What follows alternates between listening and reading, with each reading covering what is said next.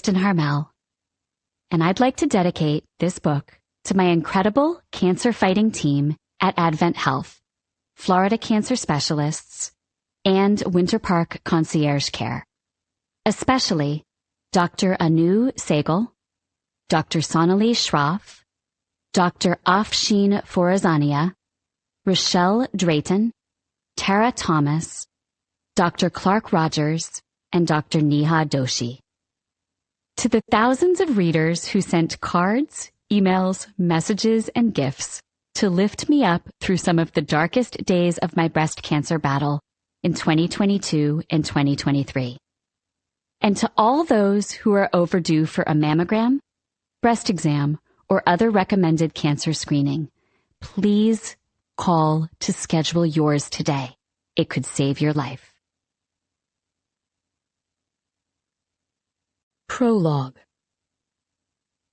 The twin bracelets were born on a Monday in May 1927, conceived by a jeweler in Paris for one of his best clients, Solomon Rossmann, whose family had dealt in diamonds for generations. The jeweler was a man named Max Besnel, and his passion was creating pieces he hoped would outlive him by hundreds of years. If one poured his heart and craftsmanship into his work, if one used only the finest gemstones and metals, one's creations would be passed from generation to generation for a long time to come. Besnel loved a challenge, and what Solomon Rossmann was asking of him made him glow with pride. "You are the only one in France who can do it, my friend," Rossmann said as he handed over a small bag of diamonds.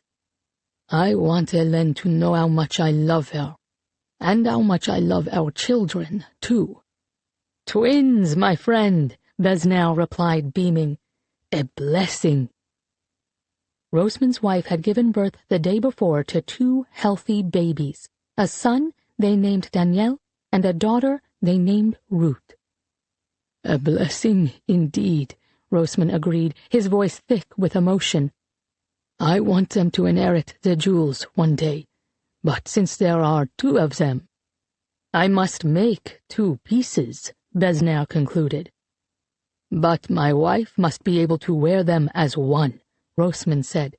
"Beautiful on their own, but stronger together. Just like your children, who will always be able to rely on each other," Besnel said with a smile. He pulled a velvet-lined tray from beneath the counter and raised a brow at Rossmann, who nodded his permission. Besnel poured Rossmann's jewels out, resisting the urge to gasp at the sheer number of them, the dazzling beauty, a constellation of tiny, perfect stars. "There are hundreds," he managed to say. He hoped his eyes were not bulging. What if Rossmann saw how impressed he was and decided that he was not the man for the job? "What good are jewels if they sit in a drawer collecting dust?" Rossmann said. "No. They must be brought to life. I've been saving these over the past few years." With his forceps, Besnel picked carefully through the small fortune before him, turning over stones here and there, counting, assessing. As he watched them catch the light, his mind was spinning, imagining the ways he could put them together to make something extraordinary, something the world had never seen before. Already he was picturing a celestial design, moon and skies and heavens. "I think I will make," he began, but before the words were out of his mouth, something strange happened. Through the open window high above his workbench, a butterfly flitted into the room, the first one Besnel had seen all spring, and the only one he had ever seen within these walls. His shop was on the Rue Chauron, quite near the Grande Synagogue de la Victoire, but not particularly close to any of Paris's sprawling parks. The world outside his doors was cement and brick, not a welcoming place for such creatures. This one didn't seem lost, though. In fact, it seemed to know exactly where it was going. It fluttered casually down and landed gently on the rim of the velvet tray of gems, as if it too was waiting to hear what the jeweler had in mind. But Besnel was no longer thinking of night skies. He was staring at the butterfly, a striking creature with snow-white wings with edges that looked like they'd been dipped in ink. "Epieris brassicae," Roseman noted with a smile. "My wife's favorite. She says they mean good luck and balance in the world." Besnard stared at the butterfly on the table. As if showing off, the creature slowly lifted and lowered its magnificent wings. They caught the light in a way that seemed as magical and improbable as the sparkling of the diamonds spread before the two men. And at once, Besnard had his answer. He looked up at Roseman. "Then she shall have bracelets modeled after one." "Modeled after a butterfly?" Roseman sounded dubious. The jeweler bent to get a better glimpse of the creature's wings.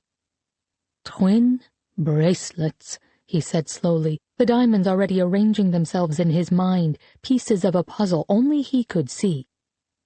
"Apart, they will look like lilies of peace. Together, a beautiful butterfly." Roseman looked first at the gems, then at the butterfly before them. The creature itself seemed to be considering the proposal. And then, as if it knew its job was done, it lifted off. It hung suspended in the air between the two men for a few seconds, before it rose and fluttered back toward the window, leaving the way it had come in. Roseman turned his attention back to Besnard. "It's perfect," he said. "Hélène and I will give our children wings, and they will soar." The jeweler felt a tingle of excitement, the kind that came when he knew he was on the cusp of something great. "As you wish, my friend," Besnard said. "I will call upon you later this week with some sketches." 3 months later, the bracelets were complete, and Roseman was able to present them as a surprise to Hélène. He couldn't have imagined when he was a younger man how full his heart would feel when he looked upon his children and their beautiful, raven-haired mother. He sometimes felt as if he might burst with love, though he found it hard to say such things aloud. The bracelets, however, told the story that his words could not. They symbolized his devotion to Hélène and his hope for the future of Ruth and Danielle. It was 1927. The world was his for the taking. Paris was alive with possibility and hope, with music and culture, with art and fashion. Just 13 years later, the light would go out in that very same city, plunging it into despair. Still, Solomon and Hélène had their 2 beautiful children who were growing up bright and resilient, kind and strong. Together, they would survive. Together, they would weather the storm. And then one night, in July 1942, there was a banging on the Rosemans' door, and the world changed forever. 3 Germans loomed at the threshold, there to take the family away. "These arrests are usually the work of the French police," said an officer named Merkel as he stepped into the opulent parlor of their apartment. He looked around, sniffing like a dog picking up a scent. "But I heard that you have beautiful things. I knew I needed to see for myself." His gaze lingered on Hélène. "I see the rumors are correct." "We are French citizens," Roseman said stiffly. "We have committed no crime." The German sniffed again. "Ah, but your shoes," he said simply, as if that explained everything. "Go now, children. Get your things ready. You won't be returning." "Papa?" Ruth said softly, glancing at her father. He could hardly meet his daughter's eye, for he understood now exactly what was happening.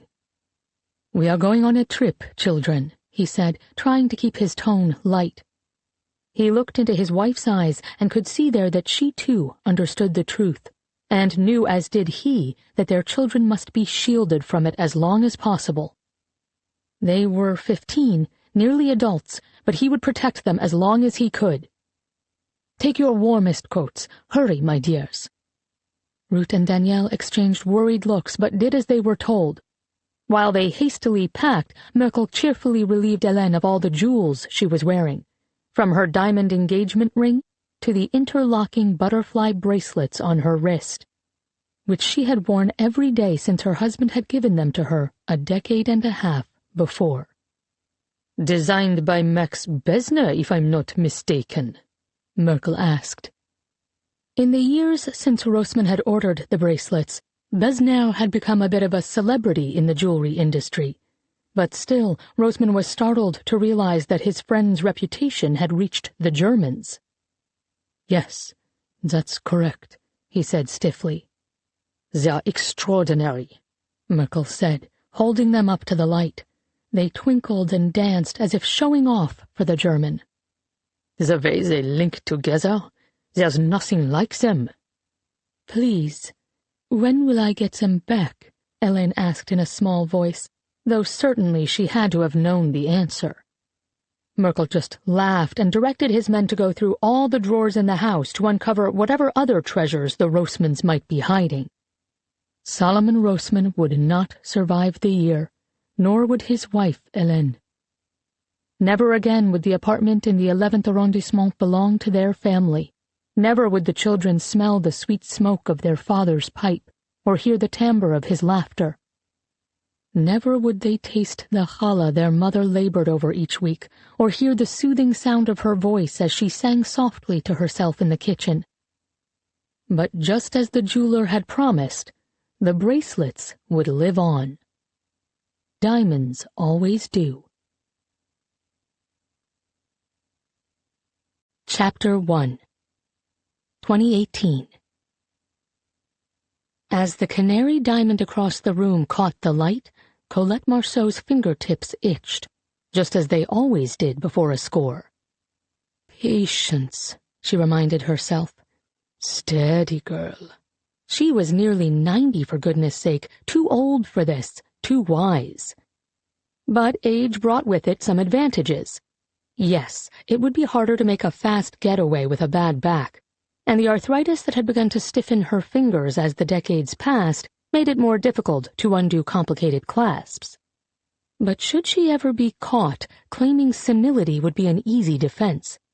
After all, perhaps she hadn't known what she was doing when she slipped a Rolex from a man's wrist, or relieved a woman of her diamond studs. "Ladies and gentlemen, may I have your attention?" The voice of the evening's host, Massachusetts State Senator John Neerling, boomed out from the speakers at the front of the elegant cherry blossom ballroom. Overhead, crystal chandeliers twinkled and threw the light, but they couldn't compete with the piece Colette was here for. A cushion-cut 8.07-carat yellow diamond ring, worth $90,000. "I'd like to introduce my longtime friend and colleague," Neerling continued, as the chatter in the room began to subside and heads turned toward the podium. "Please welcome Linda Clybourne, the president of the Boston Orchestral Education Consortium." There was a smattering of applause from the 100 or so attendees, all orchestra donors dressed to the nines, most clutching wine glasses that made it difficult to clap. As a result, Linda Clybourne's walk to the podium felt oddly subdued. She teetered a bit on heels too narrow to balance her wide hips, and her hair was an unflattering shade of blonde, though she surely had access to the best colorists in Boston. These were the things Colette noticed without trying to, the way that even the wealthiest people often didn't quite fit into the social circles they aspired to. Those who came from old money were born into the ways of moving and dressing and speaking that came with family inheritance. Those who had worked hard and found success were often quiet and humble. But those who had clamored their way into wealth often lacked polish, the way an uncut diamond lacked shine. "Thank you, my friends," Linda said, slurring the S ever so slightly. Colette could feel the corners of her lips twitching. The more the woman drank, the easier it would be to slip the pale yellow diamond from her finger. Rings were tricky. In fact, though Colette had been relieving unpleasant people of their jewels since she was 10 years old, she hadn't become truly comfortable with rings until she was nearly 30. Bracelets were easy. She could unhook a clasp with a firm but gentle lift of her thumb as she brushed against an unsuspecting donor. Necklaces, too, often fell easily with a graceful move Colette had come to think of as a syncopated chassé. She could unfasten the most complicated closures with a flick of her right wrist just as she turned and brushed against the person, apologizing with her eyes downcast in feigned embarrassment as she let the jewels tumble into her left hand. Men's watches were the easiest of all.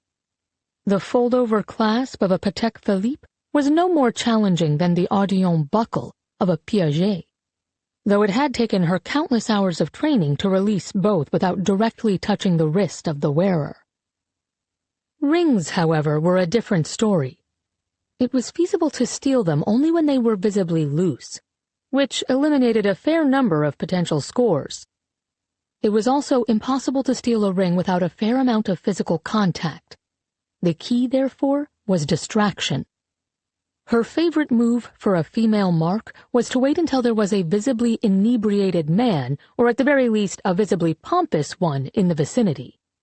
Colette would reach out and give the mark a sharp pinch in the side with her right hand while grabbing the mark's hand with her left, pretending to help steady her while expressing indignation. In the millisecond during which their hands were touching and the mark was distracted, she would reach over with her right hand and slide the ring off, something that had taken Colette years of practice to perfect. The woman would always be so incensed by the pinch and so intent on finding the offender that she wouldn't feel the ring being slipped off.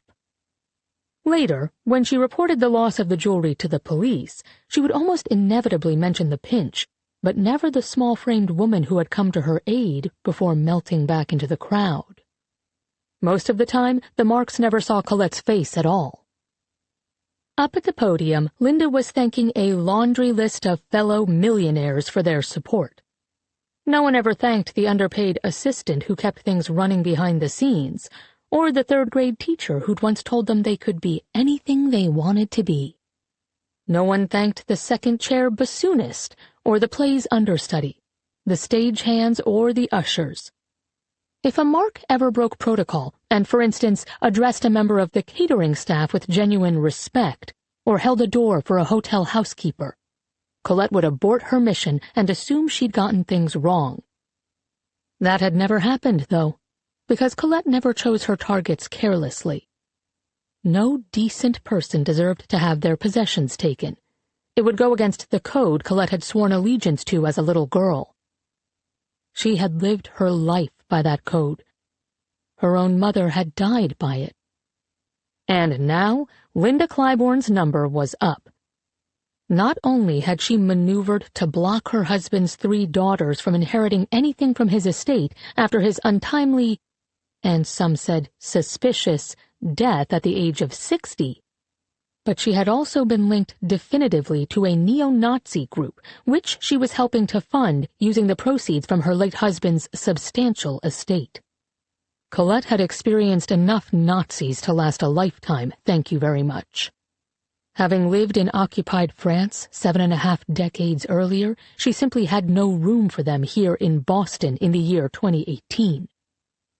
And finally, Linda Claiborne was saying as Colette continued to slip unnoticed through the crowd, I'd like to thank all of you here tonight. Your support has made it possible for the Boston Orchestral Education Consortium to continue providing programs for both our valuable professional musicians and for the children who might one day wish to pursue careers in the arts. Enjoy the evening, and don't forget to bid on the silent auction items. She waved to the crowd and descended from the stage to another underwhelming round of applause. She greeted the oily Senator Neerling, whom Colette planned to relieve of his own Rolex at some point in the future. But not tonight. Linda Claiborne teetered through the crowd, shaking hands and kissing cheeks, and when the DJ started playing hits from the 1980s and the crowd began gyrating awkwardly, Colette straightened her wig, an unassuming gray bob with curtain bangs, and commenced her approach. She glided through the throng until she was a foot away from her target. A trio of 40-something men approached from the opposite direction, one of them visibly drunk, sloshing beer from a pint glass as he walked. Just then, Linda glanced in Colette's direction and Colette froze. If Linda noticed her, she would need to abort the mission for the evening. But Linda looked right through her in search of someone more important than a small, modestly dressed octogenarian. Colette rolled her eyes. To people like Linda Claiborne, the elderly were invisible. Really, it made scores like this almost too easy. As Linda shook hands with another woman and set off through the crowd again, Colette made her move. Just as the trio of men passed, Colette reached out and pinched Linda, simultaneously grasping the woman's hand, feigning aid while sliding the ring smoothly from the woman's left middle finger. She felt it slip into her own palm with a satisfying plunk. All 8+ carats now liberated.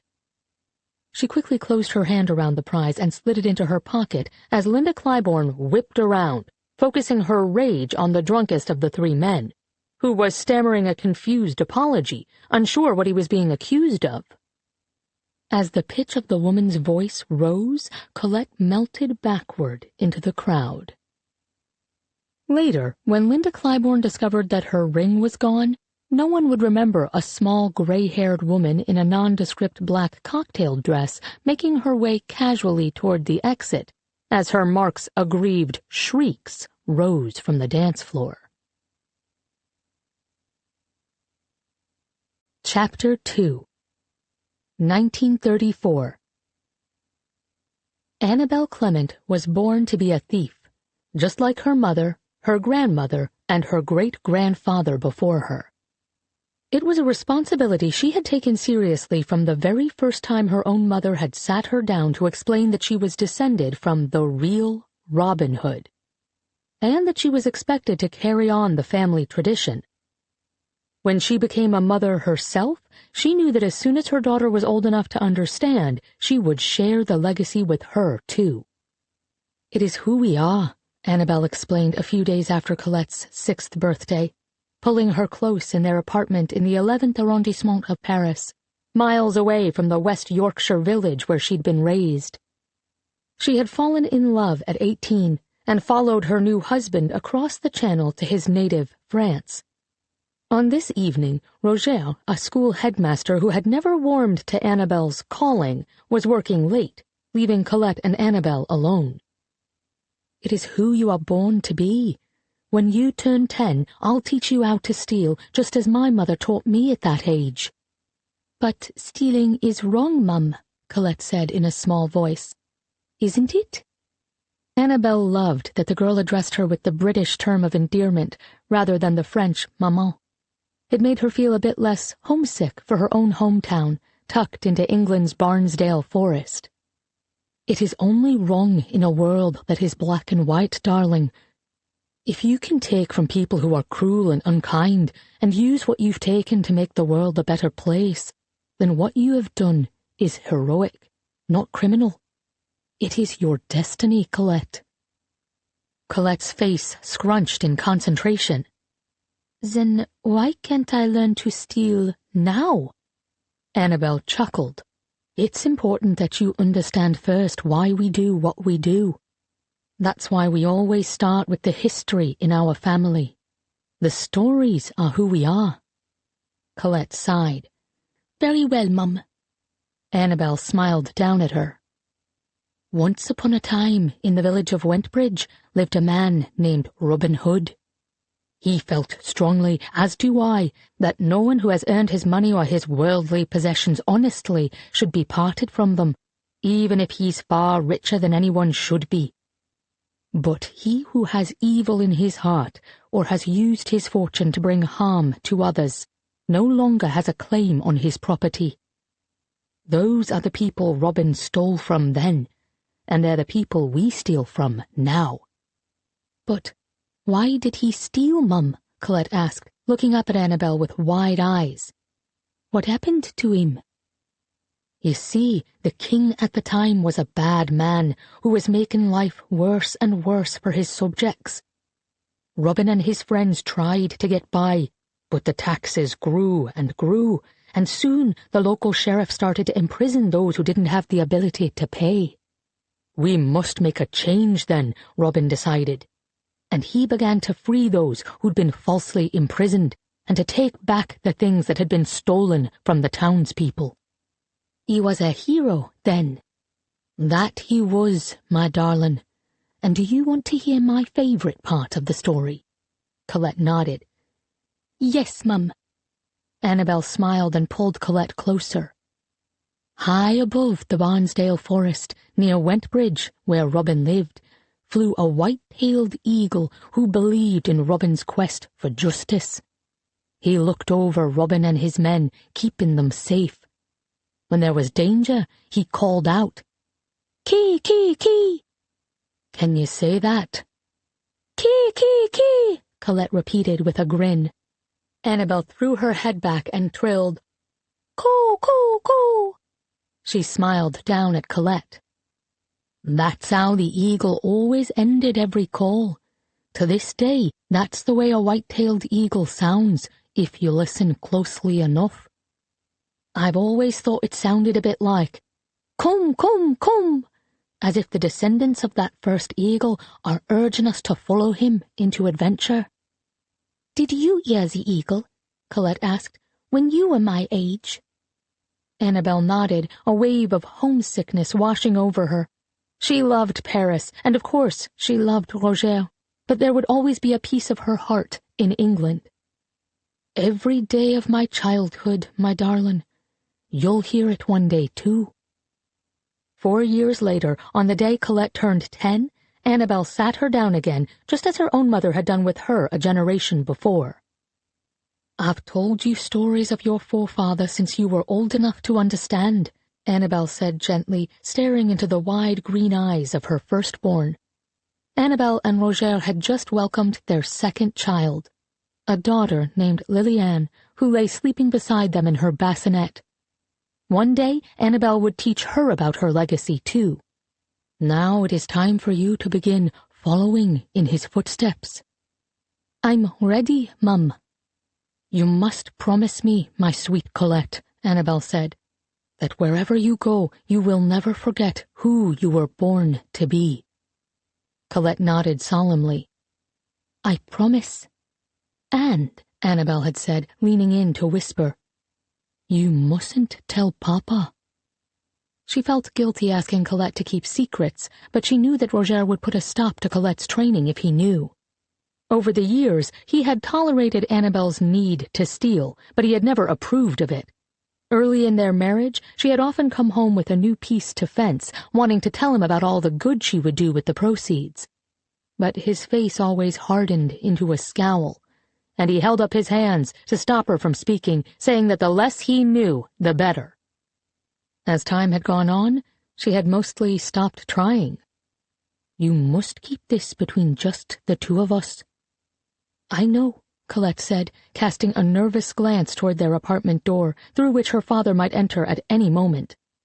But why doesn't he care for what you do, Mum? A lump rose in Annabel's throat. To some people, stealing is a crime, no matter the reason.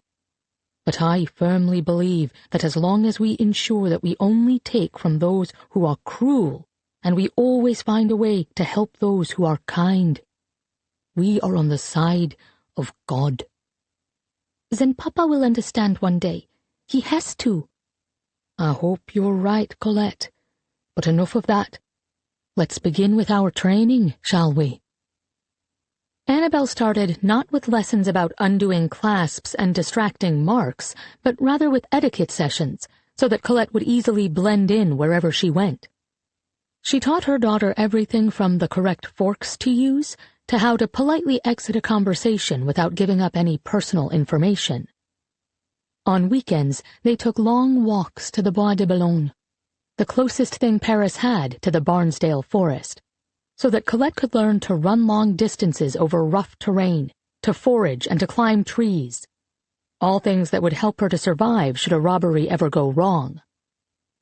On the afternoons when Roger worked late, Colette and Annabel huddled at the kitchen table, their heads bent together, practicing how to unhook all types of jewelry clasps, how to free cufflinks, even how to jostle people so that in their startlement they wouldn't notice rings being slipped from their fingers.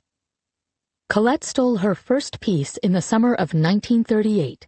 An elegant Longines pocket watch slipped from the vest of a Swiss banker named Valeton, who had swindled dozens of Parisians out of their life savings.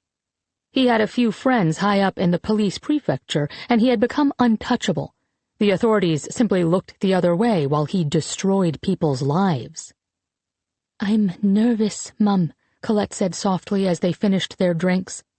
A glass of wine for Annabelle, a citron pressé for Colette, at the café Valeton frequented.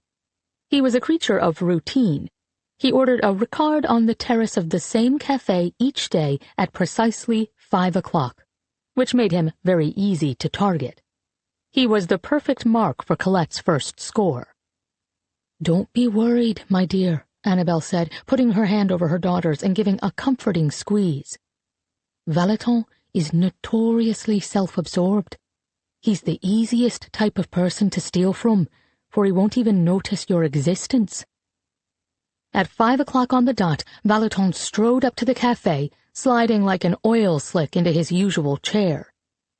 Annabelle's heart thudded as she watched her daughter study the man. Colette's eyes were sharp and calculating, but her hands trembled. "Steady, my darling," Annabelle murmured. "Remember, this is who you were born to be." Taking a deep breath, Colette nodded and stood from the table. Annabelle stood too, leaving a bit of money for the waiter, and the two of them began to exit the café, weaving by Valeton's table. As Annabelle watched, her little girl squared her shoulders and jostled against Valeton as they passed. "Hey!" the man exclaimed, whirling around in his seat. "Watch where you're going!" "I'm very sorry, sir, very sorry," Colette said quickly, keeping her eyes downcast just in case Valeton tried to get a good look at her face. But as Annabelle knew would be the case, he hardly looked at her at all. While Colette continued to stammer an apology, she simultaneously unhooked the watch and slipped it from Valeton's front pocket into the folds of her dress in one fluid motion. "They shouldn't allow children in cafes, I've always said," Valeton grumbled, shooting an accusatory glare at Annabelle, who turned her head and looked away to ensure that Valeton wouldn't be able to describe her later if it came to that. "Oh, yes, sir, quite right, sir," she said cheerfully. "They're the scourge of the earth." And then, without looking back, she and Colette strolled casually out to the sidewalk and turned right, heading away from the café. "Mum," Colette said the moment they'd turned the corner, "I did it! I really did it!" Her cheeks were pink with excitement, her eyes glistening. "Do you think Robin Hood would be proud, Mum?" "I know he would be," Annabelle said, blinking back tears of pride. "And so am I. You're going to do so much good in the world, my love. I can't wait to see what the future brings." Chapter 3 2018 The morning after the theft of Linda Claiborne's ring, Colette sat at her kitchen table in the Boston suburb of Quincy, admiring the way the pale yellow diamond caught the light, throwing beams across the room in a glittering rainbow. She never tired of the jewels themselves, the meticulous cuts, the razor-sharp lines, the prisms of color they held within their hearts. When had Claiborne noticed it missing? Had it been during the cocktail party, or had she been too drunk on her own power to register the lack of weight on her finger? Had she flashed her hand deliberately to show it off, only to realize it was no longer there? Had theft been her first guess when she'd realized the ring was gone, or did a part of her think that she'd lost it herself? Colette hoped for the latter. When a person believed she had mislaid her own jewels, she tended to be defensive with the police, rather than truly trying to recall every face she'd seen the night before. Not that the woman had registered her existence anyhow. Colette slid the ring onto her bare left ring finger, where she'd never worn a ring of her own. She sighed at the perfect fit, the way it looked like it was meant to be there. If only she could keep a piece here and there, enjoying the jewels for herself. But that would subvert the family tradition, the one her mother and her Uncle Leo had raised her to firmly uphold. By her count, over the nearly 8 decades she'd been stealing, interrupted only briefly during the Second World War, she'd funneled well over $30 million in stolen jewels to deserving organizations, a figure that made her heart swell with pride. Typically, she simply made anonymous contributions to established foundations, but the thing she was proudest of, and the only organization she had funded every single year since its establishment, was the Boston Center for Holocaust Education, which she had anonymously founded herself in 1972 as a way to continue the work she and her mother were doing when her mother's life was cut brutally short. No one, not even the center's founding director Rachel Haskell or her daughter Aviva, who had both become like family to Colette, had any idea that it was Colette who'd provided the seed money for the center. They knew her merely as a dedicated volunteer, one who had helped the organization open a second branch of the center in New York in 1980. "You're going to do so much good in the world," her mother had said just after Colette had stolen her first piece. And all these years later, Colette still hoped she would be proud. Colette's phone buzzed on the table in front of her, jolting her out of her thoughts. The older she got, the more prone she was to wandering down memory lane. Her mother and sister had been gone for 3/4 of a century, and yet she could see them both so clearly. Most nights she had nightmares of shadowy figures stealing them away, but sometimes she dreamed vividly of the three of them snuggled together in bed. Mum reading stories to her 2 daughters. Colette could still hear the sound of her sweet voice, her round British accent. She pushed the thoughts away and glanced down at her phone screen. Aviva. The girl, now an attorney in her late 30s and still a volunteer for the center, was like the daughter Colette had never had. She smiled and answered. "Colette?" Aviva's voice was hushed and muffled. "Aviva, I can hardly hear you," Colette said, pressing the phone to her ear as she cursed the way her hearing had deteriorated with age. The more years one lived, the more indignities one was forced to endure. "Colette," Aviva repeated more firmly, "were you at a gala last night for the Boston Orchestral Education Consortium?" Colette's mouth went dry. "Why would you ask that, dear?" "There was a theft there last night," Aviva said. "There are a few pictures in the paper today, and there's a woman in the crowd, just beside the woman whose ring was stolen, and she looks exactly like you, but with a wig." "Now, why would I go to an orchestra gala, darling?" Colette asked, trying to keep her voice steady, even as she mentally cursed her bad luck. Obviously, Linda Clybourne had reported the theft immediately, which meant that Colette would need to wait to fence the piece. It was terribly inconvenient. "What was stolen?" she asked innocently. "A ring," Aviva said. Colette could hear the rustling of a newspaper, and she imagined Aviva sitting at her office desk, overlooking Tremont Street and the Boston Common below. "Worth more than $125,000, according to the paper." Colette guffawed before she could stop herself. The ring wasn't worth a penny more than $90,000, though she shouldn't have been surprised that a person like Mrs. Clybourne would lie about such a thing. She imagined that the vile woman was already waiting with her hand outstretched for a check from her insurance company. "You do know, dear, that Linda Clybourne is a neo-Nazi, which is quite a ridiculous thing to be. It's hard to find much pity for her." Aviva was silent for a second. "How do you know the name of the person the ring was stolen from?" Colette shook her head at her own carelessness. "I have my paper open, too," she lied. "I'm reading along with you now." "And you don't think the woman in the picture beneath the headline looks just like you?" Colette's newspaper was still on her front doorstep. She hadn't made it that far yet. "Oh, I can see a passing resemblance." "It's more than passing, Colette. Are you sure you weren't there?" Sometimes the best deflection was to go on the offensive. "Really, dear, if you're accusing me of something, just come out and say it." "No, I'm sorry," Aviva said right away, sounding embarrassed. "But how do you know that Linda Clybourne is a neo-Nazi anyhow?" "You know me, darling," Colette said. "I like to keep up with the gossip." Really, what was wrong with her this morning? Nothing could be farther from the truth, actually, and from Aviva's non-committal grunt, it was clear Aviva knew that, too. In any case, she isn't someone I'd waste time feeling concerned about, not a particularly good human being. Aviva was silent for a few seconds. Why do I have the feeling that you know more about this than you're letting on? Colette forced a tinkling laugh. Now you are treating me like a hostile witness. Forget about it, dear. But since I have you, would you like to come over for dinner tonight? I'm making your favorite. Perhaps it was a mistake to invite Aviva over when the younger woman was obviously suspicious.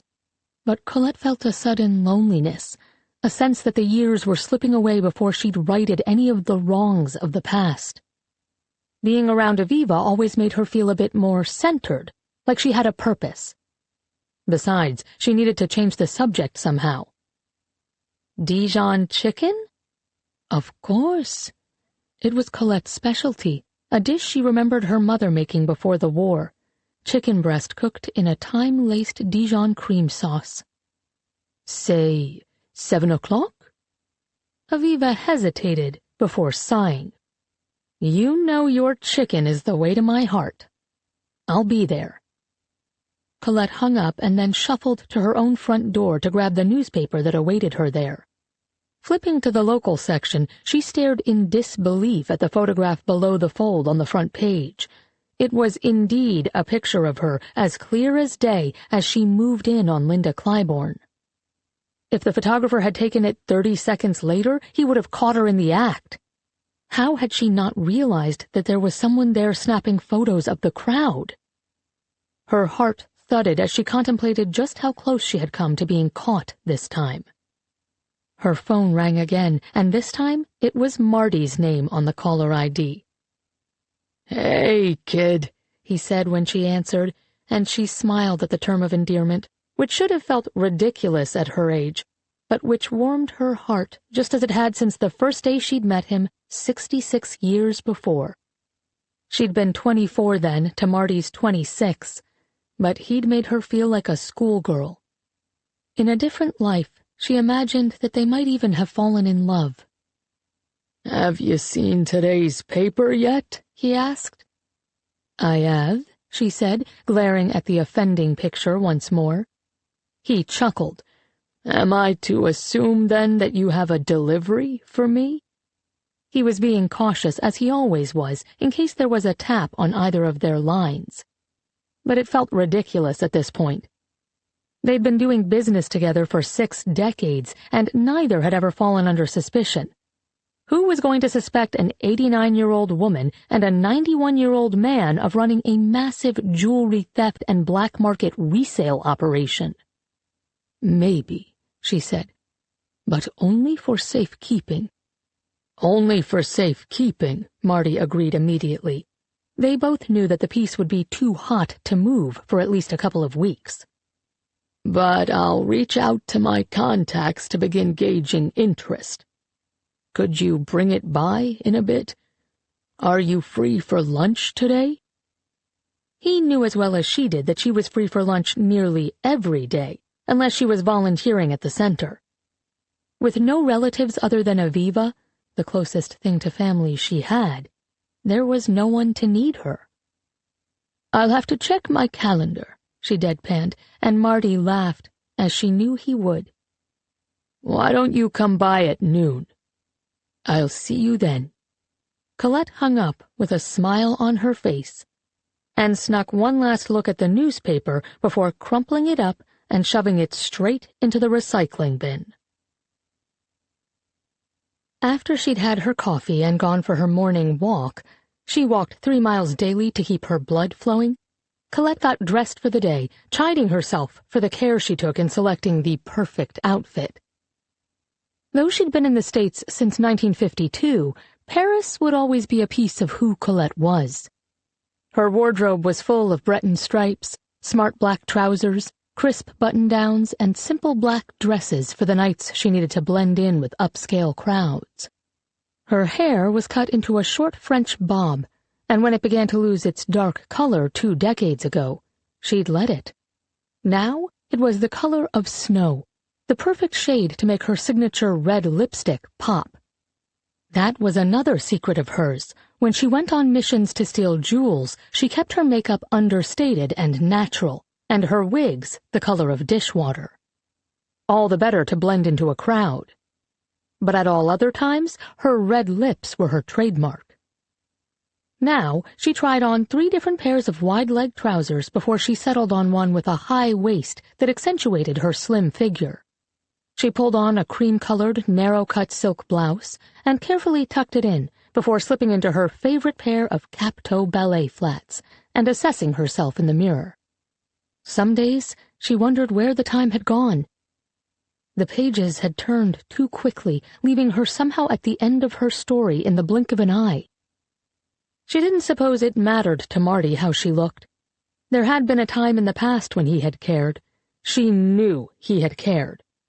But that had been long ago. She'd had her chance. She'd had many chances.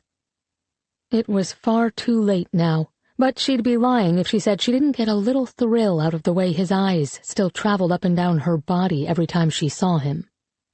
It was habit, she supposed, but it made her blush yet the same. The drive to Marty's store on Washington Street took 23 minutes, and after Colette parked a half-block away, she sat in the car for a few minutes, scanning the other vehicles in the area. One could never be too careful. She had driven away in the past after seeing what looked like undercover police vehicles parked nearby. But today, neither the other cars nor the passers-by looked suspicious. So Colette grabbed her handbag, got out of the car, and strode purposefully into Weaver's Diamond Exchange, the store Marty's grandfather Joseph Weaver had founded 100 years ago, passing it down to his son, Joseph Jr., who then passed it to Marty back in 1967. Colette could still remember the first time she saw Marty 15 years before that, when she accompanied Uncle Leo on a trip to fence a pair of emerald and sapphire earrings. They had just moved to the States from England after Uncle Leo had gotten into a bit of trouble with the law, and it was Marty's father who had sponsored their hasty citizenship application. Uncle Leo had introduced Colette to Marty, and for the first time in her life, she'd been unable to formulate words. "Cat got your tongue?" Uncle Leo had asked, amused, while Colette's cheeks blazed. Marty's hair was golden, his eyes a brilliant blue, and his strong jaw and high cheekbones looked like they'd been carved from marble. But he'd saved her from her embarrassment by extending a palm for the earrings, which she placed there with a shaking hand. "I'm not sure I can give you an accurate estimate until I've seen them on someone," he'd said, winking at her. "Would you do the honors, Colette? Then we can talk price." Nodding, she had taken the earrings back and slipped the right one in, but when she fumbled with the left, Marty had reached out to help her.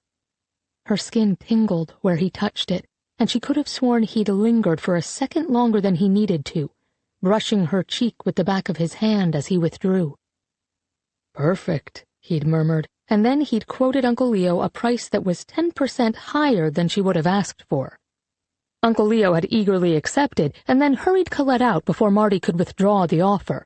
But as they left the store, she couldn't help but glance back over her shoulder at him.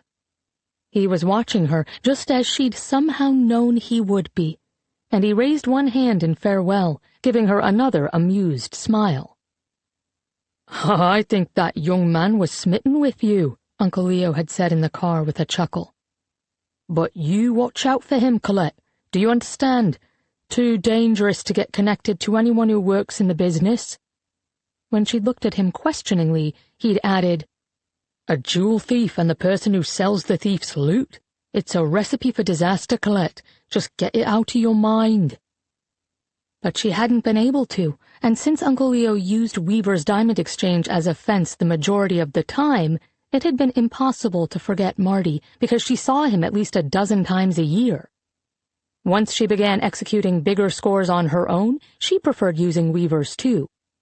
They still had to use other fences so that they didn't leave breadcrumbs for the police to follow, but the Weavers were the only ones who knew what they were up to, and why it mattered.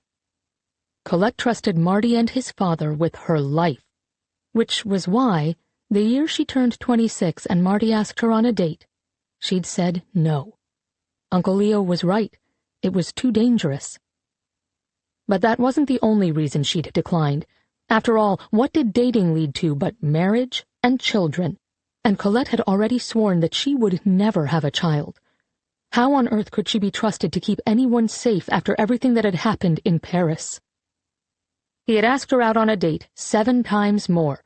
She'd counted, and on the 7th time he'd asked, "Do I ever have a chance with you, kid?" It had broken her heart to tell him no, but she had, and that was that. 6 months later, he'd begun going steady with a girl named Kay Rhodes, and a year after that, he'd married her. They'd never had children, and Colette had learned just how bitter regret tasted.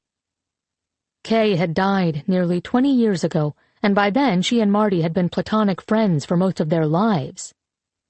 Sometimes she wondered what would happen if she confessed now that she'd said no because she hadn't wanted children, and because Uncle Leo had forbidden it. Would Marty think she was mad to be digging up things from the past that didn't need to be discussed? Would he have forgotten he had ever asked her out in the first place? "Well, well, if it isn't the most beautiful Parisian in Boston," Marty said, a grin spreading across his handsome face as she walked into his empty store. He still looked just like Robert Redford all these years later. Why was time so much more generous to men than to women? "Flattery will get you everywhere," she said, smiling back. There was something charming in the idea that they shared this routine. "I thought I'd make lunch today," he said, and if she hadn't known better, she would have suspected he was nervous. "Make me lunch? Well, that would be a first." "I'd make you lunch every day if I could, kid." Marty was an old flirt, always had been. She wasn't foolish enough to think that his attentions were reserved just for her. He came around the counter and gave her a quick peck on the cheek. Then he locked the front door and turned the closed sign around. "Let's go in the back." 5 minutes later, they were sitting across the table from each other, sharing torn pieces of baguette, a hunk of brie cheese, and an apple Marty had sliced up. "So, the orchestra benefit last night?" he asked as he poured her a glass of Chablis from a bottle he'd just pulled from the fridge. "That was you?" She held his gaze as she took a sip of wine. "Suppose it was." "Then I'd say you have a valuable piece on your hands. And the beneficiary this time?" "The Holocaust Center, of course. The woman is a dedicated neo-Nazi." Marty chuckled. "You are a marvel, Colette. I wonder how the people at the center would feel if they knew their most dedicated volunteer was also the one who's been keeping them in the black for more than 40 years. She shrugged. "You know the rules." No descendant of Robin Hood could ever take public credit for the good he or she was doing in the world. It was too dangerous, and it would subvert the meaning of their work. "But I know what you're doing." He took a sip of his wine and raised his eyebrows pointedly at her. "You know all my secrets." She said it lightly, but the words felt heavy the moment they were out of her mouth. The truth was, there was no one in the world who knew her better. She wondered sometimes what Uncle Leo would have thought of the friendship that had developed between Marty and her over the years. She was certain he wouldn't approve, but that didn't mean he was right. Knowing that Marty was ever only a phone call away had kept her afloat through her darkest times. The fact that they were both still here, still looking out for each other, was remarkable. Marty sliced off a sliver of brie and handed it to Colette on a piece of baguette.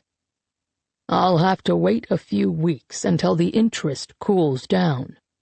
"I know." She took a bite, followed by a sip of wine, and her taste buds sang. "You could retire, you know," he said after a moment. "I hate to think of something happening to you." "I've made it this far, haven't I?" Marty smiled. "We're both too old to go to jail. Do you ever think about hanging up your hat?" She bit into an apple slice and chewed slowly without breaking eye contact. "Do you?" He leaned closer. "You're the whole reason I'm still in business, kid." She felt a pang of guilt. "You don't have to keep working with me, Marty. I have other brokers I can bring the pieces to." He put his hands over his heart and feigned injury. "Are you trying to kill me?" She couldn't help but laugh. "What I mean is that you don't owe me anything, Marty. You've done more than enough over the years. If you want to hang up your hat—" "Ah, but I look dashing in a hat." He grinned. "Besides, you're the best part of the business." She basked in the words for a second, though she knew they'd been just another line of throwaway flirtation. "Then I guess we are stuck with each other." He smiled. "Just the way I like it, kid. Now let's take a look at that piece." Colette reached into the hidden inner pocket of her handbag and withdrew the ring, enjoying the way Marty's eyes widened slightly as he looked at it for the first time. He reached for the piece, then carried it across the room to his desk where he flicked on a lamp. He pulled out his jeweler's loupe and examined the diamond for a few seconds in silence before looking back up at Colette. "It's perfect," he said. "I think I can probably get between 72 and 80 for it." Colette did the mental math. Marty would take his standard 15% of the sale, which would leave her with somewhere in the neighborhood of $65,000, more than enough to make the risk worthwhile. "Marty," she said, trying to mute the voice in her head, "you are a prince among men. And you, kid, are my princess." He gave her that sparkling, flirtatious grin again, the one that she knew meant nothing. "Want me to hang on to the ring for you here?" She nodded, feeling relieved as she watched him lock it into the safe. As much as she loved admiring the jewels, it always made her uneasy to keep stolen goods at her own house. If anyone ever suspected her and called the police, how would she explain what she was doing with them? Marty, at least, always had plausible deniability. He had bought the pieces from a stranger and had no idea they were hot. But, gee, he was sorry for the mistake. "Marty," she asked after he'd returned to the table and poured them both a bit more wine, "do you ever regret going into business with me?" He looked at her blankly. "I can hardly remember a time before my dad and I worked with you and your uncle." "But just because you've been doing something for a long time doesn't necessarily make it right. Your business could be 100% on the up and up, Marty. And because of me—" "Because of you," he interrupted firmly, "I get to feel like I'm playing a small role in doing some good in the world. Is what we're doing illegal? You bet. But is it wrong? I don't think it is. Do you?" "Of course not. Colette wouldn't be able to live with herself." "Colette, I don't have a single regret about any of it," he said firmly. He raised his wineglass and waited until she looked him in the eye. "Here's to the best partnership I've ever had." She hesitated and then clinked her glass against his.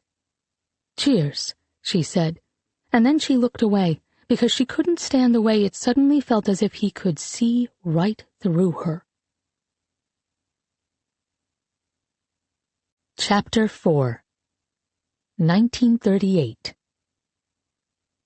Throughout the summer and early autumn of 1938, Colette worked alongside her mother, lifting pieces here and there from people who were cruel and unkind.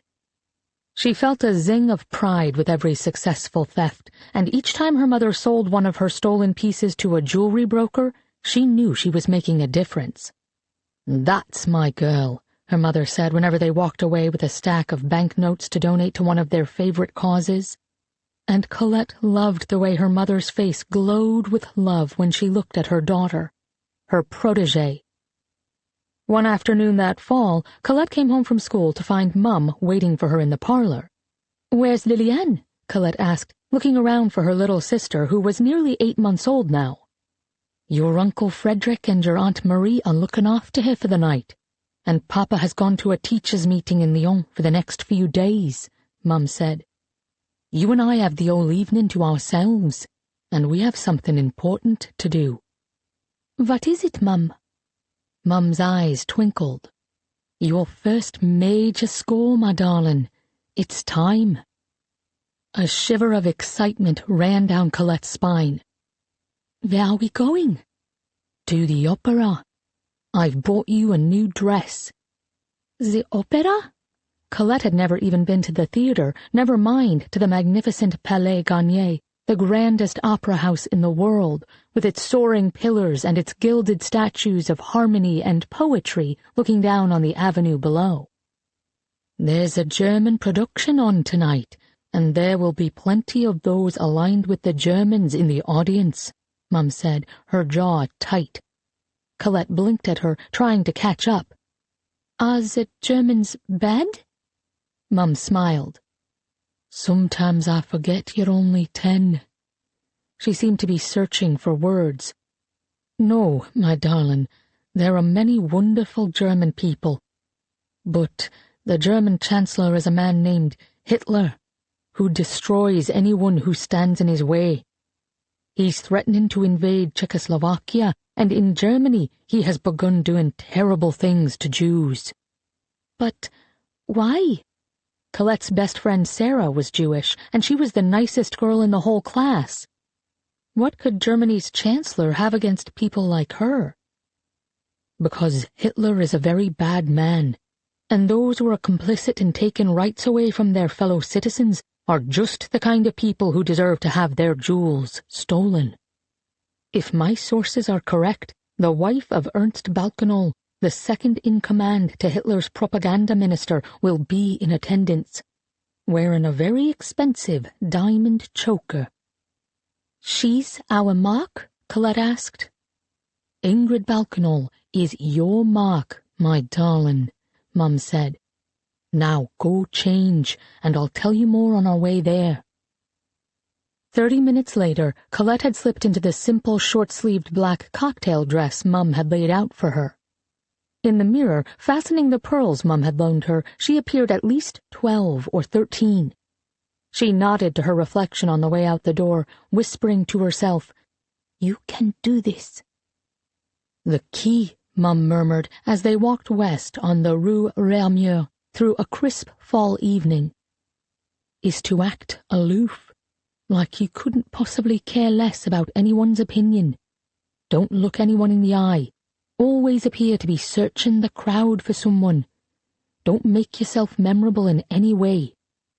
But this dress? Colette looked like a film star, complete with a fur stole around her shoulders, on loan from Mum. You look beautiful in it, my dear, Mum said. But you'll be 2 a penny in this crowd, which is exactly as it should be. Mum had explained that they would need to sit through the entire production before making their move. To arrive after it had begun would be to make a spectacle of themselves, and to depart early would put them at risk of being noticed. Besides, Mum said with a smile as they crossed the Rue Louis-le-Grand and emerged into the Place de l'Opéra, the production tonight is Wagner's Tristan und Isolde, one of the most beautiful operas in existence. You've seen it before? A long time ago. And this version is supposed to be even more beautiful. It premiered in Paris just last Thursday with a Norwegian soprano named Kirsten Flagstad in the role of Isolde, the forbidden love of the hero, Tristan. She's a soloist for a big opera company in America, and she's quite famous. The critics say that no one has ever performed the role better. I can't think of a better way for you to experience your first night at the opera, my darling. Colette was stunned at first by the sea of elegant people, dressed in their finest, wearing a king's fortune in jewels. And the Palais Garnier itself? It was like nothing Colette had ever seen, with its enormous white marble staircase, colorful mosaics, and countless chandeliers lighting the way. It was hard not to be overwhelmed by the sheer decadence of it all. But as she and Mum moved through the crowd, her palms were sweating. It was one thing to steal small pieces here and there at cafes, as she'd been doing, but another thing entirely to lift a very expensive diamond choker from the wife of a powerful man in a packed theater. "Mum, what if I can't reach Frau Balkenol's neck?" she whispered in a sudden panic as she and Mum headed for their seats 20 rows back from the stage. "What if I'm not tall enough?" Mum squeezed her hand and nodded to a blonde on the arm of a uniformed man near the front of the audience. The woman barely came to her husband's shoulder. Her features were sharp and thin, her frame childlike. "That is Frau Balkenol," she said. The woman was hardly taller than Colette. "You'll be able to reach just fine, darling." "And a woman that size would be accustomed to being jostled," Colette murmured, thinking of all the times she'd been jabbed in the shoulder or elbowed in the head by people who didn't bother looking down. The world was not built to accommodate small people. "Exactly," Mum said, smiling down at her, and Colette understood that in fact this had been part of the plan all along. Her first major score, a necklace from the diminutive wife of a bad man, had been designed especially for her. The production was longer than Colette ever would have imagined, more than 4 hours, including 2 intermissions. But Colette found she couldn't look away. In fact, she found herself completely forgetting that she was here for a mission rather than to be swept away by the most beautiful story she'd ever seen. She watched in awe as the main character, Isolde, intent on killing a knight named Tristan, who was taking her to marry a king she didn't want to marry, mistakenly gave him a love potion rather than the deadly poison she had intended. She drank the potion too, meaning to meet her death, but instead the two fell deeply in love with each other, though it was a forbidden passion. In the second act, Colette's heart thudded as Tristan and Isolde found ways to be together, even as those who forbade it tried to tear them apart. They declared their passion for each other. But then an ally of the king stabbed Tristan, which made Colette gasp and cover her mouth in shock as tears ran down her cheeks. In the third act, Tristan struggled for his life as Isolde rushed to be by his side. And then, as Colette watched with wide eyes, holding her breath, he died with Isolde's name on his lips. At the end, Isolde joined her forbidden love in death. As the lights went up and the performers took their bows, Colette found that she was sobbing. The opera had been a tragedy, but also the most romantic thing she'd ever seen. Despite all that stood against them, Tristan and Isolde were ready to sacrifice everything for each other. "You must get a hold of yourself, darling," Mum said as they stood to applaud. Her tone was amused, her eyes warm as she looked down at Colette. "But there was so much sadness, and yet it was all so beautiful." Colette was clapping so hard that her hands hurt. "Is love really like that?" "Like what, my darling?" Mum asked as the curtain finally went down and the crowd began to filter out. Colette searched for words. "Like something you'd give your life for. Like something you'd do anything for, despite the odds against you. Like something that stays with you your whole life through." She looked up at her mother just in time to see tears in her eyes. "I think," Mum said, her voice wobbling strangely, "that very few people are lucky enough to have love like that." The crowd was moving toward the exit now, and Mum put a hand on Colette's shoulder, nodding in the direction of Ingrid Balkenol, who had begun to make her way toward the exit. "It's time, my darling. Go get in position. I'll meet you outside, as we planned." Heart racing, Colette nodded and slipped away, letting the crowd swallow her. There would be time to think about the against-all-odds love story of Tristan and Isolde later. For now, she had to focus. As she slid through the surge of people toward the top of the grand marble staircase, her doubt faded, replaced by steely resolve. She was good at this. She had trained for this moment. As Frau Balkenol appeared through a theater door and moved toward Colette, deep in conversation with another woman, Colette zeroed in on the diamond choker around the German woman's slender neck. Necklaces were easy to steal, but still, her palms were sweaty again as she glided through the crowd. She could feel Mum's eyes on her from across the grand foyer. The crowd nudged and pushed along as 1,000 patrons made their way to the stairs. The window was closing fast. The theft had to happen in close quarters, when everyone was jostling against one another. Colette took a deep breath, and then, just as Frau Balkenhol passed, she reached up with her left hand and, gentle as a whisper, flicked the uncomplicated clasp at the woman's neck, sweeping her right hand out to catch the diamond as it fell. The moment it hit her palm, Colette closed her fist around it and deliberately stumbled forward, knocking into the man in front of her, who then knocked into Frau Balkenhol, while Colette pretended she had thrown out her hand only to catch her balance. The man turned, but by the time he had said, "Excuse me, madame," to Frau Balkenhol, and by the time the German woman began yelping in aggrieved protest, Colette was already melting back into the crowd.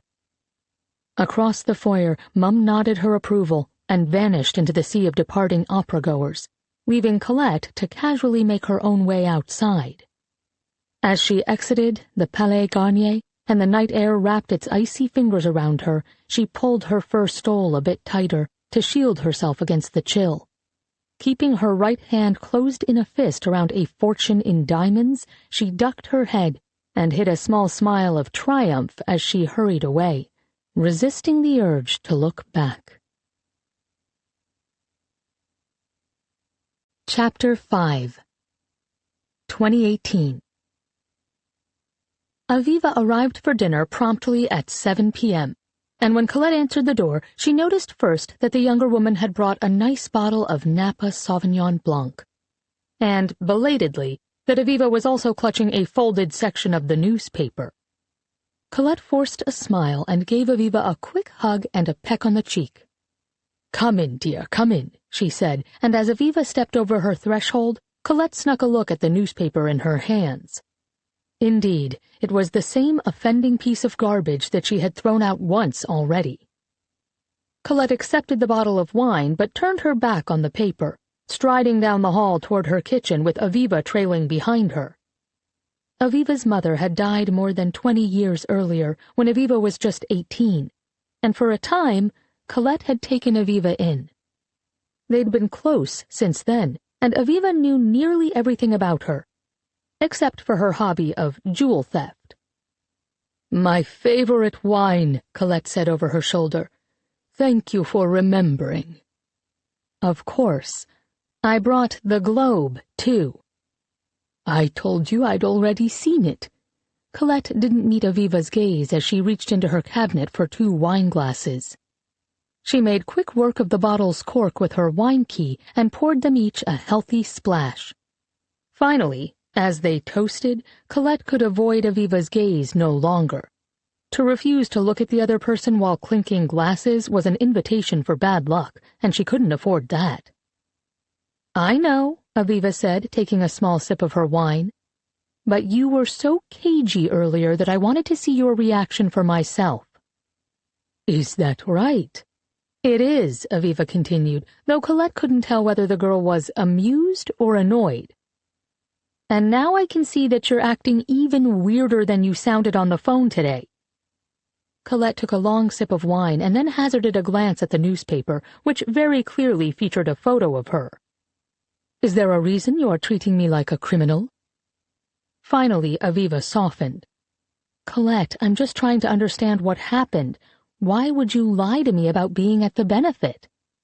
"I don't have to keep you appraised of all my comings and goings." "Of course not, but you also don't need to be untruthful about them. This is you." She jabbed her finger at the newspaper. "Also, side note, I like that dress on you. But what's with the wig?" Colette decided to be at least partially honest. "The truth is, I did go to the benefit. As I mentioned, Linda Claiborne is a neo-Nazi. I personally don't think they should be allowed to run around Boston unchecked. Do you?" Aviva blinked at her. "So what was your plan exactly? To confront her?" "No." Colette took another sip of wine. "Just to observe." And while you were busy observing, did you happen to see anyone steal her $125,000 ring?" "$90,000, tops," Colette mumbled into her wineglass. "Pardon?" "Nothing." She turned and reached for the large wooden bowl on the kitchen island. "Would you mind tossing the salad, dear? I've already made the champagne vinaigrette, just as you like it. It's in the cruet over there." Aviva nodded and went to work with the pair of wooden tongs Colette handed over. For a moment she was distracted by the bowl of greens while Colette pulled the Dijon chicken breasts from a skillet and plated them alongside rice pilaf. She drizzled a lemon-tinged cream sauce over everything and picked up the dishes. "Shall we?" Colette asked, gesturing to the kitchen table which she had already set. "You're not getting out of this just because you're feeding me," Aviva grumbled. But as they ate their salads in silence, Colette began to think that the trick of plying the girl with her favorite foods had worked after all. She had just begun to relax when Aviva spoke again. "Does this have to do with Marty?" she asked abruptly. "Were you at the gala with him? Is he involved in stealing jewels?" Colette choked out a laugh. "Darling, Marty is the most unsubtle man I've ever met. I don't think he could steal a piece of jewelry if he tried. He would be too busy trying to flirt with the item's owner." Aviva smiled at this. "Okay, yeah, you're right. I just thought since he's in the jewelry business, that he must be a thief? No, I'm just trying to understand why you were inches away from the victim of a crime right before that crime occurred." "In court, I believe that would be considered circumstantial evidence," Colette said. "Who said anything about court?" Aviva shot back. Colette had just opened her mouth to reply when the doorbell rang. Colette excused herself to answer, grateful for the moment away from Aviva to collect her thoughts.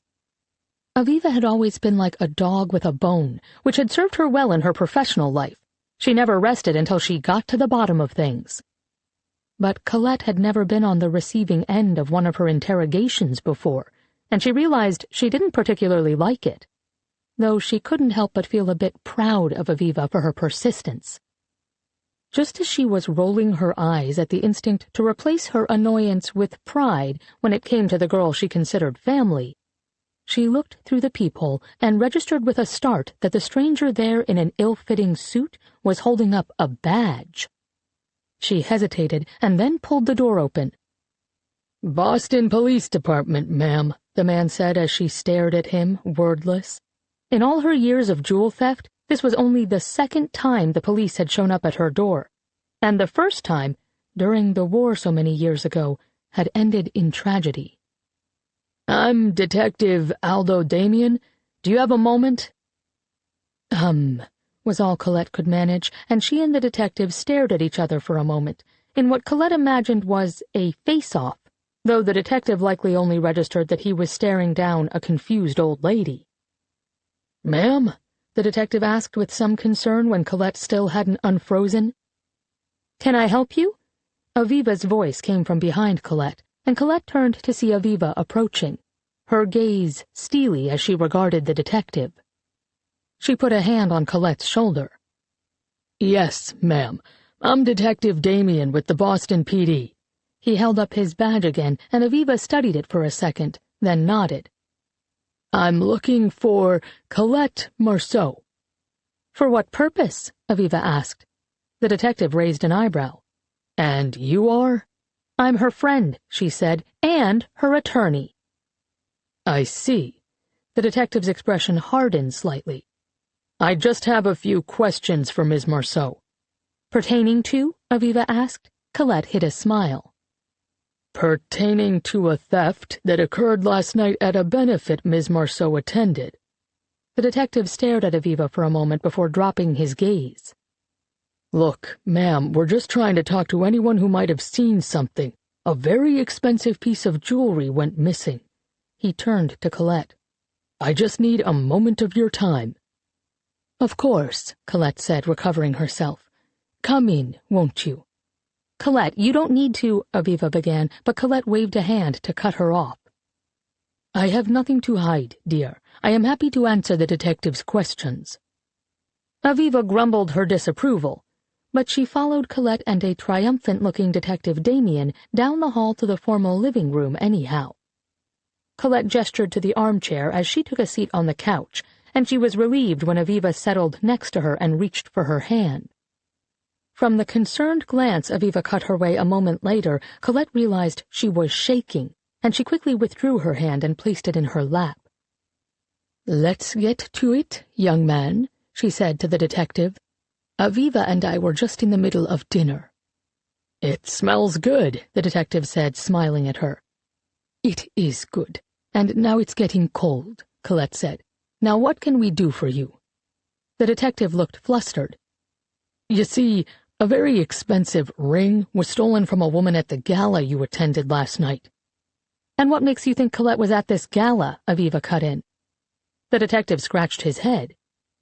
"We showed some photographs to a handful of witnesses, and one of them mentioned that they knew her from the Boston Center for Holocaust Education." He turned back to Colette. "You volunteer there, right, ma'am?" "I do." Colette silently cursed her lousy luck. What were the odds that someone associated with the center would be in attendance at the gala? "And you're a retired librarian?" "I am." She had always loved books, and she had needed to make a living somehow, given that her family's code of honor expressly forbade her from profiting from theft. "Though I'm not sure what bearing my former job has on your investigation." It made her uneasy that the detective had looked into her past enough to know about a job she'd left 2 decades ago. "Ma'am," the detective said, a hint of annoyance creeping into his tone. "In case I wasn't clear, you're merely being questioned as a potential witness. This should take only a few minutes." "Go ahead, then," Aviva answered for her, and they both looked at Colette. "Yes, I was there," Colette said slowly. "I do love the orchestra." Aviva nodded heartily and said, "Yes, she does," which Colette felt sure was overdoing it, but the detective didn't seem to notice.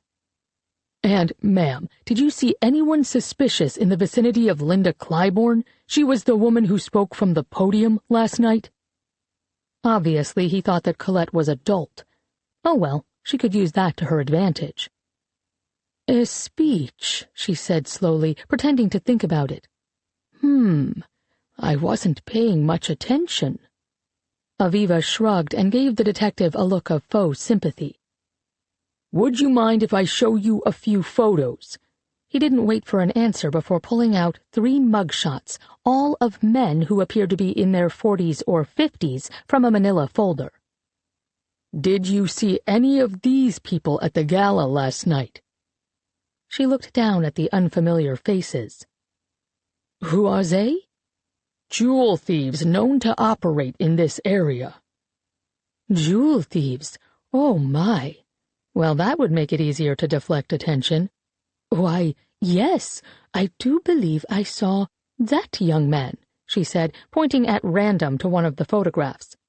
"Yes, I'm almost certain I did." The detective looked relieved. "Thank you, Miss Marceau. That's very helpful." He stood, slid the photos back into the folder, and smiled patronizingly at Colette. "See? That wasn't so hard, was it?"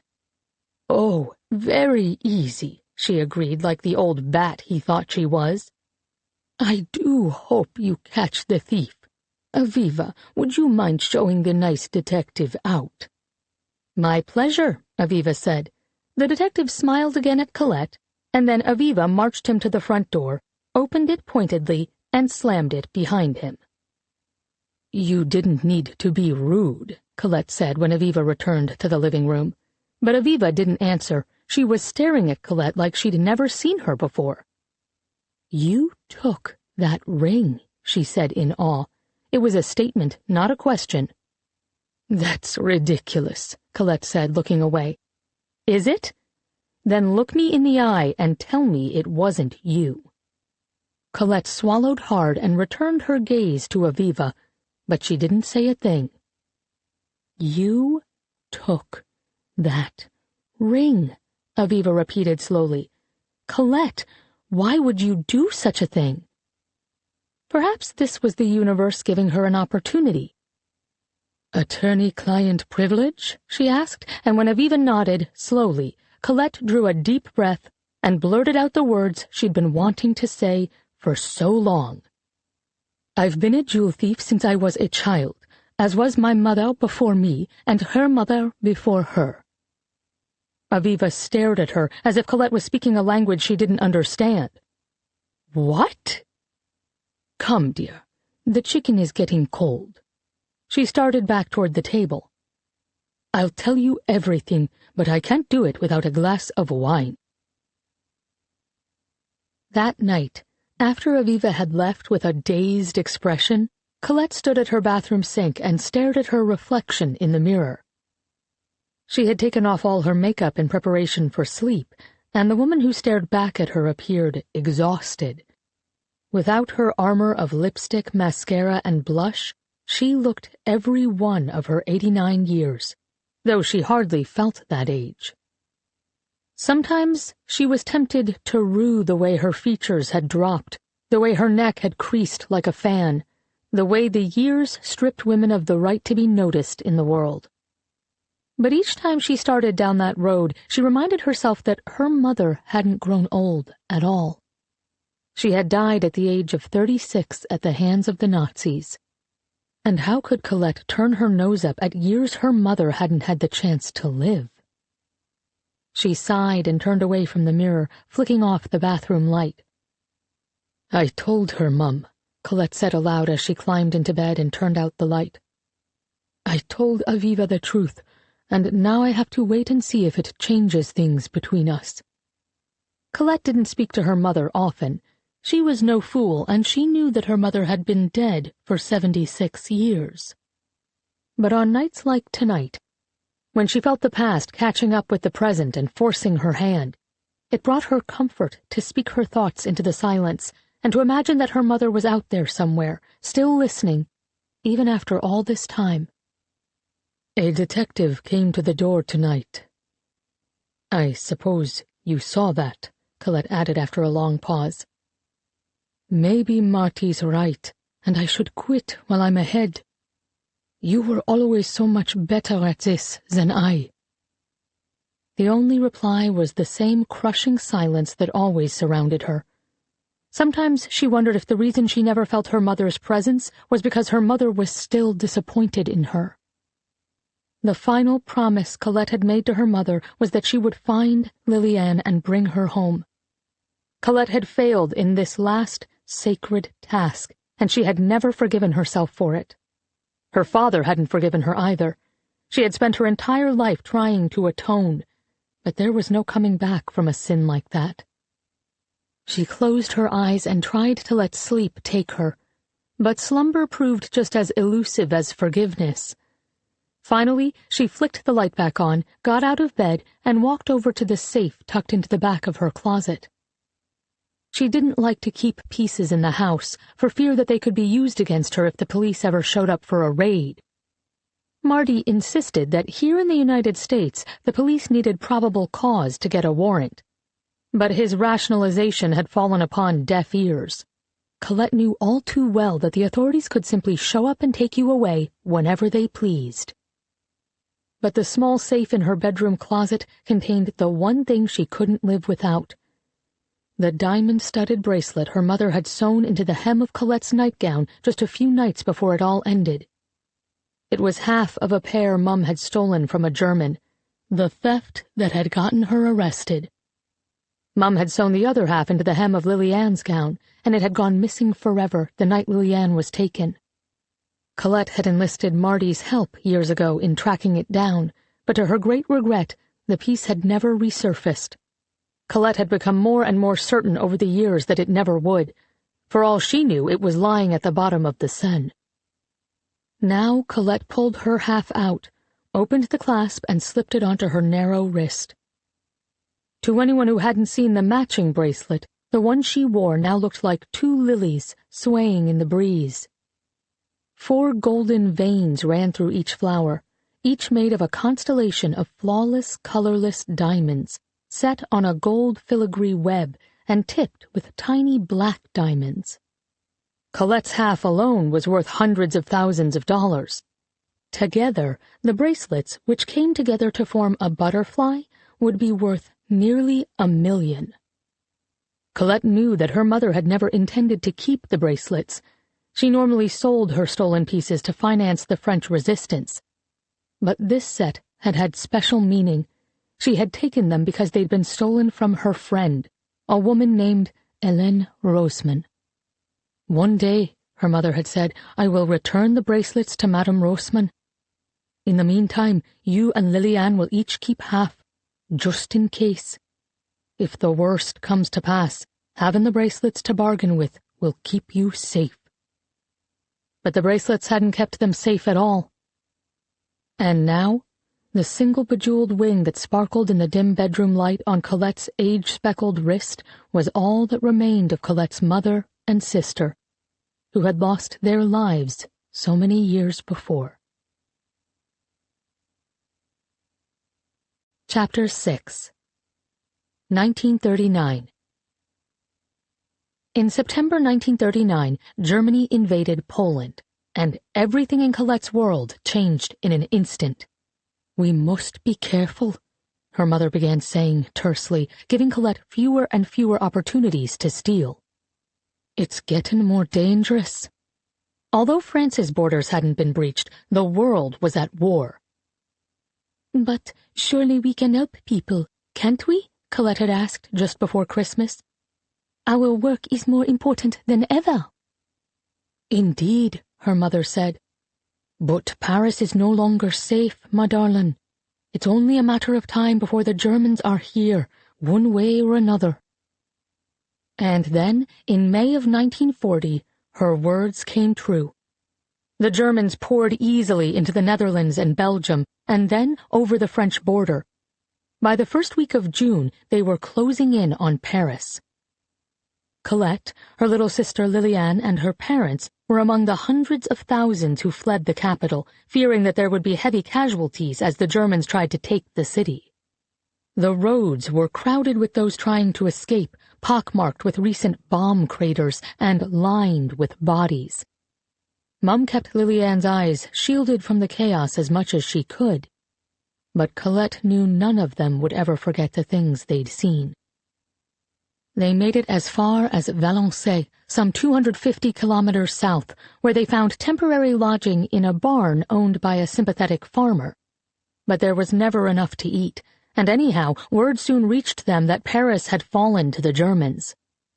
There was no longer a threat of warfare in the streets now that the French had capitulated, so in the last week of July, like so many others, they returned to the capital, defiant, but ready to resume their lives.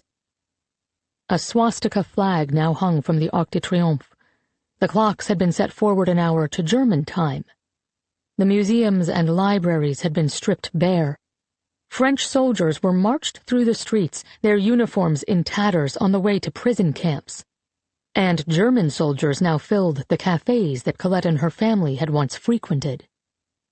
"We must do something," Colette whispered to her mother on the night they returned to their apartment, which had gone musty and stale in their absence. Mum was tucking Colette and Liliane into the bed they shared, and beside Colette, under the covers, Liliane was already drifting off to sleep, her breathing slow and even. She was only 2 years old, too young to understand what was happening, which Colette supposed was a blessing. "I want to help, Mum. Surely there are Germans we could steal from." "Darling, I cannot permit it," Mum said firmly. "There was danger before, but at worst you might have had to spend a night in jail. The penalties, should you be caught stealing from a German now, would be much, much worse." "Does that mean you'll stop stealing too, then?" Mum bit her lip. "No," she said with a sigh. "It is in the times of greatest danger that we must summon our greatest courage. It is what I have trained for all my life." "But I have too, Mum." Mum's eyes glistened with tears. "My darling, I cannot put you in harm's way. You will have the rest of your life to do good. But now, your most important job is to survive." For 2 years, Colette reluctantly followed her mother's orders. For 2 years, her fingers itched each time she passed a German sympathizer wearing an expensive piece. For 2 years, her heart twisted with shame each time she saw someone who needed help. She had felt so powerful when her mother had trusted her to steal, and now she felt a terrible sense of not mattering at all. Mum had begun working with a clandestine organization based in the neighborhood, run by a man she knew only as Le Pont, the Peacock. It was a loose group, hastily formed, but it was filled with people trying to help the cause, and it gave Mum purpose. The more Mum threw herself into the work of stealing to fund the underground, the more useless Colette felt. But each time she asked to help, her mother's answer was firm and unequivocal. "I simply cannot risk losing you, Colette," she would say. "I cannot permit it."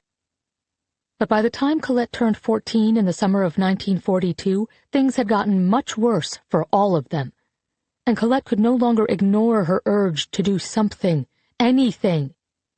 The Germans had begun arresting Jewish men, women, and children in mass roundups, and Colette knew that Le Pont's network was now helping to fund escape lines that would save lives.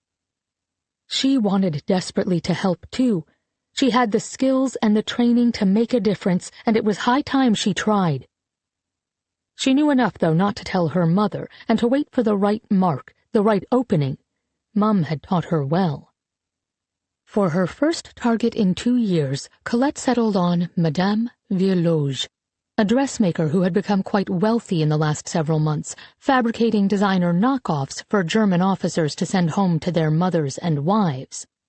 Or, more often, to give to their French girlfriends.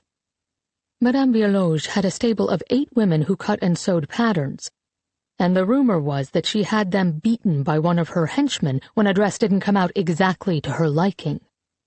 That wasn't Colette's concern, however, nor was the money Madame Vierloge was making from the Germans, though both repulsed her. No, what had triggered Colette's interest was the knowledge that the dressmaker had betrayed at least 3 Jewish families in her building, making false accusations to the Germans so that she could take over their apartments.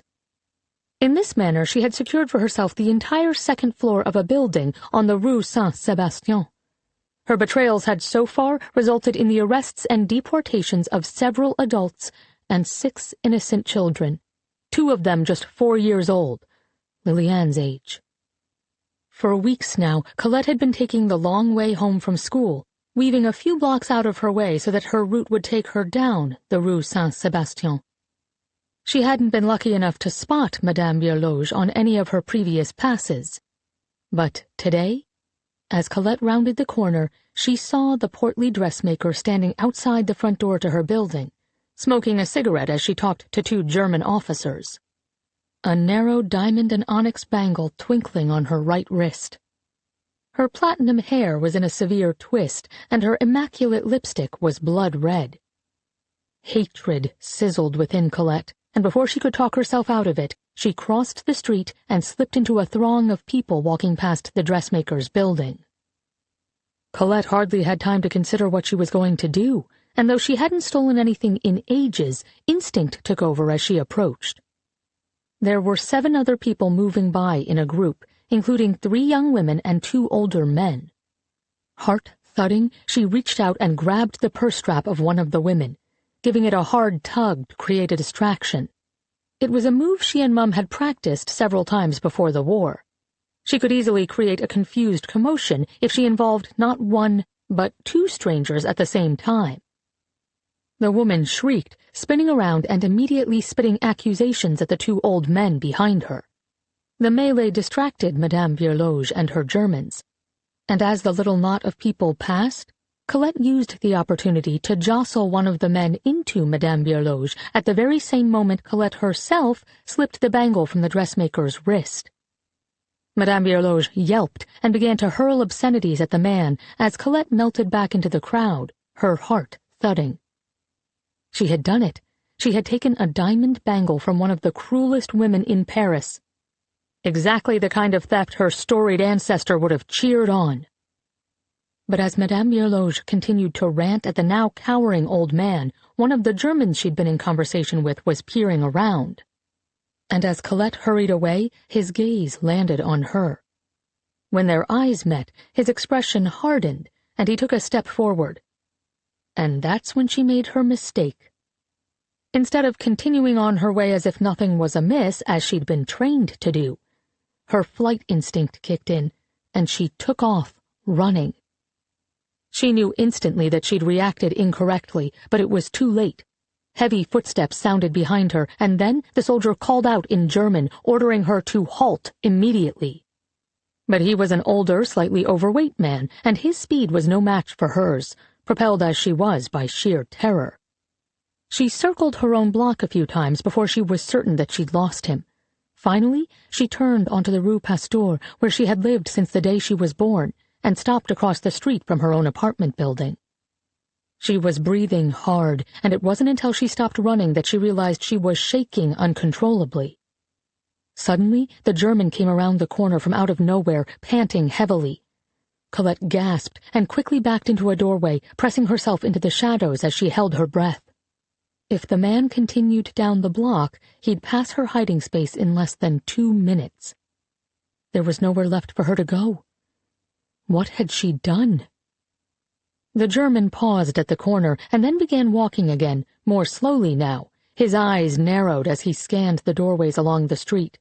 Any moment now he would see her. She put her hand over her own mouth to stifle a gasp and shrank back as far as she could go.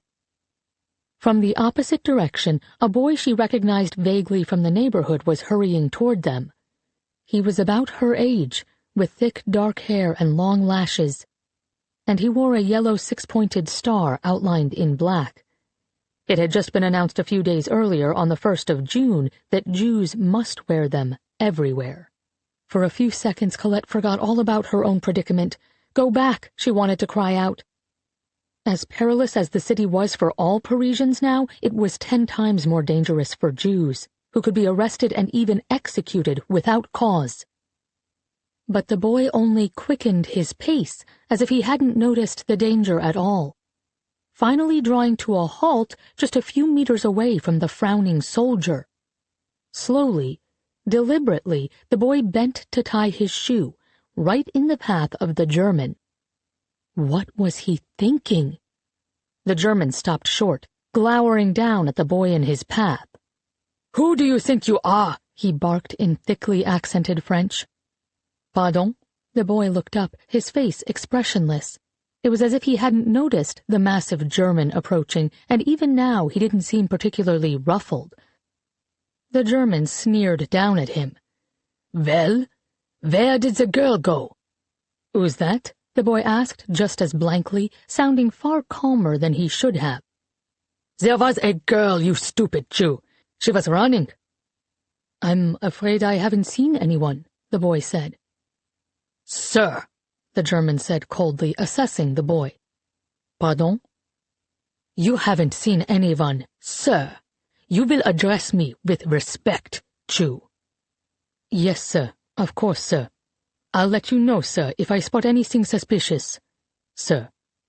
"Yes, well," the German said as he looked around the street, where a handful of passers-by were hurrying past him nervously. Colette shrank further into the shadows. "Watch yourself," the German added gruffly, before turning on his heel and striding away. The boy waited until the German had been gone for a full minute before he turned and looked right at Colette.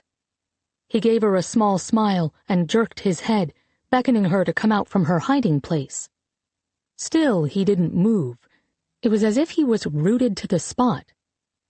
Slowly, Colette unfolded herself from the shadows and made her way down the block and across the street, until she was standing just a meter away from him. "I believe you may have dropped something," he said by way of greeting, holding her gaze. Colette patted her pocket and felt the breath go out of her when she realized it was empty. At that moment, the boy moved his foot slightly to reveal what he'd been standing on, and she gasped. Beneath the scuffed sole of his right shoe was the bangle she'd stolen. Cheeks flaming, she bent quickly to grab the bangle and straightened, shoving it deep into her pocket. Why did you help me?" He shrugged. "I was already heading this way when I saw you drop it." "But you could have been arrested. Things are terribly dangerous now for—" She swallowed the end of her sentence, for things were dangerous for all Parisians, but they both knew what she'd meant. But the boy just shrugged.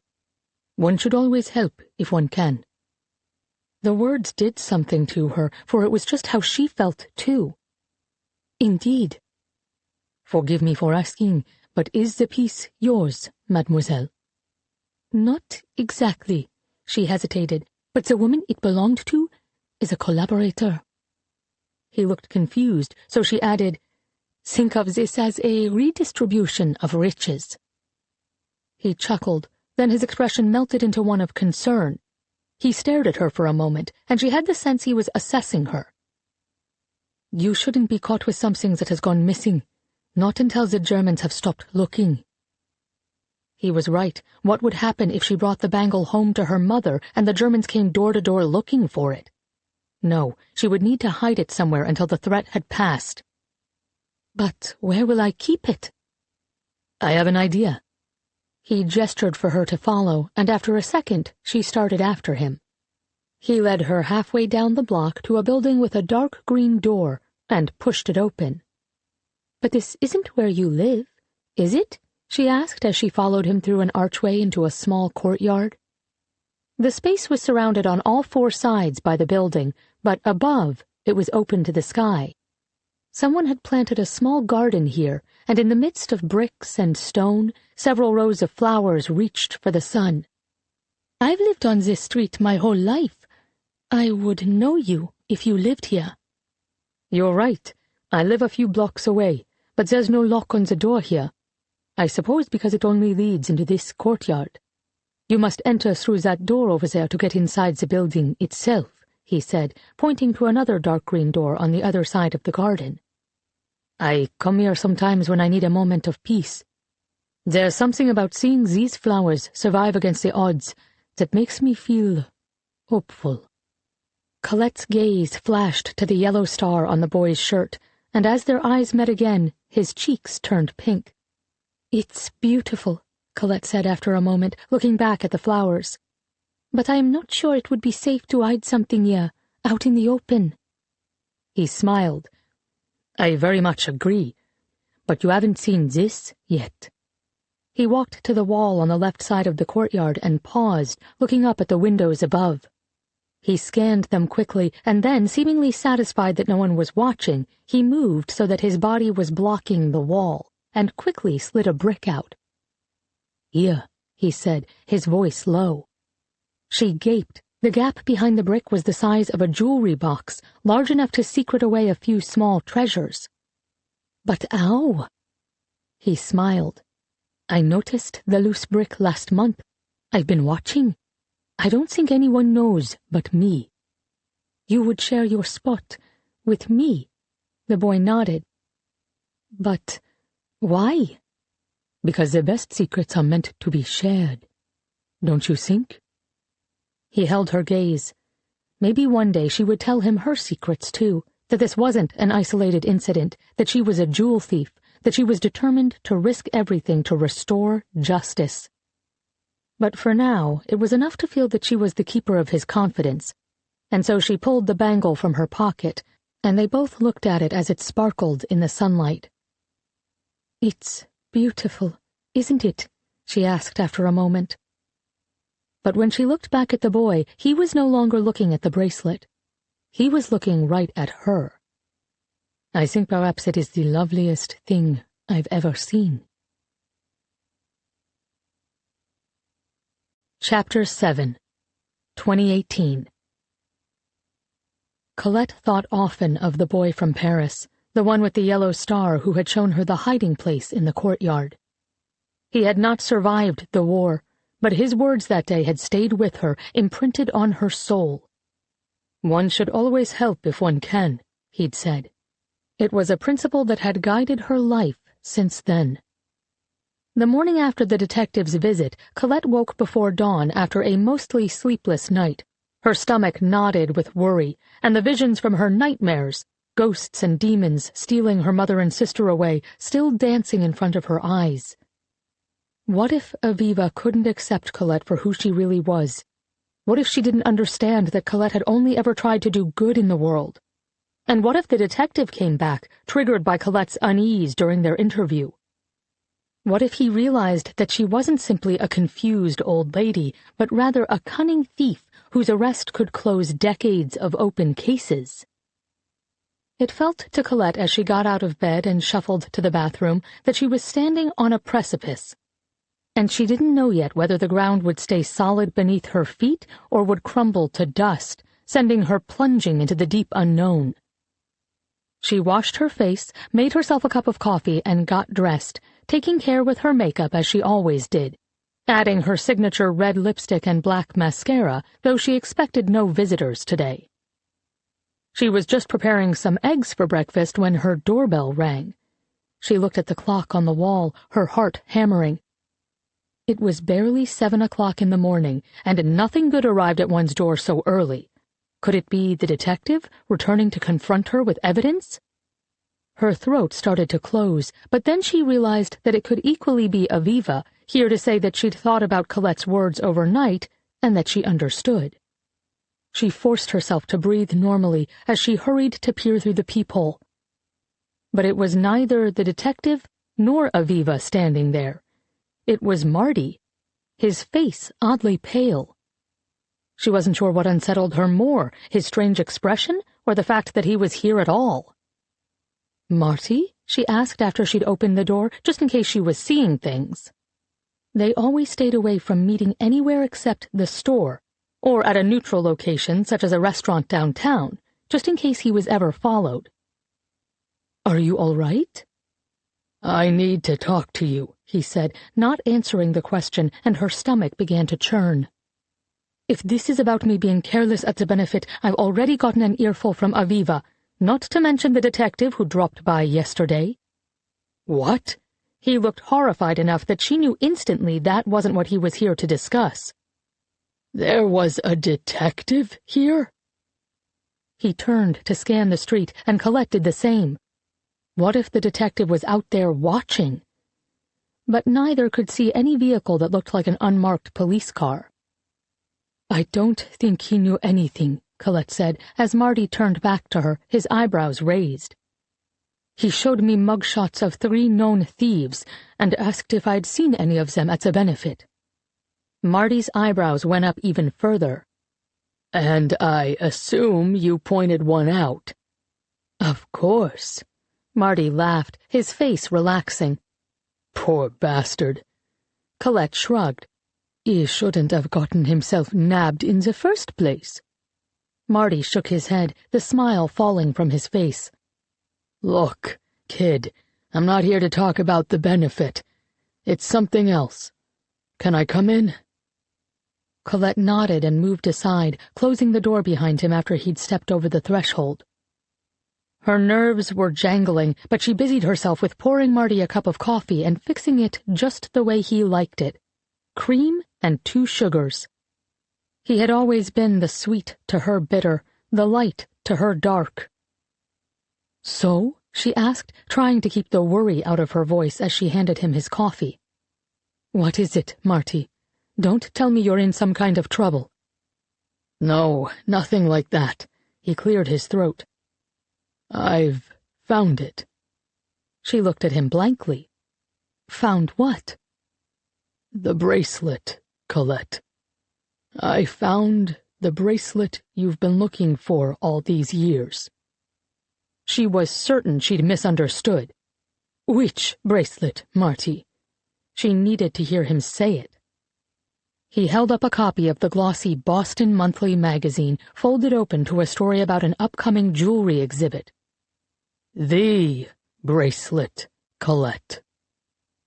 The world around Colette seemed to go still. Marty continued to speak, but it sounded as if his voice was coming from very far away. There, on the page of the magazine, was the bracelet she'd last seen in August 1942. Just before her mother sewed it into the lining of little Lily-Ann's nightgown, and less than 48 hours before the Gestapo showed up at her family's door. Colette grabbed the magazine from Marty and stared. She had been looking for the bracelet for 76 years. But the longer a piece was missing, the smaller the chances of its return. She had come to believe that she would never see it again, and yet here it was. Its diamonds sparkling even in the full-color photograph from the magazine spread. Its shape unmistakable. The caption described its design as an abstract swirl, or perhaps a pair of flowers. And for a moment she could clearly hear Lilianne's voice, saying, "It's a blob." But Colette knew that it was half of a whole, a broken butterfly with only one wing.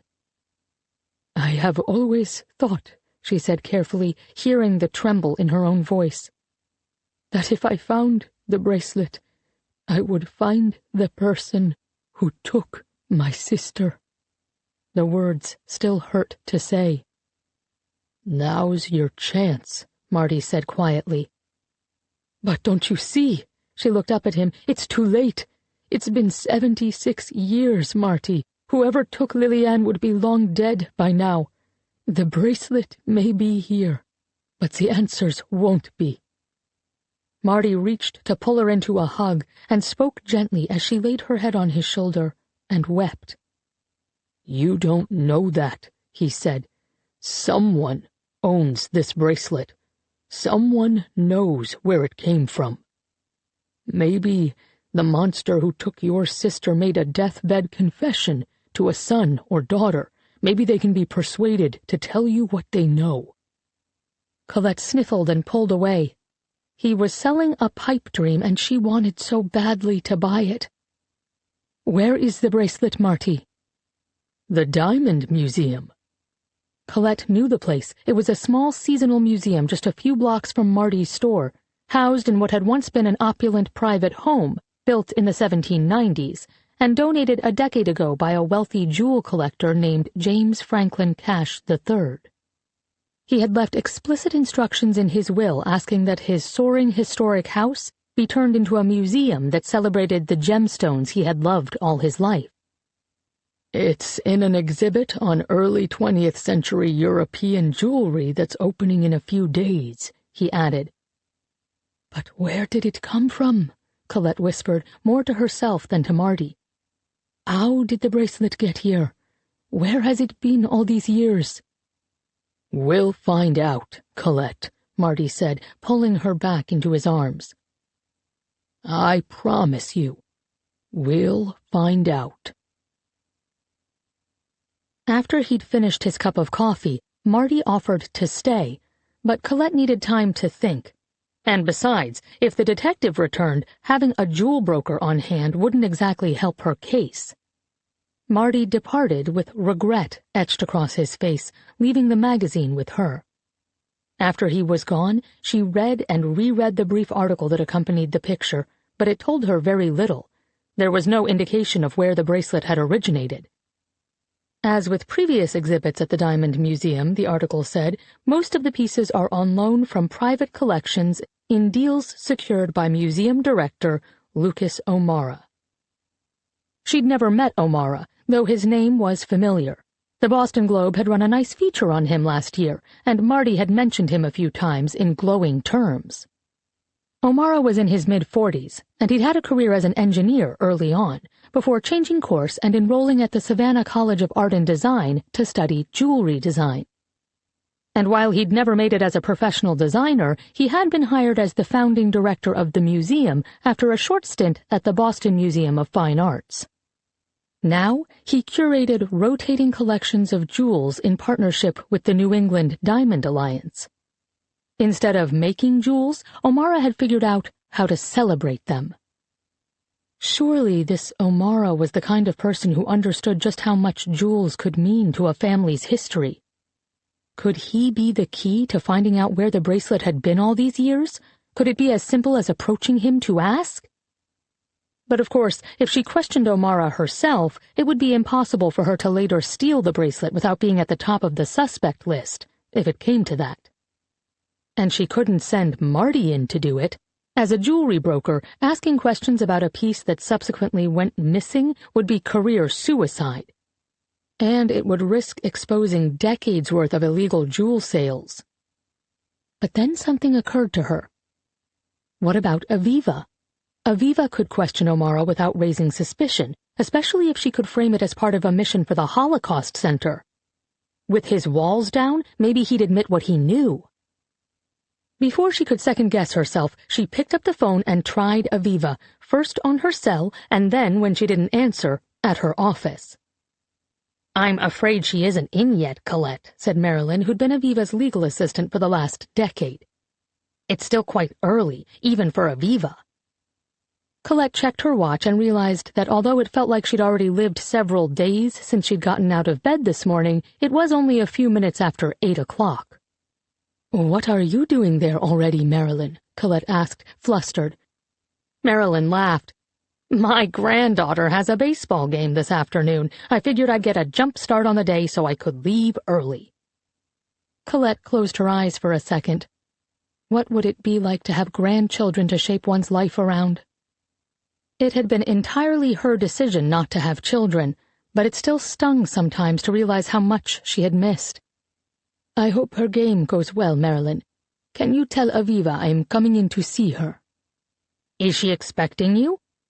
"Probably," Colette replied, for Aviva would know very well that she wouldn't be able to leave their conversation last night unfinished. "Great. We'll see you in a bit, then." Colette disconnected and picked up the magazine again in disbelief. The bracelet twinkled back at her even as her eyes clouded over with tears. When Aviva arrived at work that morning, her assistant Marilyn looked up with a smile. "Colette called," she chirped, and Aviva resisted the urge to scream. "Thanks, Marilyn," she said with a polite smile, breezing past her without asking if Colette had left a message. She couldn't handle thinking about it before she was on at least her second cup of coffee. Aviva's office was on the 17th floor of a high-rise downtown. When she'd graduated from law school in her early 20s, it had initially been her plan to begin a career here as an attorney specializing in copyright law. But it had taken her only a few years to drift back to the life she'd led with her mother before the accident. The Boston Center for Holocaust Education had been her mother's first child, and Aviva found that when she began to volunteer there, she could still feel the ghost of her mother with her. She had expected the constant reminder to hurt. But it had done the opposite. It had been a balm for her pain. Now, the senior partners knew that Aviva was as dedicated to her hours at the center as she was to her legal work, which meant that they gave her some leeway to volunteer, but also that she would probably never make partner. Surprisingly, that was just fine with her, and as a result, she spent nearly as much time volunteering with Colette as she did working with clients. But apparently, she had never really known Colette at all. How was it that the woman who'd become like a second mother to her had actually been stealing jewels for nearly her entire life? The words had spilled out of Colette last night like water from a broken dam, and Aviva hadn't known what to say. She was an attorney, charged with upholding the law. And while she understood that Colette's motives were good, theft was theft, wasn't it? Stealing was a crime, and from the sounds of it, Colette had no plans to stop. Where did that leave Aviva? Marilyn buzzed Aviva 15 minutes after she arrived at the office that morning to tell her that Colette was in the waiting area, hoping to speak with her. "I don't want to see her," Aviva said stiffly. "That's what she said you'd say," Marilyn replied. "She also said she's brought apples and a nice big hunk of cheddar and is prepared to wait you out." Aviva closed her eyes and shook her head. Of course Colette would arrive to an ambush with her own personal picnic. "Tell her she'll be waiting for a while." "Will do," Marilyn chirped. Then in a lower voice, she added, "Though, whatever's going on, Aviva, I'm certain Colette means well. You know that." "I don't know anything anymore, Marilyn." She hung up and spent 15 minutes reading through a contract one of her clients had received the day before. But the words swam before her eyes. Finally, she picked up her phone again. "Marilyn," she asked when her longtime assistant answered, Exactly how determined does Colette look? What do you mean? Like, is she, I've brought my little French lunch to make a point determined? Or I'm staying until security drags me out of the building kicking and screaming determined? Oh, well, the latter, if I had to guess, Marilyn replied cheerfully. Aviva sighed. No use delaying the inevitable, then. Can you send her in? Sure thing. Aviva hung up and lowered her forehead to the desk with a groan.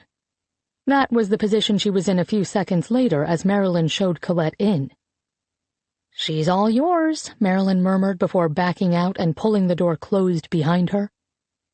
Aviva didn't bother raising her head. If you've come to apologize, she began. Apologize? Colette repeated in disbelief. Aviva, I regret putting you in a difficult position, but I can't say I'm sorry for a lifetime of trying to do some good. Aviva finally raised her head, narrowing her eyes at Colette, who, despite the vehemence of her tone, looked guilty and nervous. Some good? Aviva repeated.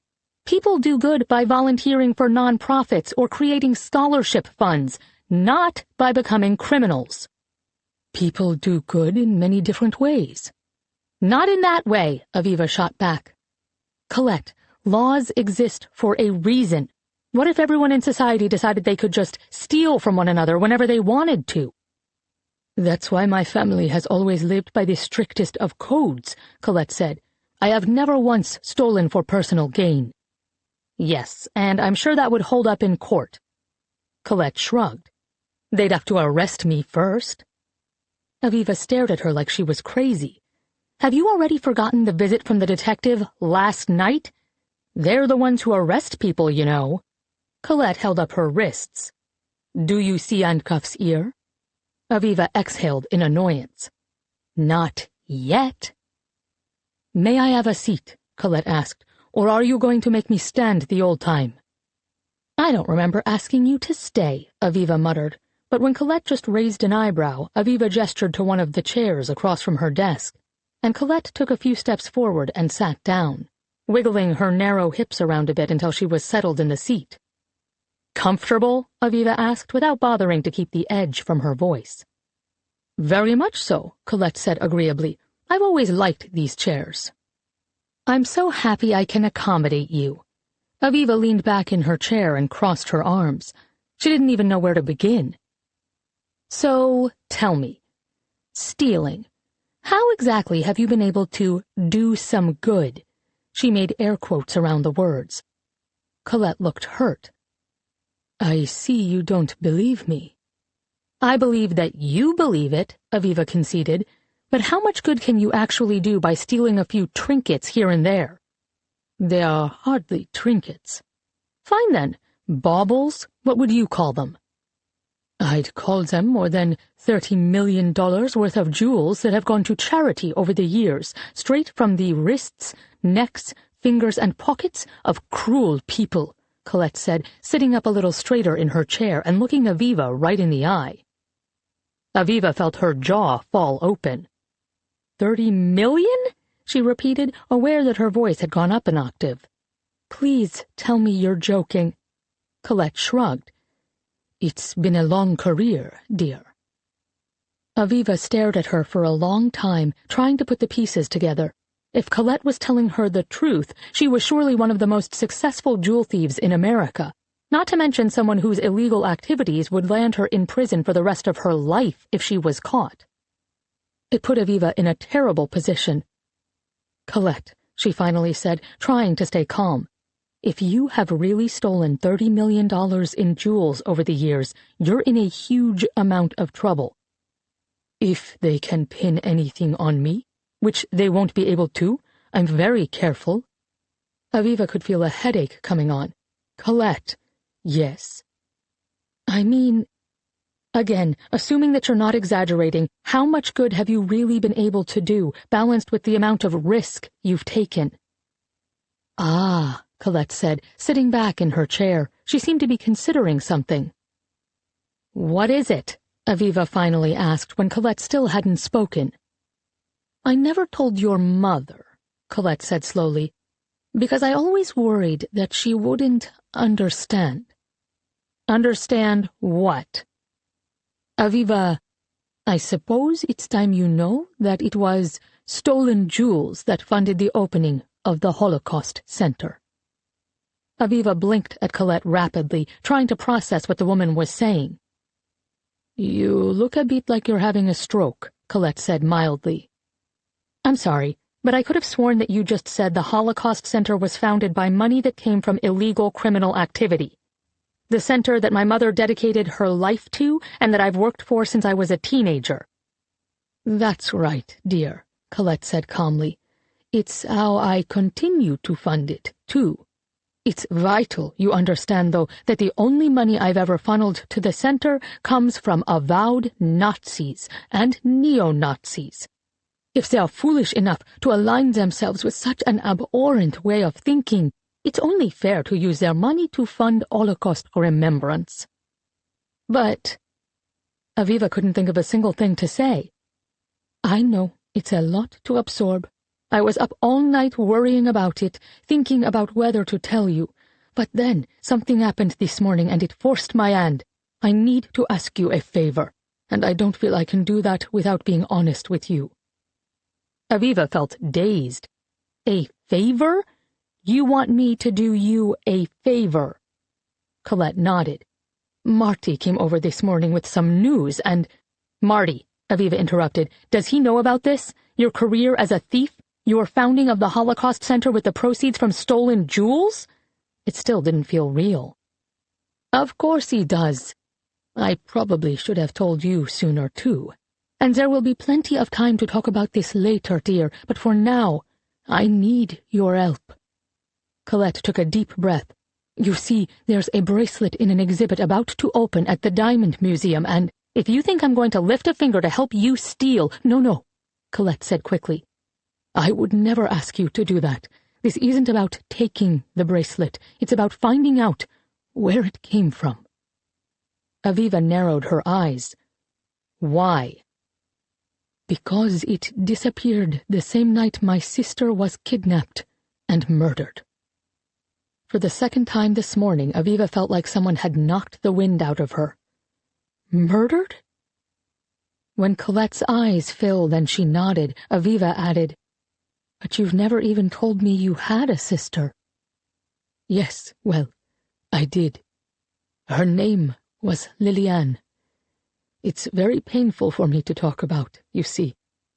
The last thing my mother ever asked me was to go back for her, to find her. Colette took a deep breath. I promised her, Aviva.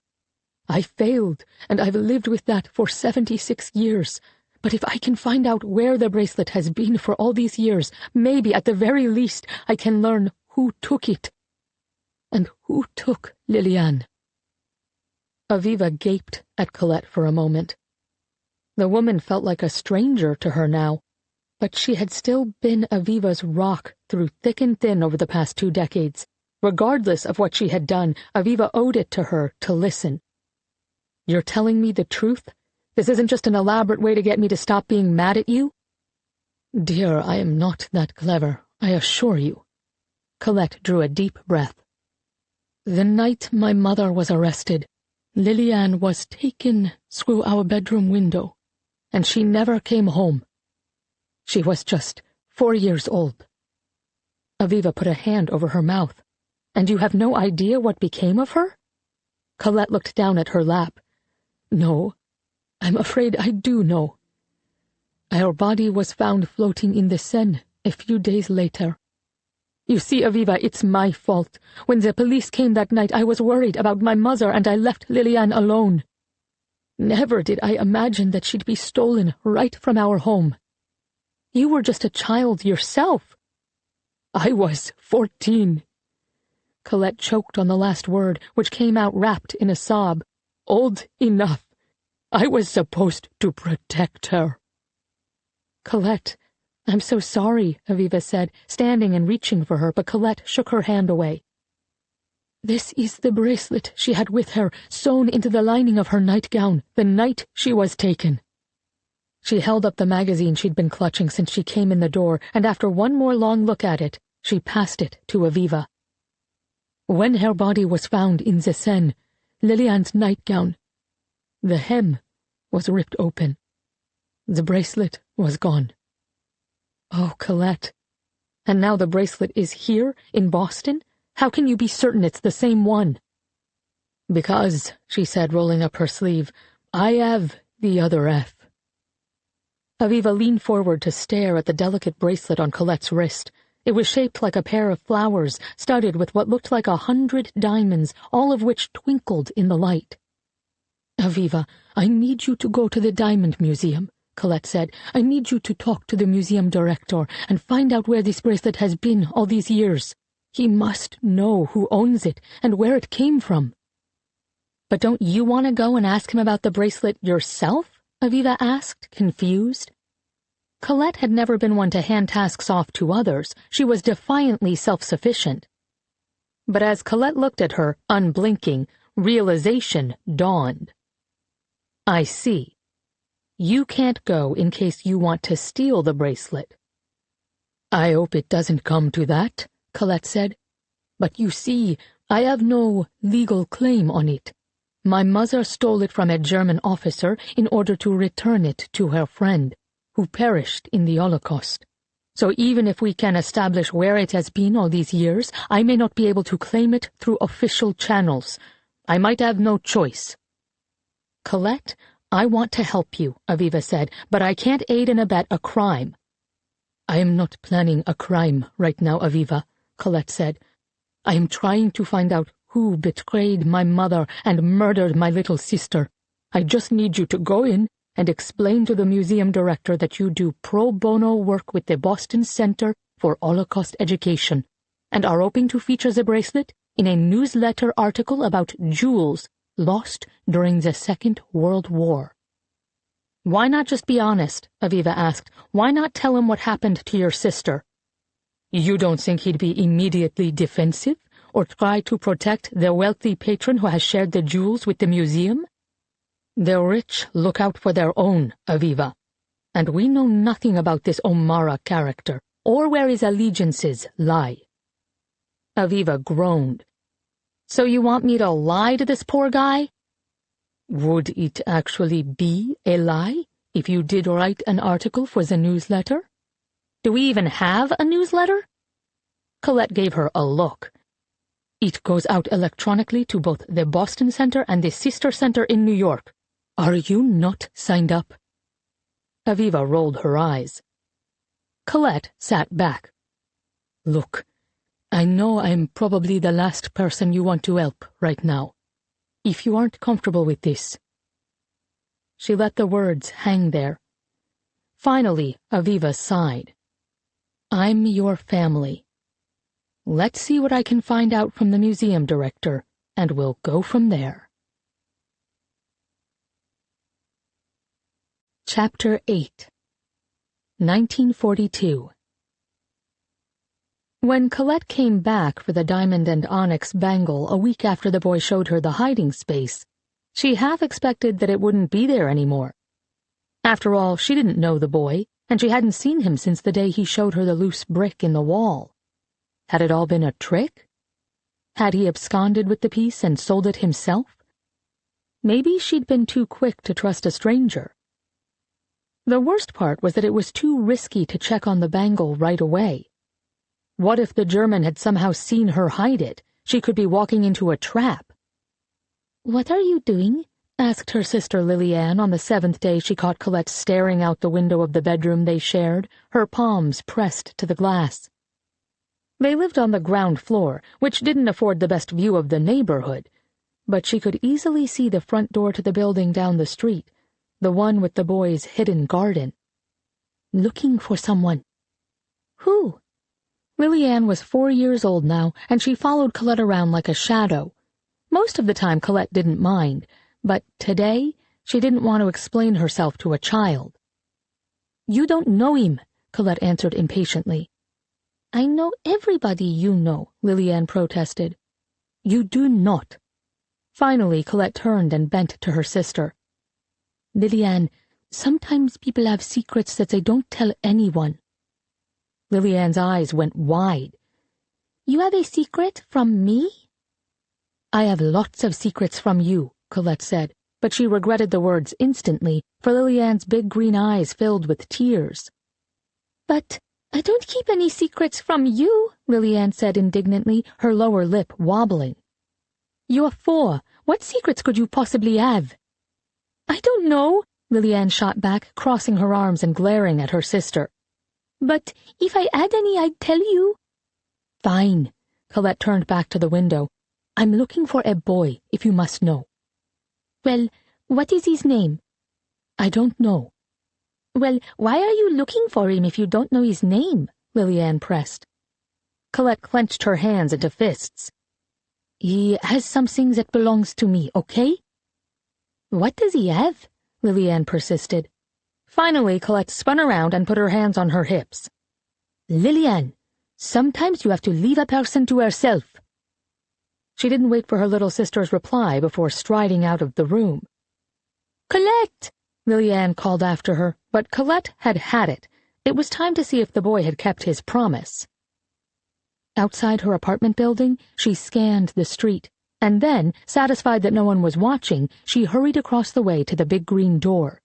She glanced around once more before pushing it open and slipping inside. The inner courtyard was deserted, just as it had been when she'd been here with the boy the week before. Just as he'd done, she looked up at the building to make sure no one was peering down from one of the windows above, and then she moved quickly to the wall. She reached for the brick, 11 rows up, 5 across, heart thudding, as she wondered what on earth she'd do if she found the space behind it empty. She couldn't even confront the boy, for she had no idea where he lived. When she slid the brick out and peered into the wall, she thought for a second that the bracelet had indeed disappeared, for all she could see there was a folded piece of paper. Heart hammering, she reached for it, and realized immediately that it was wrapped around something.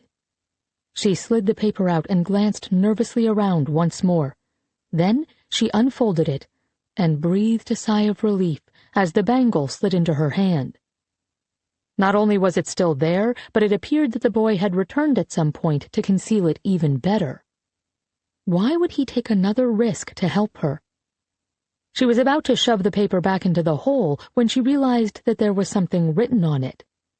She pocketed the bangle and looked at the note, her eyes widening as she read the 4 short lines. Comme un pas dans la tempête.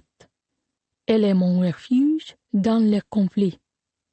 Elle scintille et brille, comme tout le diamant de Paris. She stared, her heart thudding. No one had ever written her a poem before, and she could feel herself blushing at the thought that a boy she barely knew had done so now. She read it again, and again, a slow smile of disbelief creeping over her face. Like a port in the storm, she is my shelter in the conflict. She sparkles and shines, like all the diamonds in Paris. He had signed the note, Tristan. His parents must have been quite cultured to have named him after the heroic main character of the Wagner opera she'd seen a few years earlier. Though didn't they realize he'd died at the end? Or perhaps they'd named him for the Breton-les Chèvrefeuilles, which Colette's class had studied last year.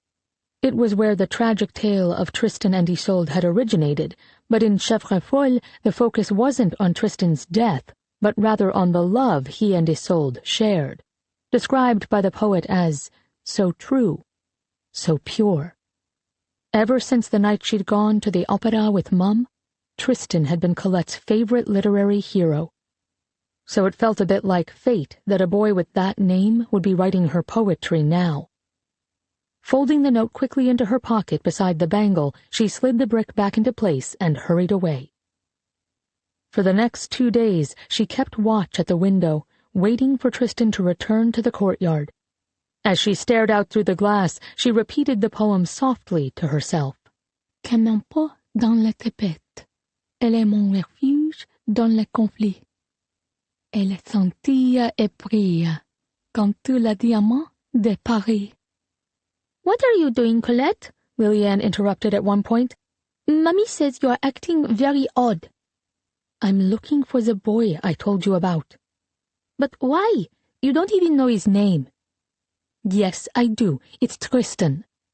That's a very strange name. It's just old-fashioned, literary. Colette bit her lip. Anyhow, he wrote something for me, okay? Lily-Anne shrugged. Well, why don't you write something for him then, silly? Then she bounced away, singing to herself before Colette could reply. Write him something in return? Of course. She was no poet, but maybe she didn't need to be. Maybe she just needed to speak from the heart. She went into her parents' room and pulled a piece of paper and a pen from Papa's desk, bringing them back to her room. Dearest Tristan, thank you for your beautiful poem, she wrote. I wish I was a poet, too, because there are things I would like to say to you. Thank you for keeping my secret safe. She hesitated, then signed it, Isolde. Was that too much? She considered crossing it out, starting again, but anonymity made her brave. In Chèvrefeuille, Isolde, sometimes spelled Iseult, was the forbidden lover of Tristan, who left verses written on hazelwood for her, and she hoped that he would understand what she was saying, that he had tugged at her heart in a way no one had before, even if it would be impossible for her to be with him right now. In the opera, Tristan and Isolde had both consumed a love potion, and as Colette read her Tristan's poem once more, she felt a bit as if she'd had a sip of one now, too. Before she could second-guess herself, she tucked the paper into her pocket and hurried out the front door of the apartment. 5 minutes later, she had placed her folded note behind the brick. She gave the bangle to her mother that night while Mum bathed Lily-Anne. "Colette, please, you could have been caught," Mum exclaimed, even as she took the bangle and quickly slipped it into her own pocket. "But I was not," Colette pointed out. Tears glistened in Mum's eyes. "My darling, I cannot lose you. Please, I beg of you, no more until after the war." "You put yourself in danger too," Colette replied. "I thought that maybe if I helped." Mum folded her hands, wet from Lily-Anne's bath, around Colette's. "My sweet Colette, it is my job to take such risks, not yours." Colette held her mother's gaze. "It is my duty as much as it is yours. It is who we both are," she said. Then she glanced at Lily-Anne and added, "It is who we all are." Lily-Anne smiled up at her from the tub. "Kee, kee, kee," she said softly. Colette grinned, her heart lifting. Even Lily-Anne understood. They both loved their mother's bedtime stories of their ancestor and the eagle who flew high above him in the forest, protecting him and urging him on to greater adventure. "Kee, kee, kee," Colette replied. "Ko, ko, ko," Lily-Anne concluded excitedly, splashing water out of the tub. Mum made a noise in the back of her throat and looked away, but she said no more. The conversation was done, and the bangle was in her possession. Colette knew that it would find its way to the underground, and that maybe it would enable lives to be spared. Colette returned to the wall 2 days later and was surprised to find a new note waiting for her. "Dearest Isolde," Tristan had written, "one needn't be a poet to express one's art. I find that saying what you mean is always the best way to proceed." Then, beneath those 2 lines, he had written another rhyming verse. Elle brille comme le soleil. Elle risque beaucoup pour redistribuer les richesses. C'est une héroïne quand personne ne les regarde. Quand je les vois, je goûte ses gentillesses. She put a fist to her mouth to cover her smile. She shines like the sun. She risks much to redistribute riches. She shook her head in delighted disbelief. He had used her own words about the bangle in his latest poem. She is a heroine when no one is watching. When I see her, I can feel her kindness. He could feel her kindness? And he had called her a heroine. Her heart swelled with pride. She vowed that she would do all she could to live up to the brave young woman he believed her to be. For the next month, Colette felt like herself again, and it was glorious. Stealing from Madame Biraloge had made her bold. Knowing that the proceeds of her theft might do some good in the fight against the Germans had made her proud. Many in Paris had hurried to cozy up with the Germans, betraying their neighbors for a bit of favored treatment, which meant that there were plenty of marks for Colette to choose from. She stole a diamond ring from a wealthy housewife who had cheerfully denounced her neighbors for using forged ration cards. She lifted a pocket watch from a government functionary who was eagerly working with the Germans to identify unregistered Jews. She took a necklace from a shopkeeper who informed police about an illegal printing press in the building's basement. And she slid a signet ring from the finger of a lawyer active in the Parti Populaire Français, the fascist and anti-Semitic political party that had eagerly aligned itself with the Germans. Colette knew her mother didn't approve of what she was doing, but neither did she turn away when Colette slipped pieces into her hand. She always murmured warnings about their luck running out, but it hadn't happened yet. Besides, the underground group Mum was working with was doing the most important job in Paris, and Colette desperately wanted to help. They had begun in 1940 by distributing a clandestine newspaper urging resistance, but gradually their purpose had transformed. Since the mass Jewish roundups in the 11th arrondissement the previous August, their main focus had become the relocation of Jews to the Free Zone. "Perhaps you and your family should leave Paris," she wrote boldly one day to Tristan. "I can't bear the thought of anything happening to you. I know people who can help you, if you want." He replied, "Never fear, my Isolde. We will be safe." She had been tempted to leave pieces of jewelry in the wall, too, for safekeeping, but to do so would be to put Tristan in danger, and she couldn't do that. Besides, what if he didn't understand why she felt the need to steal? No, it was better to use the secret spot only to pass messages, and she and Tristan wrote back and forth nearly every day, leaving scraps of paper for each other in the hiding space. Sometimes she passed him on the street, but though they held each other's gazes and exchanged small, secret smiles, they never spoke. Not only would Colette's father forbid it, but a flirtation between a Jew and a Gentile could easily land them both in trouble if a German or a collaborator spotted them. They were just as star-crossed as the original Tristan and Isolde. It was better to save their deepest thoughts and feelings for paper. Besides, there was something terribly romantic about an epistolary love affair. "One day," the boy wrote 5.5 weeks after they'd first met, "I will be able to hold your hand. One day, we will be defined by more than just our religions. One day all that will matter is that you are you and I am me. And that will be enough." That night, as Liliane slept soundly in the bed they shared, Colette sat at her desk, reading the notes the boy had sent her. "One needn't be a poet to express one's art," he had said in one of his first missives. "I find that saying what you mean is always the best way to proceed." She took a deep breath. She knew that she was no poet, but mere prose no longer seemed like enough to express how she was beginning to feel. So she wrote line after line, crossing words out here and there, crumpling pieces of paper when the rhythm didn't land right, until she settled on 4 lines that reflected what was in her heart. "Je pense à ce que ça ferait. Avoir ta main dans la mienne. Un jour nous traverserons ce qui nous divise. Tu seras mon roi, et moi ta reine." "I think of what it would feel like," she had written, "to have your hand in mine. One day we will cross that which divides us. You will be my king, and I, your queen." She felt bold writing such things, the heroine of her own story at last. She had never had a beau before, but she imagined that this was what it might feel like to fall in love. A slow opening of the heart, like cracking a window on a warm spring day to let the sunshine in.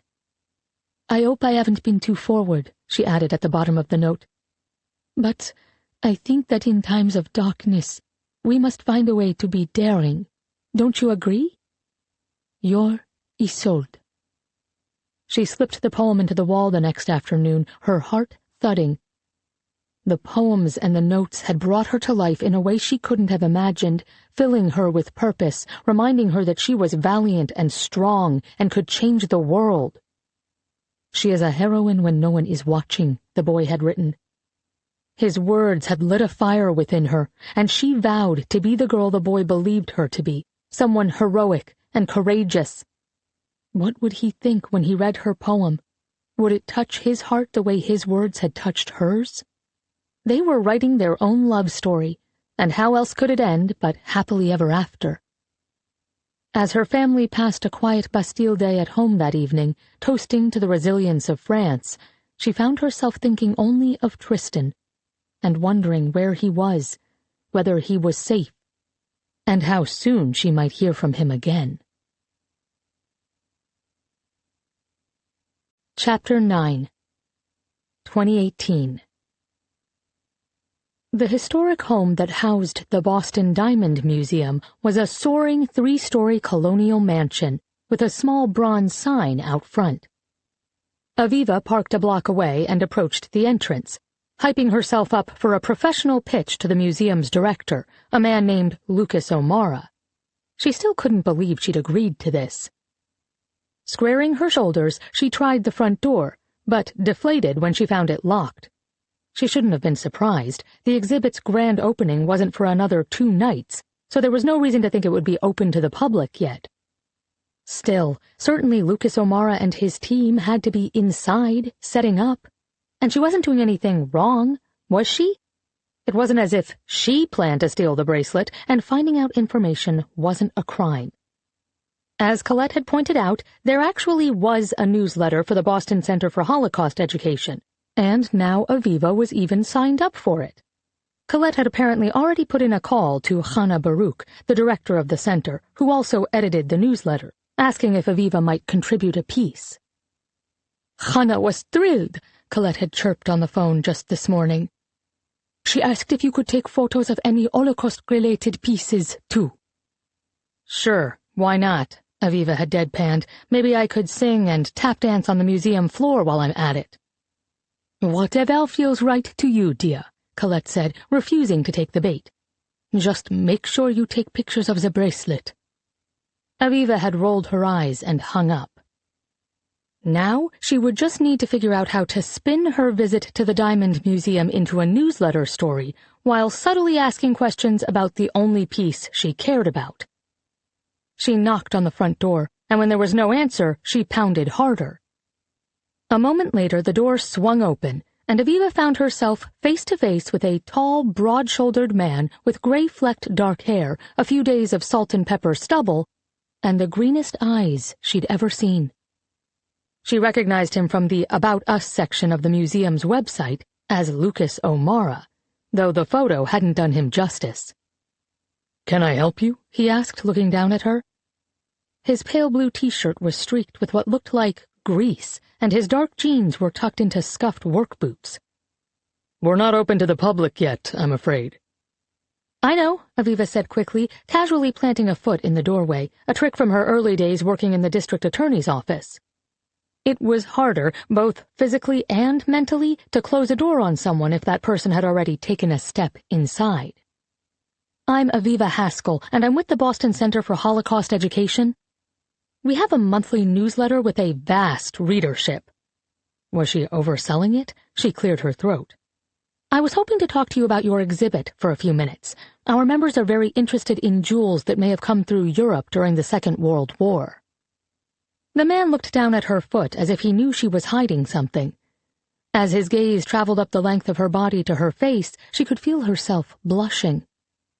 Was it because he was ridiculously good-looking, or because she was, in fact, up to no good?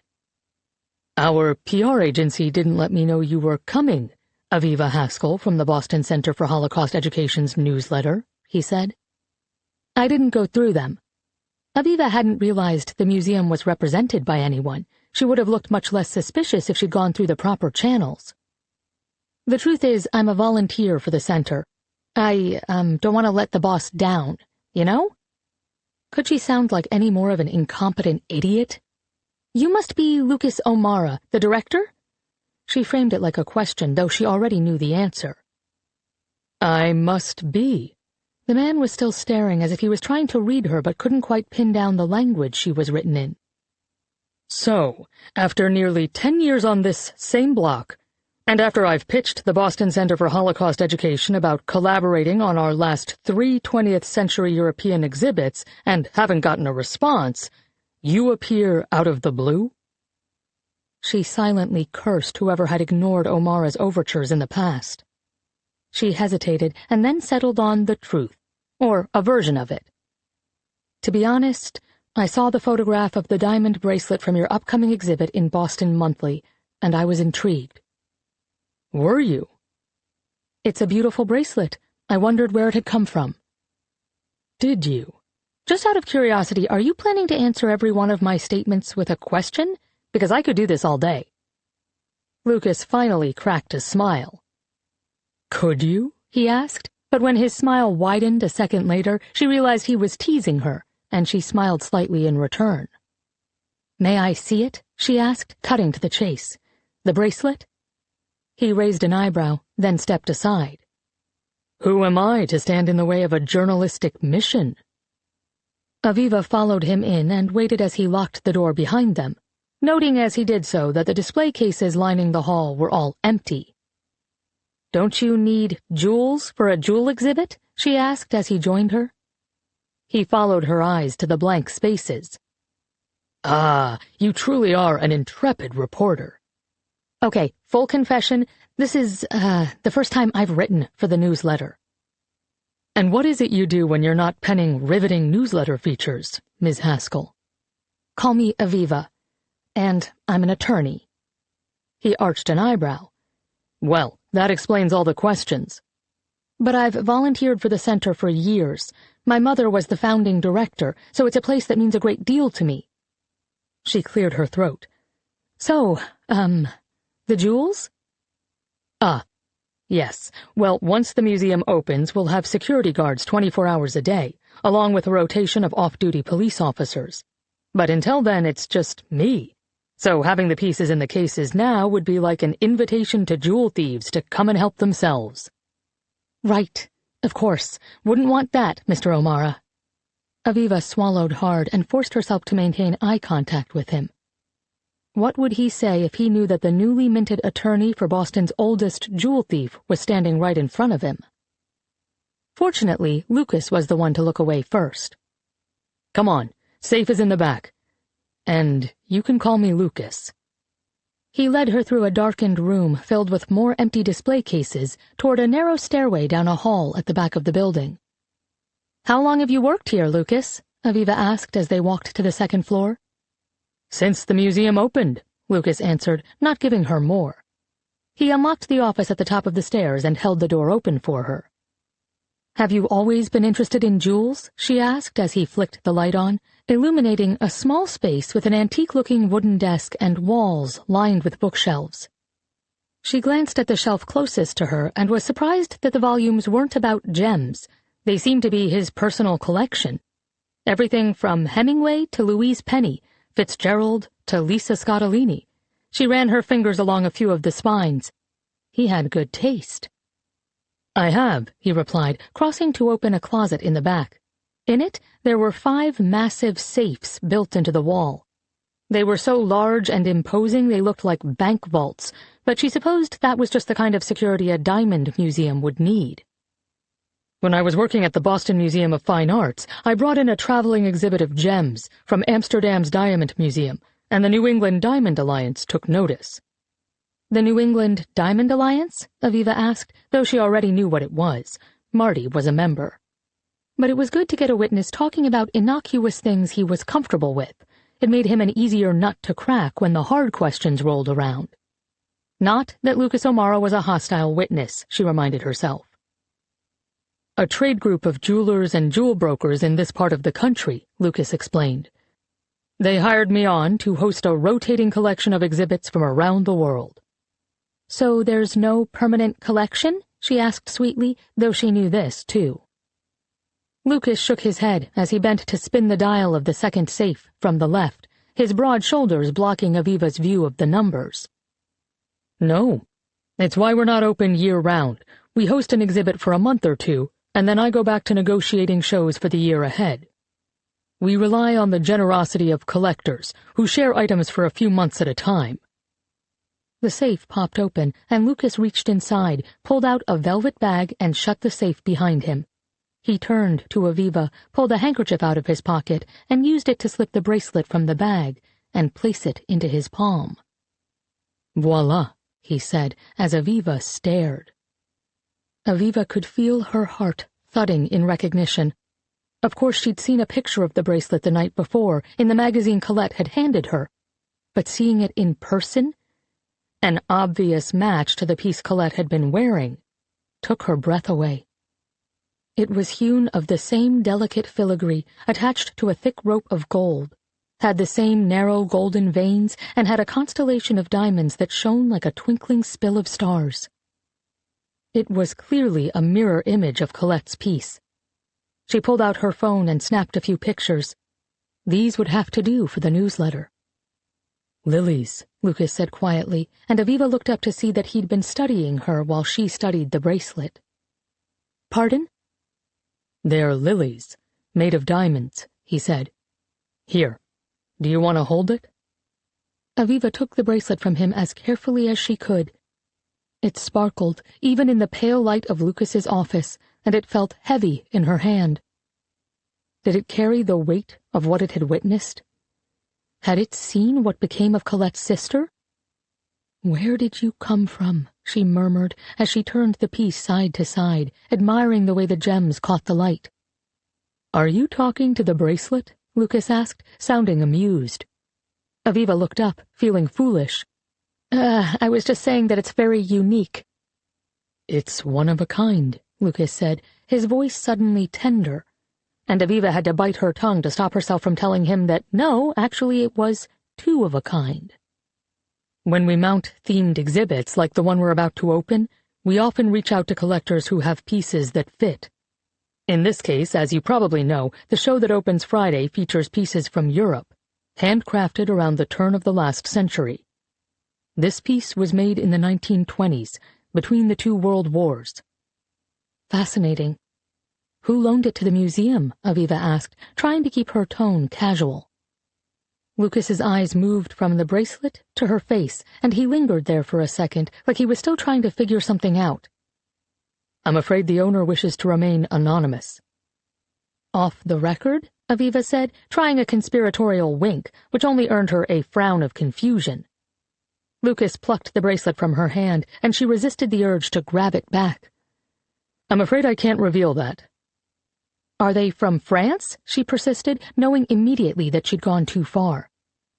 He didn't answer her until after he had slipped the bracelet gently back into the velvet bag, returned it to the safe, and locked the door.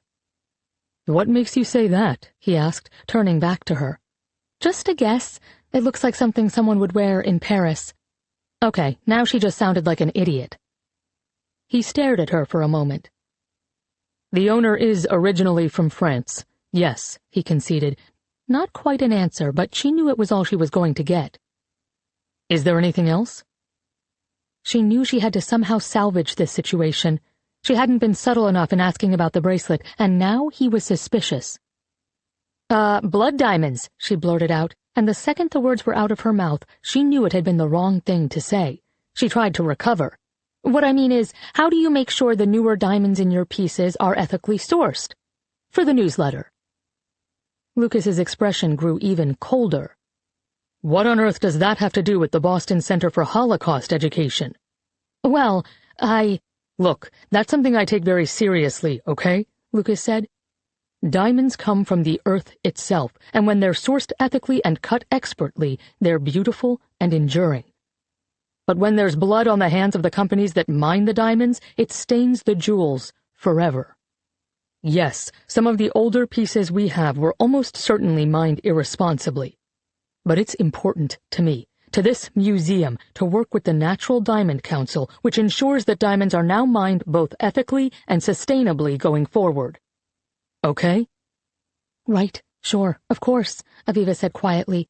"I didn't mean to suggest—" The council makes sure not only that diamond mining is done correctly, but that it also supports more than 10 million people worldwide through things like local employment, taxes, education, and social programs. It's not a perfect system, but it's very important to me to try to play a role in doing right by the people who bring these stones up from the earth. I believe you, Aviva said. This isn't a smear piece, I promise. We're, not really a hard-hitting newsletter. They stared at each other for a moment, and slowly Lucas's face relaxed. I'm sorry, he said. I didn't mean to get so defensive. I've had a few bad experiences with journalists with ulterior motives. I'm not exactly a journalist. My experiences with attorneys haven't been much better. Nor have my experiences with people who show up unannounced, asking strange questions. He raised his eyebrows at her. Aviva forced a smile. I'm just interested in where the pieces of jewelry have come from. I think the ones like the bracelet, the ones that have traveled through decades and across oceans, must have really interesting stories. Yes, they do. And the truth is, my mom was a Holocaust survivor. She was born in Belgium in 1940, and survived the war there in hiding with her parents. Aviva rarely shared that with people, and she wasn't sure why she was telling him now. Sometimes I get too emotional when I think about all the things taken from people like her. I'm very sorry she went through that, truly. But I don't have any reason to believe the bracelet was stolen, Aviva. He paused and pulled a business card from his wallet, handing it to her. Look, our opening night gala is tomorrow. Why don't you come? Bring a date, if you want. His gaze flicked to her empty ring finger and back up. You can get a better sense of what we're doing here, and maybe that will help with your news story. She pocketed his card. The bracelet will be on display? He smiled slightly. That's the plan. As someone wise recently pointed out, you do in fact need jewels for a jewel exhibit. She couldn't help but smile. Then I know just who I'll bring. Colette had saved Aviva's life. Aviva had never said those words aloud, but she hoped the older woman knew how much it had meant to her that she had stepped in without hesitation when Aviva's mother had died. Losing your only parent at 18 was a strange thing. At 18 you were legally an adult, so there was no one from the state insisting that you be cared for. But Aviva had still been in high school. How was she supposed to live, never mind survive the grief? It wasn't the first time she'd been left behind. The difference was that her father, whom she barely remembered, had left by choice when she was 3. Walking away from her mother and from her because he'd met another woman he wanted to start a family with. She had found him on social media a few years ago, smiling out from a photograph on his daughter Charlene's Facebook page, sandwiched between his 3 adult children. Happy Father's Day to the best dad, Charlene had captioned the photo, and Aviva had wanted to throw up. She had reached out to him just once, and the memory of it still mortified her. It had been the day after her mother had died. She hadn't been able to bring herself to leave the hospital waiting room. For where was there to go? Her mother was here, and her mother was all she had. Her mother's sister, Jan, who Aviva had called when her mother had been brought in the night before, had arrived around 9 o'clock in the morning. Jan's eyes were dry, though she had just been informed that her sister was dead. Time to go home, honey, she had said loudly, like a savior, putting an arm around Aviva as Aviva stood. To your home? Aviva had whimpered, forgetting for a moment that her mother and Jan didn't get along, that she hadn't actually seen her aunt in more than a year, though Jan and her husband Robert lived only 15 minutes away. Jan pulled her arm from Aviva's shoulders like she'd been burned. Well, no, hun, to yours. But I can't be there. Not without my mom, Aviva had said. My mom's dead, she added, trying the words on for size, though they didn't yet feel real. Jan's bright smile was performative and didn't reach her eyes. I think you'll be better off with your house and your things, she'd said. You know how your Uncle Robert is about unannounced company. Aviva had known then that her aunt and uncle would not be taking her in, And since they were her only living relatives, aside from her father and 3 half-sisters she'd never met, she knew exactly where that left her. Alone. 18 and completely, utterly by herself. "I'm going to stay," she said, taking a step back from Jan. "Here?" Jan glanced around, the phony smile still plastered on her face. "You can't stay here, hun. It's a hospital waiting room." Aviva sat defiantly down in one of the uncomfortable plastic seats and crossed her arms. "Thanks for coming," she said, refusing to even look at Jan. Jan stood there for a moment, muttered something about Aviva being ungrateful and rude, and left without another word. Aviva hadn't realized she was crying until a grandfatherly man who'd been reading a book nearby moved to sit beside her and handed her a tissue. "I couldn't help but overhear about your mother. I'm so sorry," the man said gently. "Is there someone else you can call, dear?" Aviva racked her brain and came up pitifully empty. "I don't—" "What about your father?" the man asked, and Aviva found herself nodding. "I'll call my father," Aviva said, and the man smiled in satisfaction, as if he had solved a complex mystery. That's how Aviva had come to wander, in a daze, to a payphone, to pick up the well-worn copy of the white pages beneath it, and to look up a man she knew had lived across town for all of these years, but had never come to see her. "Hello?" She knew his voice the moment he answered the phone, on the 3rd ring, and she was unprepared for how hard the familiarity would hit her. "Daddy," she wanted to say, even though she knew he'd left her without looking back. Instead, she said, "Hi, it's Aviva, your daughter." There was silence on the other end for a very long time. "Aviva," he finally said, like it was a foreign word he didn't know. "My mom died," she blurted out.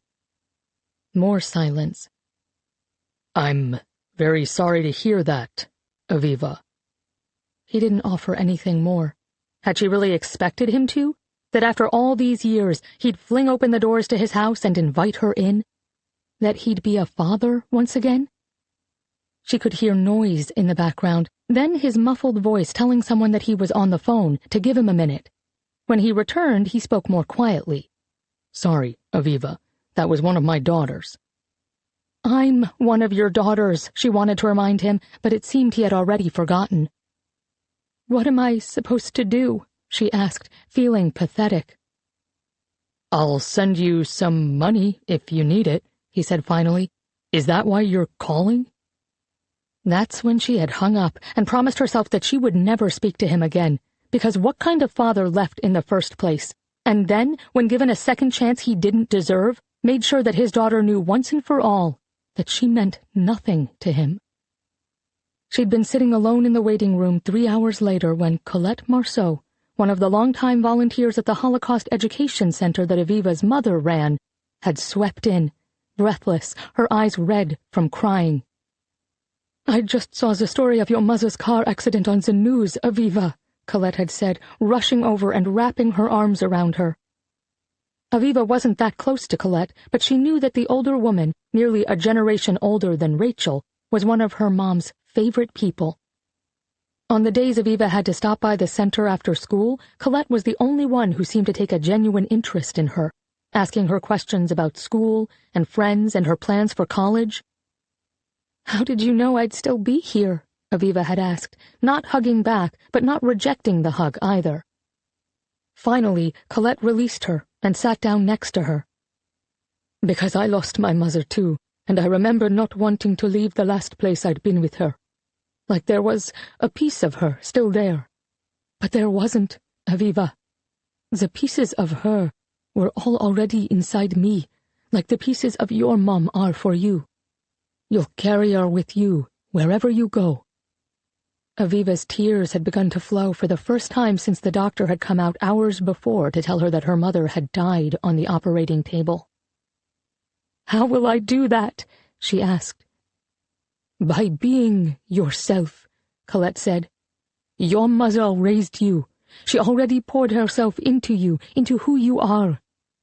Just stay true to that path, and she'll be with you, always."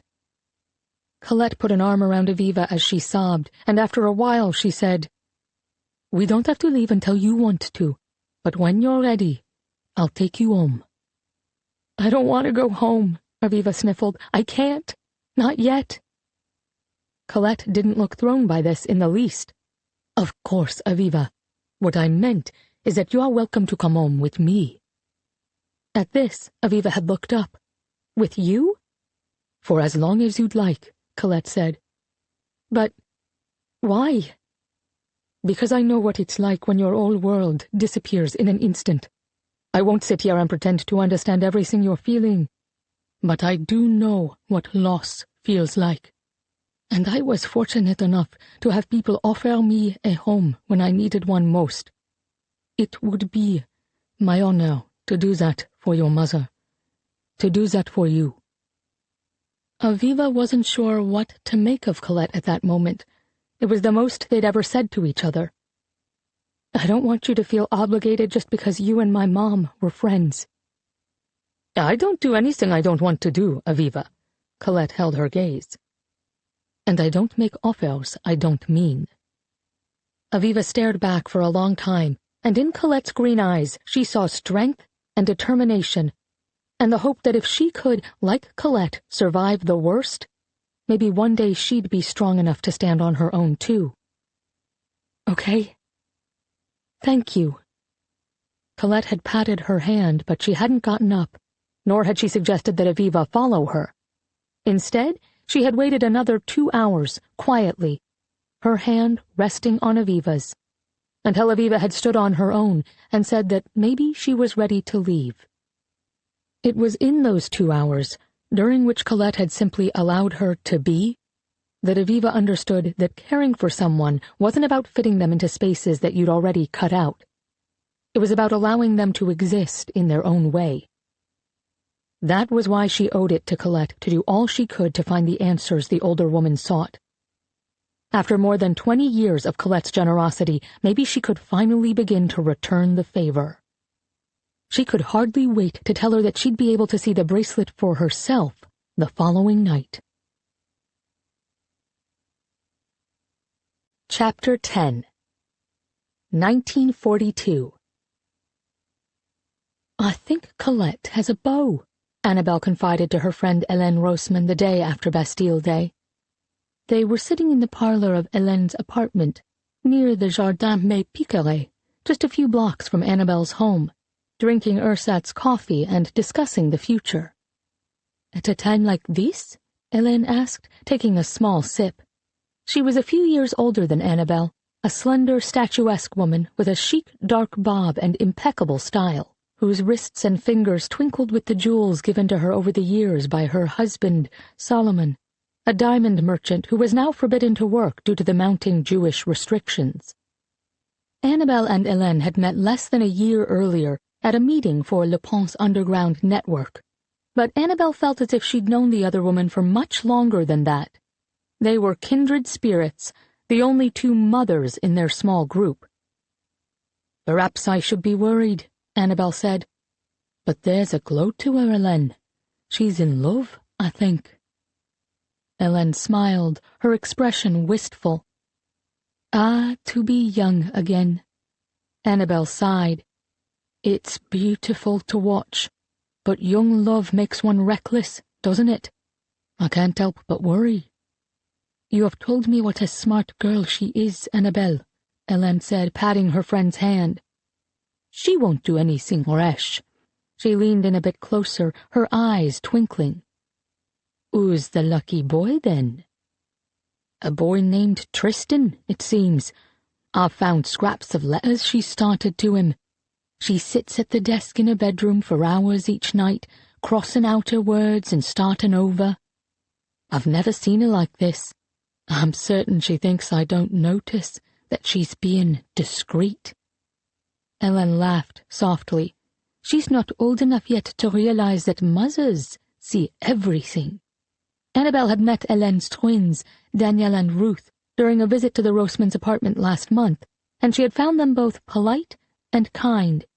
She worried about them constantly, just as she worried about Hélène and her husband. "Are you certain you won't let Le Pont help move you to the free zone?" Annabel asked now, changing the subject abruptly. It was why she had come, to try once more to convince Hélène to leave Paris. Just the day before, they'd been called to an emergency meeting of the underground group. Le Pont had received a tract in Yiddish from the Jewish communists, warning that files on 30,000 Jews had been handed over to the Germans. The report spoke of a possible mass deportation, but Le Pont was skeptical. "They've already done their worst," he'd said with a frown. "They're more bark than bite." How many people could the Germans realistically take anyhow? Previous warnings of raids had been wildly exaggerated. What reason was there to expect that this roundup would be any different? Still, Annabel felt a sense of foreboding she couldn't explain, and she wished that Hélène would take the danger more seriously. "He has promised to get you false papers, and then—" "No, Annabel," Hélène said, interrupting. "Solomon and I have discussed it, and we are in agreement. We were not raised to run from our problems." "My friend," Annabel said, reaching for Hélène's hands and waiting until the other woman looked her in the eye. "There's no shame in doing what you can to protect your family. I wish you'd consider it." Hélène shook her head and looked away. "Our minds are made up. Besides, Solomon says the war will be over within the year. We must hold on just a little longer." "I'm afraid he may well be wrong," Annabel said. "Le Pont says—" "Le Pont means well," Hélène said, interrupting once more, as if she couldn't bear to absorb the logic Annabel was compelled to deliver. "But he is very caught up in the glory of leading an underground group, isn't he? Haven't you seen the way his eyes twinkle with each new tragedy?"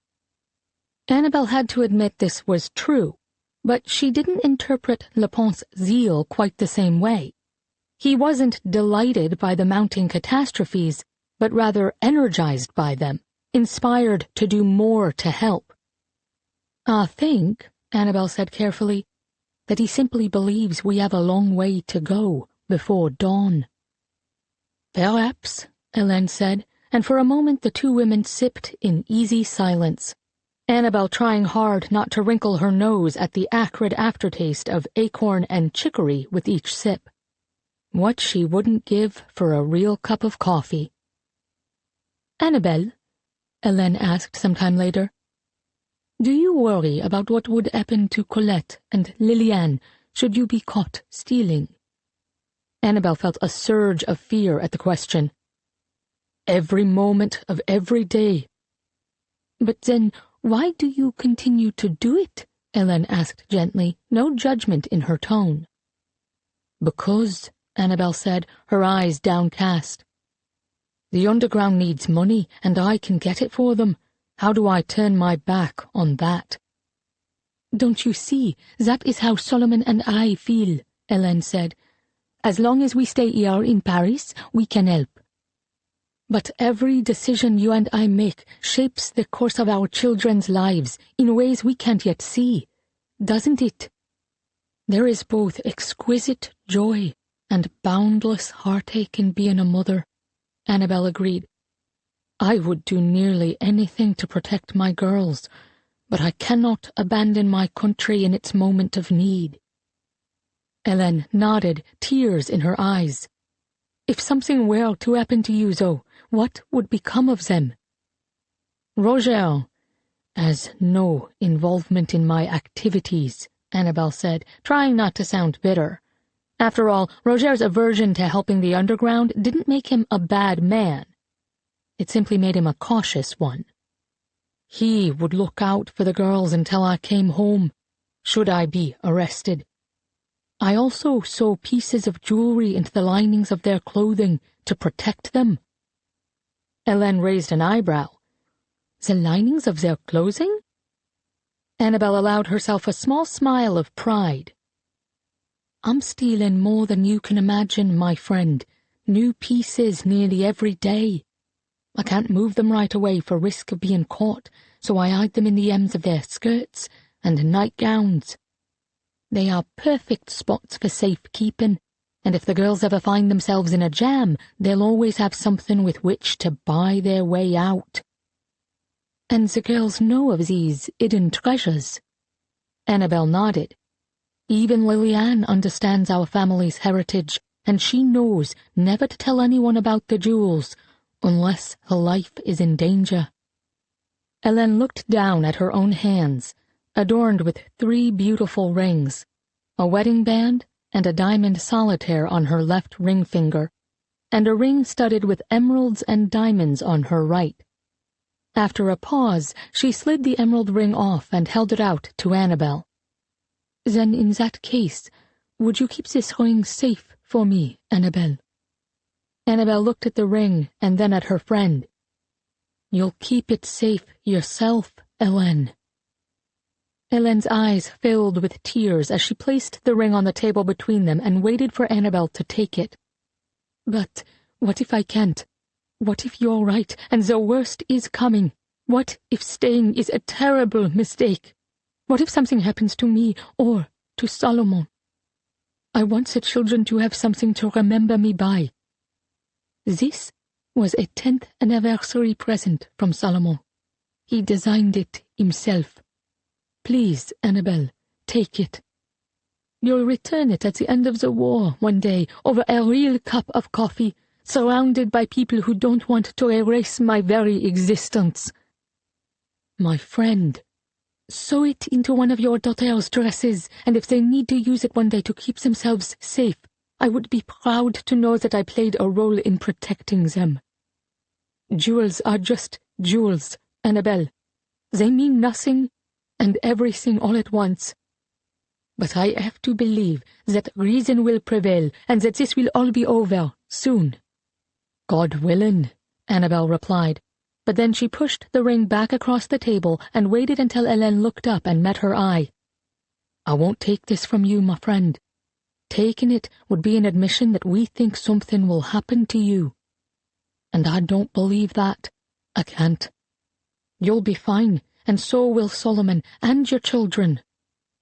Hélène looked at the ring for a long time, before picking it up and sliding it back onto her right ring finger with a small nod. Then she gently touched the bracelets on her right wrist, intertwined lilies that together formed a butterfly, crafted from hundreds of tiny diamonds and delicate strands of gold filigree. Annabel had never seen Hélène without them. "You're right," Hélène said, her voice hollow. "I can't part with any of these pieces. They are all a part of me." "I know," Annabel said. Jewels carried the hopes and dreams of those who had crafted them, given them, worn them. And the twin bracelets were, to Hélène Roseman, a piece of who she was. Annabel understood, too, the urge to carry on as normally as possible, because refusing to be cowed was an act of resistance in and of itself. The front door of the Rosemans' apartment opened then, and Danielle and Ruth tumbled in, laughing, their heads bent together. They straightened when they spotted Annabel at their table, and they both greeted her with a formal, "Bonjour, Madame Marceau." "Bonjour, Danielle. Bonjour, Ruth. How lovely it is to see you both again." And though the words were true, Annabel also found it painful to see them, for they both sported the yellow stars that marked them as Juifs. And the pieces of fabric were a stark reminder of the danger the two children were in all the time. Annabel forced a smile and stood to exchange bis with the children. "I really should be heading home," she said. Hélène stood too and embraced her. "Thank you for these moments of commiseration, Annabel," she said. "They give me hope." "They do the same for me," Annabel said. She smiled once more at the children and then turned back to Hélène. "I'll call on you next week." "Au revoir," Hélène said, returning the smile as she opened the door for Annabel. "I'll see you soon." "God willing, my friend," Annabel said. But she couldn't shake the heavy feeling that settled over her as Hélène closed the door behind her, leaving Annabel alone in the hall. Chapter 11. 2018. Aviva rang Colette's doorbell at 9 a.m. on the dot, as if she'd been waiting in the driveway until the exact moment it would be appropriate to show up. "I'm up most mornings before 6, dear," Colette said after she and Aviva had hugged hello and they were walking down the hall to her kitchen. "You could have come earlier." Aviva yawned, and Colette noticed the dark circles under her eyes. "I almost called you last night, actually, but I figured you might be asleep." Colette harumphed, because back when Aviva had lived with her after Rachel's death some 20 years earlier, they had stayed up to all hours, watching old black-and-white movies, escaping to worlds that were less painful than the one they inhabited. "What makes you think I was sleeping?" Colette asked tartly. Aviva bit her lip. You can say it. You think I'm old." "I would never say that."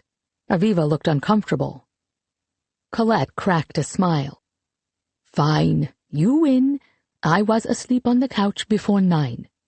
I think my movie marathon days are in the past."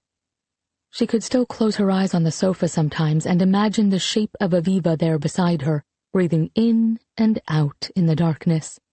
Her face illuminated as she disappeared to Casablanca with Humphrey Bogart, or to St. Louis with Judy Garland. "Do you think you could manage one more late night?" Aviva asked, as Colette put a kettle on to boil and scooped grinds into her French press. It was the only way she made coffee, dark and smooth and strong. Colette's heart thudded, for she suspected that this had to do with the reemergence of the bracelet into the world. "Are we going clubbing?" she asked lightly. Aviva laughed. "Clubbing?" The kettle was ready, and Colette removed it from the heat and poured it into the French press, drawing a deep breath in as the scent of coffee filled the kitchen. "I was a regular at Studio 54, I'll have you know," she said. She'd been in her late 40s when the disco opened in 1977, but many of the celebrities who came to be associated with the club were older than she. It also became a popular hangout for people obsessed with social climbing. The dance floor there throbbed with some 2,000 guests each night, and Colette loved getting lost among them, looking for marks she had researched in advance, slipping bracelets and watches from the wrists of people who would assume they'd lost them, and then checking into the Drake Hotel before the sun came up. "Sure, Studio 54, Aviva said, smiling at Colette, who simply shrugged. Even Aviva, who knew her too well to underestimate her, saw her as nothing more than an old woman who couldn't possibly have led an exciting life before she came along. "No, I wasn't thinking clubbing. I was thinking maybe an invitation to the opening night of the exhibit at the Diamond Museum." Colette dropped the spoon she was holding, sending it clattering to the floor. As she bent to pick it up, waving off Aviva's help, she blinked a few times, hard, trying to get control of herself and of her shaking hands. By the time she straightened and began to stir the coffee grinds in the French press, she was trembling only a little. "So you've been there?" she asked, keeping her voice even. "Colette," Aviva said, "I saw the bracelet." Colette forced herself to continue through the motions of making Aviva's coffee. She slowly depressed the plunger knob, watching the black liquid clarify through the glass. "I see." She busied herself with plucking 2 mugs from the cabinet and pouring the coffee so that she wouldn't have to meet Aviva's gaze. "Was anyone at the museum able to tell you where the bracelet came from?" Aviva retrieved cream from the refrigerator, poured a long drizzle into her coffee, and stirred. "Only that the owner is from France. I met with the museum director, who wasn't very forthcoming. Apparently he's not a fan of people showing up asking awkward questions." "Yes, well, he's going to have to get used to it," Colette said. Aviva peered at Colette suspiciously over the rim of her mug. "You can't steal it, Colette." The girl could apparently read minds now. Not from a museum, not from a man who seemed decent and kind. "I wouldn't really be taking it from him," Colette said, hedging. "But Lucas would be on the hook for it," Aviva said. "Lucas?" Colette asked. You're already on a first-name basis? That boded poorly, too, as did the way Aviva's cheeks got just a bit pinker at the question. He invited us to the opening tonight, Aviva said, recovering. I thought it might be an opportunity for you to get a look at the bracelet and to ask some questions. They'll sound less suspicious coming from you than from me. Because I'm an old lady? Colette asked sweetly, taking a sip of her bitter coffee.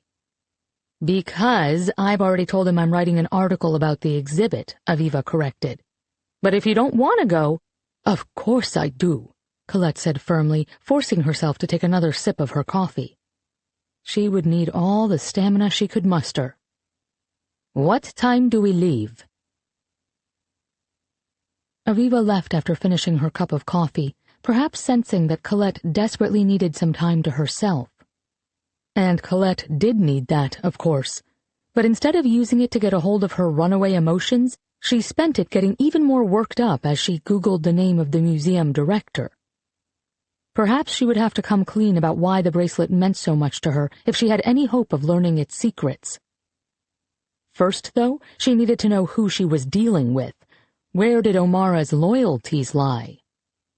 But an online search turned up only a handful of glowing profiles of Lucas O'Mara, some featuring photographs. Colette could see how he'd made the typically unflappable Aviva blush, what with that square jaw and deep green eyes. Fine, she thought with some annoyance as she closed a window including yet another image of the handsome museum director. Let's see what skeletons are hiding in your closet. But after entering his name into all the databases she had access to, including the ones that would tell her if he had ever been arrested for a crime or named in a lawsuit, she still came up empty. Surely it wasn't possible that the man was clean as a whistle. Perhaps he just excelled at covering his tracks. Finally, she called Marty. "What do you know about the man who runs the Diamond Museum?" she asked. "Good morning to you too, Colette," Marty said, sounding amused. "Lucas O'Mara?" "Yes."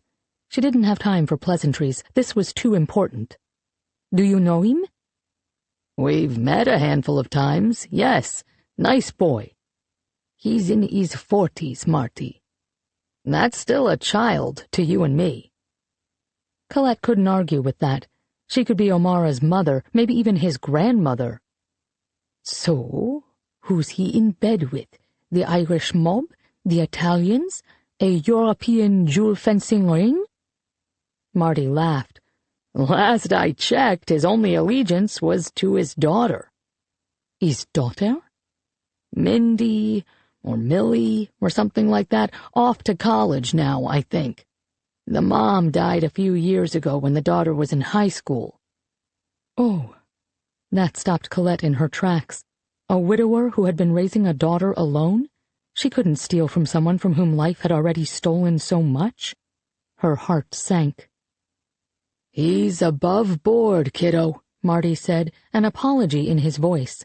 He knew exactly what she'd been asking, and that he'd just thrown up an impassable roadblock. "Though I do think the amount of pomade he uses in his hair borders on criminal." Colette laughed, despite herself. "Marty," she asked after a moment, "what do I do if I can't take the bracelet back?" "You want me to give O'Mara a call? Jeweler to jeweler?" Marty asked, and Colette almost dropped the phone. "Absolutely not." She'd sounded sharper than intended. "What I meant to say is that Aviva is taking me to the exhibition's opening tonight. I can speak with him myself. I'd appreciate if you could continue to keep my confidence." "Of course."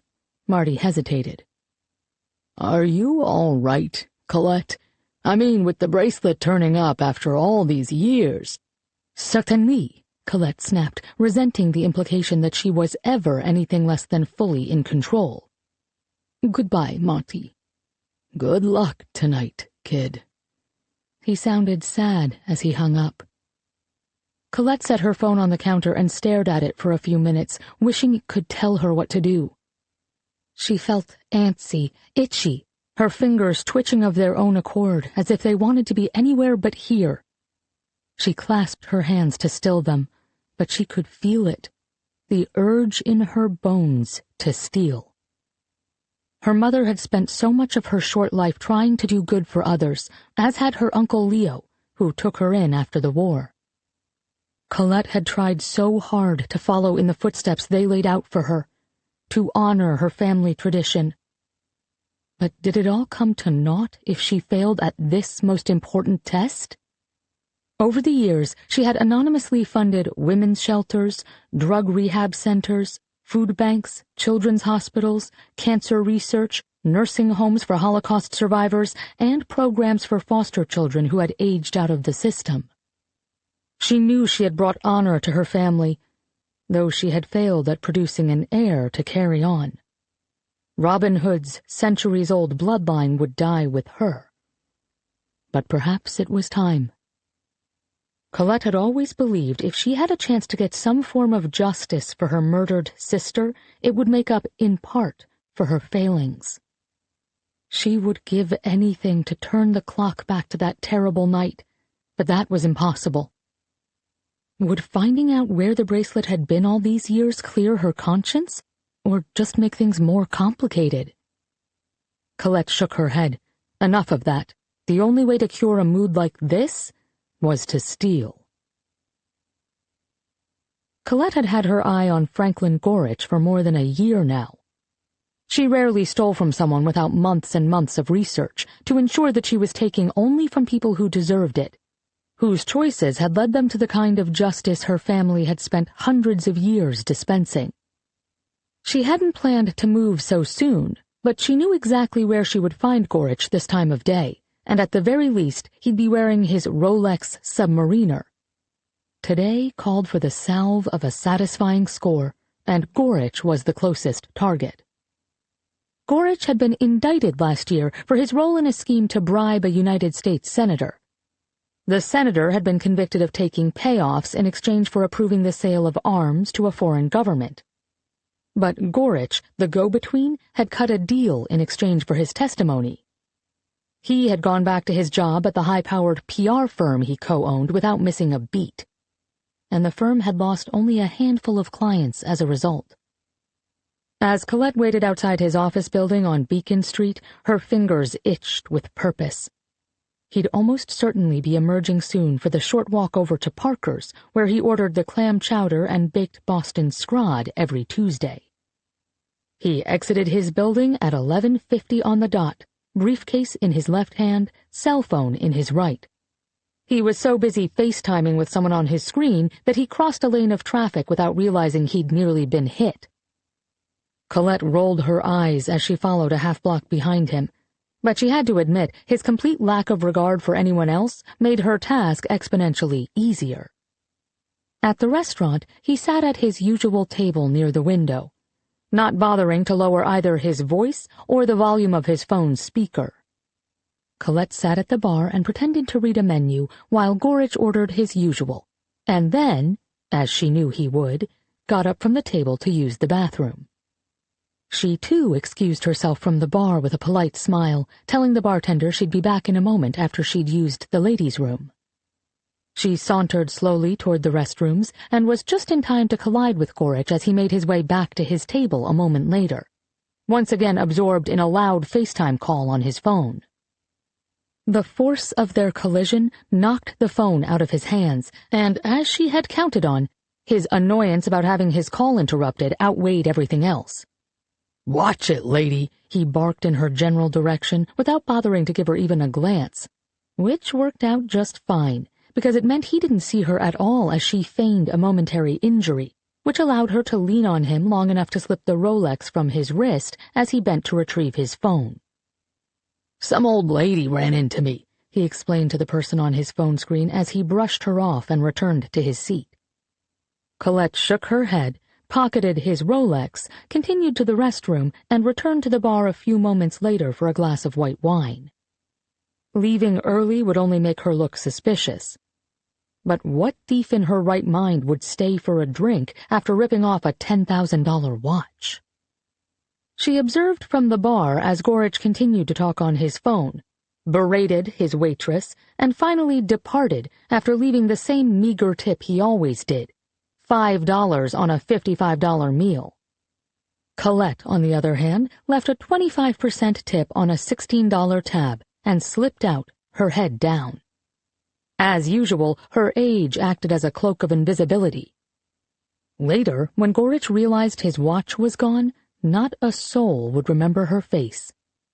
She had her doubts that he would even put two and two together and realize the old lady from outside the bathroom might have been the one to relieve him of his property. In the meantime, though, the proceeds from his watch would fund another few months of assistance for families who used the Boston food pantry. And Colette could hold off the nightmares for another evening or two before they came roaring back in, like they always did. Chapter 12 1942 Early in the morning on the 16th of July, Annabelle awoke to the sounds of squealing brakes and slamming doors outside. She sat up with a start. "Roger, darling, wake up. Something's happening." Beside her, her husband stirred. "It's nothing, Annabelle," he mumbled into his pillow. "Go back to sleep. It's the middle of the night." Annabelle hesitated. Perhaps he was right. But after Lepon's warnings 2 days earlier, she had to see for herself that nothing was amiss. So she got out of bed and crept to the window. She pulled open the corner of the blackout curtain and peered out, putting a hand over her mouth to stifle a scream when she realized what she was seeing. On the street outside sat 3 large police trucks. The building across the way teemed with French police officers, and as Annabelle watched, 6 of them emerged, dragging a family of 4, 2 parents, and 2 little boys, toward one of the vehicles. The mother and father both wore jackets with yellow stars stitched on, and they were each carrying a valise. As the mother helped the children, both of whom were around Liliane's age, into the back of one of the big trucks, a police officer shoved her so hard that she fell to the ground. When her husband cried out and reached down to help her, he earned himself a blow on the head from a rifle butt. A moment later, another family wearing the yellow star, 2 parents, an elderly grandmother, and a toddler, were shoved from the same building and up into the truck by another batch of policemen. "Roger," Annabelle said again, turning from the window. "There's a roundup happening outside. They're taking children." "Children?"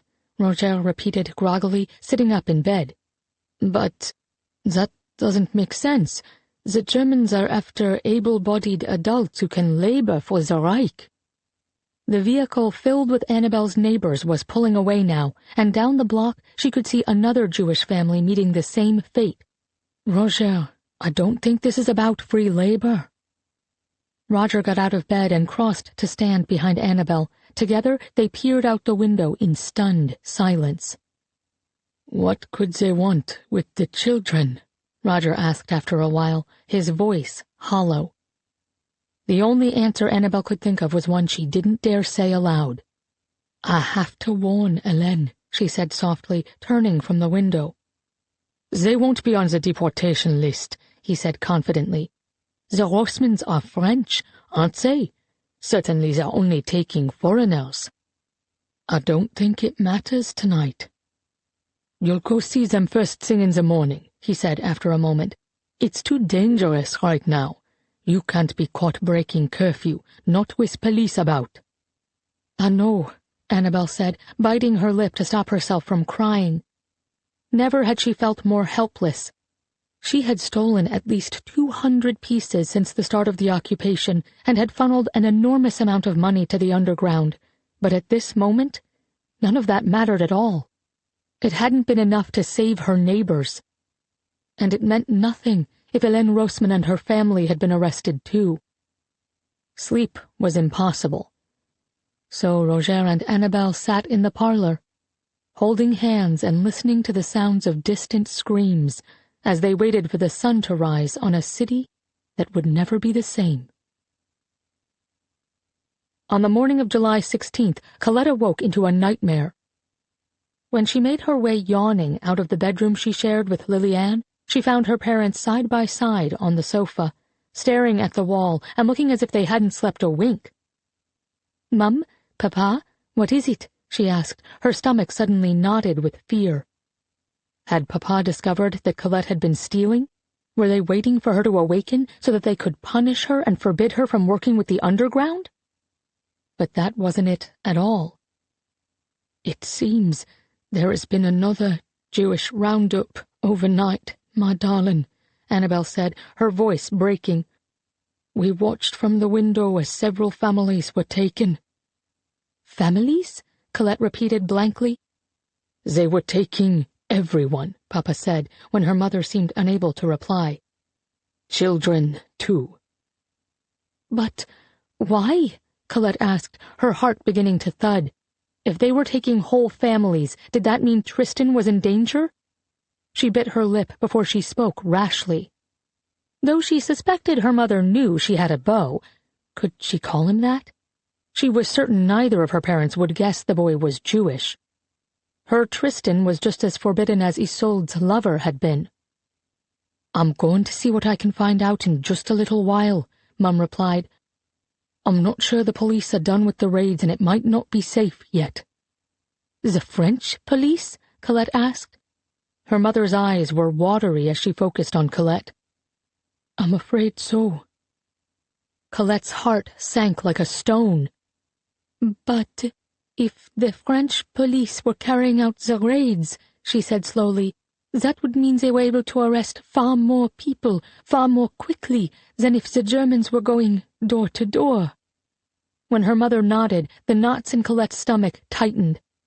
But suddenly she realized that they had someone they could call to find out more. "Papa, what about Monsieur Charpentier?" Her father looked at her blankly. "Who?" "The policeman who used to be your student," she said.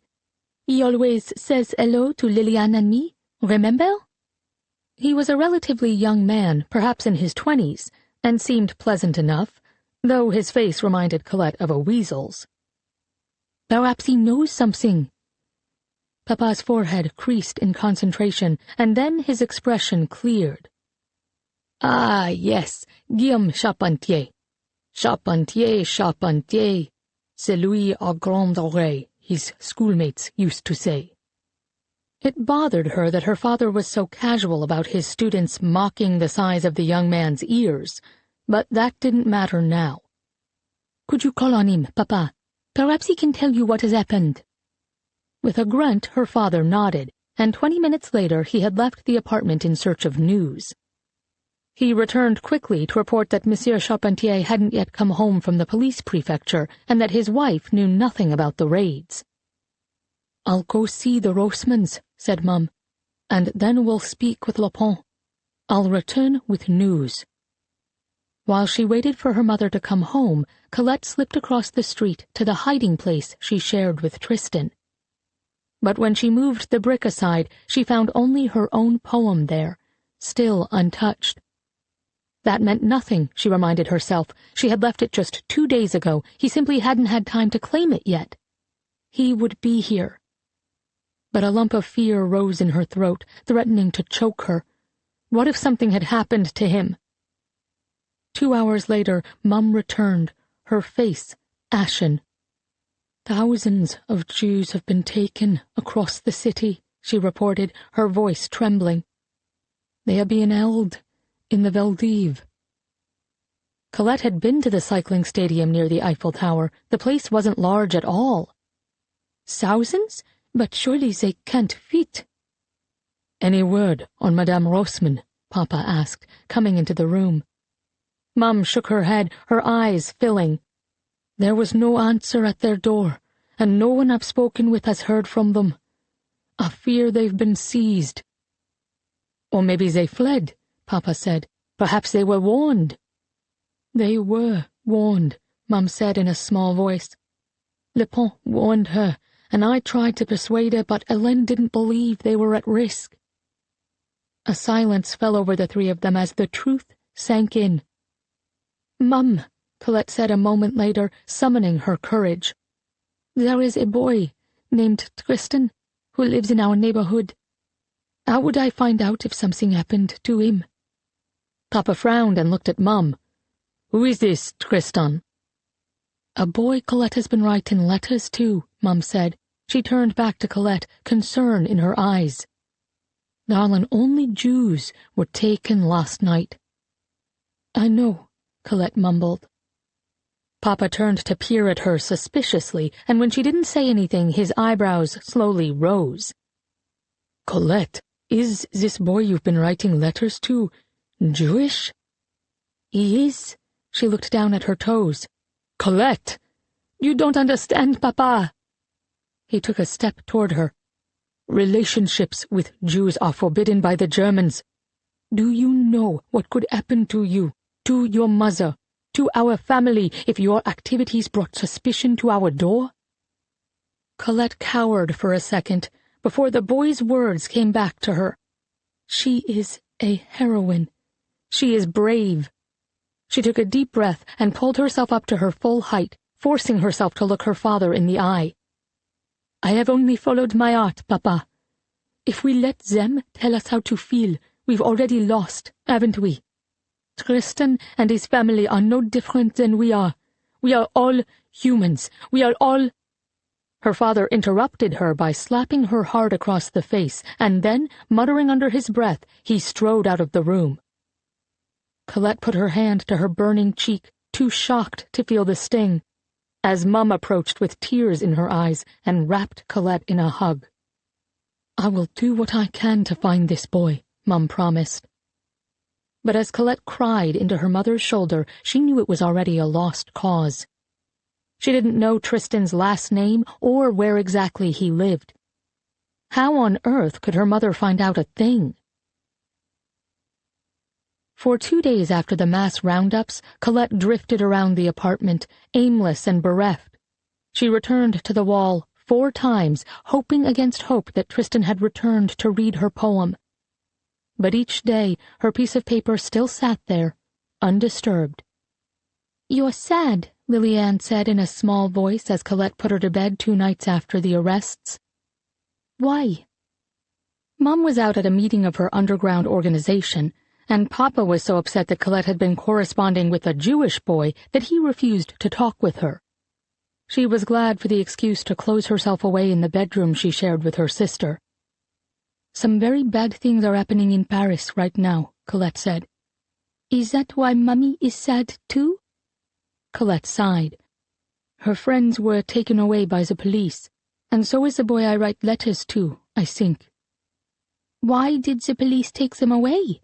Lillian bit her lip. "Aren't policemen supposed to help people?" Colette didn't know how to answer that. Of course a 4-year-old should trust the police. What if she got lost and needed help? Wasn't that the job of the authorities, to keep them all safe? But the fact that the French police had been complicit in the roundups changed everything, didn't it?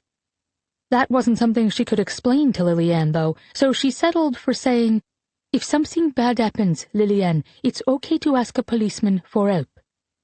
You can trust them." Lillian scrunched her face like she was considering Colette's words, and finally she nodded, her features relaxing. "Okay," she agreed. "Will you tell me a story, Colette?" "I don't feel much like stories tonight, Lillian." "Please," Lillian pleaded. "At least tell me the one about Robin Hood and his eagle." "You've heard that one 100 times," but Colette couldn't help but smile slightly. As depleted and hopeless as she felt, she knew she'd find solace in the familiar tale, too. "Step play? Pretty please?" "Very well." Colette smoothed Lillian's curls from her forehead and leaned in to begin the tale they both knew by heart. "Once upon a time in Wentbridge—" "Near Mummy's forest," said Lillian. "Yes, exactly," Colette said with a smile. And as she began to tell the familiar tale of their ancestor, she was reminded that even in the darkest of times, one could make a difference. She could feel hope rising up within her like a zeppelin, and as she finished the story 10 minutes later and tucked the sheets around her drowsy sister, she knew that she must redouble her efforts to steal for the underground. For the sooner the Germans were driven out of France, the better the chances that her Tristan and her mother's friends would return. "Key, key, key," she finished the story, as she always did. "Key, key, key," Lily-Ann replied with a yawn, already drifting off to sleep. "Ko, ko, ko," Colette concluded softly, and Lily-Ann's eyelids fluttered. "I love you, Colette," Lily-Ann murmured, and Colette bent to place a kiss on her forehead. "I love you too," she said. "Sweet dreams, little sister." Chapter 13 2018 The opening of the European Masters of the 20th Century exhibit at the Diamond Museum was just the kind of event Colette was accustomed to attending for the purposes of jewel theft. So to arrive dressed to the nines without that sort of mission left her feeling unmoored. "You okay?" Aviva asked, as they walked up to the museum's front door, which stood open, the sound of classical music drifting out into a crisp Boston evening. "Honestly," Colette said, "not at all." "We don't have to go in," Aviva said. Colette took a deep breath. "Of course we do." She took Aviva's hand, drawing strength from the contact, and together they walked through the door. The party was already in full swing. Jewel brokers and wealthy donors sporting formal wear and sipping champagne. Waiters circulated with trays of hors d'oeuvres while a string trio played Bach in the corner. But for the dozen security cameras blinking overhead and the 2 black-clad guards circling the room, this would be a jewel thief's dream. Everyone in the room appeared to have pulled out the very best from their personal collections. Diamonds, emeralds, and sapphires glittered everywhere in big, gaudy pieces made to show off. Around the room, behind the security glass of display cases, sat another 24 twinkling pieces, each bathed in its own pool of light. There was a ring that featured the largest ruby Colette had ever seen, a diamond choker with a sapphire heart, and even a silver filigree tiara dotted with hundreds of tiny diamonds and amethysts. Colette and Aviva took a quick lap around the room, peering into each case, and when they had finished, Colette felt exhausted. "Where's the bracelet?" she asked Aviva. Aviva opened her mouth to answer, but her reply was cut off by the arrival of a handsome young man a bit older than Aviva, with gray-streaked dark hair, a square stubbled jaw, and eyes the color of sunlit emeralds. Colette recognized him immediately from his photographs. "Aviva, I'm glad you came," he said in a deep voice that matched his rugged good looks, and Colette had to put a hand over her mouth to cover the laugh that bubbled up within her. No wonder Aviva had acted so evasive the day before when Colette had asked her about the museum. In person, Lucas O'Mara looked like a Superman-era Christopher Reeve. "Lucas," Aviva said, her tone even but a flush creeping up her cheeks. "This is my friend, Colette." Lucas turned his gaze on her, and Colette searched his eyes, trying to figure him out. She prided herself on her ability to read people, a trick of the trade she'd had to develop long ago. She had expected someone with a guarded expression, his smile hiding some level of cunning. But he didn't look like that at all. "Colette," he said warmly, "welcome. I'm Lucas O'Mara, the museum director." "So I hear," Colette said. Lucas's apparent kindness had thrown her, as had the way he felt instantly familiar. "Forgive me, but have we met before, Mr. O'Mara?" Lucas searched her face. "I don't think so. Are you in the industry, Ms. "Colette is fine," she said quickly, because it was bad enough that he knew her first name. "Colette, then, and please, call me Lucas." He smiled at her, and she liked him even more for treating her like an equal, not like an old lady, as so many others did. Lucas, Aviva cut in, we know you're busy and don't want to keep you. But Colette and I were wondering if you might be able to point us toward the bracelet you showed me yesterday, the one from the magazine? He smiled again, revealing deep dimples. Of course he had dimples. Certainly. Right this way. Aviva gave Colette a wide-eyed look as they trailed after Lucas, who strode purposefully through the crowd, smiling and greeting guests as he led them toward the entrance to another exhibit room. Colette was still trying to puzzle out where she'd seen him before.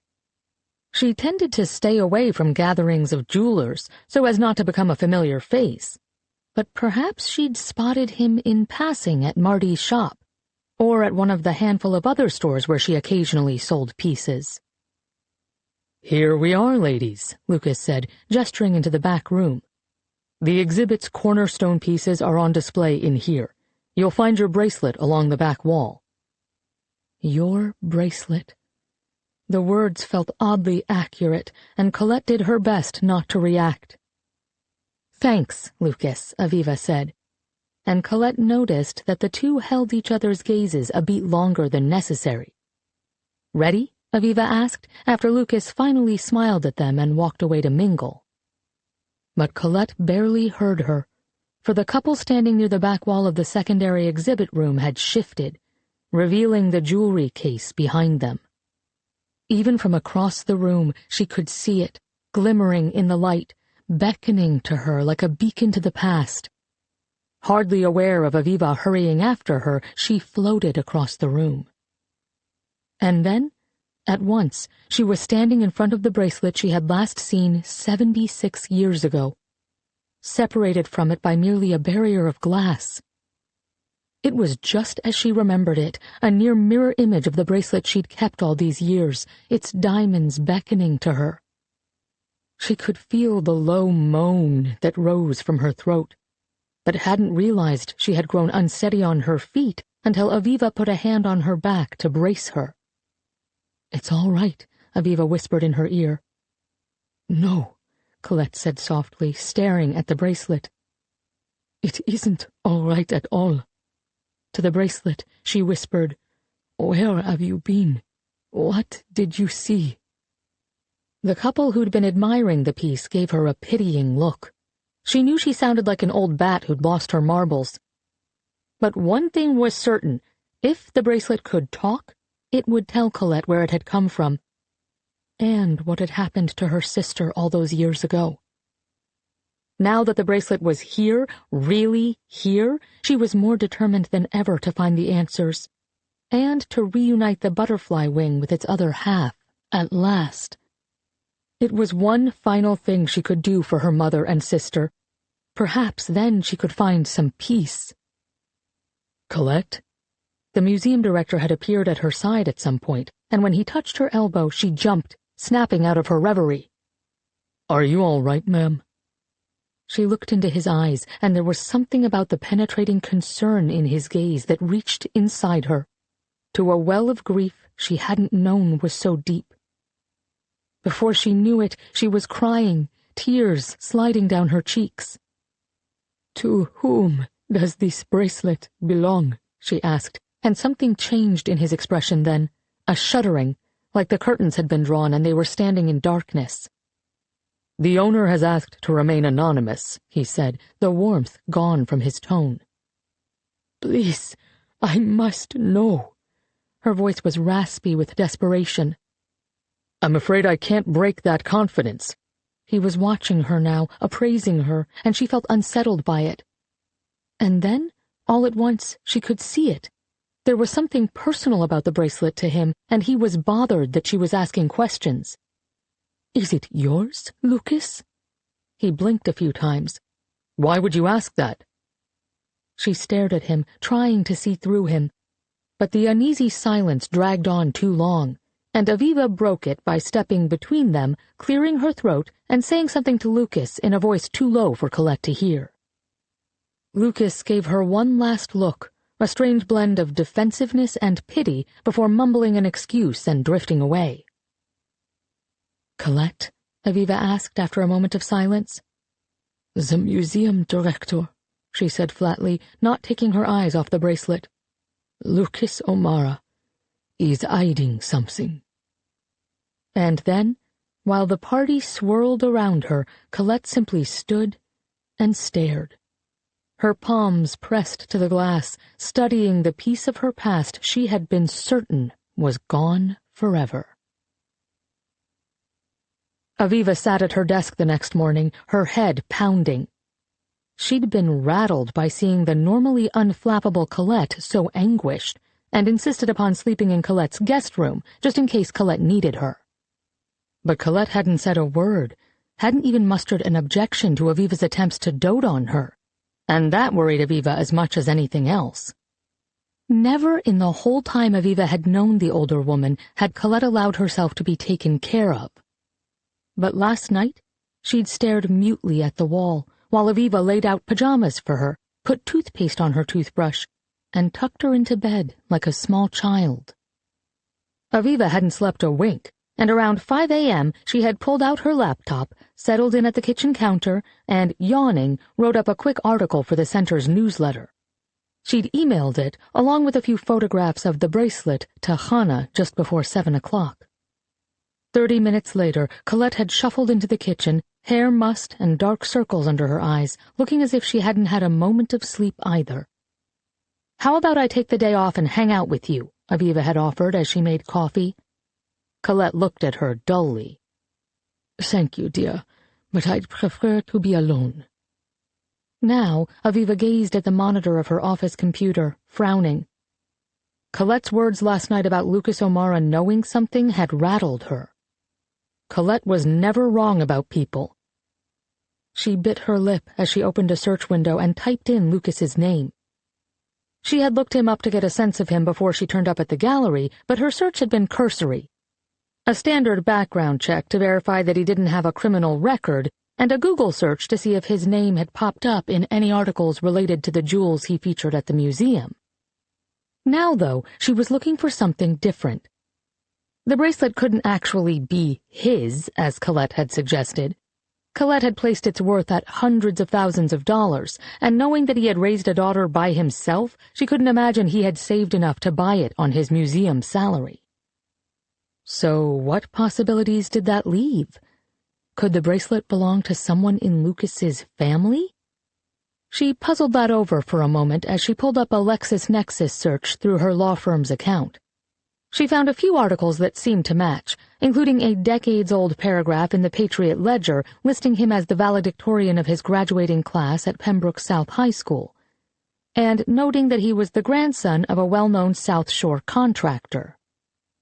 Could the construction business have been lucrative enough that Lucas's grandfather had been the one to purchase the bracelet, maybe for his wife, years ago? Could it have been passed along to Lucas when his grandparents had passed away? Or perhaps Aviva was looking at the wrong branch of his family. Marty had mentioned that Lucas was widowed. Could it be that his defensiveness over the bracelet wasn't because he was hiding something, but because it was connected to his deceased wife's family? Certainly that would make a person feel guarded, wouldn't it? She searched for Lucas's name in the Globe's wedding announcements and felt a bit guilty when she found him. He had married a woman named Vanessa Verdier 20 years before in a ceremony at the Peabody Country Club. Verdier. It was a French name. Could his wife's family have come from France, bringing the bracelet with them? Aviva leaned forward, her gut telling her she was on the right track. Another search found an obituary for Vanessa Verdier O'Mara, who had died 4 years earlier of ovarian cancer, leaving behind her husband, Lucas, and their daughter, Millie. Aviva felt a surge of sadness as she recalled how it had felt to lose her own mother. She wasn't sure how old Millie had been when Vanessa died, but losing one's mother was devastating at any age. The obituary said that Vanessa had been predeceased by her parents, Jean-Paul and Carol Verdier, and her grandmother, Odile Verdier, but that her grandfather, Hubert Verdier, was still alive. A quick search found an article about Hubert Verdier from just 2 months ago in the Patriot Ledger, a fluff piece about South Shore centenarians. Verdier, it seemed, was residing in an assisted living home in Braintree and had just turned 102. And in the article, the writer called him an immigrant from Paris who arrived in the Boston area just after the Second World War. Aviva stared at the screen. Was this her answer? Could Hubert Verdier, the grandfather of Lucas O'Mara's dead wife, have brought the bracelet from France to the United States? And if so, had he also been involved in taking it, along with Colette's sister? Before she could stop herself, she picked up her phone and dialed Lucas's number. "Hi, it's Aviva from the Boston Center for Holocaust Education," she said when he answered, her words falling out in a tumble. "Hello, Aviva from the Boston Center for Holocaust Education." Lucas's deep voice sounded amused. "Have you called with more hard-hitting questions about blood diamonds?"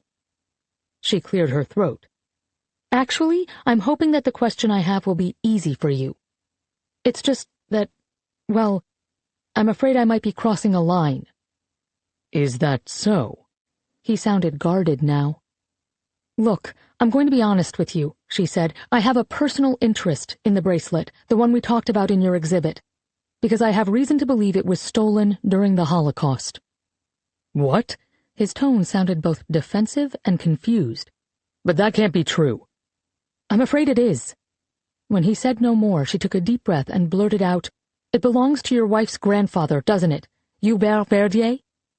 He didn't speak for so long that she was afraid he'd hung up. "Lucas?" she prompted. "You looked up my family?" He sounded angry. She felt a surge of guilt. "I just did a search of old newspaper articles, and I found the one about South Shore centenarians.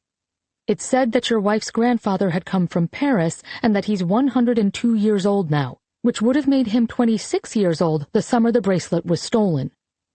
"You're not accusing Hubert of stealing the bracelet, are you?" he asked finally, his tone defensive. "He's had it for as long as I've known him.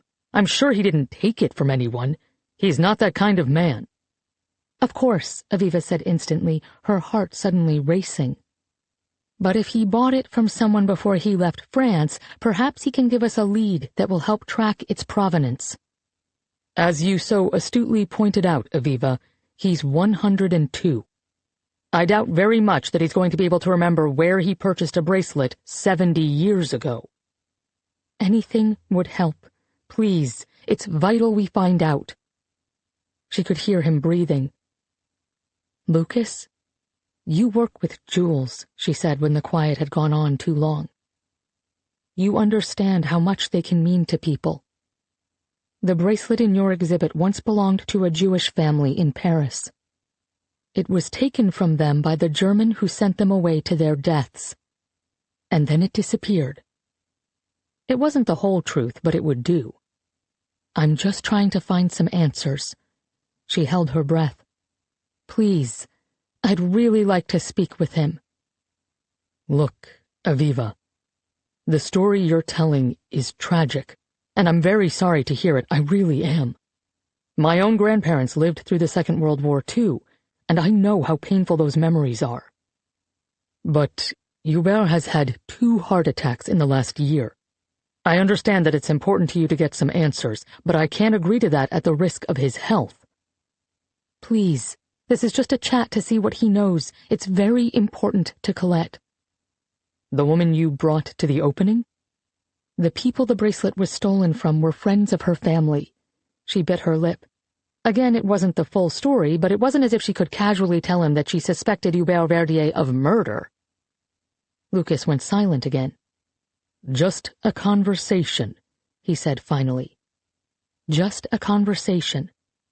"Fine, but only if I go with you." "You don't need to do that. I wouldn't want to inconvenience you." "Aviva, you seem like a nice person, but Hubert isn't in the best of health, and I'm concerned about him getting agitated. I think he'll be more relaxed if I'm there. In any case, it's the only way I'll agree to this."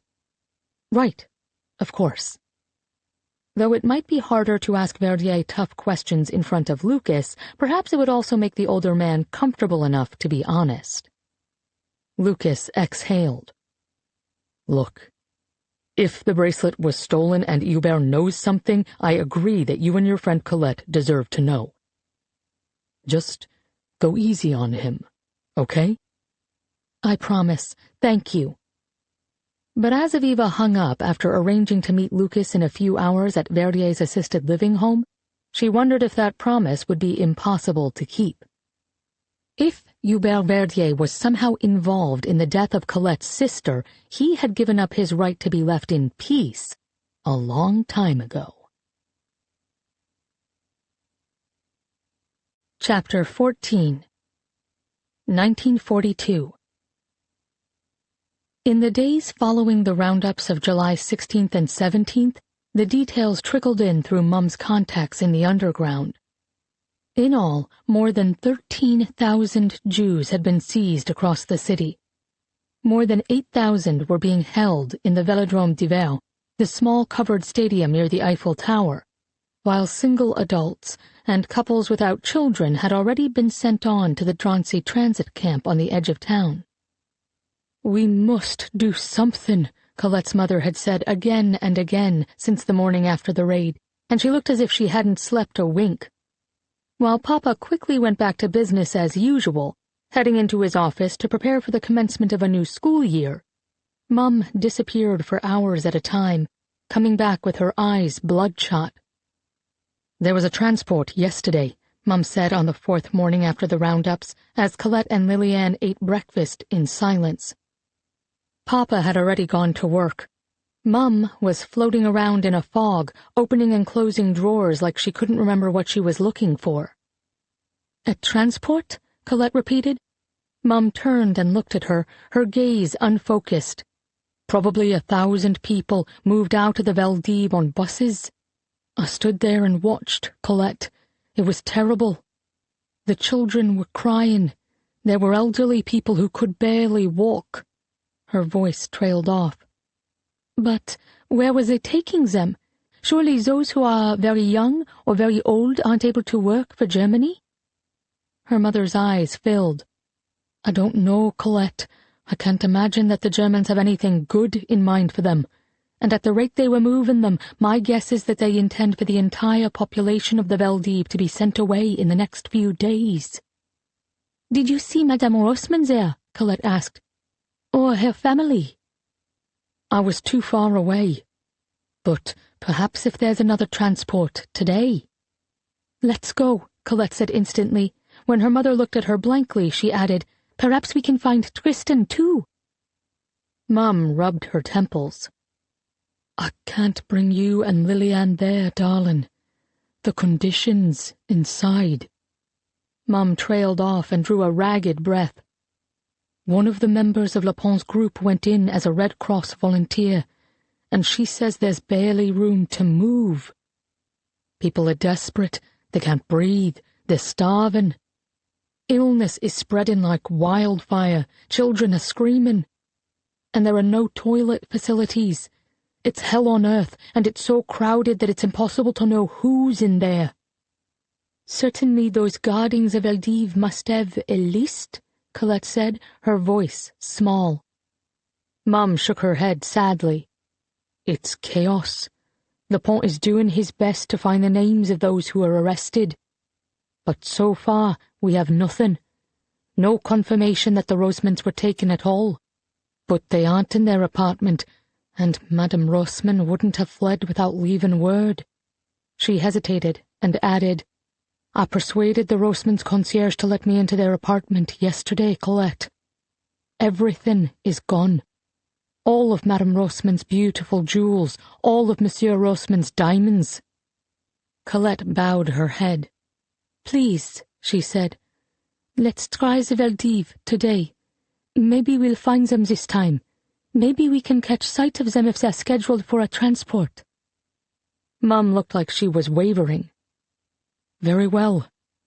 But you and your sister must stay by my side the whole time, and if I have any sense that we're in danger, we'll leave immediately. Do you understand?" Colette nodded vigorously. "Thank you, Mum." "Don't thank me yet, Colette," her mother replied, tears shining once more in her eyes. I suspect that what we see there today will haunt us for the rest of our lives." The scene at the Veldiv was even worse than Colette had imagined. When she, Mum, and Liliane drew closer to the stadium, a 15-minute walk from the Lamotte-Piquet metro station, the odor of sweat, fear, and human waste greeted them several blocks before they caught sight of the building. "How can the police treat the arrestees like this?" Colette asked as they drew closer, and the smell grew more pungent. "It's inhumane." "The world has gone mad," Mum said, her voice hushed with horror. Ki," she murmured as they rounded the final corner, the high brick facade coming into view. Ki," Liliane replied, equally subdued. Though the little girl was too young to understand everything that was happening, it was clear she could sense the distress of her mother and sister. Ko, Colette concluded their familiar call, and as she caught Mum's eye, she wondered if her mother was thinking, as she was, about the way that descendants of Robin Hood had always been called to great adventure, in service of a greater good. Both she and Mum had been doing their best to make a difference here in Paris, but the din rising from the stadium ahead of them, clearly the voices of thousands, was a signal that their work had been largely for naught. There were 5 large buses idling outside the Valdiv's gates as they approached the front of the stadium, and Colette's stomach twisted in knots. "You were all right," she said. "They're taking them somewhere." "It looks that way."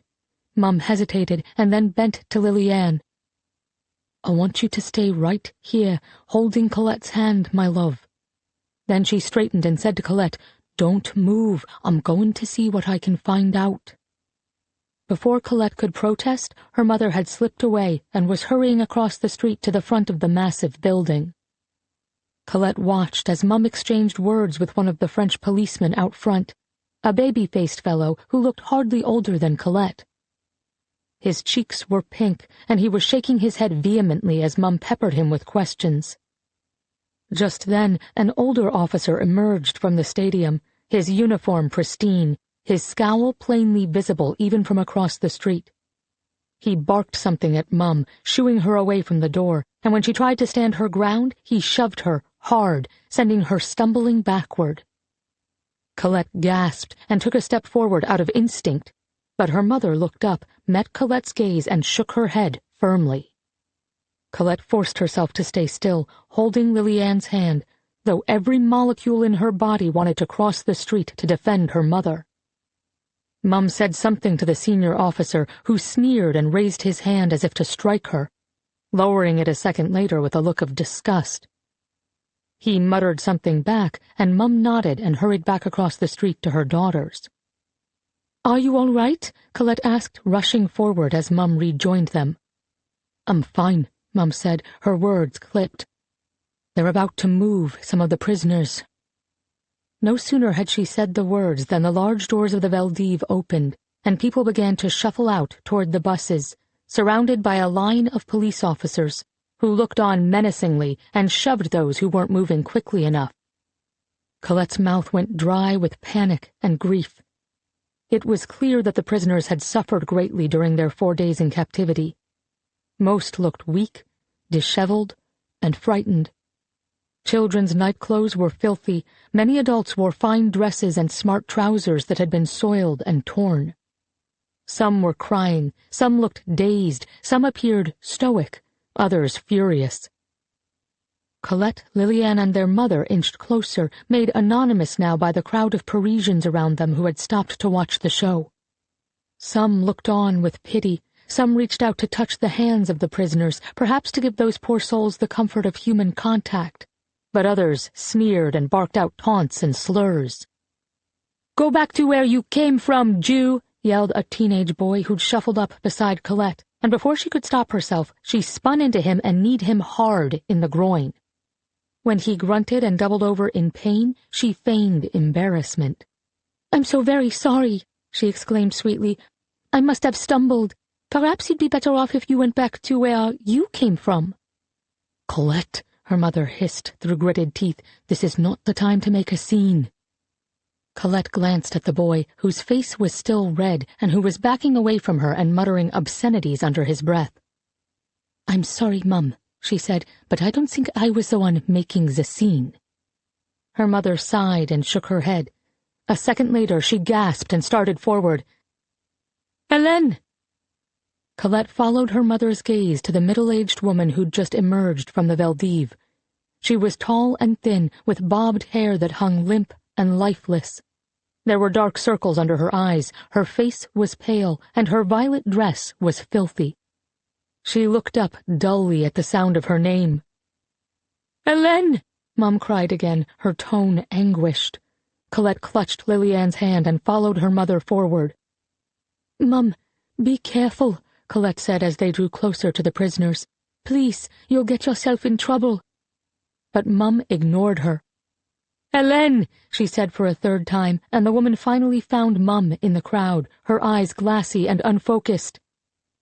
"Hélène, where are your children?" Mum called out desperately. "And your husband? Aren't they with you?" Madame Roseman shook her head. "The children, taken yesterday," she called back quickly, which earned her a shove from the police officer. "Solomon!" Her voice broke. "Already gone." "Keep moving!" the officer barked. "Gone?" Mum repeated, her voice hoarse with emotion. "The Germans," Madame Roseman choked out. "Mum, please, you must be careful," Colette said, still holding tight to a trembling Liliane with her right hand while trying to pull her mother back with her left. Mum shook her off and surged forward. "Here," Madame Roseman said as the nearest officer turned his attention momentarily to a wailing toddler shuffling forward alone. She tripped forward, seeming to lose her balance, but at the last second she tossed something small to Mum, and Colette realized that the stumble hadn't been an accident. "It's all I have," Madame Roseman said, locking eyes with Mum. "Sewn into the hem of my dress, just like you said. They took everything else." "Even the bracelets?" Mum asked. "All of it." Her tone was hollow.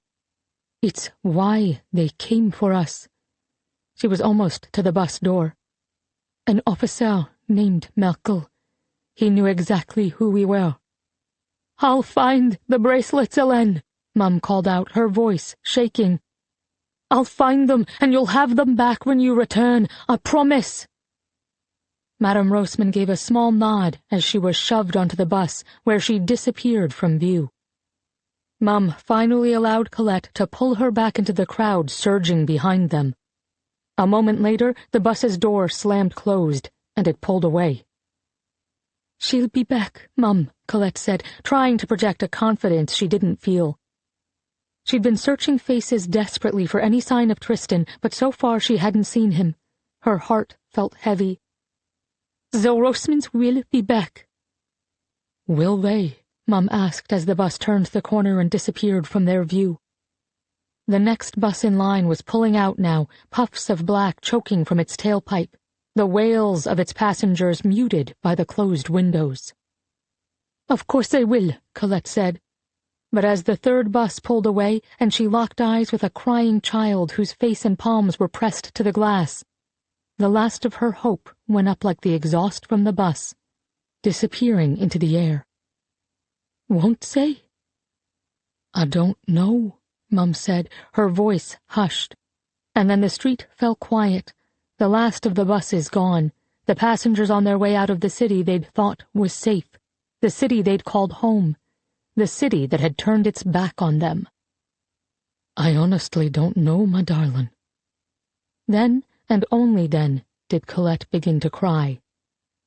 "Key, key, key," Liliane said, her voice small. She squeezed Colette's hand more tightly. "Key, key, key, Colette. Say the thing, Colette. It'll make you feel better." "Ko, ko, ko," Colette replied through her tears, not feeling better at all. 3 weeks later, Lupin obtained a list of all the Jews arrested in the roundup, and among them were all 4 members of the Roseman family, as well as a boy named Tristan Berusek, aged 15, who lived on the Rue Tourneau, just a 5-minute walk from Colette's apartment. Tristan was such an unusual name in France that when her mother gently gave her the news, the last of Colette's hope vanished. The boy who wrote her beautiful poems had undoubtedly been taken, along with more than 13,000 others on that terrible summer's day. Those who'd been held in the Veldiv had been moved over the course of 4 days to camps in the department of Le Loiret, including Pithiviers and Bon-la-Rolande. In the first week of August, mothers had been separated from their crying children and been sent east, most to the camp of Auschwitz. The children had followed on trains a week or 2 later. Years later, Colette would learn that of the more than 76,000 Jews sent from across France to death camps during the war, a mere 2,500 survived.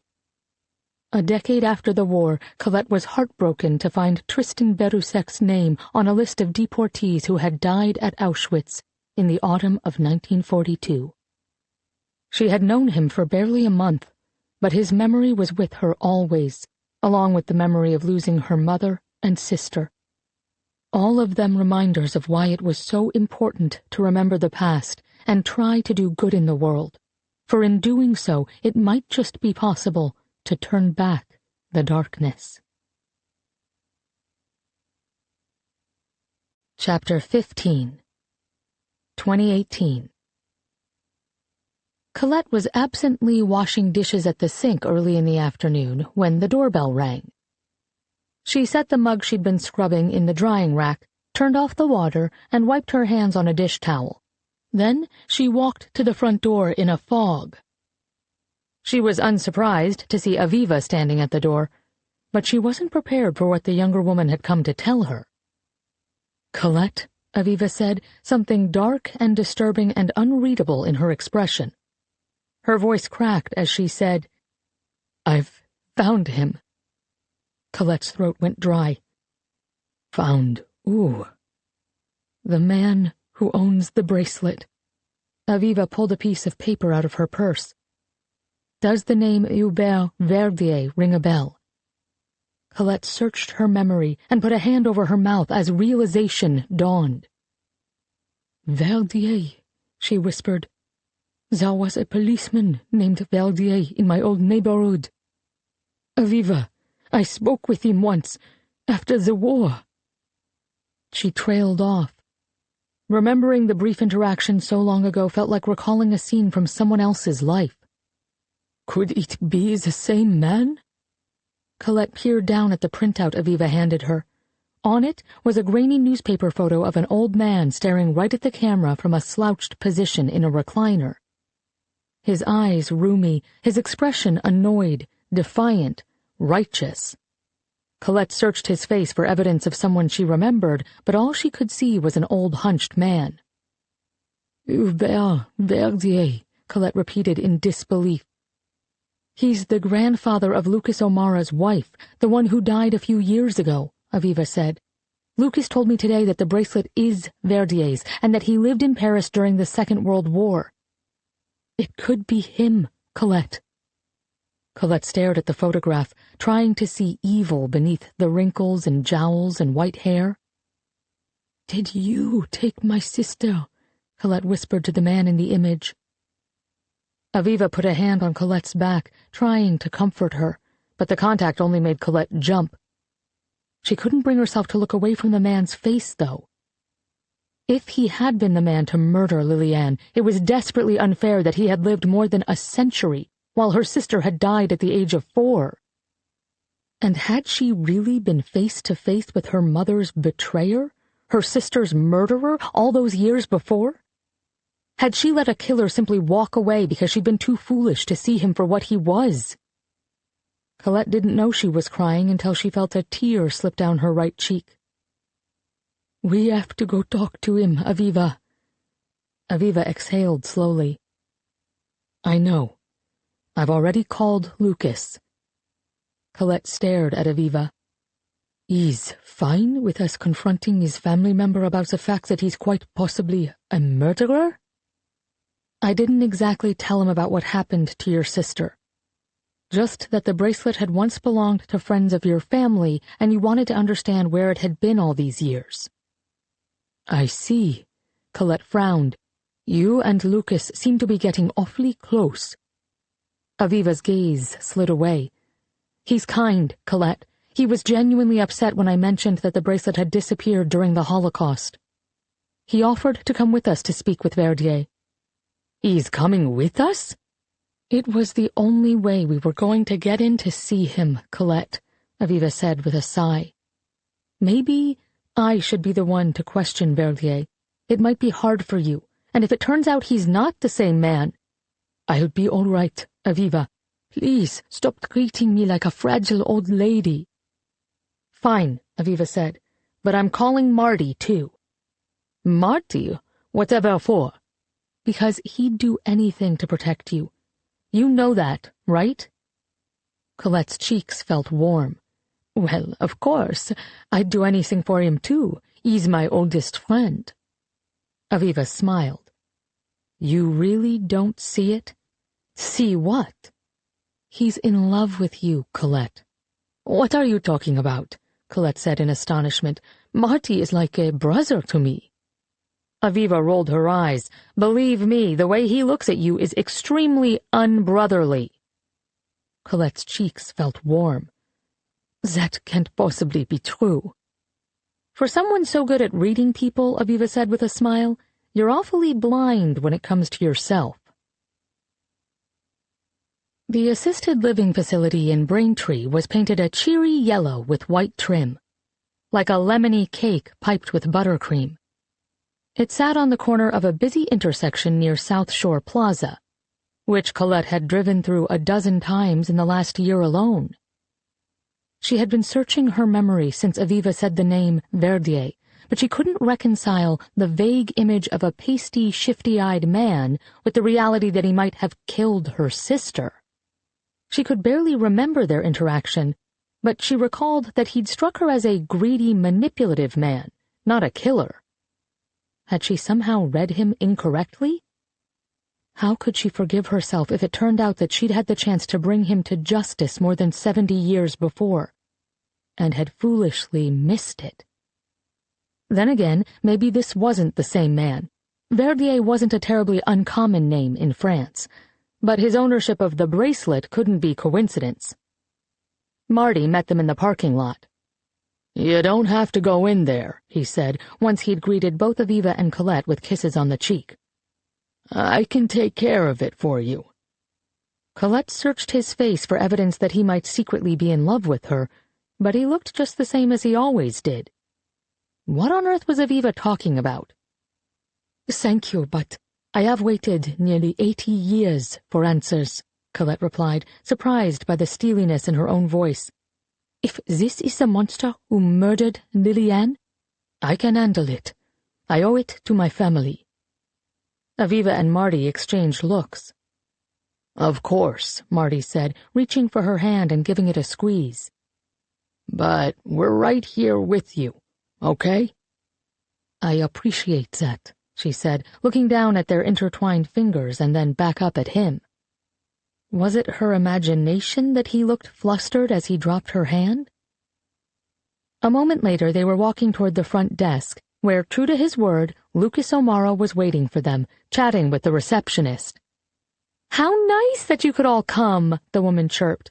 Mr. Verdier doesn't get many visitors anymore, aside from Lucas here, of course. From the way the woman fluttered her eyelashes at him, it was clear that she looked forward to his visits. Are you family? The three of them mumbled non-committal answers. It wasn't as if they could tell her they were dropping in to ask the old man if he'd murdered a child more than 70 years ago. The woman jotted 4 numbers down on a piece of paper, which she handed to Lucas, who accepted it with a smile and a nod. Today's door code, she said.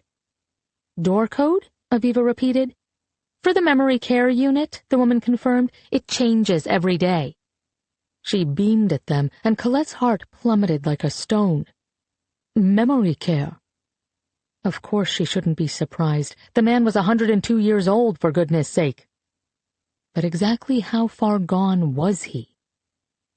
In the elevator, Aviva hastily introduced Marty to Lucas, who smiled politely and said, Yes, I think we've met a few times at New England Diamond Alliance gatherings. Nice to see you again, Mr. Weaver. How do you know Aviva and Colette? Marty fixed Lucas with a steely look. They're both family to me, he said. I'd do anything for them, and I mean anything. Colette felt her cheeks warm, and Lucas barked out an uneasy laugh. Easy, Marty, Aviva murmured. The elevator pinged, the door opened, and the four of them stepped out. Lucas entered the 4-digit code at the door on the 4th floor and held it open for Aviva, Colette, and Marty to enter. Inside, the place was brightly lit and clean, with care workers in teal shirts and nurses in scrubs hurrying around. There was a spacious gathering room just to the right, where The Price is Right played loudly on a large television, entertaining the half-dozen residents who were gathered around. Printed schedules taped to walls announced crafting classes, bingo, and an evening social hour. And Colette shook her head at the unfairness of it all. The fact that this man who may well have destroyed Colette's family was not only still alive after all these years, but apparently accessing all sorts of engaging activities. They followed Lucas down a series of hallways until they came to a door marked 423. Here he is, Lucas said, raising his hand to knock. At first, there was no response, and Colette wondered whether the monster who'd stolen her life was now one of the glassy-eyed residents watching the showcase showdown in the other room. But then Lucas knocked again, more loudly this time, and they could hear a shuffling inside, followed by footsteps. The door was yanked open a moment later, revealing a hunched, white-haired man with cloudy eyes and a deeply lined face set in a scowl. "What's all the racket?" he asked, and even in those few words Colette could recognize the edges of a French accent, as unmistakable as her own. It was remarkable that after so many years in another country, the curves of one's mother tongue always remained. She sought in his features the policeman she'd spoken with so many years before. But he looked only like an old man, not familiar at all. His eyes darted from Aviva to Colette to Marty before finally landing on Lucas. "I know you." "Yes, Hubert, it's me, Lucas. I come to visit you every week. Remember? I'm your granddaughter's husband." "I know that," Verdier said irritably. "So, where's my granddaughter?" "She's not here, Hubert," Lucas said gently, and Colette and Aviva exchanged concerned glances. "She never visits me anymore," Verdier grumbled. "Bring her next time, will you?" Lucas's voice sounded thick with emotion as he replied. "You know what? I'll bring Millie along the next time she's home from college." "Millie?" Verdier seemed to be searching his memory, and Colette's heart sank further. "In college? But she's just a little girl." "She's 19 now, Hubert," Lucas replied lightly. "They grow up in the blink of an eye, don't they?" Verdier looked troubled. "If you say so."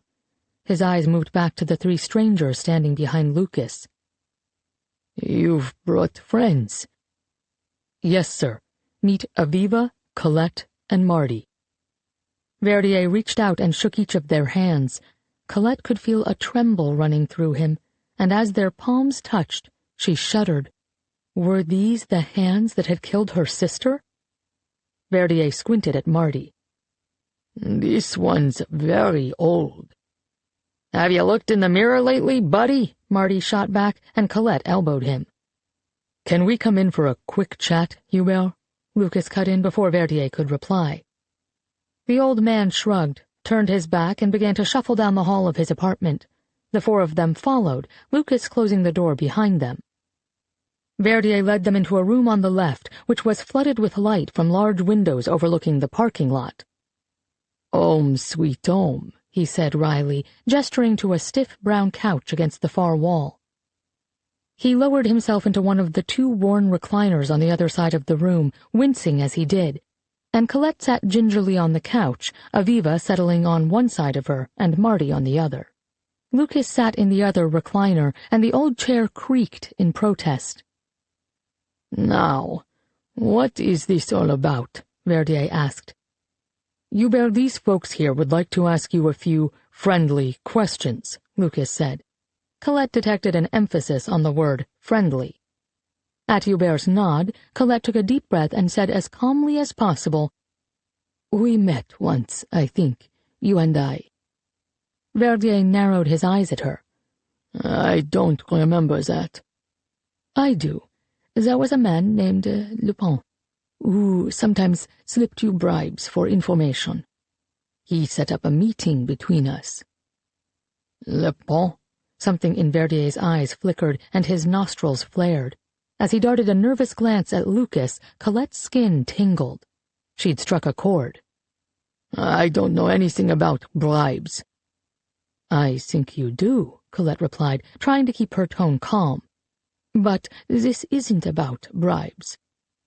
"Then what is it about?" Verdier replied, shooting another look at Lucas, who was frowning now. "You were a policeman in Paris during the war." "If you say so," Verdier grunted, but Lucas gave Colette a small nod of affirmation, his brow furrowed, and her heart lurched. It had to be the same man she'd met years ago, but did that mean he'd been the one to take the bracelet himself? "I need to know how you came to have a piece of jewelry that once belonged to my mother," Colette said. "Annabelle Marceau." She watched his face for a sign of recognition, but there was nothing. "She lived in the 11th arrondissement." He nodded slowly. "The 11th, yes, I knew it well." "And you knew my mother?" He shook his head. "I didn't say that."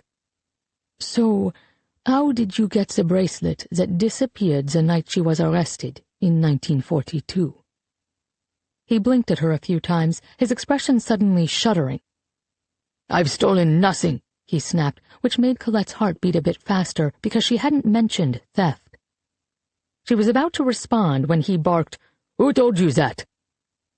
"We're very sorry. We didn't mean to insult you," Aviva cut in quickly, her tone as smooth and sweet as honey, and some of the anger seemed to drain from the old man. Lucas's frown had deepened, but he hadn't yet stepped in. "Yes, well, what's all this about the bracelet?" Verdier asked, his eyes darting to Lucas and then back to Colette. "I don't even know which bracelet you mean." "The one you gave me for the exhibit at my museum, Hubert," Lucas said, peering at the old man with concern. "The family heirloom, with all the diamonds." Colette held her breath as several emotions flickered across Verdier's face: surprise, guilt, anger. He didn't say anything at first, but his eyes darted nervously to Lucas before coming back to rest on Colette. "I wanted to sell it, but she said she'd never forgive me," he said, his gaze turning suddenly distant. "She wore it like it was nothing, like she didn't notice the value. I think she was showing off." "Who do you mean, Hubert?" Lucas prompted. Verdier looked off into the space behind Colette. "She was beautiful, you know. He didn't see it, but she was beautiful, and she loved me." "Your wife?" Colette guessed. He jerked his head toward her, snapping out of his reverie. "You don't know her," he barked. "You don't know anything about her." "No, of course you're right, we don't," she said soothingly. "She loved me," he repeated, his voice small. "Of course she did," Colette said. She was relieved to see his shoulders relax a bit more. Lucas, too, sat back in his chair, though he looked concerned. "And the little girl?" she asked, keeping her voice as light as possible. "Can you remind me what happened to her that night in the summer of 1942? Anger flashed across the man's face once more, and he bared his teeth at Colette. "You know perfectly well that we don't talk about that.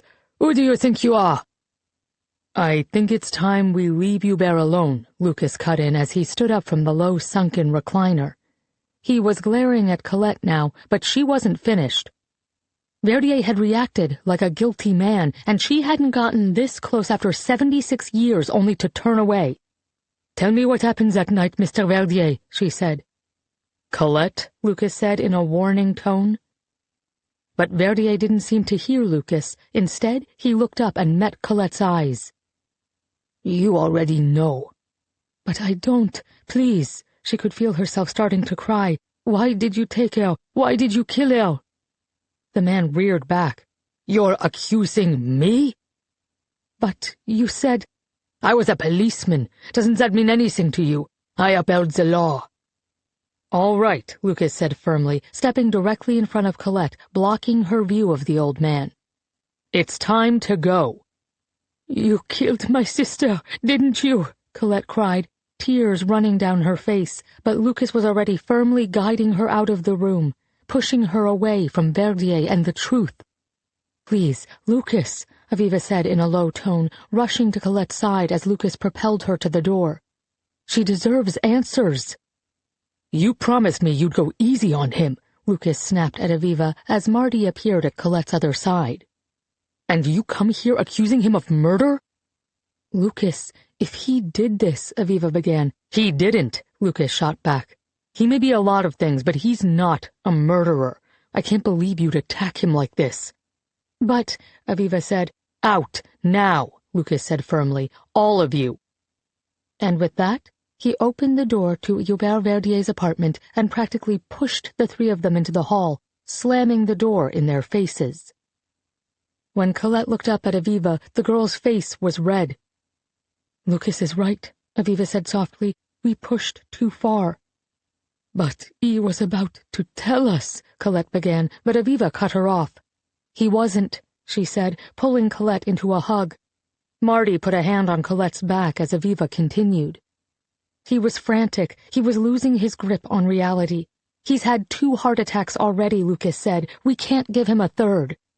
"But," Colette protested. "I'll talk to Lucas, okay?" Aviva stepped back and exchanged a concerned look with Marty. "We'll come back, but if he's the man who took your sister, we need him to live long enough to tell us what he did. And to face justice after all these years." Colette nodded, the fight draining out of her, leaving her exhausted. Marty put his arm around her shoulders, and in silence, the three of them made their way back to the elevator, every step taking them further away from the truth. Chapter 16 1942 4 weeks after the Veldiv roundup, Hélène Roseman's twin bracelets resurfaced on the wrist of Octavie Duplessis, a former prostitute who was proudly sharing a bed with Sturmbannführer Gustav Merkel, the German whose name Hélène had mentioned outside the stadium before she disappeared. According to Lupin's sources, the Rosemans hadn't been on the initial list for deportation, likely due to Monsieur Roseman's role as the longtime diamond broker to several French government officials. But then word of their large jewelry collection had reached Merkel, the deputy advisor for Jewish affairs at the German embassy, one of the architects of the massive roundup. Rumor had it that he was an avid jewelry collector, and that the addition of the Rosemans to the roundup list was almost certainly because of his hunger to get his hands on their valuable pieces. In other words, the bracelets that now gleamed on the wrist of Merkel's French mistress had been the reason the Rosemans were now in German custody. Annabelle simply couldn't let that stand. No, she had to take the bracelets back, despite the risks.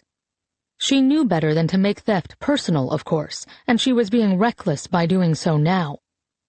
But it was all she could do to fight back on behalf of her friend, and so she ignored the warning bells that rang in her head as she slipped into the bustling Brasserie on the Rue des Lombards, where she'd been told she could find Merkel and Mademoiselle Duplessis.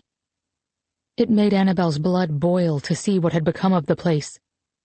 The owner, a flabby man named Maurice Grivel, had been obsequious before the war, always fawning at the table of some socialite or another, but he'd seemed harmless enough. But then, after Paris's occupation in the summer of 1940, something changed. Grivel had turned his toadying toward the invaders, and almost overnight had transformed his brasserie into a place of warm welcome for the Germans. While other restaurant owners struggled to survive, cobbling together meals from ingredients that grew even sparser, Monsieur Grivel was thriving. And although Annabelle was not here for Monsieur Grivel tonight, she couldn't help but pause in the entryway to glower at him across the room. "Focus, Annabelle," she thought, shaking herself. Emotion had no place in a thief's arsenal. Her anger would need to take a back seat for the next few minutes. She reminded herself of her mission as she melted into the crowd. Be invisible, take the bracelets, disappear into the night. Monsieur Grivel would get his due when the war ended. "Mademoiselle, une coupe de champagne?" a passing waiter asked, his gaze flat with distaste.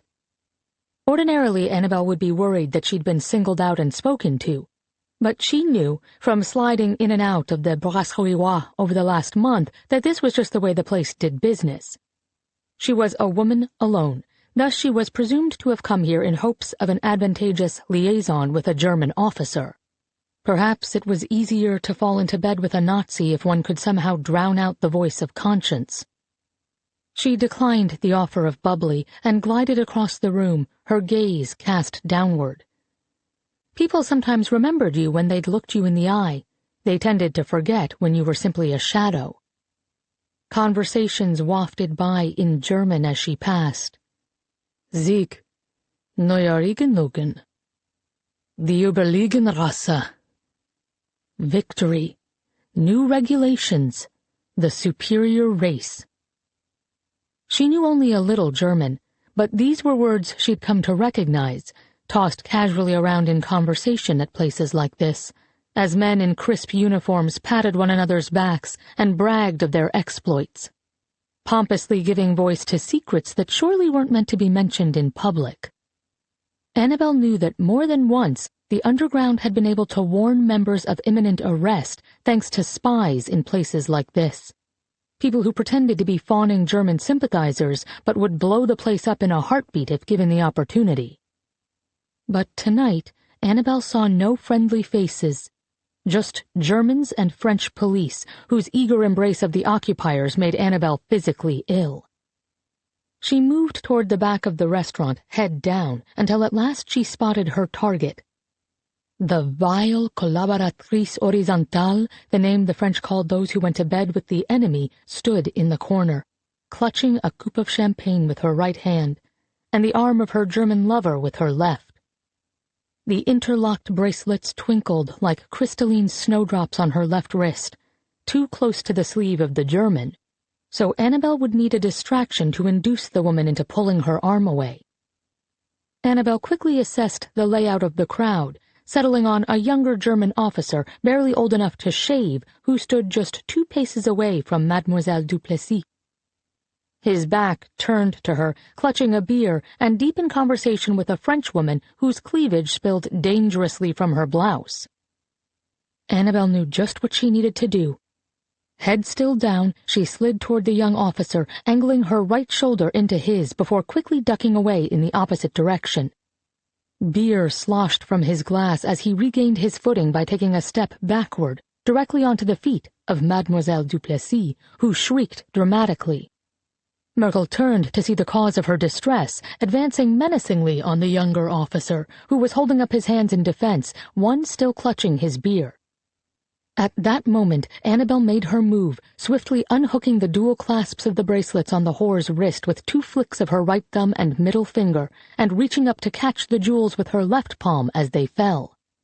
She closed her hand around the bracelets, feeling their cool weight, and melted back into the crowd before Mademoiselle Duplessis realized the pieces were no longer on her wrist.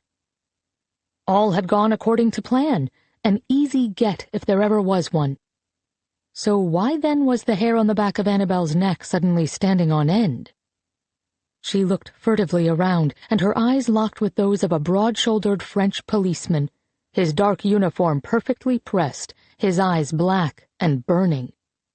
Perhaps he hadn't been staring at her after all. She glanced behind her, her heart thudding, but there was no one there, and when she turned back around he was already advancing on her, walking swiftly through the crowd. Annabelle's breath caught in her throat, but she didn't hesitate. She spun on her heel and strode as quickly as she could toward the exit, while forcing herself not to break into a run. As she moved, she reached up, and while pretending to loosen her collar, slid the pair of bracelets into the right cup of her brassiere. When she reached the door, she chanced to glance over her right shoulder and saw the policeman still plowing through the crowd in her direction, his eyes locked on her. "Damn it," she muttered under her breath, turning away. She pushed through the door into the warm Paris evening. It was nearing curfew, which meant that there were fewer people on the streets, fewer chances to blend in. She took a sharp right down the Rue Saint-Martin just as she heard the door to the brasserie behind her burst open. There was no time to lose. She broke into a run, turning first down the Rue Pernelle and then down the Rue Saint-Bon. "Please, God," she murmured as she slid through the shadows. "Please let me make it home to my girls." Annabelle took the long way home, weaving through the back streets of the Marais, just in case the thick-necked policeman had managed to match her pace. But she couldn't hear footsteps behind her, and she was fairly certain he hadn't been able to keep up.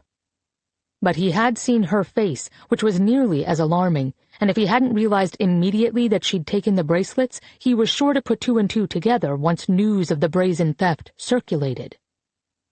How had she been so careless? As she turned left onto the Rue Breguet and right onto the Boulevard Voltaire, she could feel tears stinging her eyes. Never had she made such a mistake. One did not simply steal from the Germans and escape with a slap on the wrist. If she'd been caught tonight, she would likely be sent to a labor camp, perhaps even executed as an example to others. A chill ran down her spine as she finally rounded the corner onto the Rue Pasteur. She checked behind her once more to ensure that she was alone, and finally, satisfied that she was the only person foolish enough to be out on the street after curfew, she let herself relax a little. She let herself into the building and slipped into her apartment.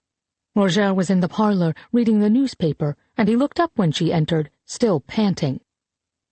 "Annabelle, again?" he asked, his tone exasperated as he took in her disheveled state. "Another theft?" She avoided his gaze as she reached into her brassiere and pulled out the bracelets. She held them up, marveling at the way the diamonds caught the light of the candles in their foyer. "These are different, Roger. They're not for the underground. They belong to Hélène Roseman. The Rosemans are gone, Annabelle. Why would you risk it?" "Because they'll be back. I know they will." "And then what? You think that giving them back a couple of pieces of jewelry will change anything?" She blinked back tears. "So much has been taken from them, Roger. Don't you understand? So much has been taken from all the Jews of Paris. It's why my work is more important now than ever." "You think you're making a difference, but these pieces you take, Annabelle, they're just things." "But they're not. When I steal for the underground, I buy favors and safe passage to the unoccupied zone for people who are being persecuted. What I'm doing matters. Can't you see that?" "I can see that you think you're some kind of savior, Annabelle," Roger said. "But it's lunacy to think you can make a difference." "No, Roger, it would be lunacy if I were content to watch the world crumble around me, without trying to help." They stared at each other for a long moment, on two different sides of a divide that Annabelle feared she could not cross. Finally she sighed and changed the subject. "Where are the girls?" she asked. He looked pointedly at the clock in the corner. "In bed, Annabelle."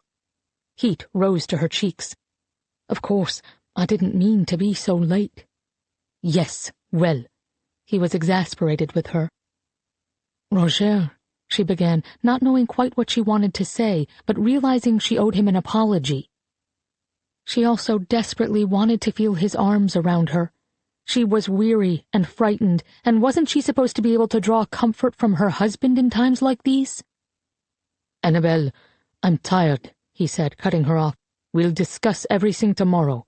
But for now, please leave me in peace." It felt like a slap. "Yes, of course. Very well." He softened a bit. "Why don't you go kiss the girls good night, if they're still awake?" I know it would bring them comfort to see you." He didn't wait for a reply. He snapped his newspaper open again, already taking his leave of the conversation. Annabel stood there for a moment, bracelets clutched in her hand, watching him. And then she backed out of the room, her heart heavy with regret. The room the girls shared was dark when she entered, but she could see their sleeping forms in the dim light that spilled in from the hall. Annabel sat gently on the edge of the bed the girls shared and placed a kiss on Lily Ann's forehead first, smoothing back her curls, and a second on Colette's, brushing away a ringlet. The girls were fast asleep, their long lashes fluttering against their cheeks as they dreamed. Tonight they were in their yellow nightgowns, an L embroidered on the front of Lily Ann's, a C on Colette's. Their blue gowns, just the same as the ones they were wearing but for their color, hung in the wardrobe. The matching nightgowns were more than just beautiful reminders of Annabel's native England, though they were sewn by her friend Friedrich's wife, Marie, from English cotton and lace that Annabel's mother had sent from England 3 years earlier, just before she passed away. They were also the girls' security, the guarantee that if anything ever happened to her, they would have money to survive. Into the hem of each of their gowns she always sewed the most recent pieces she had stolen, and the pieces stayed there until she sold them. It was vital to wait for at least a few weeks until interest in the missing jewels had cooled. There was now a diamond choker in the hem of Lily Ann's yellow gown, a ruby ring in the hem of Colette's. The blue nightgowns in the closet held jewels too, a pair of diamond earrings in Lily Ann's, a diamond wedding band in Colette's. The girls knew the jewels were there, knew that they were only to be mentioned in case of emergency. Even Lily Ann, at the age of 4, understood the importance of keeping the secret. Tomorrow, Annabel would carefully open up the hems of the blue nightgowns and add the 2 bracelets she'd stolen tonight, one in each gown, connecting the girls. The bracelets, she imagined, would be safe there until Hélène Roseman came home. And if, in the meantime, something happened to Annabel and the girls needed to trade the pieces away to protect themselves, Hélène would understand that, too. At least they would not wind up back in the hands of the monstrous Merkel. "Sleep tight, my angels," she said, giving each of her daughters another kiss. "I will protect you, always." Chapter 17 2018 The morning after the visit to Hubert Verdier's assisted living facility, Lucas was waiting in the reception area of Aviva's office when she arrived to work just before 8:30. He stood up, glaring at her when she emerged from the elevator. "Lucas," she said, trying to sound calm and not cornered. "What are you doing here?" His eyebrows shot up. "Really, Aviva? You thought you could just question my grandfather-in-law about a murder and I wouldn't want to have a conversation with you about it?" "Aviva," Marilyn cut in, standing up from her place behind the reception desk. "Should I call security?" "No," Aviva said quickly. "Lucas is a friend. This is just a misunderstanding, right?" "You have a strange definition of misunderstanding." Lucas glanced at Marilyn. "Look, I'm sorry, ma'am. I didn't mean to worry you. Aviva caught me off guard yesterday, and—" "Come on," Aviva said before any more of this conversation played out in public. Marilyn reluctantly buzzed them into the office, concern still written across her face. And Lucas didn't say another word until Aviva had closed the door to her office and gestured to one of the chairs opposite her desk. He didn't sit down. He just stood there, glaring at her. "Fine," Aviva said, taking a seat behind her desk and trying to sound unruffled. "Say what you came here to say." "I thought you just had some innocuous questions about the provenance of the bracelet," he snapped. "This is about a murder? Exactly what game are you playing here, Aviva?" "It's not a game, Lucas." "You can say that again. Hubert is a very old man, Aviva. Are you trying to kill him?" "Of course not," Aviva shot back. "We're just trying to find out the truth, and he obviously has some answers. You saw how agitated he became when we mentioned the bracelet and the little girl. Unless you want me to involve the police, I need to go back and see him again." Lucas's eyes bulged. "The police? Aviva, he had a cardiac episode after you left, and the home had to call an ambulance. You think I'm going to give you my blessing to repeat that?" Aviva felt a surge of guilt. "Is he okay?" "Like you care." "Of course I care, Lucas." She took a deep breath. "Look, I'm very sorry that we upset him so much, but if he's the man who kidnapped and murdered Colette's sister—" She let her voice trail off. "Please tell me he's all right." "He's all right," Lucas said reluctantly. "It wasn't a heart attack." "Thank goodness," Aviva said. Some of the fight seemed to drain out of Lucas. "I think it's time you tell me the whole story, Aviva." Aviva hesitated, trying to decide what she could tell him. Certainly no good would come of her revealing that Colette was a jewel thief.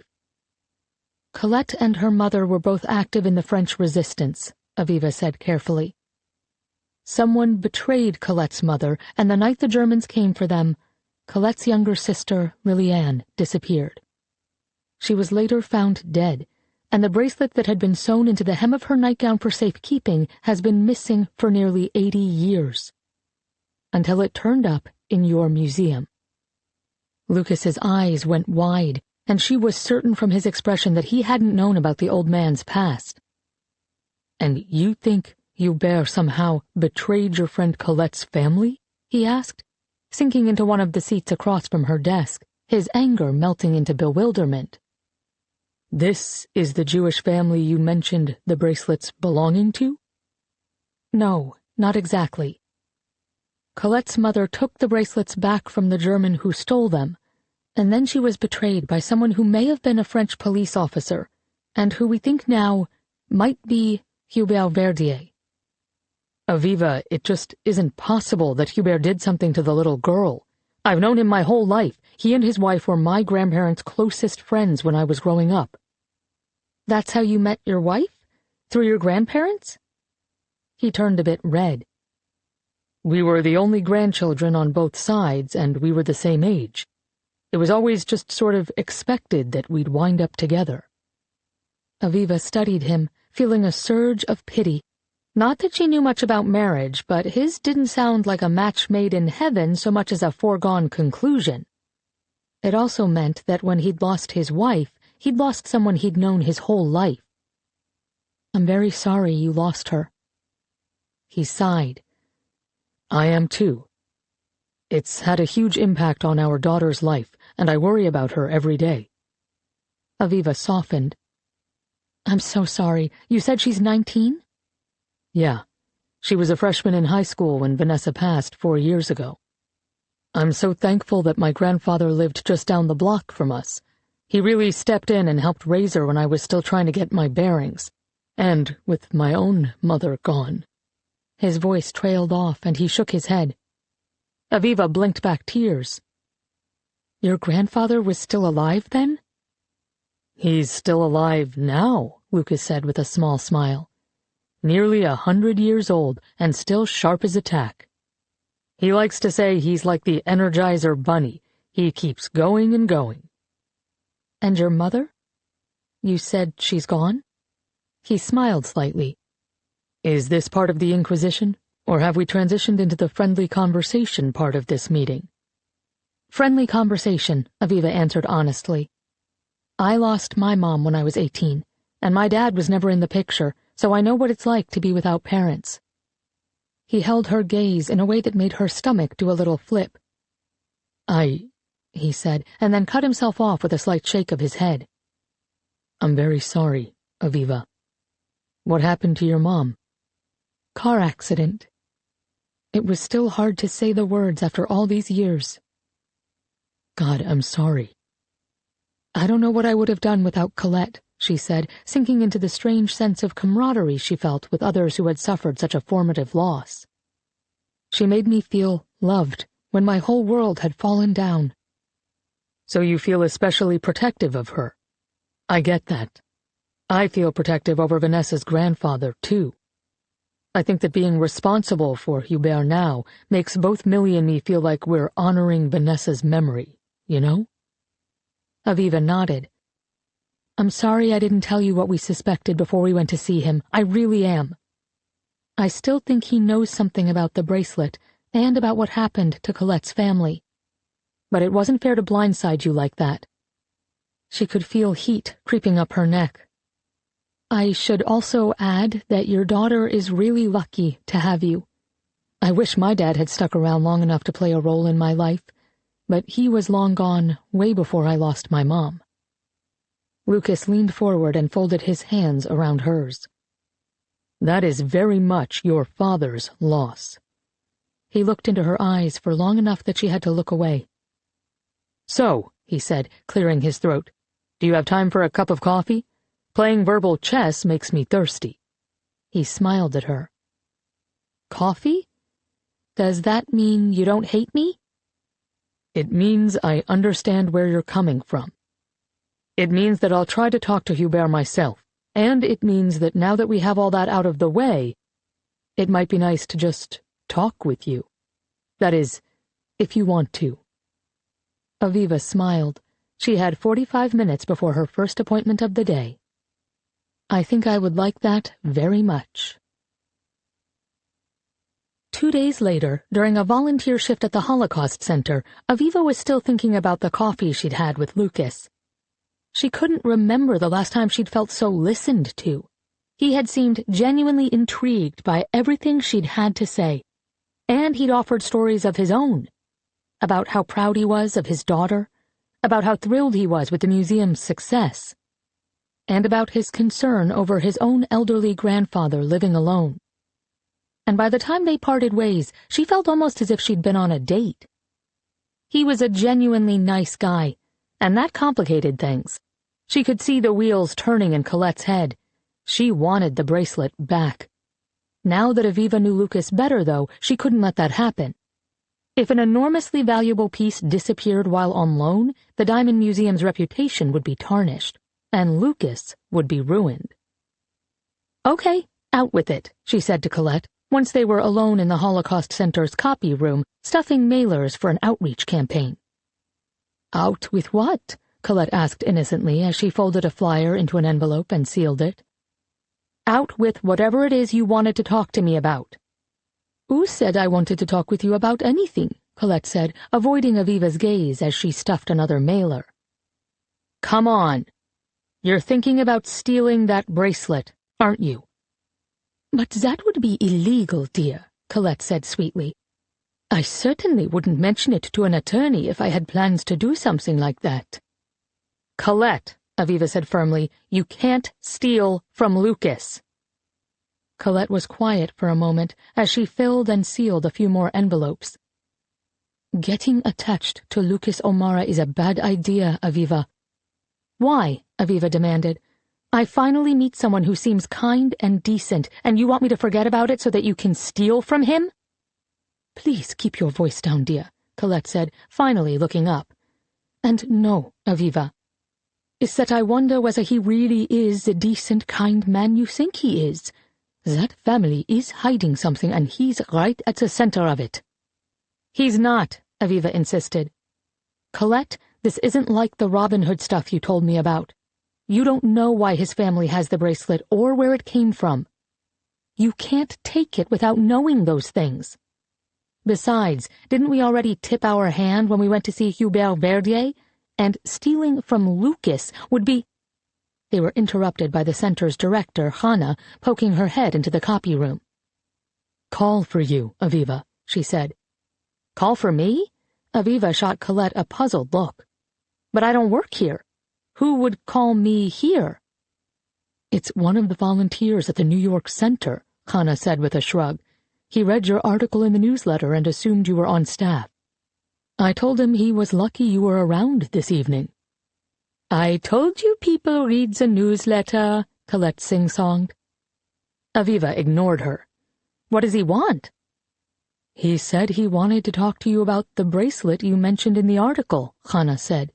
Says he knows who it belonged to before the war. Aviva turned to Colette with wide eyes. Colette cleared her throat. "Can we take the call at your desk, Hannah?" Colette asked, "on speakerphone."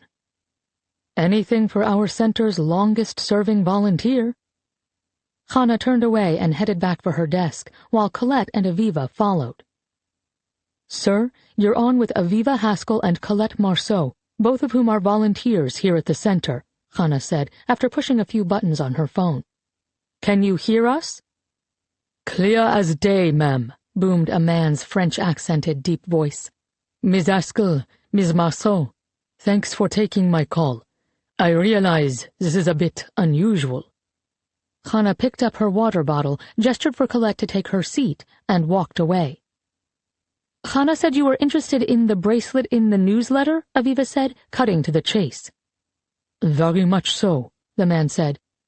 "The bracelet in the newsletter, you see, belonged to my mother."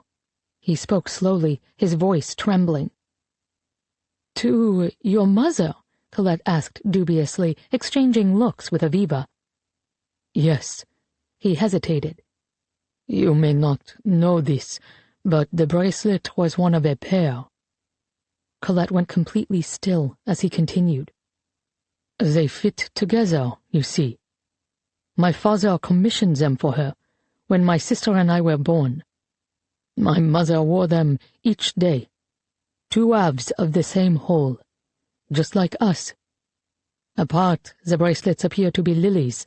Together, they form a butterfly." "How could he know that?" Colette asked in a whisper. "May I ask your name, sir?" Aviva asked. "Of course. Forgive me for not introducing myself sooner. It's Daniel Roseman." "Daniel Roseman?" Colette gasped and gripped the desk. "Mr. Roseman, what was your mother's name?" "My mother?" He sounded startled. Hélène Roseman. Why?" "And your father was Solomon, if I'm not mistaken," Colette said. There was a long stretch of silence. The man sounded choked up when he answered. "How on earth did you know that?" My mother knew your family. She was a friend of your mother's. Her name was Annabelle Marceau." More silence. "My mother knew a Madame Marceau who lived in our neighborhood. The wife of a school teacher, I think. I met her once or twice in our apartment." Colette closed her eyes. "Yes, those were my parents, Mr. Roseman. My mother was heartbroken when you and your family were arrested. I thought you had all died." "My parents did, I'm afraid." His voice sounded hollow. "My father was 52 when he was executed by firing squad, and my mother just 42 when she died in Auschwitz. My twin sister and I both survived, though Ruth has been gone for nearly 20 years now. I never had children, nor did she, and it has haunted me for many years to think there would be no one to carry on the search for the bracelets after I was gone. Did your family survive the war, Miss Marceau?" "My father did," Colette replied. "My mother and sister, both gone." Roseman exhaled. "I'm very sorry to hear that. My mother was very fond of your mother. That would have broken her heart." "My mother's heart would have broken to know what happened to your parents, too. Forgive me for asking, Mr. Roseman, but can you tell me about the clasp of the missing bracelets, just so that I'm certain you are who you say you are?" Daniel was silent for a second, and Aviva and Colette exchanged looks. Had Colette asked a question that had tripped him up? But then they could hear him exhale, and when he spoke again, his tone was both sad and firm. "Of course," he said. "The clasps of the bracelets are different. The one in the museum exhibit Miss Haskell wrote about, I believe, is the butterfly's left wing, and the clasp of that one has 4 tiny diamonds on it, and the letter R etched into the metal. The stones are for the 4 of us in my family, my parents, my sister, and me, and the R is for Ruth, my sister's name." The other, the one that is still missing, is the butterfly's right wing. That one has 4 tiny diamonds for the same reason, to represent my family. And the letter etched into the metal is a D, for Daniel, my own name. A D for Daniel, Colette said softly. I always believed it was a half moon, and that the diamonds were stars. You've seen the other bracelet, Miss Marceau. Colette blinked a few times. I have. For a moment, Aviva thought that Colette was going to admit to having the other half. Instead, she said, My mother took them back, you see. She hoped to return them to your mother at the end of the war. She took them? He sounded confused. From whom? The German officer who stole them from you. Merkel, Roseman said slowly. Merkel, Colette drew a shaky breath. He was the one who came to take my family too, Mr. Roseman. When Aviva reached over to squeeze Colette's hand, she noticed for the first time that Colette was crying. Mr. Roseman, Aviva cut in, do you think you could come to Boston? This feels like a conversation we should be having in person, and I imagine you'd like to see the bracelet in the museum. I am very eager to see it, Miss Haskell, Roseman said. I can be on the first train out of Penn Station tomorrow morning. I think that puts me in Boston by 9. We'll meet you at the offices of the Boston Center for Holocaust Education, Aviva said. After agreeing to the details and exchanging numbers, she ended the call and turned to Colette, whose face was in her hands. You knew who he was? Colette nodded slowly. I never knew Daniel Roseman or his sister, but I saw his mother once, only for a few seconds, as she was being led away from the Velodrome d'Hiver in Paris, on her way to being deported to Auschwitz. My mother knew her well, though, so well that she risked her own life to take back the things that belonged to her. I can't believe that her son is still alive, and that he is here, in the United States, just a few hours away. You're certain he is who he says he is? Aviva asked. It's hard not to be skeptical when it comes to something so valuable. But how else would he know about the clasp, and the fact that the bracelet was one of a pair? Plus, the fact that he knew the name Merkel. Colette shuddered. There's no doubt in my mind, Aviva. It's extraordinary, isn't it? Aviva asked after a pause. The way that these diamonds have resurfaced like this and set everything into motion? It is, Colette agreed. But this means that it's more important than ever to get the bracelet back. It's time to finish what my mother started so many years ago. Chapter 18 1942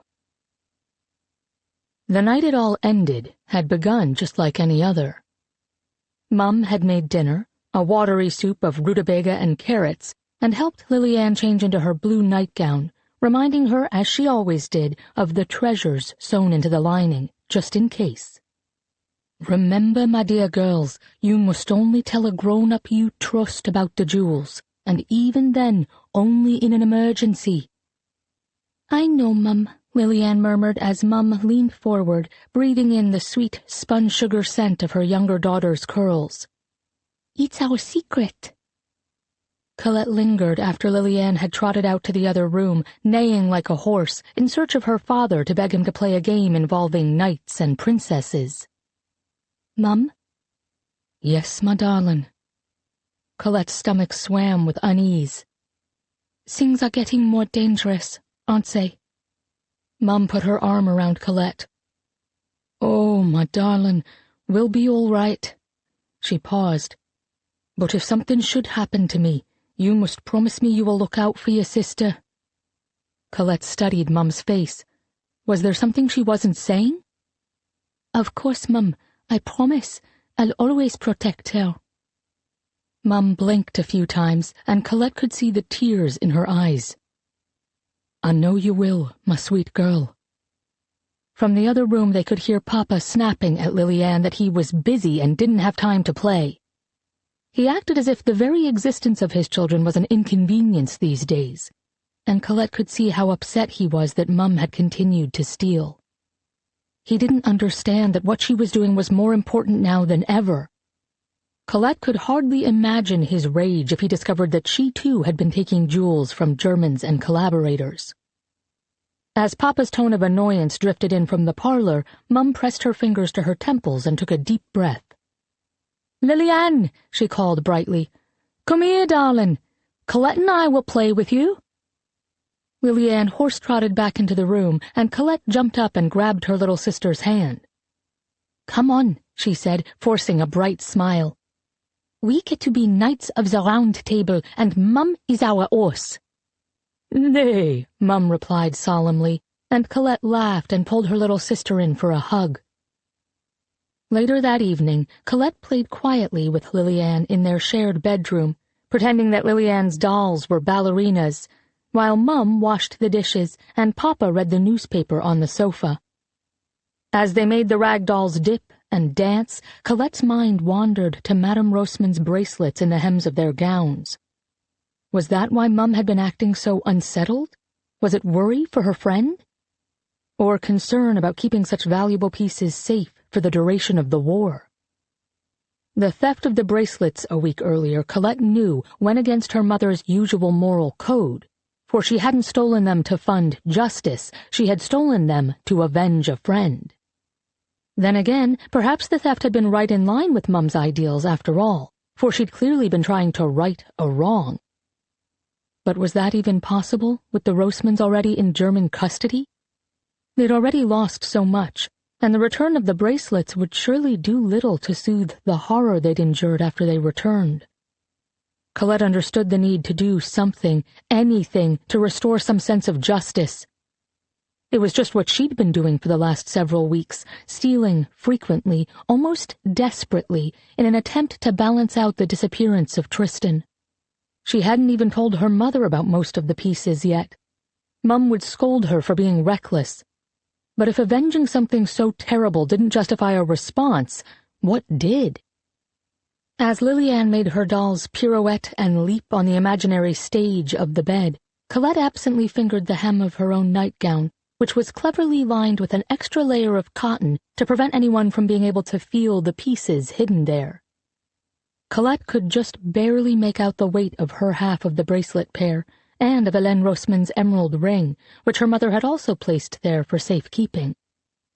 "We will protect them for her until she returns," her mother had said, not meeting Colette's eye, and Colette wondered if Mum even believed her own words about Madame Roseman coming back. "Colette!" Liliane chirped, cutting into her thoughts. "You aren't paying attention. It's time for the grand finale." "Of course," Colette said, forcing a smile as she picked up her doll. She had just returned her ballerina to the makeshift stage when suddenly there was a loud pounding on their front door. "Open up!" called a deep German-accented voice from the hall. "Mum!" Colette cried out, leaping up. The Germans were here, at her family's door. Was it because of her? Had she been careless in her stealing? Had she put her family at risk? "Go out the bedroom window now, Colette!" Mum shouted back, her voice high with panic as the man with a German accent shouted from the other side of the apartment door again. "Take Liliane! Run!" Colette hesitated, paralyzed by indecision. If they fled now, who would look out for Mum? She couldn't trust Papa to do so. "Go, Colette! Now!" her mother cried again, and it was the impetus Colette needed to grab Liliane's hand and head for the window. She opened it quickly and stuck her head out to make sure there weren't any soldiers waiting for them outside. There was a German truck idling by the curb, but it was empty. The coast was clear.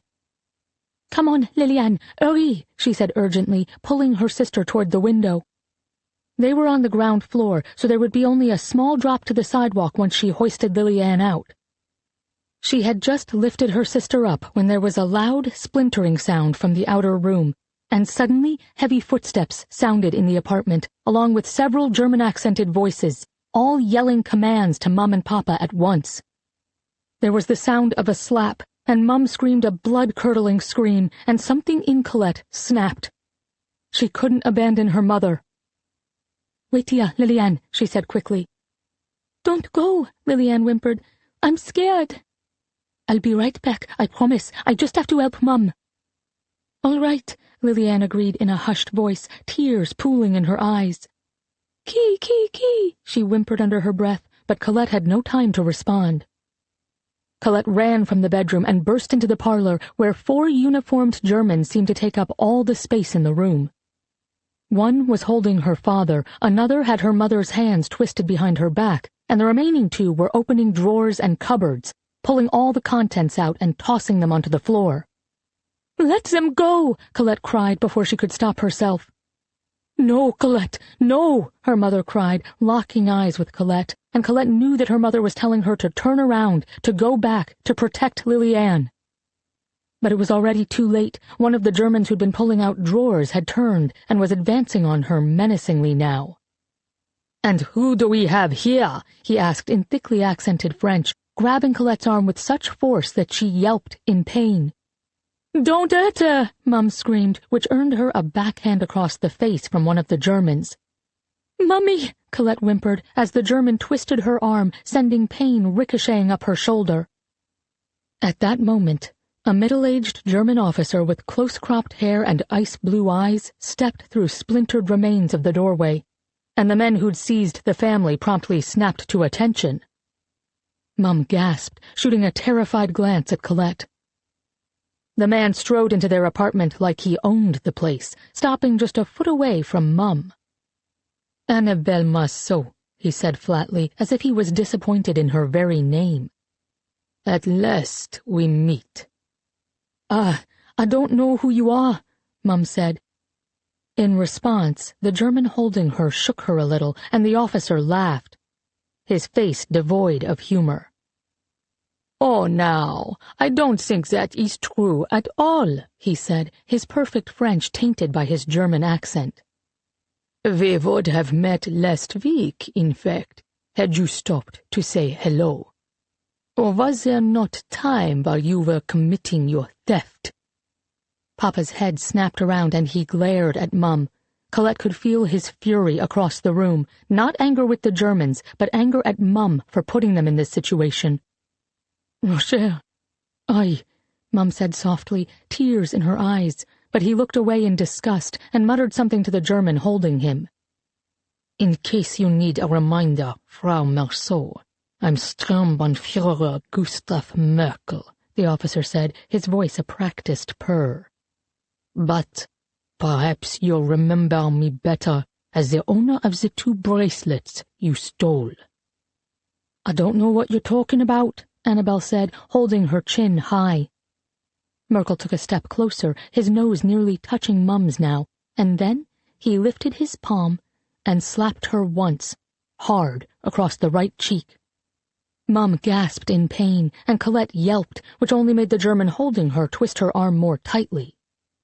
"Then allow me to refresh your memory," Merkel said. "But let's talk at my place, rather than yours, shall we?" He snapped his fingers and gestured to the door. The Germans holding Mum, Papa, and Colette began shoving them in that direction, but Colette summoned her courage, kicked the man holding her in the shin, and twisted away, running for the door to her bedroom. All she could think about was getting to Liliane. But when she flew into the bedroom, it was empty, the window wide open, the curtains fluttering in the breeze. "Liliane!" she screamed, throwing open the wardrobe and ducking to check under the bed, but her sister wasn't there. There was nowhere else to hide. "Liliane!" she shouted again, rushing to the window and craning her head to look out. She could just make out the figure of a man in a dark uniform hurrying off, a shadowy bundle over his shoulder. "Liliane!" she screamed at the top of her lungs, but the Germans were already in the room, already dragging her away, and she watched helplessly as the man dashed around the corner, still clutching Liliane, without looking back. "A man took Liliane!" Colette called out frantically to Mum and Papa as the Germans dragged her back into the parlor. "What?" Mom demanded. "That's impossible. Who would take her?" She turned to the cold German officer. "Please, I know I'm in trouble, but if something has happened to my daughter—" Her voice trailed off as Merkel smiled at her, his eyes hard. How careless of you to misplace a child." "Please," Mum whispered. Merkel chuckled and turned to Colette. "Your mother is a criminal," he said gleefully. "Did you know that? She's a thief, and I will make her pay." "Mum," Colette whimpered. "Oh, my dear," Merkel said, lowering his voice to a purr. "Your mother cannot help you now, and if your sister somehow escaped, then she is the lucky one." He straightened up and gestured to one of the officers. "Wait, please, wait!" Mum cried, but Merkel was already gone, and the younger Germans with their blank expressions were clearly here to do whatever he asked. "Liliane!" But there was no reply as the Gestapo pulled the 3 remaining Marceaus, kicking and screaming, down the hall. As they arrived at the headquarters of the Sûreté Nationale on the Rue des Saussets, Annabelle knew she should be thinking of how to get them all out of this, but all she could think about was Liliane. Who was the man who'd taken her from the window? Was it a neighbor who'd seen the Germans arrive and had thought he might be able to help? Or someone with bad intentions who'd spotted an opportunity? Could it have been someone who suspected Liliane's dress was lined with hidden jewels? And if so, would the man release her once he'd taken her treasures? She was only 4 years old. She didn't know the way to the homes of any of the Marceau's friends. She didn't even know how to get into their building. What if someone hurt her? What if something terrible happened to her? What if she didn't find her way to safety and starved to death on the street, or was hit by a car? The further Annabelle went down the road of possible outcomes, the more her throat closed in panic. The Germans separated the family in the low-ceilinged hallway of the building, shoving Roger and Colette roughly away. Colette was still sobbing inconsolably, but Annabelle was heartened to see that Roger seemed to have snapped out of it and was trying to comfort his daughter. "There's been a mistake," he said over his shoulder as he was shoved by a uniformed German toward a door down the hall. "We don't belong here. We've done nothing. My wife is British." The German guffawed. "Today," he said, his accent thick and heavy, "the only thing that matters is that she's caught." He and Colette were pushed through a doorway, and it was the last glimpse Annabelle had of them before she was shoved up a flight of stairs, down a hall and into an office, where Merkel was seated behind a desk, not a hair out of place, his uniform buttons glinting in the too bright light. He nodded to the officer who'd brought her in, and the man deposited her roughly into a chair and then backed out, leaving the two of them alone. In the heavy silence, Merkel came out from behind his desk to stand in front of Annabelle's chair, and for a few seconds he just studied her, as he had done in her apartment. "Please," she said, her voice cracking, "my younger daughter is missing, and It really is remarkable," he said, cutting her off. She waited for him to elaborate, but he didn't, so finally she swallowed hard and ventured, "What is?" "Oh, well that a mother would be so foolish." His tone was cheerful, chummy, and it made her stomach hurt. "And so careless. How does one misplace a child?" "She was taken from her bedroom during the raid," Annabelle whispered. "You know that? She's only 4 years old, and she must be very frightened." "As she should be. These are dangerous times, dangerous to be a foreigner in Paris, dangerous to be a child on the streets alone, dangerous to be a thief." He leaned in close, searching her eyes, and Annabelle forced herself to remain still. "It is even more dangerous," he added, his voice low, "to steal from someone like me." Still Annabelle said nothing. Her silence seemed to unsettle him. "Where are they?" he asked abruptly, all traces of artificial saccharin vanishing. "Where are my bracelets?" "I don't know what you mean." Annabelle fought to keep her voice from wobbling. "That's a shame," he said. "You see, I know that it was you. You were spotted at the WWII by a French police captain who described you in detail to a police artist. And it seems that the wife of one of our esteemed Parisian officers recognized you immediately. Very careless of you to be seen, wasn't it?" Perhaps he was bluffing. "She was wrong," Annabel said. "I've never been to the WWII." "Ah, well, I might be persuaded to believe that, were it not for the king's ransom in jewels my men found in your cupboards. I see you have a nasty little habit of collecting other people's valuables, Madame Marceau." Annabel stared at him, the world tumbling down around her in slow motion. "Now, you see I'm a generous man, Madame Marceau. And as you also might imagine, my friend is very disappointed to have lost 2 items of jewelry she loves. I worked very hard to bring them to her. They're quite unique, you see. But I don't need to tell you that, do I? If you tell me where the bracelets are—" She looked into his eyes and could see the lie there. When he had the bracelets, he would also want her life in exchange for his troubles. She understood with a sinking sense of certainty that her death was predetermined. But there was still hope for Roger and the girls. "My husband and daughters had nothing to do with this," she said after a long moment. "Let them go, and I will give you all the answers you need." Merkel studied her, and his expression slowly melted into a sneer of disbelief. "You are not the only one who can read people, madam," he said. "You don't have the pieces anymore, do you?" She blinked. "Why are they so important to you anyhow?" "Because they are mine. No one has any right to take what belongs to me. Do you understand?" "They belong," Annabel said, summoning all her courage, "to the Rossmann family." His expression went stone cold. "The Rossmann family? They were Jews. They're all thieves and liars. They had no right to anything. Now what have you done with them?" A great swell of sadness washed over her. Hatred simmered in his eyes as he looked down at her. And she could see it then, the way the Nazi Party had brainwashed men just like Merkel, who were neither intelligent nor charismatic. He was a lackluster nobody, and Hitler's minions had whispered in his ear that his deficiencies weren't his fault after all. If the Jews were to blame for everything, Merkel and men like him could believe themselves entitled to everything they'd ever wanted. They'd been made into puppets, as stupid men often were, and still they had no idea. She had thought until this very moment that the war would surely be over within the year. But she understood now, as she looked into Merkel's cold eyes, that it would last for much longer than that.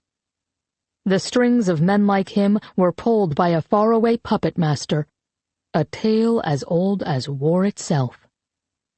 "I see you do not agree with me," Merkel said when the silence had gone on for too much time.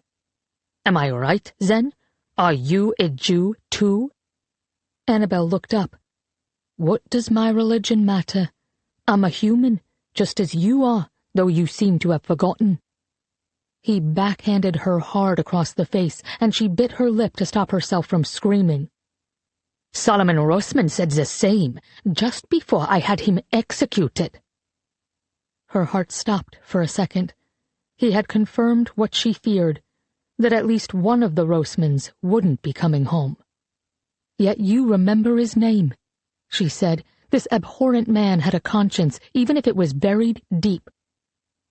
"Solomon Rossmann was a man with a family and a life and his future, and deep down, you know that. You feel guilt for what you did." Merkel struck her again, and this time she cried out before she could stop herself. The sound of her pain seemed to delight him. He smiled coldly. "I feel nothing at all, Madame Marceau." He leaned in close. "And I'll remember your name, too, after I've taken your life." Chapter 19 2018 The morning after the call with Danielle Rossmann, Colette awoke before dawn, her head pounding. Never had she imagined that at nearly 90 she'd be reuniting with someone her mother once knew, someone she had long believed dead. What might her mother have thought if she'd known that one day Colette would have the chance to return at least one of Madame Roseman's bracelets? She imagined that she might be very proud, but she would also wonder what was taking Colette so long to seize the bracelet's other half. After all, it was nearly within her grasp, and didn't she have an obligation to finish what her mother had started? Colette shook her head and got out of bed. None of that would be solved today. But seeing Danielle Roseman was something she would need to brace herself for. She was grateful Aviva would be with her. But then her phone rang just past 7, Aviva's name popping up on the caller ID. "Colette, you're going to kill me," Aviva said, "but a hearing on my schedule was moved to 9 a.m. Do you think we can reschedule with Danielle Roseman?" Colette checked her watch. Roseman's train had to have left New York 2 hours ago. "I'm afraid he's probably already on his way, dear." Aviva groaned. "Colette, I'm so sorry. Do you want to call Marty and ask him to meet you?" Colette considered it for a moment. But what would she need his company for? The ghost of her mother would be with her. "No, dear. I'll be fine." "Are you sure?" Colette could hear the worry in Aviva's tone. "Darling, you're doing it again. Treating me like a child rather than a perfectly capable woman who has survived nearly everything life could possibly throw her way." Aviva sighed. "Right, I know. But do you promise to call me after you've seen him?" "I promise." And with that, Colette ended the call and went to her closet to figure out exactly what one should wear when coming face to face with the past. When Danielle Roseman walked through the door of the Boston Center for Holocaust Education at 9:30, Colette knew him immediately. She was certain she had seen him before, though she had never met him in Paris. He solved the mystery quickly.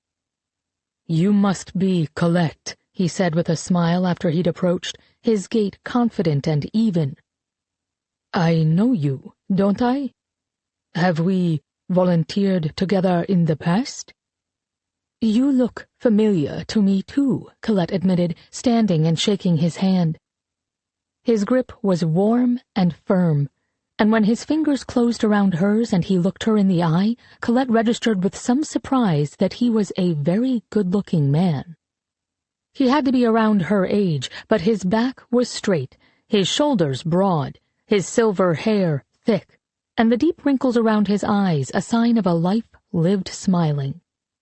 "Perhaps the Holocaust Education Symposiums in New York Center put on in 1985, or 1986, was it?"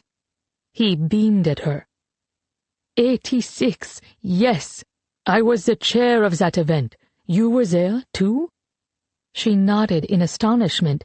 She remembered hearing the name Roseman at the time. It had struck her because of her mother's friend. But Roseman wasn't an uncommon name, and she hadn't given it a second thought. Not in a million years would she have imagined that it belonged to Hélène Roseman's son. Hannah spotted them from across the room and hurried over. "Well, if it isn't two of the center's longest-serving volunteers," she said, beaming. "Don't tell me the two of you are only just meeting for the first time." Danielle smiled at Colette. "It appears that way.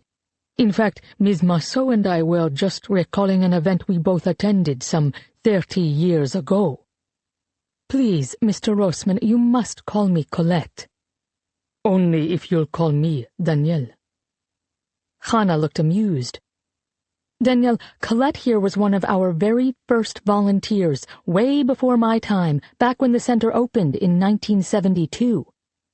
Turning to Colette, she added, "And Danielle has been active with our New York branch since its inception in 1980. You've probably been in a half-dozen cross-training sessions together over the years." "What a small world," Colette smiled. "Shall we walk, Colette?" Danielle asked, offering the crook of his arm and smiling down at her. "Since we are evidently old friends." "We shall." With a smile at Hannah, she allowed Danielle Roseman to escort her out the rear door of the center, which opened into a small private rose garden. They didn't say another word until they were seated on a stone bench in the corner of the green space. "Might I be so bold as to ask what drew you to volunteering for the center, Colette?" Danielle asked. "Are you Jewish?" She looked down. It was the question she received most often in reference to her work here, and still it never failed to surprise her. She was human, and as far as she was concerned, every person who had lived through the war, whatever role they'd played, should be working tirelessly to keep alive the memories of the 6 million people who'd lost their lives in the Holocaust, so that such atrocities could never, ever happen again. She could feel a familiar tide of defensiveness rising within her. But when she looked up, Danielle's smile was open and friendly, and after a few seconds, she relaxed into it. "No, I'm not Jewish. But during the war, my mother worked with an underground organization to protect Jewish citizens. Being here feels a bit like keeping that work alive. Had my mother lived, I think she would have continued to help for as long as she could."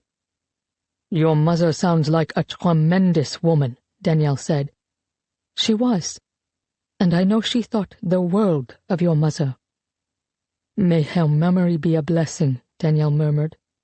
"And your father, Colette, what was he like?" Colette shook her head, surprised that the grief of his abandonment still stung after all these years. "Not nearly as incredible. What about your parents?" "Both extraordinary people. My sister and I were so lucky to have them for the short time we did. My father was a 6th-generation diamond broker, whose family was originally from Amsterdam. My mother was whip-smart, and she had a sly sort of humor about her. My father adored her.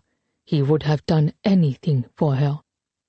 I can only imagine that he must have gone to his death feeling most of all that he had failed to save her."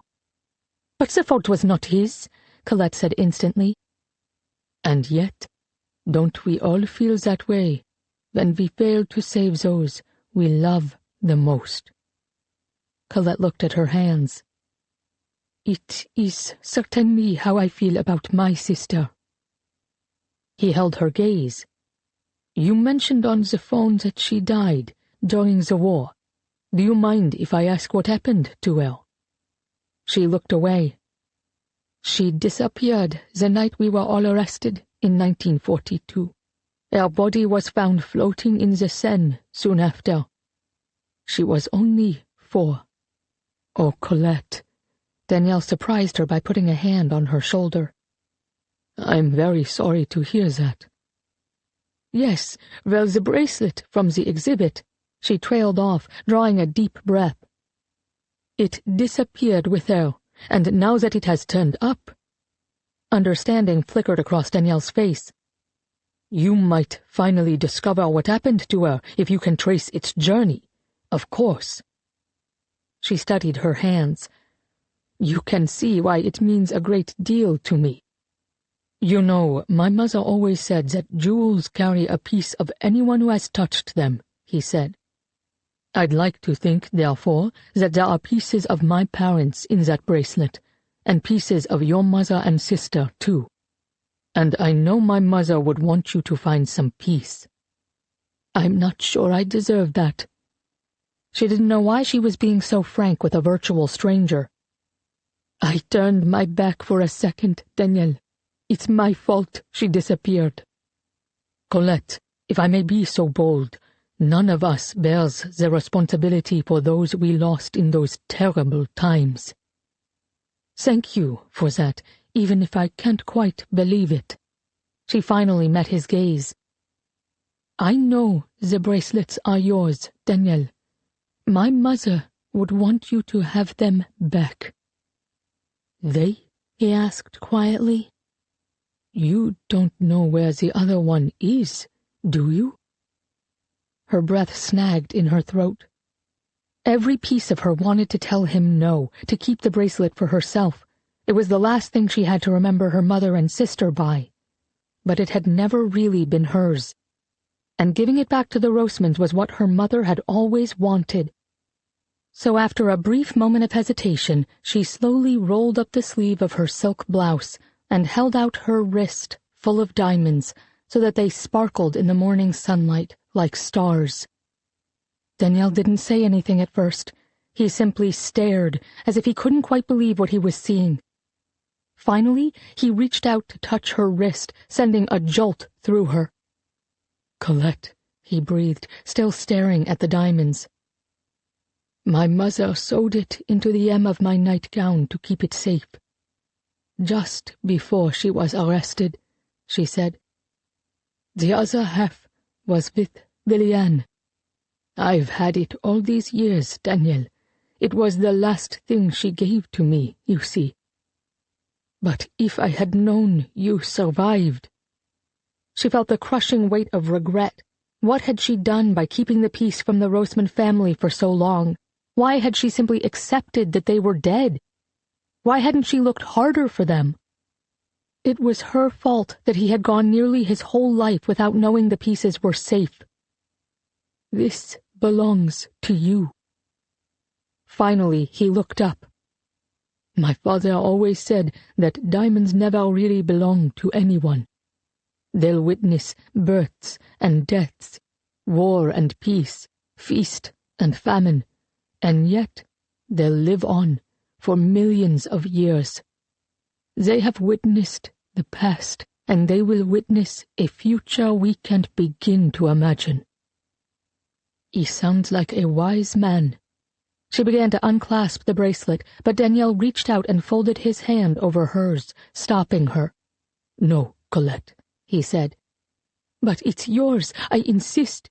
My mother stole it so that she could give it back to your family, and I think she'd be very glad that her wish is finally coming to pass, albeit many years too late."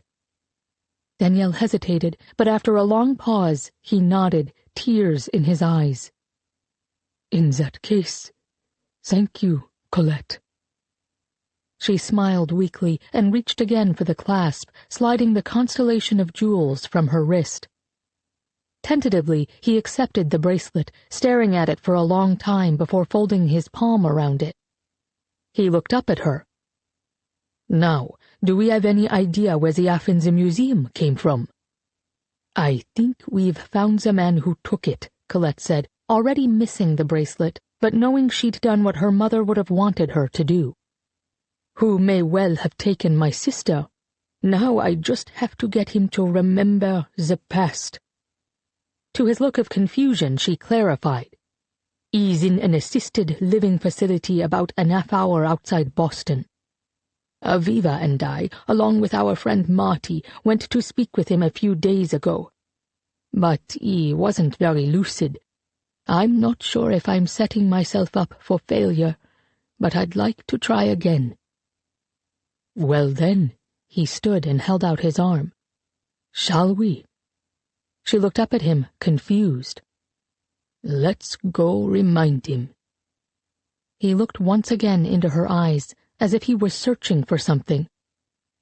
"Let's go find out the truth." The drive to the facility where Hubert Verdier lived was quiet, but the silence that fell over Colette and Danielle as she drove was comfortable. Colette couldn't remember the last time she hadn't felt the need to fill the space with words, even when she was with Aviva or Marty.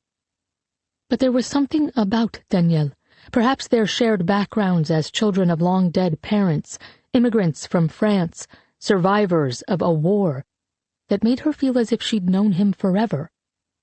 Still, as they approached the facility, she found herself wanting to explain something.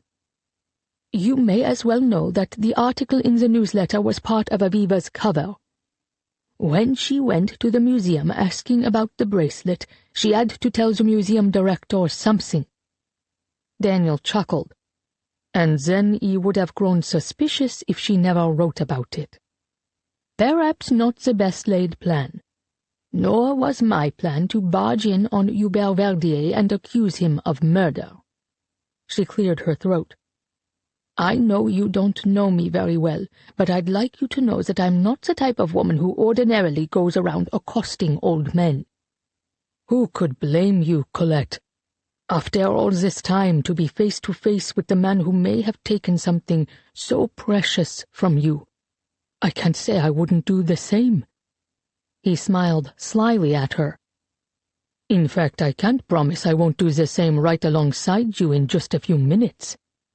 But you can't, you see? You must let him believe that we're both friends of his. Coming at him aggressively before only made him shut down. If he believes he knows us, that we are on his side, perhaps he'll come clean. Or perhaps, Colette, he has managed to erase the past entirely. She could feel his eyes on her as he continued. My sister had dementia. The doctors said that her time in Auschwitz had likely hastened the disease's onset, because she was only in her 60s when she was diagnosed. There was a period when all she could talk about was the horrors of the past. And then the past was gone for her too, like a vanishing act, up in smoke. That must have been very difficult for you. It was. It was a feeling of losing her slowly, by inches, and then all at once, she was gone. It leaves one with a question. Is the past as you remember it, if you're the only one left with the memories? Colette's heart lurched. She often wondered the same, much like the old riddle about the tree falling in the forest with no one around to hear.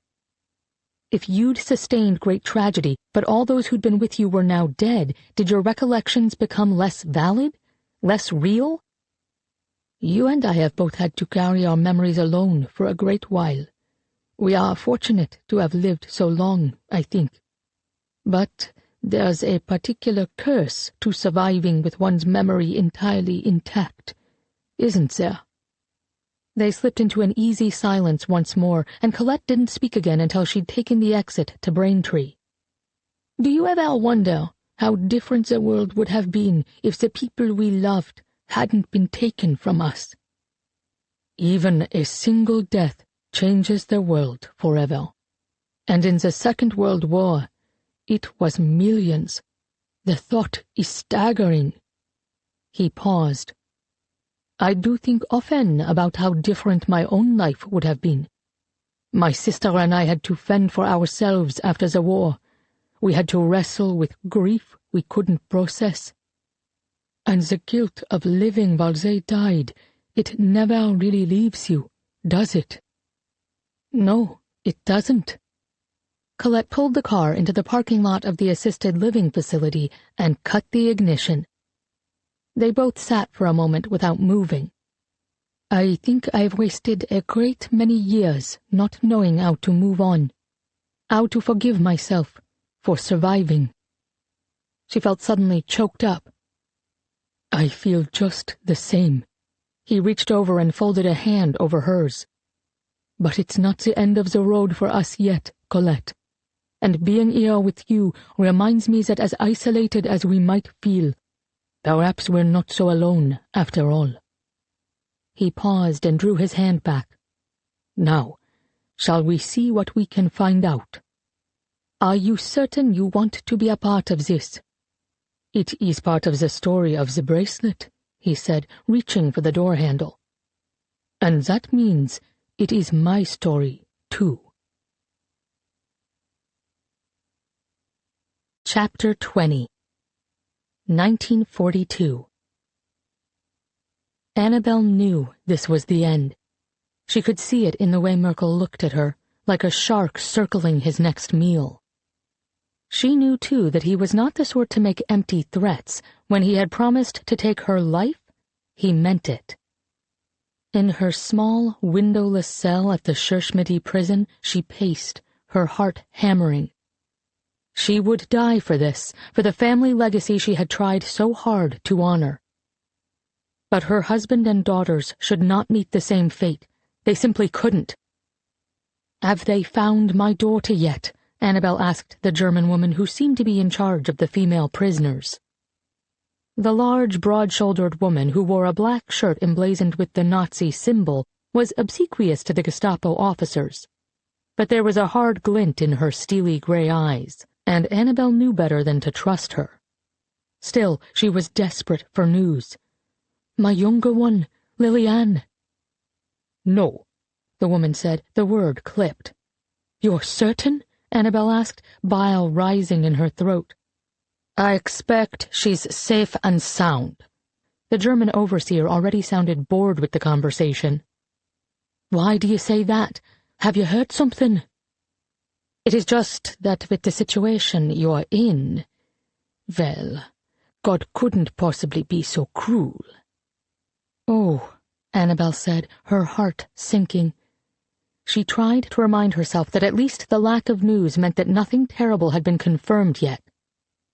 "I don't believe in that, you see." The woman narrowed her eyes. "You don't believe in God?" "That isn't what I meant. It is just that God is not the one doing such terrible things in the world right now. I believe in God very much." "Well, let us see if he gets you out of this one." Annabel swallowed down her anger at the woman's indifference. "And what of my husband, Roger, and my older daughter, Colette? Please, can you tell me anything?" The German woman made a face like she'd just tasted something sour. "They are here," she said after a moment. "Here? In Cherche-Midi?" Annabel's heart squeezed with fear. "Are they safe?" "For now." "Are they hurt?" Annabel felt as if she might throw up, though she hadn't eaten since her arrest. "Not the girl," the German said quickly, and Annabel exhaled. "But your husband. Is he all right?" "He's alive, anyhow. The Gestapo had some questions for him." She smirked. Annabel's stomach lurched with horror and guilt. "They didn't hurt Colette?" "Not as far as I know." The woman seemed to be considering something before she leaned in and whispered, "Word is they will be released tomorrow. They know nothing." Annabel blinked back tears of relief. "Oh, thank goodness. Please, you must let me see them." "You know I can't do that." "Please, I know what's coming for me, and I just want to say—" She drew in a trembling breath. "I want to say goodbye. I will reward you handsomely, I promise." "You must know that the Gestapo have confiscated everything of value in your apartment," the woman said, clearly unmoved by the tears spilling down Annabel's cheeks. "Yes, but there are other pieces, you see." Annabel knew she was taking a chance. If the German woman reported her offer to the Gestapo, she would lose all her leverage. "Pieces that could make you rich." The Nazi woman studied her for a long time, her pudgy face a theater of conflicting emotions.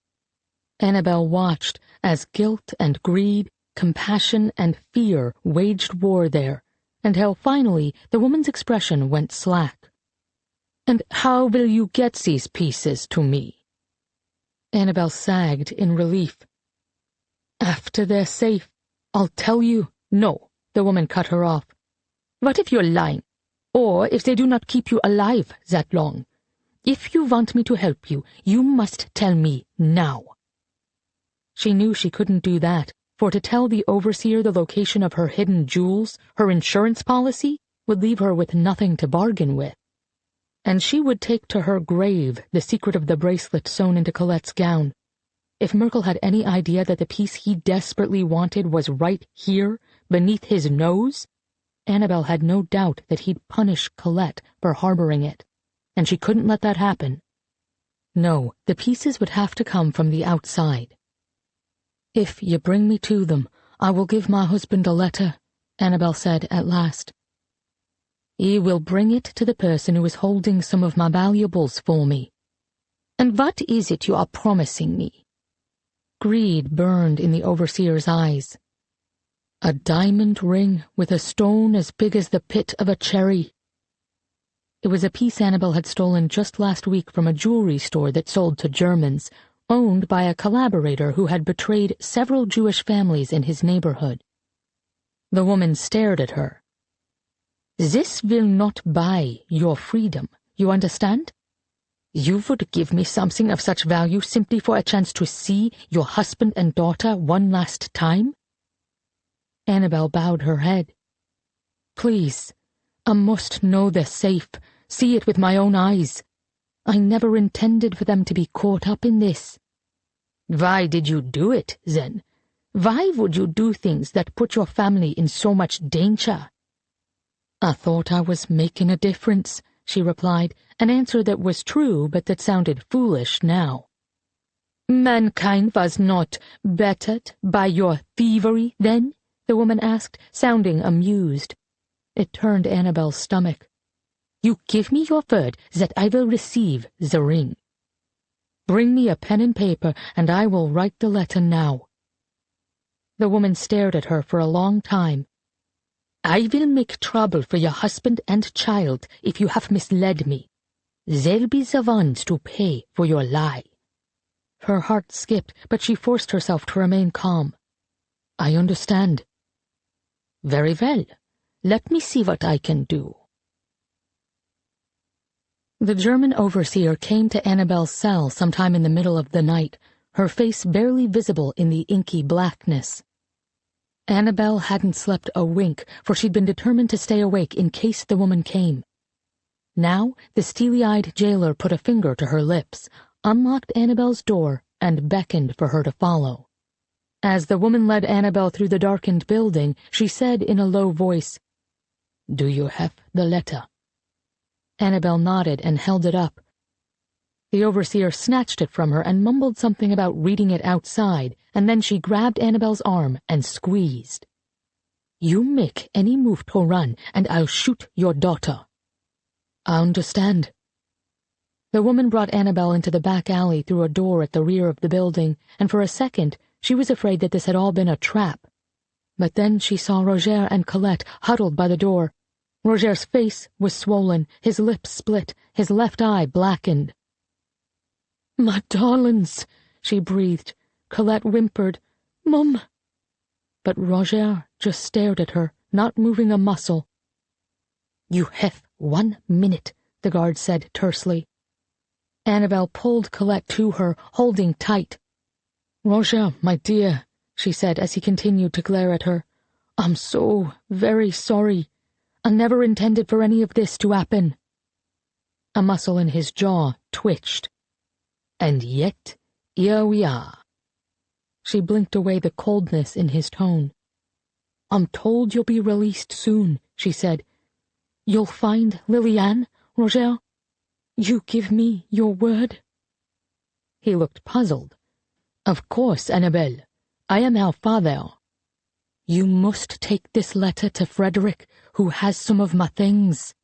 The diamond ring is to go to the guard by anonymous courier." Anger flickered in Roger's expression as he pulled back. "To where?" he asked, glaring at the overseer, who glowered right back. "Please, they'll come for you if she doesn't get the ring." "Fine. I'll take care of it."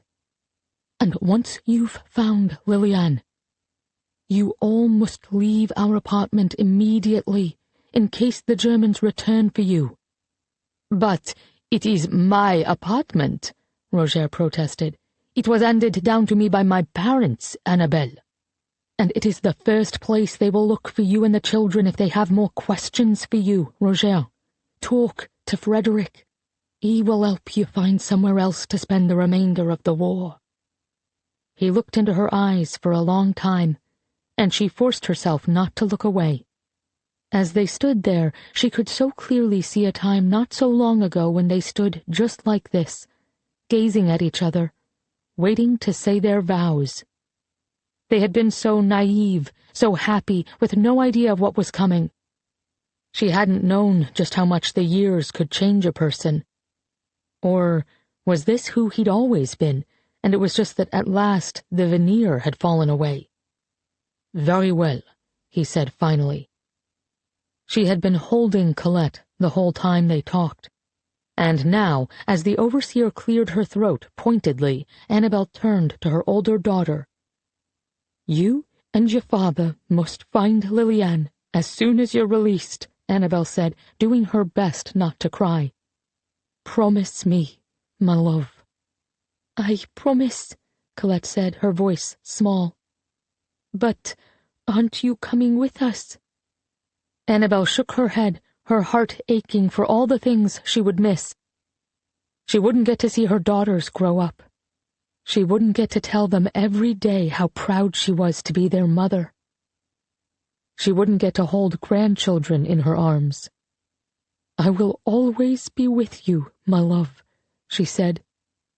"Teach your children to be brave and strong and good as you are, and I will be there in your every moment." "It's time," the overseer grunted.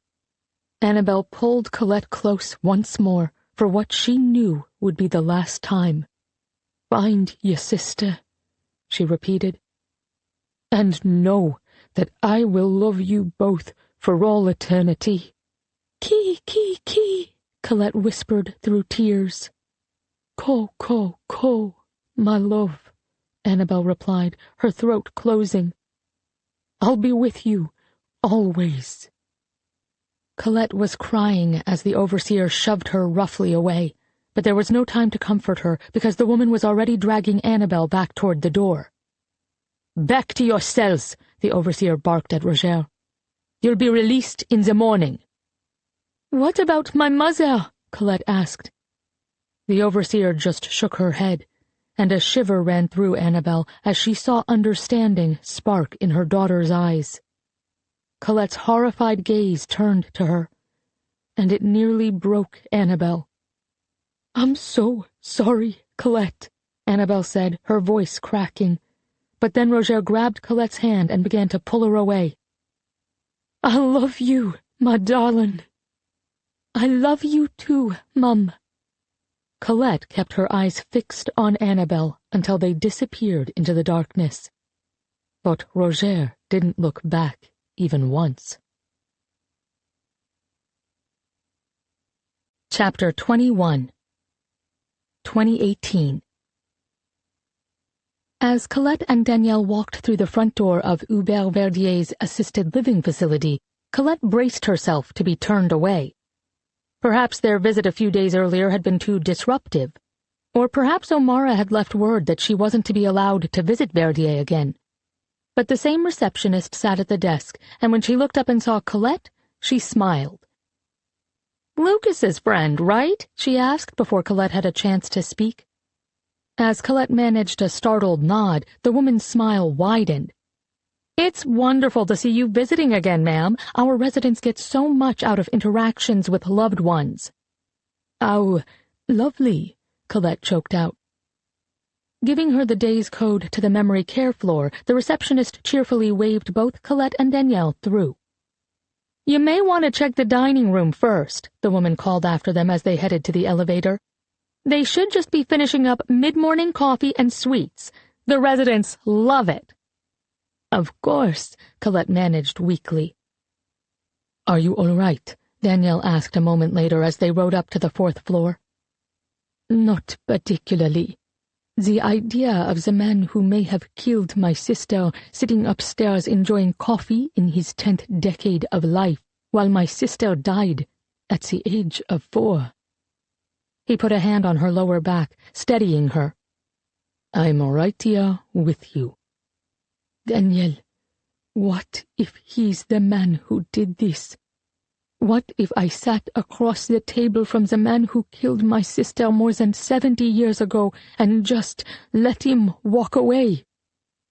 She had been scouring her memory, but as far as she could recall, there was no sign then that he was anything but a police officer who was easily bought.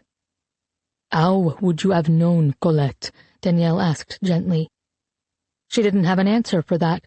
She closed her eyes briefly and did her best to push the guilt away as the elevator door finally dinged and slid open. "Can you imagine what our mothers would say to see us together now? I think They'd be very happy, Danielle said with a small smile as they stepped out onto the 4th floor. Colette entered the security code, and once inside, they followed the sound of clattering dishes down a long hall into a dining area, where a few dozen residents were scattered around tables with mugs of coffee in front of them. A member of the staff walked around with a carafe, pouring refills and distributing cookies. "Here goes," Colette said softly as she spotted Hubert Verdier sitting alone at a table in the corner, looking into space with a frown. "Hubert," Colette said, sweeping toward him with a smile as Danielle trailed behind her. "How lovely to see you, my friend." Verdier looked up at the two of them blankly. "Do I know you?" She forced another smile. "Of course, we knew each other long ago, in Paris." "I don't recognize you," he looked at Danielle. "Or you." "We almost didn't recognize you either," Danielle replied without missing a beat. "How wonderful it is to see you." He studied her. "What did you say your names are?" "Danielle and Colette." "What, you don't have last names?" "Oh, we know each other far too well for those kinds of formalities, don't we?" Colette forced another bright smile. "We won't stay long anyhow. It will be nice to just reminisce about the past with you for a few minutes." "I don't like to talk about the past," Verdier grumbled, but after a second he gestured toward the chairs across the table. Danielle pulled out one of them for Colette, and they both sat. "Oh, but this will be fun, Hubert," Colette said. As Verdier scowled at her, she forced herself to keep smiling brightly at him. "Remember, we know you from the old neighborhood," she continued kindly. "Paris was so different before the war, wasn't it? Do you remember the square Maurice Gardet nearby? Or the canal Saint-Martin?" "Who wouldn't?" "But then the Germans got there," she continued, "and everything changed." He grunted, but he was paying attention, his eyes following her every movement. "It was difficult to get by without working with them, wasn't it?" she went on with faux cheer, though every word tasted sour and strange. "What I mean to say is that I certainly understand that some people had no choice but to collaborate." "Are you accusing me of something?" "Certainly not." She feigned shock and glanced at Daniel, who murmured his agreement. "I'm simply saying that I understand that some people, especially policemen, for example, might not have had a choice." He looked at Daniel and then at Colette, brow furrowing. "What do you know about policemen?" "Well, not as much as you, sir." He looked at Danielle again. "What's the lady going on about?" he asked. "Oh, just the authority you had back then," Danielle answered smoothly, and Colette wanted to kiss him. He was playing his role perfectly. "I remember you clearly," she added quickly. Hubert's eyes flicked back to her, but he was beginning to look bored with the conversation. "You were so handsome in your uniform. I was just a girl, but I knew a good-looking gentleman when I saw one." He puffed out his chest, suddenly a bit more interested. "Well, don't let Francine hear you talking that way."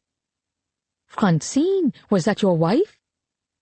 Suddenly, whatever camaraderie had existed between them evaporated. "You know very well that my wife was Odile," he snapped. He muttered something to himself. "You sound like her now, trying to trip me up." "I sound like Odile? Your wife?" "Who are you again?"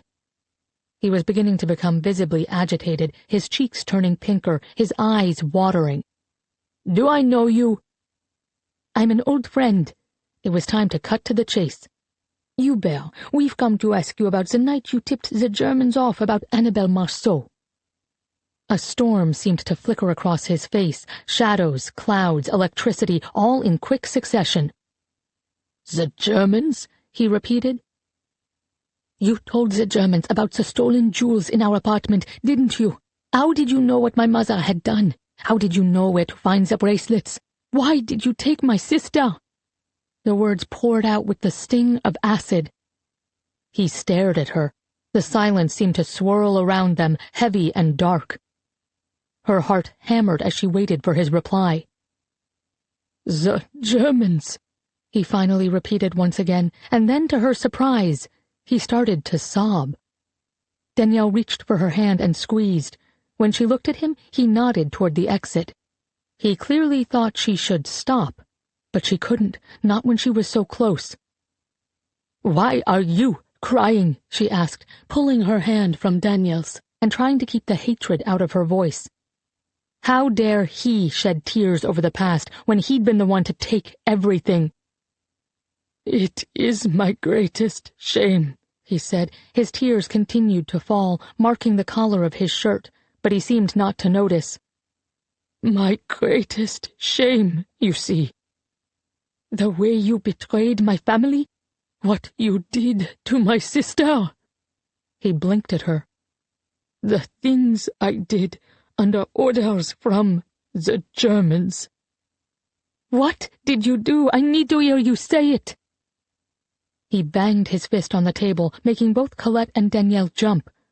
"The deportation orders! So many Jewish families! I didn't know where we were sending them. I swear, I never would have." And then, as he trailed off, she understood what he was saying. He had been one of the many French policemen who had followed instructions from the Germans to arrest Jewish citizens, ultimately sending them to their deaths. "I forget so many things," he concluded as he stared out the window. "But this, I remember clearly, like it was yesterday." "Good," said Danielle. When Verdier turned to glare at him, he added, "You should remember the role you played in the mass murder of innocent people. If only a few of you had stood up to try to stop it." Verdier turned back to Colette, his face a mask of misery. "You think I'm not haunted by those ghosts every day?" "What about my sister?" Colette pressed. She got out of her chair and walked closer to him. He flinched and cowered, as if he was afraid she was going to attack him. "No," she wanted to say, "you're the monster, not I. Are you haunted by her ghost, too?" "Was she one of the Jews?" he asked in a small voice. "They all haunt me, you see. The nightmares I have. She was the girl you stole from our apartment window and murdered in August of 1942. She was running out of patience for this guilt trip down memory lane. "It was you, wasn't it? She was the girl whose bracelet you stole and kept for all these years." His expression hardened, and his tears stopped instantly, like a faucet had been turned suddenly off. "The bracelet," he rasped. "This is about that damned bracelet?" Her heartbeat accelerated. "Did you take my sister?" she asked, enunciating each word even as her voice cracked. "Did you take my sister from our bedroom and throw her in the Seine after you'd taken the bracelet?" He opened and closed his mouth. Colette leaned in for a confession, but instead he hissed, "Only a devil would do such a thing." "And you're that devil," she shot back. "It isn't true." "Then how did you get it?" He coughed and turned to Danielle, his expression suddenly calm, as if he'd forgotten the heated discussion they were in the middle of. "The Eiffel Tower sparkles now like a shop full of diamonds," he said pleasantly. "Did you know that? They've put lights on it, and the lights dance every night. Sparkle, sparkle, sparkle." "Answer her," Danielle said, his voice low and steady. Colette touched Hubert's arm, and he jerked away from her as if he'd been burned. "Please," she said. "The diamond bracelet. The one that looks like a pair of lilies made of stars. I need you to tell me how you got it." He was silent for a long time, And then finally, after a glance at Danielle, he turned to her, his expression suddenly sad and guileless. "I promised never to tell." "You promised who?" She felt a shiver of doubt. Was there someone else involved? Was it possible that Verdier wasn't Liliane's killer after all? "Did she send you?" he cried. "She sent you, didn't she? I told her to stop torturing me. Enough already." "Please, I'm begging you." She could feel her desperation creeping in, could hear it in her voice. "Please, tell me what you did. Did you betray my mother? Did you kill my sister? Or was there someone else?" He stared at her. "I am very tired now," he said after a long pause. "I'd like you to leave." "But, nurse!" he cried suddenly, startling her. "Please, no! Nurse!" he cried again. "Nurse, help! I'm being harassed!" In an instant there were 3 nurses around him, consoling him, and before she knew it, a 4th nurse had arrived and was shooing her and Danielle away. "No, please," Colette protested as Danielle grabbed her hand. "I just need him to answer my question, please." "You are agitating him, ma'am," the nurse snapped. "I need you both to leave." "Come on," Daniel said in a low voice. "We'll come back, but we have to go." The nurse hustled them down the hall toward the elevator. "I'll have to report this to Mr. Verdier's family." "Please, you don't understand," Colette tried to protest, but already the nurse was turning away, and the door to the memory care unit was closing behind them. "I've waited 76 years for the truth." But there was no reply. The door was already closed, and Colette watched helplessly through the window as the nurses soothed the man who may well have taken her sister's life.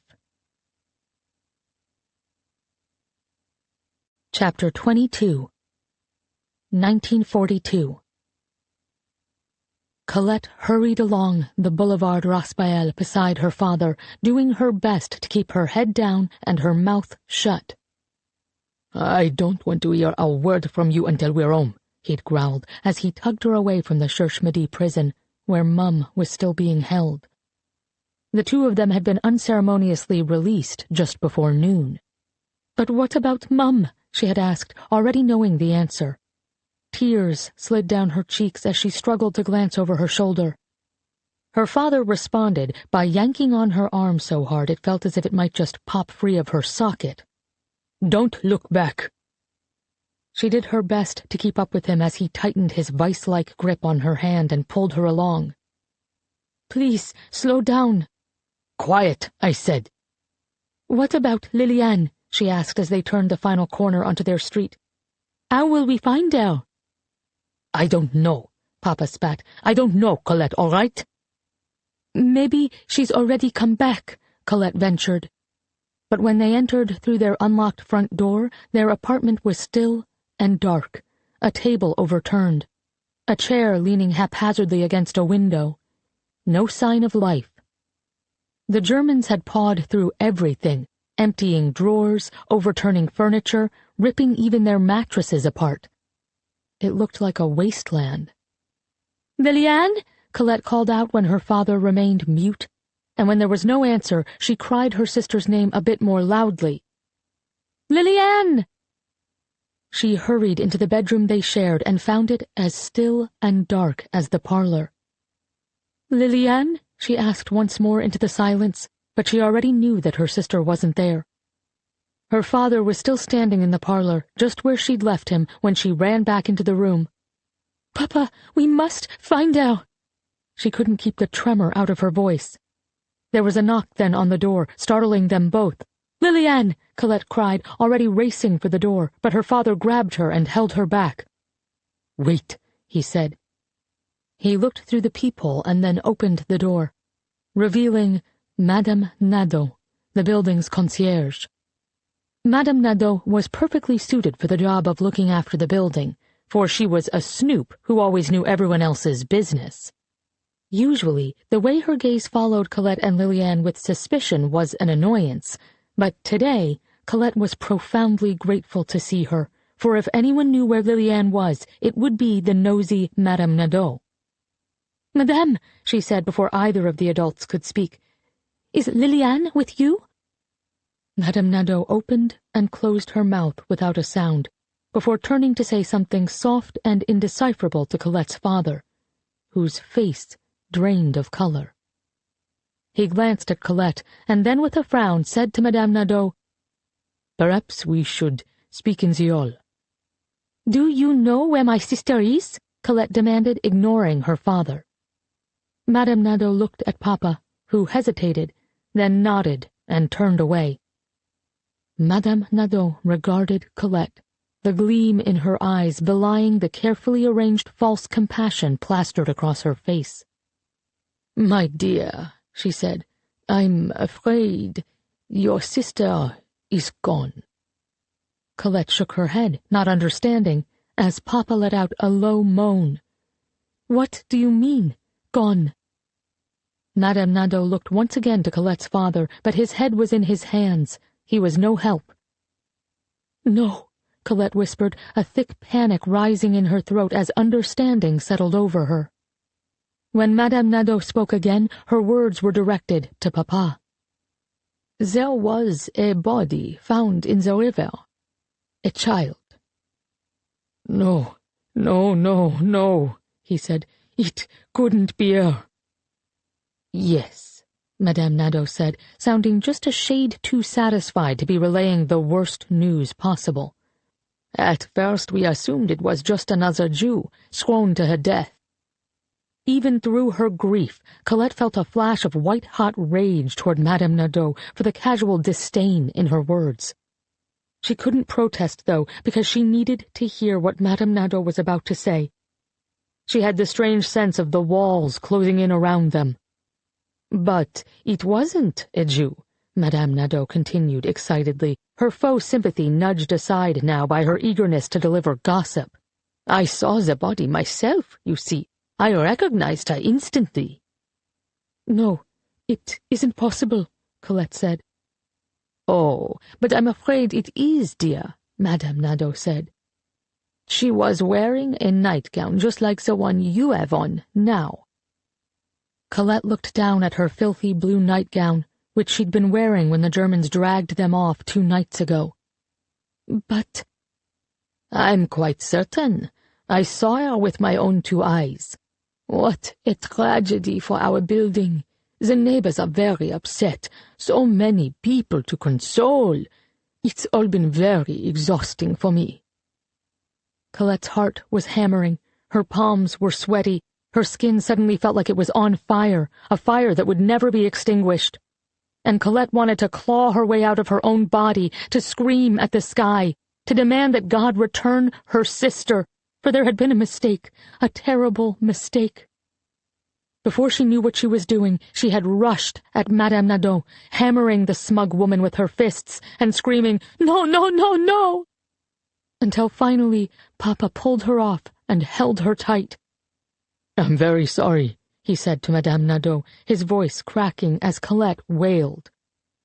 "Well, I never!" Madame Nadeau said indignantly, glaring at Colette as she brushed her clothes off. "You should really learn to control your children." "Child," Papa corrected miserably. "Pardon?" Madame Nadeau said. "Child, not children," he said.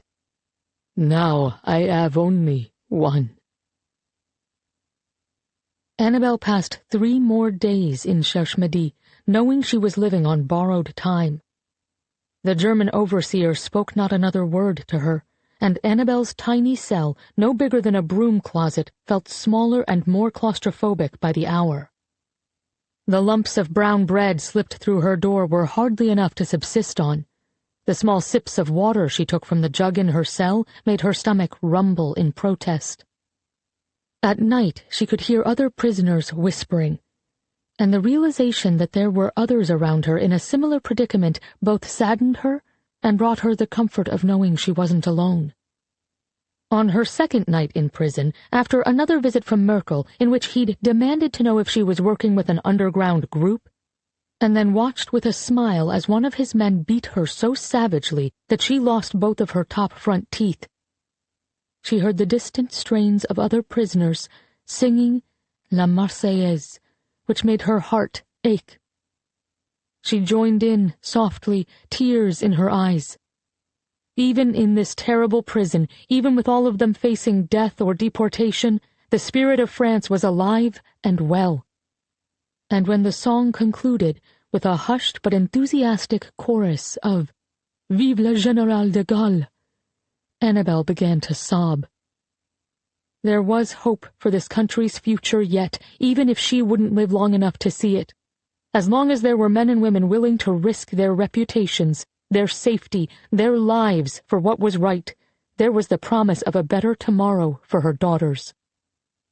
Notre France vivra, the other prisoners chanted each night at 7 o'clock, 3 times over, and on the 3rd night Annabel joined in with the refrain.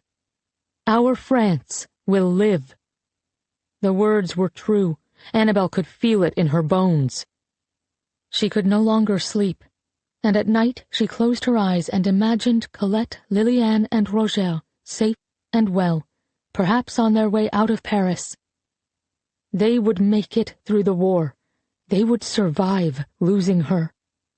They would understand one day why it had been impossible for her to sit idly by while evil seeped into Paris. Her girls would grow into adults, and they'd become the kind of women who stood up for others, too. She was sure of it. On the 4th morning, 2 Gestapo came for her, and she knew just from looking at the younger one's averted eyes that this was the end. Merkel would have more questions for her. She would again refuse to answer, and he would decide that since he wasn't going to get the bracelets back, he might as well take her life. Later, as Merkel's henchmen beat Annabel, the world went blurry before her, and she felt her life slipping through her fingers like sand from a cracked hourglass. She had done what she thought was right, but for the first time she understood that the price was too high. She had made a mistake in thinking she could reclaim her friend's dignity by stealing back her jewels. Still, she knew that having the bracelets back would restore a piece of Hélène Roseman when she came home. She closed her eyes now and tried to find solace in imagining how Hélène's face would look when Colette and Liliane reunited her with the jewels hidden away in the linings of their gowns. She had to believe that this part of the story, at least, would have a happy ending. "I told you that you would regret this," Merkel said at one point, swimming into view. The world had gone hazy. She knew many of her bones had been broken. Her mouth was full of blood, and the ringing in her ears made him sound very far away. "I regret nothing," she replied, but she wasn't certain Merkel could understand her, for her teeth were cracked, her jaw broken beyond all possibility of repair. "Je ne regrette rien." "Finish her," Merkel said. She could hear his footsteps receding, and the beating began again. She closed her eyes, and as she released the last threads that connected her soul to her body, she saw an image in her mind, clear as day. Her 2 daughters, old women now, holding hands under the shade of hazel trees that reminded her of the forest of her own childhood. There were children there, too, a promise that her family's legacy would live on. She would never know them, but God willing, she would watch over them always. As she moved forward into death, she was smiling, for she had seen the future, and it was beautiful. Chapter 23, 2018. "Aviva, I need to talk to you about your friend Colette." Those were the first words out of Lucas O'Mara's mouth when Aviva answered a call from him on Friday morning. It was all Aviva could muster, for she couldn't imagine what Colette had done this time, though it certainly had to do with the bracelet. But hadn't Colette spent yesterday with Danielle Roseman?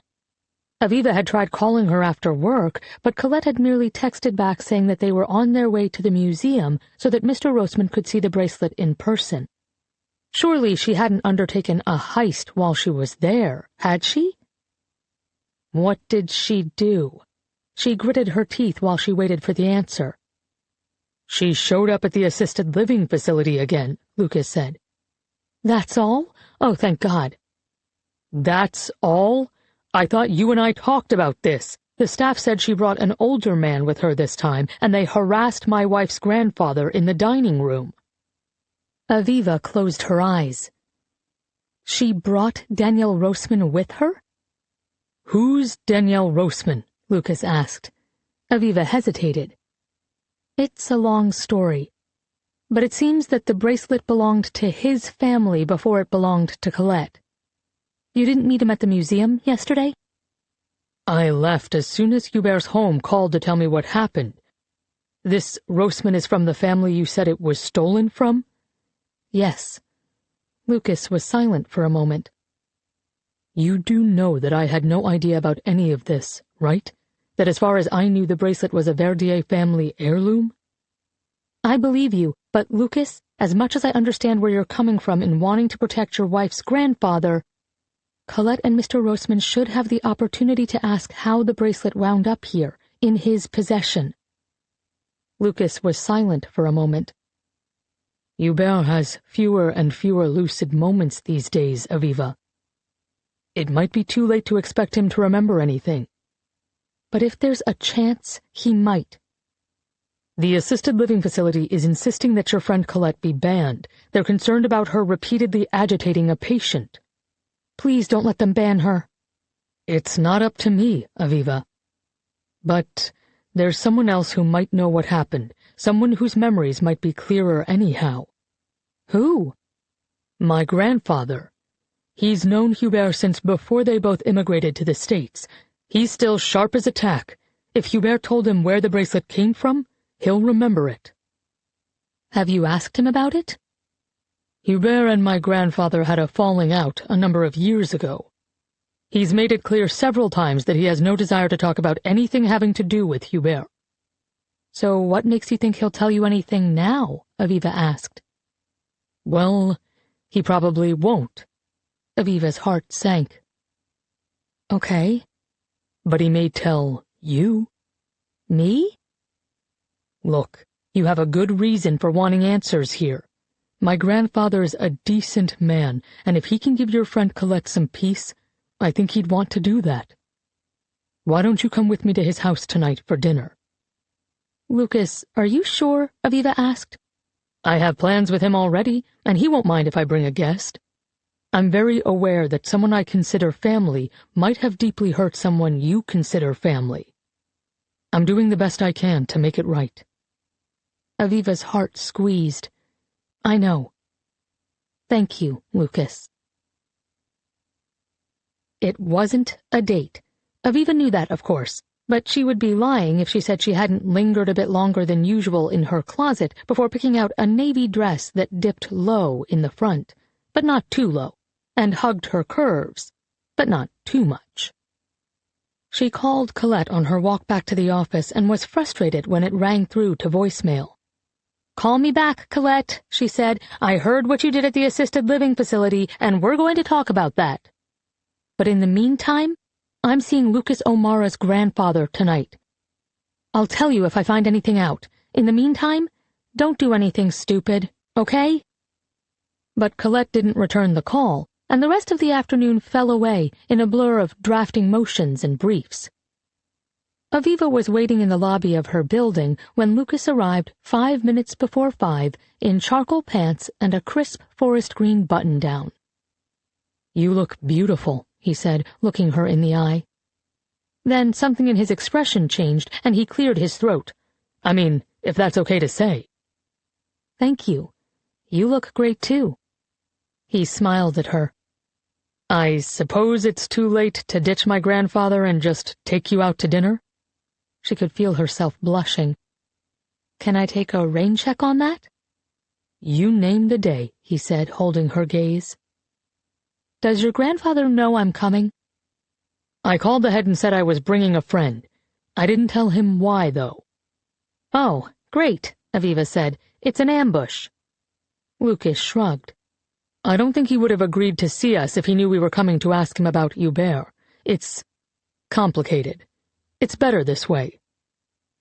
On their drive out to Weymouth, where Lucas's grandfather lived, Aviva told the story of Daniel Roseman's arrival and his claim on the bracelet, as well as Colette's. By the time they pulled into his grandfather's driveway, Lucas's face was pale, his expression grave. "No wonder it's so important to you to find out how it got here," he said, as he helped her out of the car. "I have a hard time believing that Hubert is the person you seem to think he is. But what happened to Colette and Danielle is horrendous. The bracelet's in my possession, which means I owe it to you to help." "You don't owe me anything." "But Colette deserves answers, Aviva. I know that. I'll do what I can to help you get to the bottom of this." She nodded, a lump in her throat. It took her a few seconds before she was able to say, "I just want to bring Colette some peace." Lucas led her up the winding front walkway to his grandfather's house, a large white two-story with black trim. "What a beautiful home," Aviva said. "It's where I grew up," he said with a smile. "When I was little and my mom and I moved back to Boston, we lived with my grandparents." He rang the bell, and a moment later the front door swung open to reveal a tall, white-haired man with slightly stooped shoulders. He stepped forward to hug Lucas, and then turned to smile at Aviva. "Lucas," he said warmly, a French accent still coating his words. "Who have you brought with you this evening?" "This is my friend Aviva," Lucas said. "Aviva, this is my grandfather." When Aviva reached out to shake hands with him, she was surprised to find his grip strong, though she could feel a tremble in his arm. "Nice to meet you, sir." "Call me Bill, young lady," he said, "and please, come in." Aviva smiled at Lucas as they followed his grandfather down a long hallway that opened into a dining room. He used a walker, but otherwise he seemed in good health. "You'll forgive me for the early dining hour, young lady," he said, throwing Aviva a smile over his shoulder as they entered the dining room. The table had already been set, and his housekeeper was bustling around, filling glasses with water.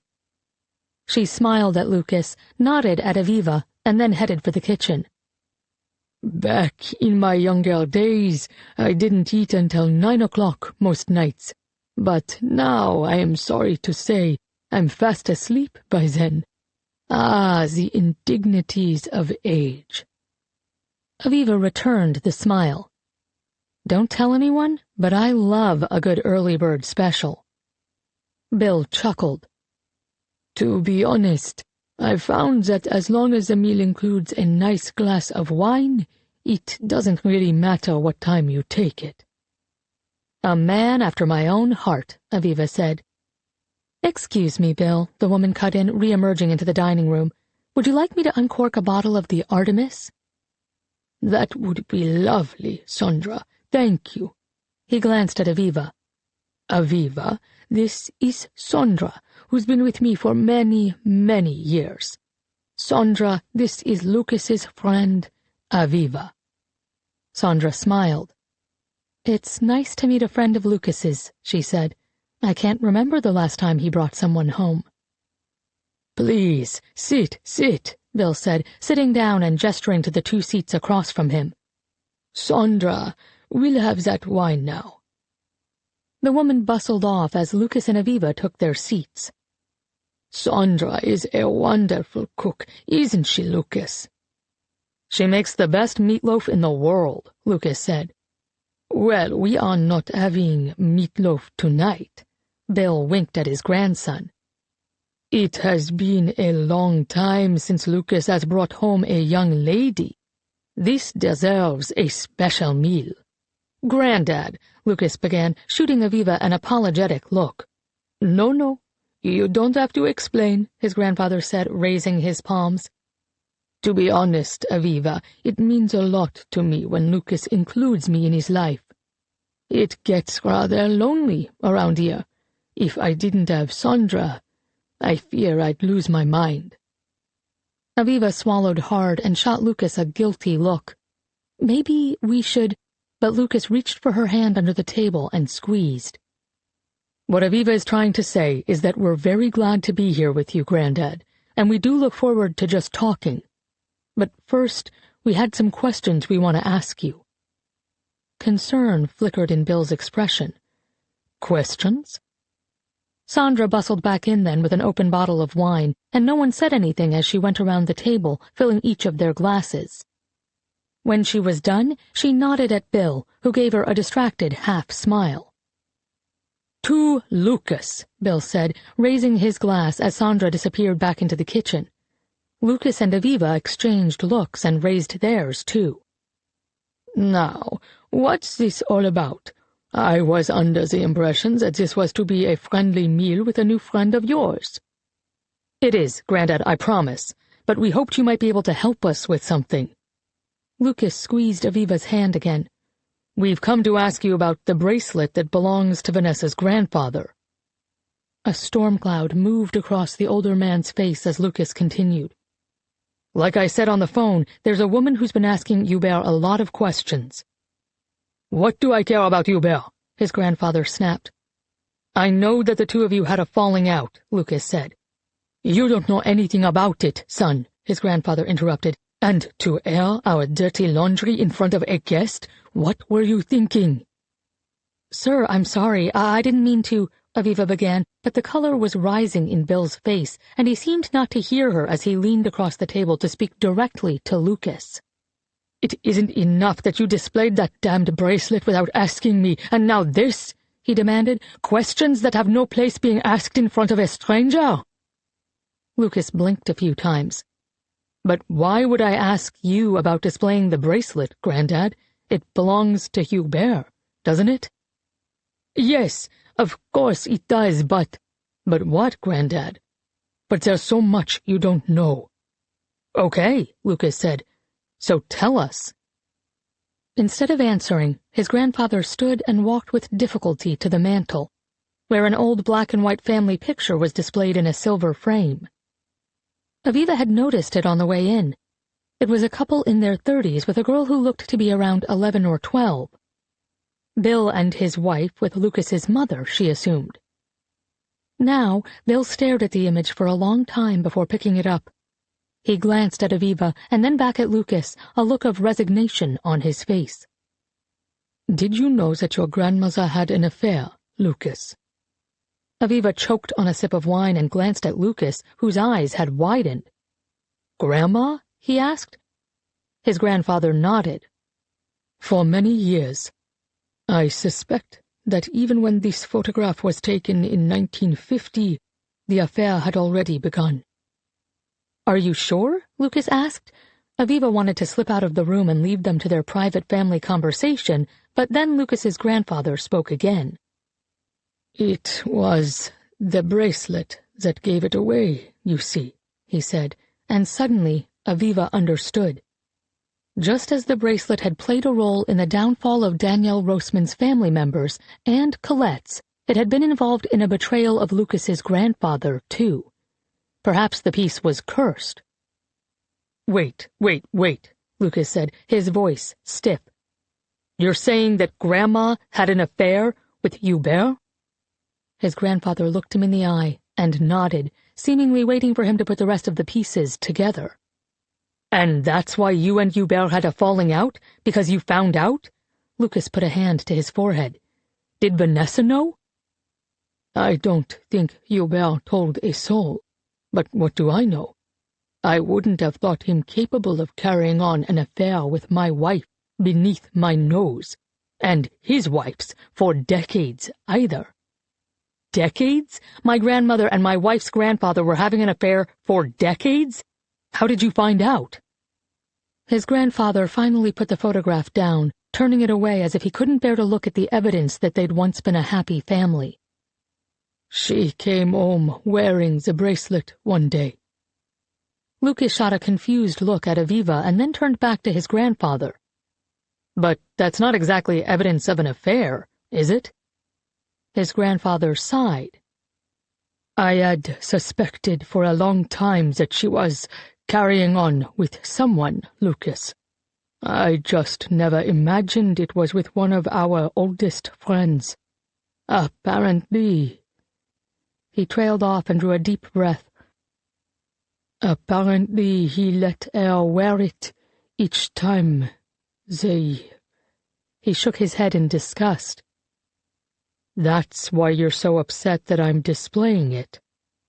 His grandfather hesitated. Yes. And if I didn't know better, I might think that Hubert had given it to you deliberately. To ruffle my feathers. His gaze flicked to Aviva. And what is your friend's involvement in all of this? The woman who was asking Hubert all those questions is a good friend of Aviva's. Aviva gave him a guilty smile, and he glowered at her and then at Lucas. Sandra bustled back in then with 3 small salads, which she set in front of each of them before glancing around and registering the chill that had fallen over the room. "Is everything all right?" she asked. "Just fine, Sandra," Bill said stiffly. "Though I fear I'm losing my appetite." He turned to Aviva as Sandra went back into the kitchen. "So, this isn't a friendly visit after all." "It is a friendly visit, sir," Aviva said. "I'm sorry to upset you. It's just that my friend Colette has been looking for the bracelet for more than 75 years, since the day her mother was arrested and her sister was murdered." Bill stared at her. "Murdered? I don't understand." "The bracelet disappeared the same night Colette's sister was kidnapped," Aviva continued, "and we believe that if we can understand why Mr. Verdier had it, perhaps we'll be a bit closer to discovering what happened to her sister." The color had drained from Bill's face, and he tugged at his collar. "There was certainly no murder. Hubert isn't—" He stopped abruptly.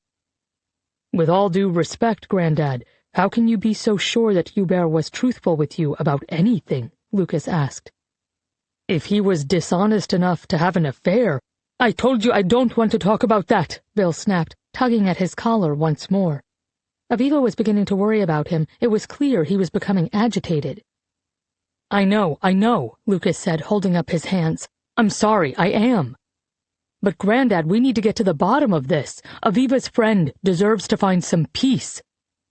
"Peace," he choked out a laugh. "The ghosts of the past sneak up on us all. You aren't old enough yet to know that." "Grandad," Lucas said, but his grandfather cut him off. "Who is this friend of yours?" his grandfather asked, his gaze flicking to Aviva. "You say our sister was taken." "From her bedroom window," Aviva said, "the same night the Germans came to arrest her family in 1942. He stared at her. "But this can't be true." "Please, Grandad," Lucas said, "anything Hubert told you might help." "You think answers to decades-old questions will change a thing?" Bill was still staring at Aviva. "And you, young lady, I know you must think you're helping this friend of yours, but stirring up the past only hurts those who have lived through it. It's all very entertaining to try to solve a mystery, isn't it? But do you understand that when old wounds are reopened, they hurt very deeply?" "I think, sir," Aviva said gently, "that my friend's wounds never closed. She has lived her whole life feeling that her sister's death was her fault. I think that learning the truth about what happened would bring her some peace, at last." Bill looked at his plate for a very long time. None of them had touched their salads yet. In the silence they could hear pans banging in the kitchen and the sound of running water. "What became of your friend's mother?" he asked at last. Aviva and Lucas exchanged glances. It wasn't at all what she had expected him to say. "The one who was arrested." "Colette's mother?" "She was executed by the Germans, sir," Aviva said. Bill made a noise in the back of his throat, but he didn't say anything. "Please, Grandad," Lucas said. "If you know anything, we're begging you to tell us. Help us bring Ms. Marceau some peace." Bill coughed sharply, and then silence descended once more as he continued to stare at his plate. "It's too late," he said, his voice thin and raspy. Too late for what, Granddad? Lucas asked. Bill didn't answer right away. Too late to change the past, he said at last. It's done. Settled. Over. It's a mistake to try to dig it up. A mistake for everyone. I'm afraid, sir, that it's being dug up anyhow, Aviva said gently. When Bill turned to her, she said, A man whose family it originally belonged to is planning to claim it, which will likely mean a legal inquiry about its provenance. Bill's expression shuddered. I know nothing about any of it. Granddad, Lucas said, but his grandfather cut him off. I'd like the two of you to go now, he said calmly. I'm sorry, young lady. I know I must seem quite rude, but I'm very tired all of a sudden. Granddad! But Bill held up a hand to stop him. Sondra! He called, and Aviva couldn't help but notice that he didn't sound tired at all. Sondra hurried back in and looked uncertainly at their untouched plates. Sir? We are done with dinner, Sondra, Bill said. I'd like you to show Lucas and his friend to the door. Lucas stood, his jaw clenched. Granddad, if you can think of anything else. You'll be the first to know, Lucas. He looked at Aviva as she stood from the table.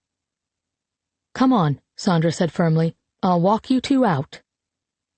As Sondra led them out of the room, murmuring an apology, Aviva could feel Bill's eyes following her, and a shiver of certainty ran down her spine. He knew something, and that meant she was one step closer to the truth. Chapter 24 1942 2 days after they'd been released from Cherche Midi, Papa took Colette to see Mum's closest friends, Uncle Frederick and Aunt Marie. We've had some news from our concierge, Colette's father said stiffly to Uncle Frederick after they'd greeted each other. Uncle Frederick was not really Colette's uncle, but rather the jewel broker her mother had been using in Paris since before Colette was born. Colette had never met Mum's brother Leo, who lived in England, and Papa had no living relatives. Frederick and his wife Marie were the closest thing she had to extended family. Roger, I know, Uncle Frederick said, his voice thick with grief. I heard the rumor, but I did not believe it, so I went to the river where they were pulling the body up. He drew a shuddering breath and glanced at Colette. I hoped to be able to tell you that the rumors were wrong, but... But what? Uncle Frederick, Colette prompted, her voice small. But, Uncle Frederick said, his voice cracking, I recognized the nightgown, with the L stitched across the front. It is the one my Marie made for Liliane. He reached out for Colette's hand. The nightgown that matches yours. And you're certain? Roger asked. Uncle Frederick nodded. I sat beside Marie each night as she sewed the gowns. I would recognize it anywhere. And the bracelet sewn into the lining, Roger asked. Colette couldn't understand why that mattered, but her father's jaw was rigid with anger. Gone, Uncle Frederick said. The M had been ripped open. Colette's father put a hand over his mouth. Papa, what is it? Colette ventured after a few seconds. It means that the man who took your sister knew about the jewels, he said, his voice flat. It means that she was likely taken by someone who knew your mother, who knew what she was up to. But, Colette said, her stomach turning, a life for a meaningless piece of gold studded with a few sparkling gemstones? What about my half of the bracelet? It wasn't what she had intended to ask, and when the question came out, it came out all wrong. She didn't care about the bracelet itself. She was asking what she was supposed to do with a piece that would never be complete again. But more than that, she wanted someone to tell her what she was supposed to do, knowing that she would never again be whole. How would she live in a world without her sister? Her father fixed her with a look so cold that she could feel the ice inside her. "I don't give a damn what you do with it," he said. "But your sister is dead, Colette." As if she didn't know. As if she didn't feel in the very depths of her soul that it was her fault for turning her back. As if she wouldn't blame herself for it forever. "I'm so sorry, Papa," she said. "I'm so sorry." "You should be," he spat. "You were responsible for her. You left her alone, and then, when you saw someone taking her away, you weren't even clever enough to go after her. You just stood there." "But the Germans—" "Bah! You could have run from them if you wanted to," Papa shot back. "But you were too frightened, Colette, and now your sister is dead." The words sliced into her like knife blades. "I know." Her eyes welled with tears. "Rochelle, it isn't our fault," Uncle Frederick said, his tone suddenly clipped. "Leave the child alone." Papa whirled on Uncle Frederick. "Leave her alone? She didn't even get a good look at the man who took her sister. Perhaps we would have found her in time if we knew more about him, other than the fact he was apparently wearing a uniform of some sort." "I am so sorry," Colette sobbed, but her father waved her words away.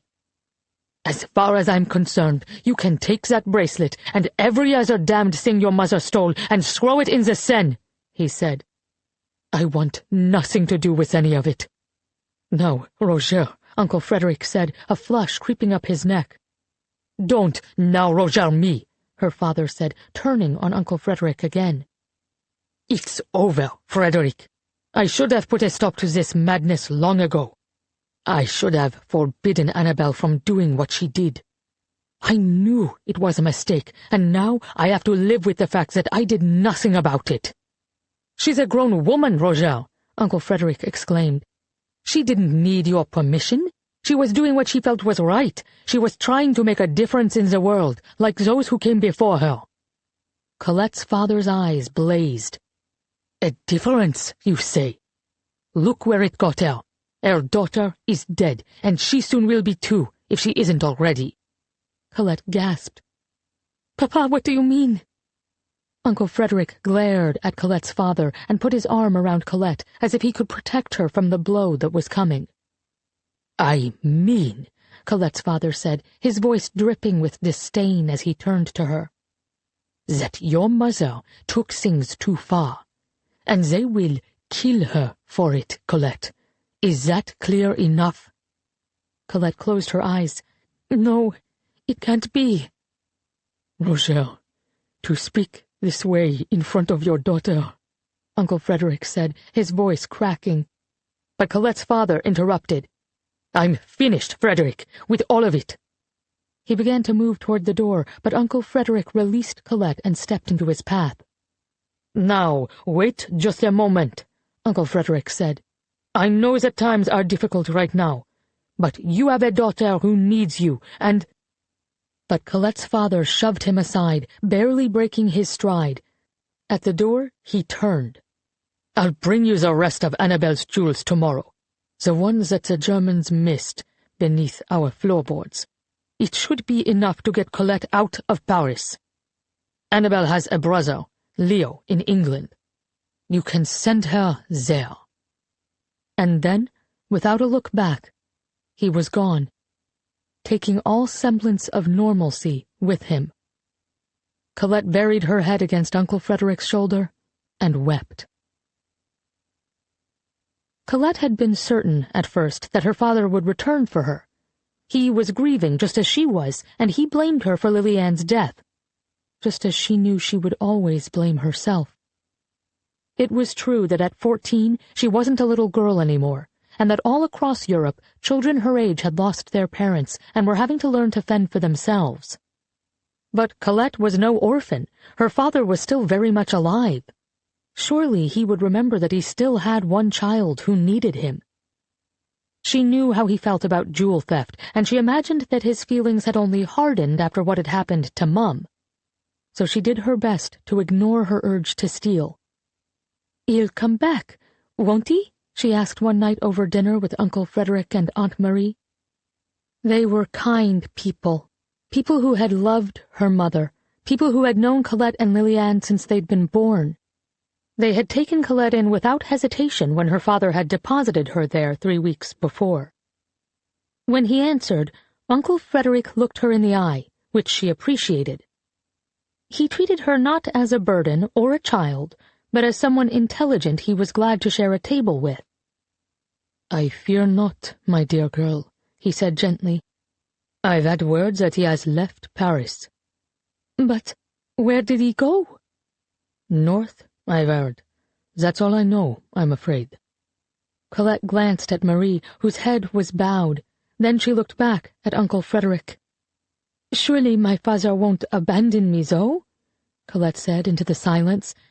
"Surely he'll come back." "Before the war, my dear, I would have thought the same. But this conflict, all the fear and death and tragedy, has changed us all." "It is because he blames me for Liliane," Colette said quietly. "As well he should, if I hadn't turned my back." "Nonsense, Colette," Uncle Frederick cut in. "You are not responsible, no matter what your papa says. Please, my dear, this burden is not yours to carry." But Colette knew he was wrong. How else could her own father have abandoned her so easily? No, she had done something terribly wrong, and now she was getting what she deserved. "I'm very sorry," she said after a while as she picked at the food in front of her, a watery bowl of turnip soup, a piece of bread made from questionable grain. She had lost her appetite weeks ago, and it still hadn't returned. "I shouldn't be your responsibility, another mouth to feed at a time like this." This time it was Marie who answered. "My dear girl," she said, "you are here because you are our family. We loved your mother, and we love you, too. We will continue trying to reach your uncle in England, but in the meantime, you have a home with us as long as you need it." 2 months after she'd come to stay with Uncle Frederick and Aunt Marie, Colette slipped away one afternoon to make sure that her father was really gone, tracing a lifetime of familiar steps to the Rue Pasteur. But she found the door to her old apartment locked and boarded. And when she rapped on the door to the concierge's apartment, the sullen old woman barked at her to get out. "Your father said to tell anyone who asked that you were both dead. I suppose so that the Germans don't come back sniffing around the place," she said. "Do you mean to put me in danger by returning here?" "Of course not, Madame Nadeau. I'm very sorry, but as my father really moved away." "Are you deaf? Of course he has. He couldn't very well play dead in his own home, could he?" Colette swallowed hard. "But what will become of the apartment?" Madame Nadeau puffed up her chest. "He has paid me handsomely to keep it for him until the end of the war. He will pay me more upon his return." "I see." He had evidently kept some of her mother's stolen jewels for himself, using them to bribe the concierge. So much for wanting nothing to do with them. "Do you know where he's gone?" She jutted out her chin. "To Brittany, that's all I know. But if I were you, I'd forget about him. Aren't you the one who abandoned your sister? My father doesn't forgive a thing like that." It felt like the woman had slapped her. "But now get out, before I call the authorities." She slammed her door, leaving Colette frozen in the hall. She went next to the police prefecture, summoning all her confidence before she approached the desk. "I'm looking for Monsieur Charpentier," she said, trying to sound casual and not as if she was terrified of the men in uniform, who she now knew were capable of destroying people's lives. "Is an officer here?" The man sniffed as if he'd smelled something foul. "Guillaume Charpentier, he's gone." "Gone?" He got a transfer to somewhere in the south. Lucky bastard. Colette's heart sank. He was the last person she knew who might be able to help her find answers. "Thank you," she whispered. She made it to the street outside before she began to cry. Over the next few months, Uncle Frederick wrote repeatedly to Uncle Leo, but they never received a reply. They had no way of knowing whether Leo was still alive, whether he had received any of Frederick's correspondence, and whether he might find it within his heart to welcome his sister's teenage daughter. One night early in the new year, after Colette had been living with Uncle Frederick and Aunt Marie for several months, they sat her down beside the fireplace for a talk. She was nearly 15, and she had gone in an instant from being a child to being a woman, who had no choice but to stand on her own 2 feet. She still hadn't returned to stealing, though, for what if her father came back for her? She couldn't give him a reason to walk away again. But with each passing day, she began to understand that she was turning her back on those who needed her help, turning her back on her heritage, turning her back on what her mother had lived and died for. It would break Mum's heart to see what had become of her. "There are some things we'd like to speak with you about," Uncle Frederick said once they were all settled, the heat from the dying embers not nearly enough to warm the bitter cold that had set in. "It is time for me to leave, isn't it?" Colette guessed. "I'm sorry. I have overstayed my welcome." "No," Uncle Frederick cut in swiftly. "Not at all, my dear. Your home is here for now. It is clear enough that there will be no travel to England in the midst of a war." "Thank you," she said, looking from Frederick to Marie, who looked uneasy. "But then, what is it?" "I know we have all long suspected, but we have received definitive word about your mother," Aunt Marie answered, her tone gentle.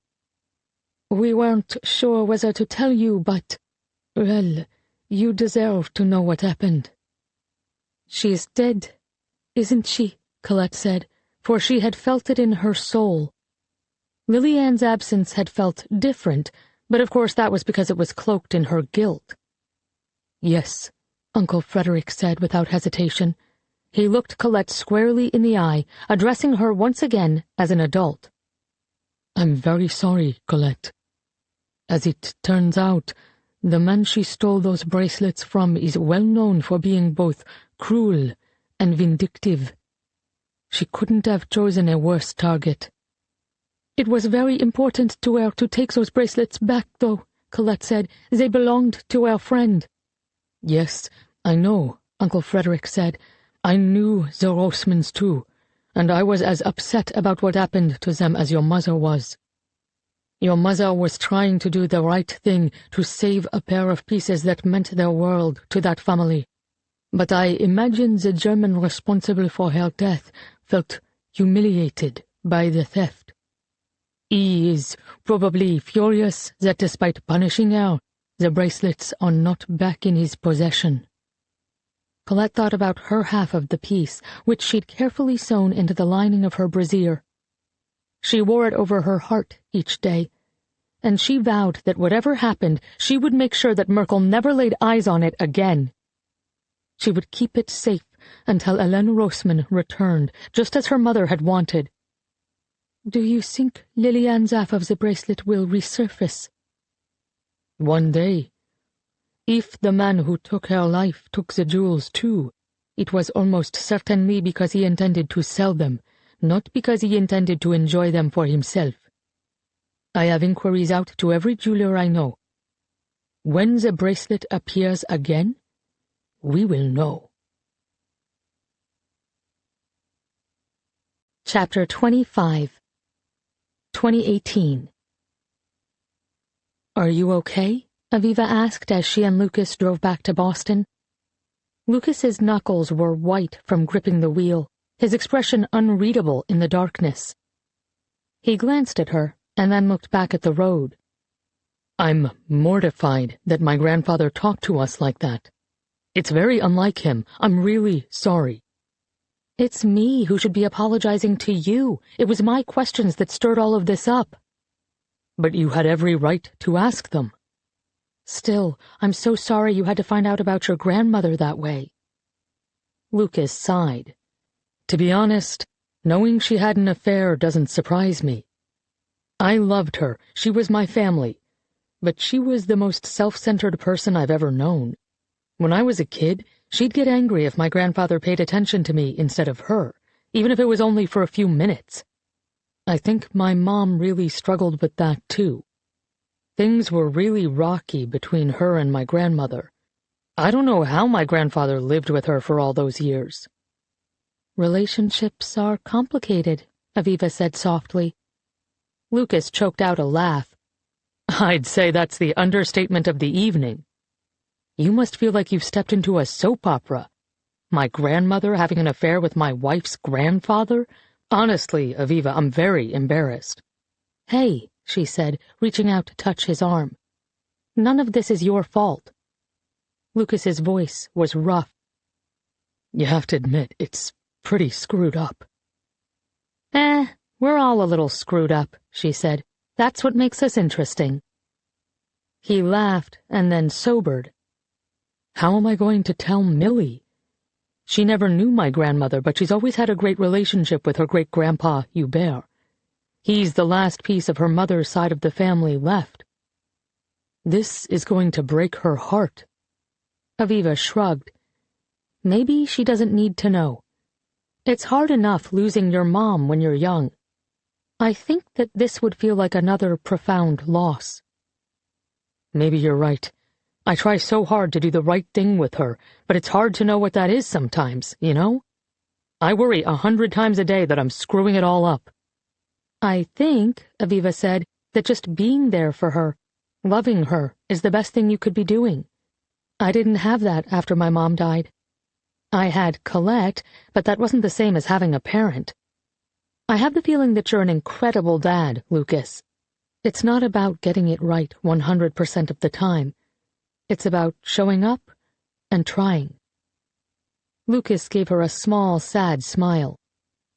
Thanks for that. Any time. Lucas was quiet for a moment.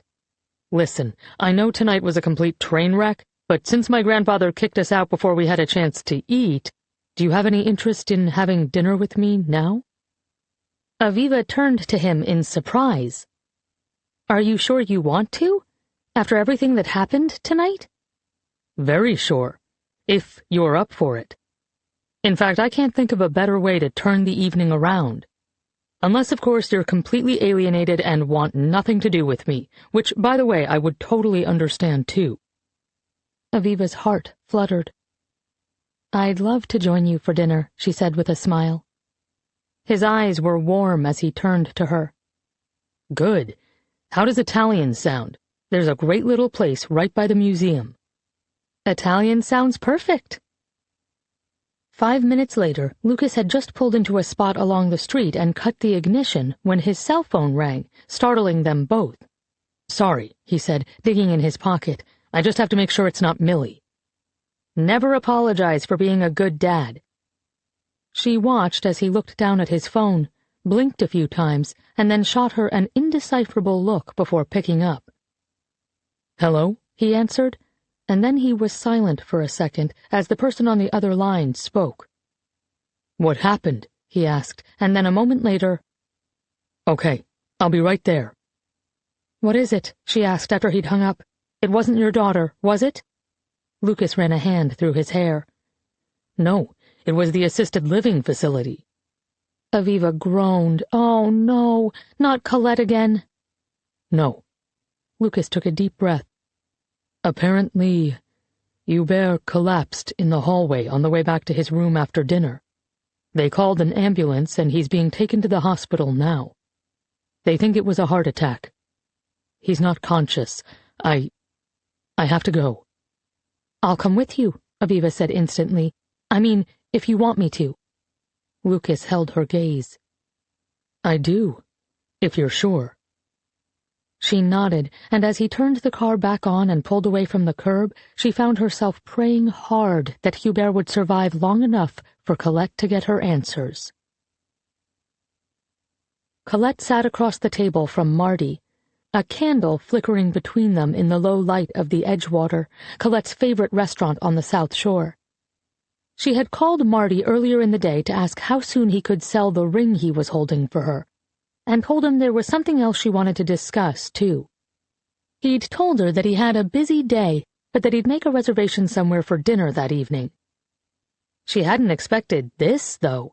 When he picked her up, he'd seemed uncharacteristically nervous, and he hadn't told her where he was taking her until they were a block away. "Oh, what on earth made you choose someplace so nice?" she asked him as they waited at a stoplight. Usually, she and Marty dined in the back of his shop or at one of the casual restaurants nearby. "No reason," Marty said, his eyes darting quickly to her and then back to the road as the light changed. "If I didn't know better," she said, "I would think you were trying to woo me." Marty just laughed as he pulled up to the valet stand at the Edgewater, but she could see color creeping up his neck. She imagined that she must be blushing too. Now, as the waiter delivered a first course of oysters, Colette had the strangest feeling that they were on a date, and she wasn't sure how she felt about that. "You know, Colette," Marty ventured after slurping an oyster and washing it down with a sip of the Sauvignon Blanc they'd ordered, "I've been wanting to do this for years." "Do what?" she asked, taking a sip of her wine. "Take you out, properly." "Then why haven't you?" She couldn't stop herself from asking the question. After Marty's wife had died some 20 years ago and he'd begun to date again, she had wondered whether he might ask her out, but he never had. He had opted for younger women, and she'd felt like a bottle of milk past its expiration date. "I should have," he said. "Is it too late now?" Colette touched her bare wrist, thinking of the bracelet that had glimmered there just a day before, the bracelet she'd given back to Danielle Roseman, fulfilling her mother's decades-old wish. Danielle's appearance in her life had upended everything. She'd felt like herself with him in a way she hadn't felt in many years with anyone, even Marty. After leaving Hubert's assisted living facility a few days earlier, and after seeing the other half of the bracelet in the museum, Danielle had come home with Colette for a few hours, and the two of them had simply talked, sharing stories about their mothers and about their memories of early childhood in Paris in the 1930s, before the war. When he'd hugged her goodbye before heading back to his hotel, she'd had the strangest sense of wanting to hang on just a little while longer. And she'd been relieved when he told her he planned to stay in Boston for at least a few more days. After he'd departed, she'd sat in silence for several minutes in her living room, trying to put a finger on what she was feeling. It was, she realized, a sense of belonging. It was a feeling of being exactly who she was, and it was the knowledge that for this man, whose life had always been woven into hers, that was enough. With Marty, she had always felt the opposite. She knew he cared for her as deeply as she cared for him. But when they were younger, making it past her defenses would have been hard work, and he'd opted out. Later, when they might have had another chance, he had chosen women young enough to be his daughters. "Yes," she said now, "I do believe it is too late." He looked genuinely mournful as he twisted his napkin in his lap. "I've been a fool for a long time, Colette." "Yes," she said with a smile, "you have been. But it never would have been a fit, Marty. I'm glad we never tried, because it might have ruined a beautiful friendship. And, Marty, I am deeply grateful to call you my dearest friend." Marty looked up. "I'm grateful, too." He cleared his throat and took a long sip of his wine. "Well, now that we have that out of the way—" He trailed off and loosened his tie. "What did you want to see me about? You said you had a question." She nodded, grateful to have moved into safer territory. "Do you remember the first ring you ever sold for me?" "Sure I do, kid. As I recall, it featured 6 emeralds, each flanked by 6 pavé-set diamonds." Your memory is astonishing. He smiled. How could I forget? It was one of the pieces that helped fund the opening of the Holocaust Center, wasn't it? It was. She took a deep breath. And now, I'd like to buy it back. He stared at her. Colette, it would have to cost upward of 50 grand, if it's even still out there. I'm hoping, she replied, that the proceeds from the sale of Linda Clybourne's ring will be enough not only to cover the cost, but to give the owner incentive to sell it. He seemed to consider this. Let me see what I can do.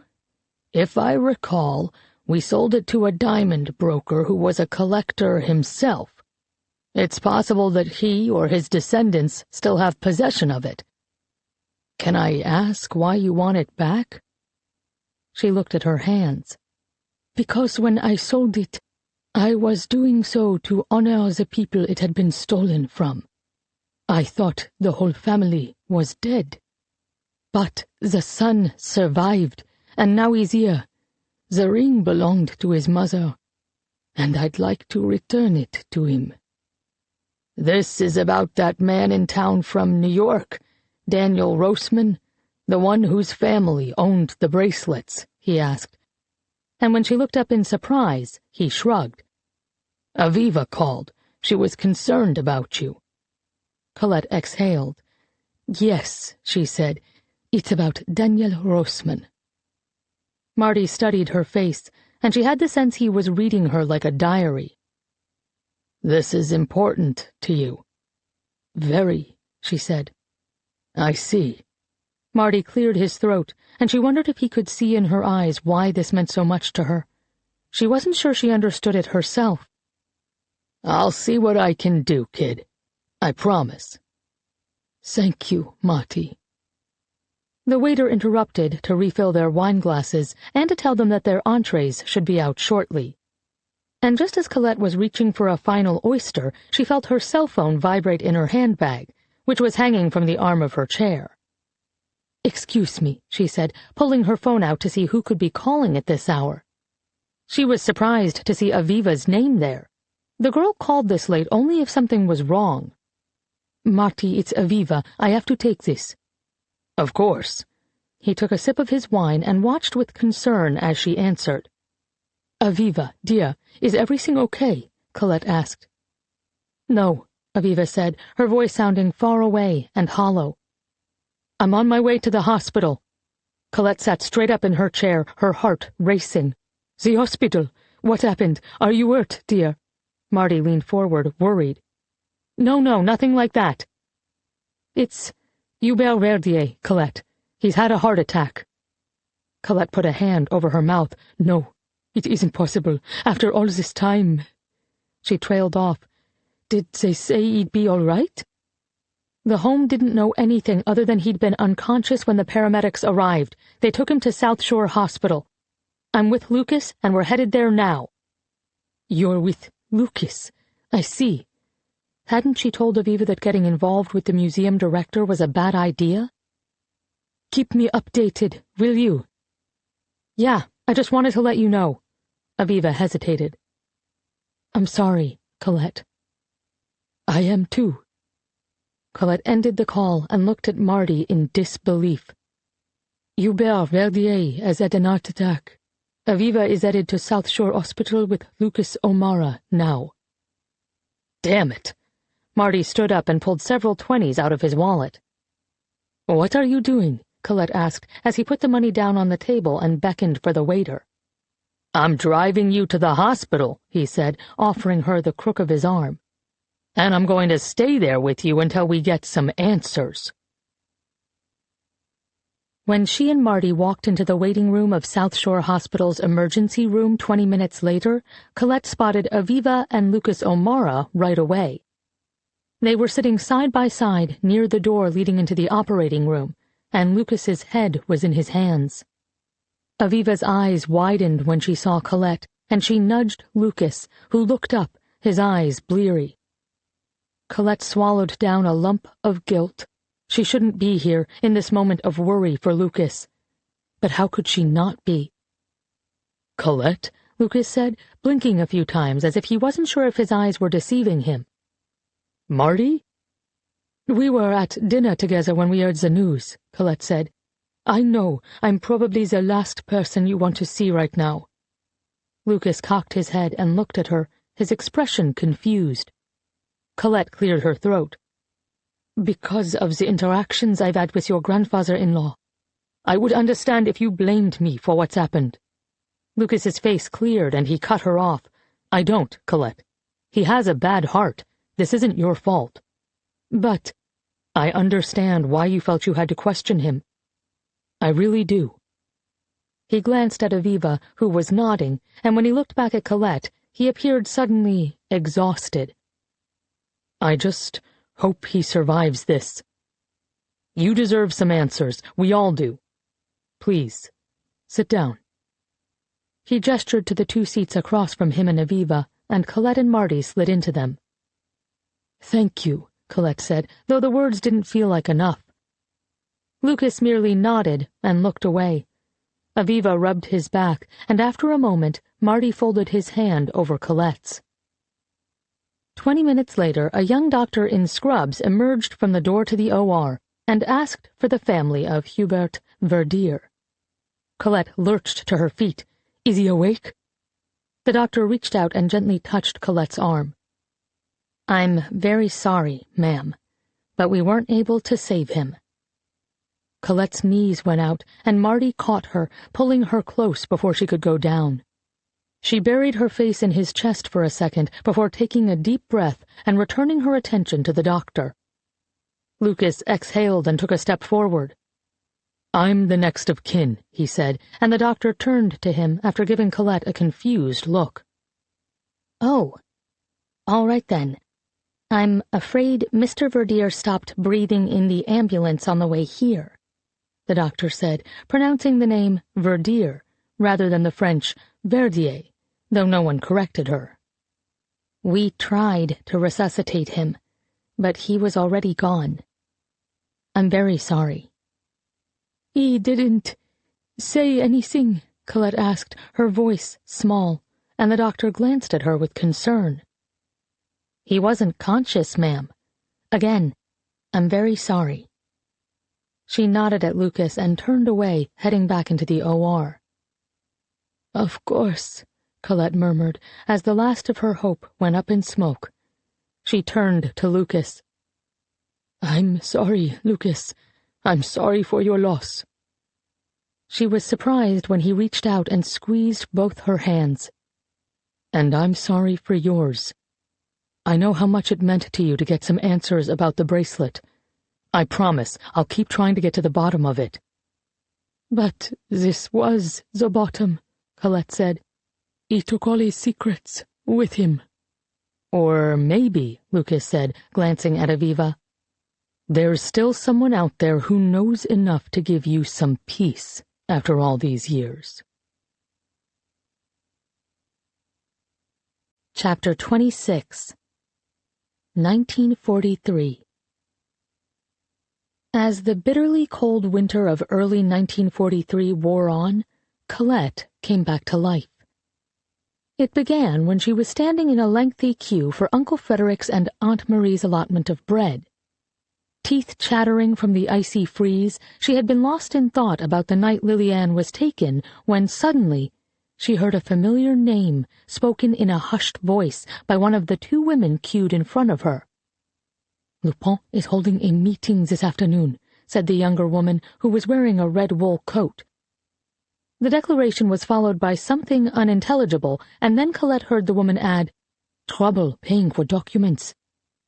"I thought funding was the least of our problems," said the other woman, who was around the age Mum had been, her forehead creasing in concern. "Apparently, there's been a disruption," the younger woman replied. "Anyhow, I'm going to the meeting. Are you?" And then they bent their heads together and began speaking in voices so low that Colette could no longer hear them without making her eavesdropping obvious. But she had heard Lupin, the leader of her mother's underground group. Colette had been thinking for months about stealing again, now that it had really sunk in that Papa wasn't coming back for her. But she didn't have any idea how to find her way to a trustworthy member of the resistance, and each time she had asked Uncle Frederick and Aunt Marie for help, they had rebuffed her. "You don't need to be stealing," Aunt Marie had said firmly just the week before. "I would never forgive myself if you were arrested again." Colette had bitten her tongue, but she wanted to say that she couldn't forgive herself for sitting idly by while the world crumbled. But now, fate had delivered an opportunity. Not only were these two women apparently planning to attend a meeting with Mum's old group, but the organization clearly needed money. Now, all Colette needed to do was to tail the women until they led her to Le Pont, and then approach the man to offer her services. Surely he'd understand her value as the daughter of Annabelle Marceau. She stepped out of line and slipped into the doorway beside the boulangerie, though she knew it would mean she'd be coming home with no rations. 20 minutes later, the women emerged, each carrying a small loaf of bread, and Colette watched them from the shadows before stepping out to follow them at a distance. When they parted ways at the corner, exchanging air kisses, Colette stayed behind the one in the red coat. The woman disappeared into an apartment building on the Rue Oberkampf, and then an hour later she re-emerged, wearing the same coat. She had added a black scarf that almost entirely obscured her face. Once again, Colette hung back, staying a half-block behind her. Not once did the woman seem to sense that she had a tail. She never turned around, and led Colette straight to a medical clinic on the Avenue de la République. Colette hurried to catch up to the woman as she opened the door to the clinic, and when she reached out to enter behind her, the woman turned to her with wide eyes. "The clinic is closed, mademoiselle," she said, trying to shut the door on Colette. "I'm here to see Le Pont," Colette said firmly, standing her ground. The woman looked her up and down. "But you're a child," she said at last. "Not any more," Colette said. The woman searched Colette's eyes for a moment. "How do you know Le Pont?" "My mother knew him," Colette said, and the woman sighed in understanding before nodding and letting Colette in. She beckoned for Colette to follow her down a long hall. In silence, they cut through a darkened examination room that appeared to have been stripped of all its medical supplies, and then the woman in the red coat stopped abruptly in front of a door leading to the back. "Wait here," she said. "I will tell Le Pont you are here. But you should know that half the people here are armed, so you'd better not be trying to pull a fast one, kid." Colette nodded, and she waited in the darkness, her heart hammering. A moment later, the door to the back swung open. But instead of the woman in red, it was an older man in a green fedora, 2 blue feathers sticking out the left side. Le Pont. "To what do I owe the pleasure?" the man asked, his gaze suspicious and his tone cold as he looked Colette up and down. "I'm Annabelle Marceau's daughter," Colette said quickly. At the mention of her mother's name, his face softened, but he didn't speak for a long time. "Colette, then. I heard what happened to your mother," he said at last. "I'm terribly sorry. And your sister. A great tragedy. Are you here about the man who killed her?" Colette's mouth went dry. "You know who he is?" "No, I'm afraid not," Le Pont said right away. "I've made inquiries with all my sources, and the rumor is that a French police officer betrayed your mother to the Germans and then took your sister, with the goal of stealing your mother's jewels. But that's all I know." Colette closed her eyes and could see the image of the man's back as he disappeared with Lily-Anne. "I saw someone in uniform hurrying away from our apartments that night." "Your mother was a friend, Colette, and I wish I could help you, but this is no time for personal vendettas." "I know," she managed. There would be time for that later. "But I'm not here about that, sir. Not yet, anyhow." He blinked and waited for her to go on. I'd like to help," she blurted out, "in the same way my mother helped you." He studied her. "Theft, you mean?" "Yes, sir." She took a deep breath. "I know you are having trouble paying for false documents." His eyebrows shot up. "And how would you know that?" She wasn't going to betray the woman in the red coat, but Lupin should know that there were members of his group with loose lips. "I overheard something to that effect." "I see." He stared at her for a long moment. "How old are you?" "Nearly 15, sir." "Quite young. Does it matter, as long as I know how to steal?" He smiled slightly. "And do you know how to steal?" "I believe my mother was bringing you pieces I obtained before she died." He frowned. "Yes, I was concerned about it then, and I'm concerned about it now. If you should be caught." "I won't be." "I imagine your mother thought that, too." The words were delivered gently, but they still felt like a punch in the gut. "I imagine she did," Colette answered evenly. "But I will learn from what happened to her. I won't let emotion get in the way." "Why do you want to help?" "Because when we find ourselves in darkness, we can't wait for the light to find us," Colette said slowly. "Indeed. Well, in that case, I look forward to seeing what light you can bring, Colette. But don't take any unnecessary risks. I would never forgive myself." "I won't, sir," Colette promised. "I won't let you down." "We'll see," Lupin said, already turning away. "We'll meet here again at this time next week. If you're here with a stolen piece in hand, I'll introduce you to the group." And then he was gone, leaving Colette alone in the exam room, wondering what she'd just gotten herself into. Chapter 27 2018 2 days after the death of Hubert Verdier, Colette was sitting at her kitchen counter, staring off into space, when her doorbell rang. Finding her sister's likely murderer after all these years, and then losing him before he could admit the truth, made her feel as if she had failed Liliane anew. A sense that left her numb with grief. She had shared a table with the man 70 years ago. She'd had a chance for justice then, and she hadn't realized it. How could she live with herself? The doorbell rang again, and she got up slowly, tightened the tie of her robe, and shuffled to the door. She was surprised to find Daniel Roseman there, dressed in khakis and a button-down shirt, and looking perfectly normal. Not like death warmed over, which was how she was certain she must have appeared to him. It confused her for an instant to see him looking so well, but then she remembered that for him there was no mystery to how his parents had been killed, no dangling threads that he had spent a lifetime trying in vain to weave back together. "Colette," he said, his deep voice warm, and his expression full of concern as he gazed at her. She noticed dully that he was holding a small cardboard box and a carrier with 2 cups of coffee, steam still rising from the holes in the lids. "What are you doing here?" she asked, surprised by the raspiness of her own voice.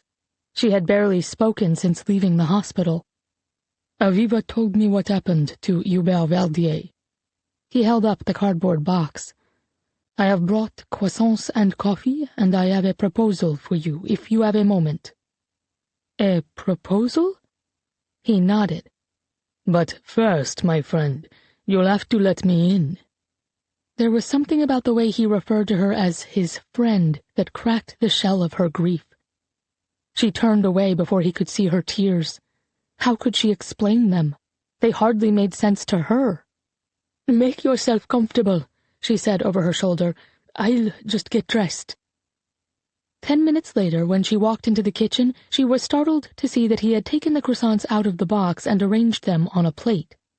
"I hope you don't mind that I went searching for dishware," he said with a smile. "Not at all." She felt a strange swirling in her belly, a sense that this must be what it was like to be taken care of by someone who wanted to make her happy. She couldn't remember the last time she had felt that way. She had always stayed away from anyone who was too solicitous, too kind, feeling that she didn't deserve it. but with a plate of croissants in front of her and a man smiling expectantly at her in her kitchen, she couldn't quite recall why it had felt so repellent to be tended to. "This is very nice," she admitted. "I didn't know how you took your coffee," he said, "so I took a guess and got it black. The same way I take mine." That was a good guess. Was it her imagination, or did he sound a bit nervous, too?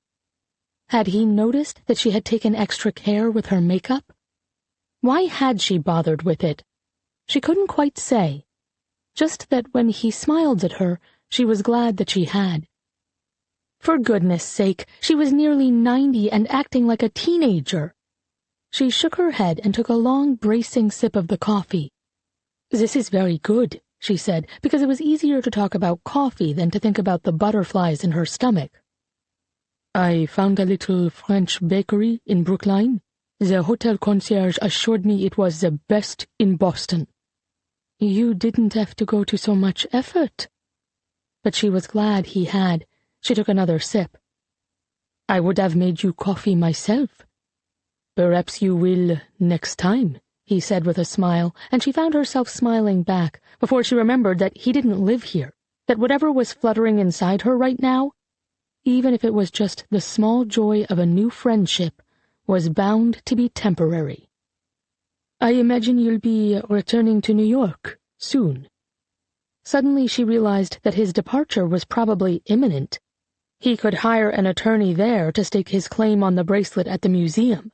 There was no longer a reason for him to be in Boston. "Is that why you're here? Have you come to say goodbye?" The instant the words were out of her mouth, she realized that they had probably made her sound needy. "Of course you have," she amended quickly. "Actually," he said, watching her closely, "I am headed home, but not to New York. I came to see you today because I have an invitation for you." "An invitation?"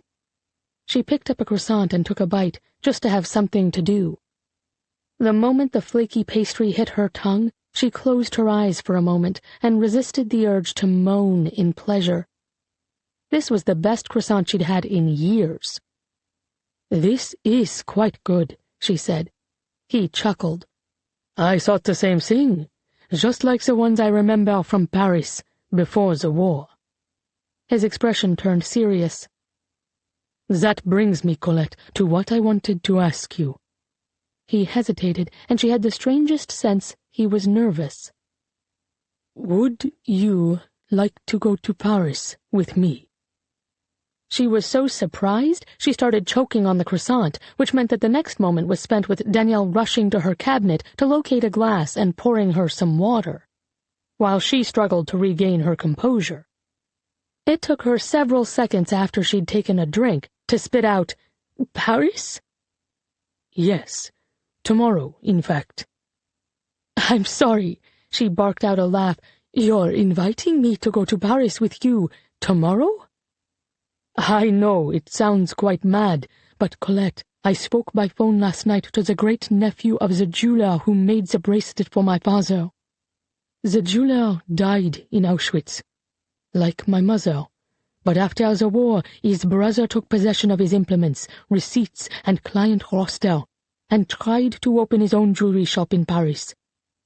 It was short-lived, but they kept the paperwork, even after the family relocated to Antwerp. I emailed the nephew a few days ago to ask him to search through his records for any proof that the bracelets were made for my parents. And just last night, he called to say he had found the original designs and the invoice his great-uncle had drawn up, and that he's on his way to Paris today and could bring the documents with him, but that he will only be there for the next 2 days.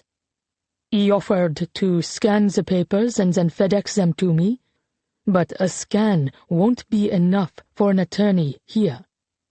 And I couldn't risk them getting lost in transit. Colette, I'd like to go get them in person, and I'd like you to go with me." She stared at him. "To Paris," she repeated dully. He smiled. "To Paris," he echoed. "I mean, that is, I'm not certain whether you've kept your passport up to date, Or, I have, she said, her mind spinning. But, Daniel, I haven't been back to France since I left in 1945. Years had turned into decades, and here she was, more than 70 years removed from the place where she had last seen her mother and sister. Then again, why had she continued to renew her passport for all these years if she didn't plan to return at some point? He nodded. I thought that might be the case. For me, my last trip there was decades ago, and it was very difficult. I felt the ghosts of my parents everywhere.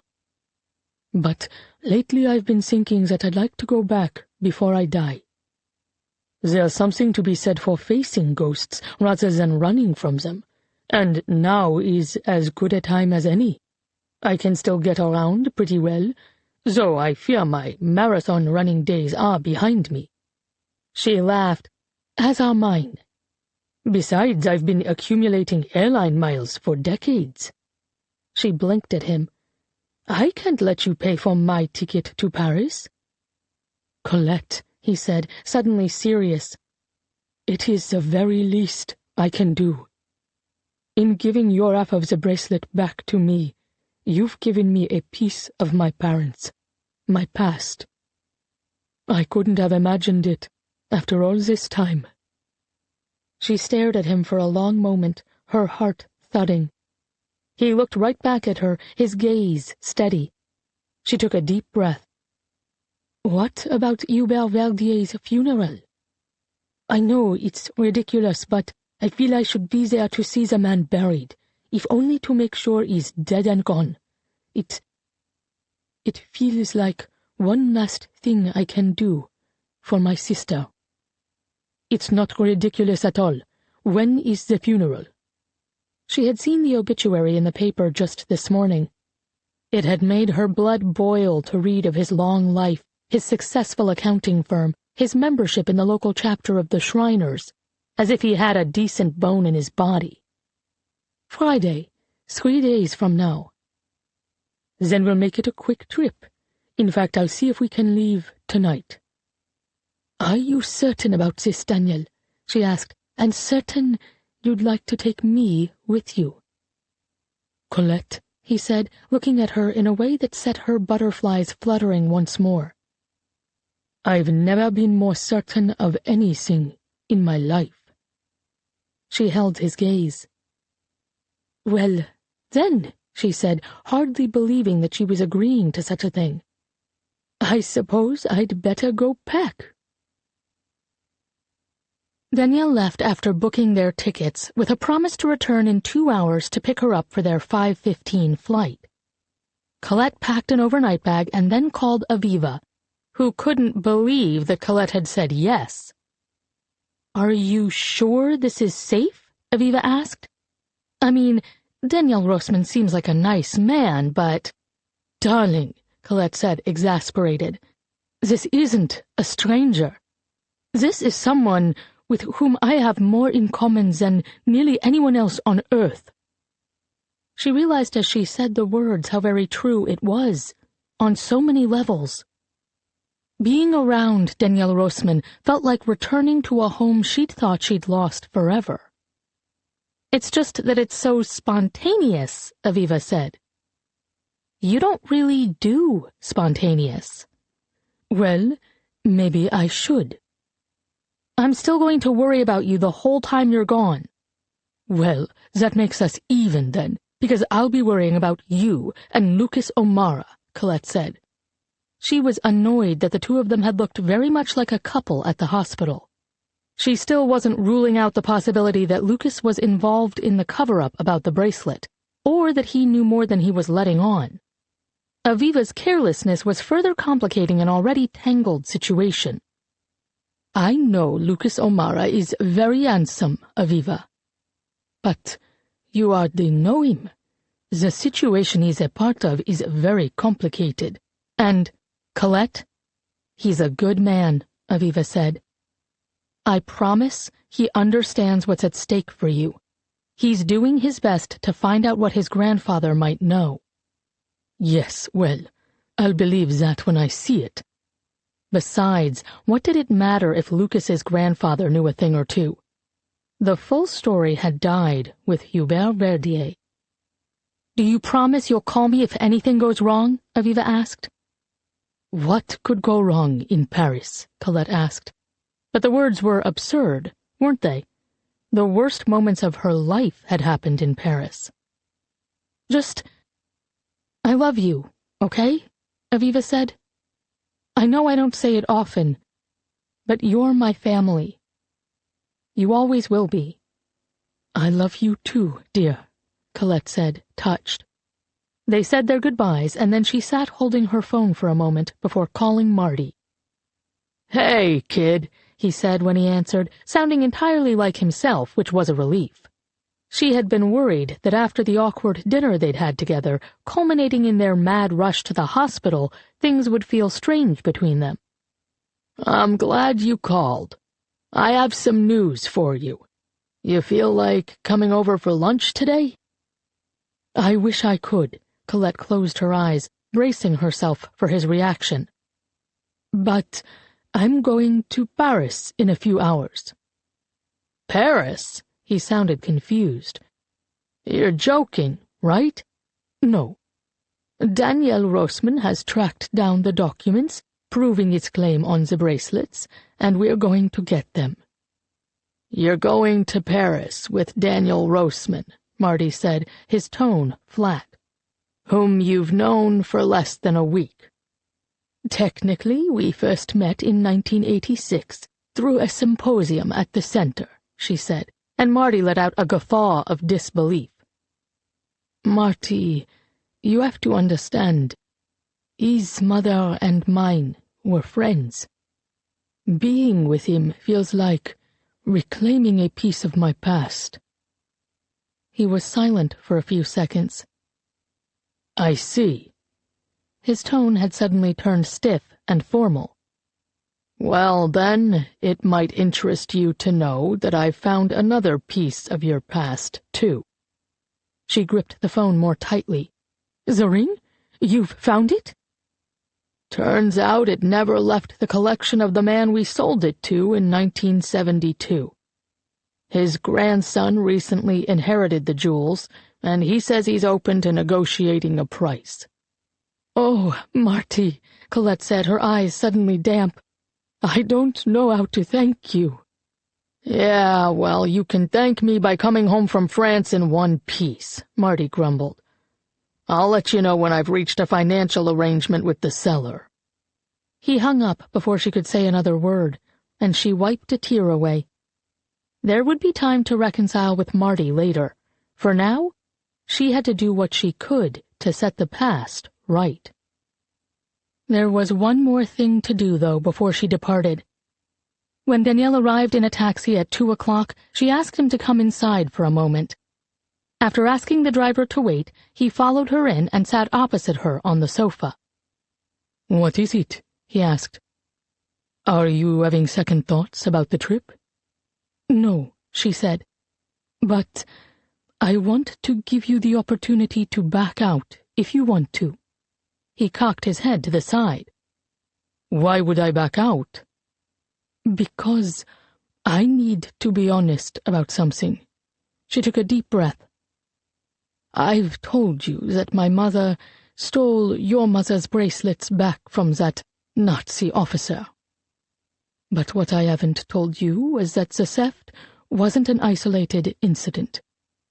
My mother was a jewel thief, as was her mother before her." He nodded slowly, but he didn't look upset. "A jewel thief. There's more." She took a deep breath. "I, too, steal jewelry. It's a family tradition that has been passed down for centuries. And with no heirs, it will die with me. But you should know the truth about who I am, in case that changes your mind about traveling with me." He was silent for a long time. Finally, she snuck a look at him, expecting his face to have darkened in disappointment. But instead, he merely looked curious. You steal jewels? For nearly my whole life. And yet, you haven't taken the bracelet back from the museum. She took a deep breath. I'm descended from Robin Hood, you see. Daniel's eyebrows went up. But he's just a fairy tale, isn't he? So the world believes, but he was very much a real man, who raised his children to lead with their hearts in rebalancing the scales of justice. It is my family's code that we steal only from the cruel or unkind. And while it would have meant everything to me to have the bracelet back in my possession, and to be able to give it to you, it would violate all we stood for. A theft from the museum would have badly damaged the reputation of the museum director, who didn't deserve that. I couldn't do it. I see, Daniel said, staring at her as if he was trying to put the pieces together. But what do you do with the jewels you steal? She looked at him. She knew what she was risking by being honest with him, but this felt like a time for honesty, wherever the chips fell. I sell them, and then I use the funds on projects that I hope will make people's lives better. She took a deep breath. For example, the Boston Center for Holocaust Education. He blinked at her. What about it? Well, I founded it. You founded it? Anonymously, in 1972. Mostly with jewels I'd spent years stealing from Nazis. He stared at her. As she waited for his expression to change, her heart thudded. She had trusted him with her deepest secret. What would he do with it? But what he did next was the one thing she hadn't expected at all. He laughed. A short bark of surprise at first, followed by hearty, merry laughter. Danielle, she chanced when he still hadn't said anything.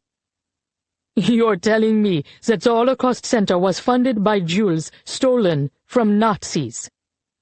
And for the most part, it still is, she said with a small smile. I make it a habit to steal at least a few times a year from people who align with the Nazi Party.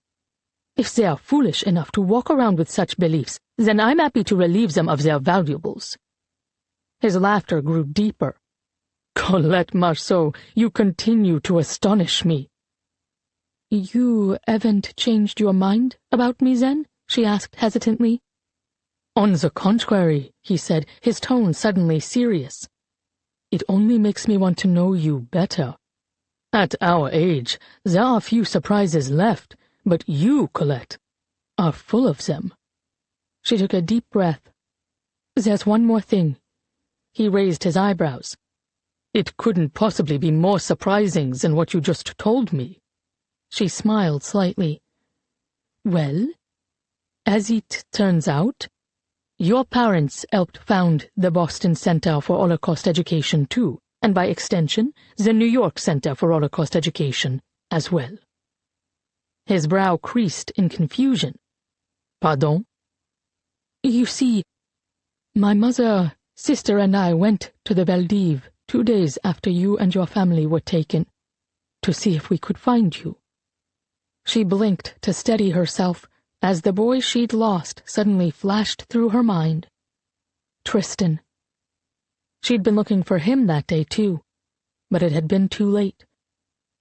You and your sister were already gone, but we saw your mother, and as she was walking to the transport, she managed to slip our ring to my mother.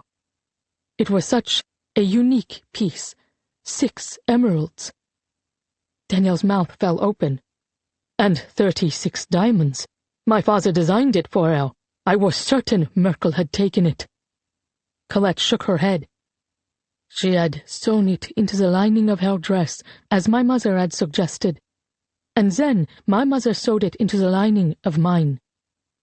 I kept it for years, but then in 1972, when I knew I wanted to found the center, I thought perhaps your mother would have liked being part of something that kept alive the memory of all those lost. So I sold it, along with several stolen pieces, and used the proceeds to fund the purchase of our building and staff salaries for the first year. I felt certain that it was the right way to honor your parents, to make sure that she lived on, if only anonymously. He stared at her. You are telling me that I've been volunteering for decades at a center funded in part by my own parents, Jules. Yes, but had I known you lived, Daniel, I would have kept the ring for you. I'm very sorry. Sorry? Colette, it's perfect. It means that my parents have been a part of my life all along. His eyes were damp now. It means that they were never really gone. Not entirely. Colette's eyes misted over, too. That is just how I feel about the bracelets. She took a deep breath. I want you to know that I'm working on getting the ring back for you. But surely it's gone. Diamonds are forever, Danielle. You just need to know where to look for them. He raised his eyebrows again, and she smiled. My friend Marty thinks he's found it, she added. He's doing his best to negotiate a price. I don't know what to say, Colette. His voice was hoarse with emotion. Say that you understand why I steal, Jules, and that while my choices haven't always been the right ones, you know that I've tried to do good in this world. I believe that with all my heart. She looked down. And you're certain you want me to go with you to Paris, knowing what you know now, about everything? Colette, he said, standing and offering her his hand. I'm more certain than ever. Now, let's go revisit the past. Chapter 28 1943 Until the Germans were driven out of Paris in August 1944, Colette stole nearly every day. Not just jewels from high-ranking Germans and their lovers, but money from the fat wallets of collaborators, too. Having nothing to lose and no one to disappoint made her feel invincible. And with each pocket watch or pearl necklace or wad of banknotes she slipped to Lepont, she felt a bit more of herself return. She was her mother's daughter. She was fighting against the occupiers. She was helping to fund safe passage for innocent refugees. Never had she felt prouder or more in tune with her purpose. Her father would hate what she was doing, but it no longer mattered. He was dead to her, and though his abandonment still cut her deeply, it had also taught her that in the end, she could rely only on herself. But despite her pride, she still felt a hollowness she feared would never be filled. She could save 1,000,000 people, but it wouldn't bring her mother or sister back. It wouldn't make her father love her. It wouldn't save Tristan, nor the Rosemans, nor the chemist on her block who'd been deported, nor the schoolteacher who had worked with Papa and had been executed for distributing an underground newspaper. It would never be enough. And then there was the fact that she was keeping secrets from Uncle Frederick and Aunt Marie. She was grateful for the affection they'd given her, the safety, the roof over her head. She respected them greatly and knew that at best they would disapprove of her activities. At worst, they might decide to throw her out for engaging in behavior that could endanger them all.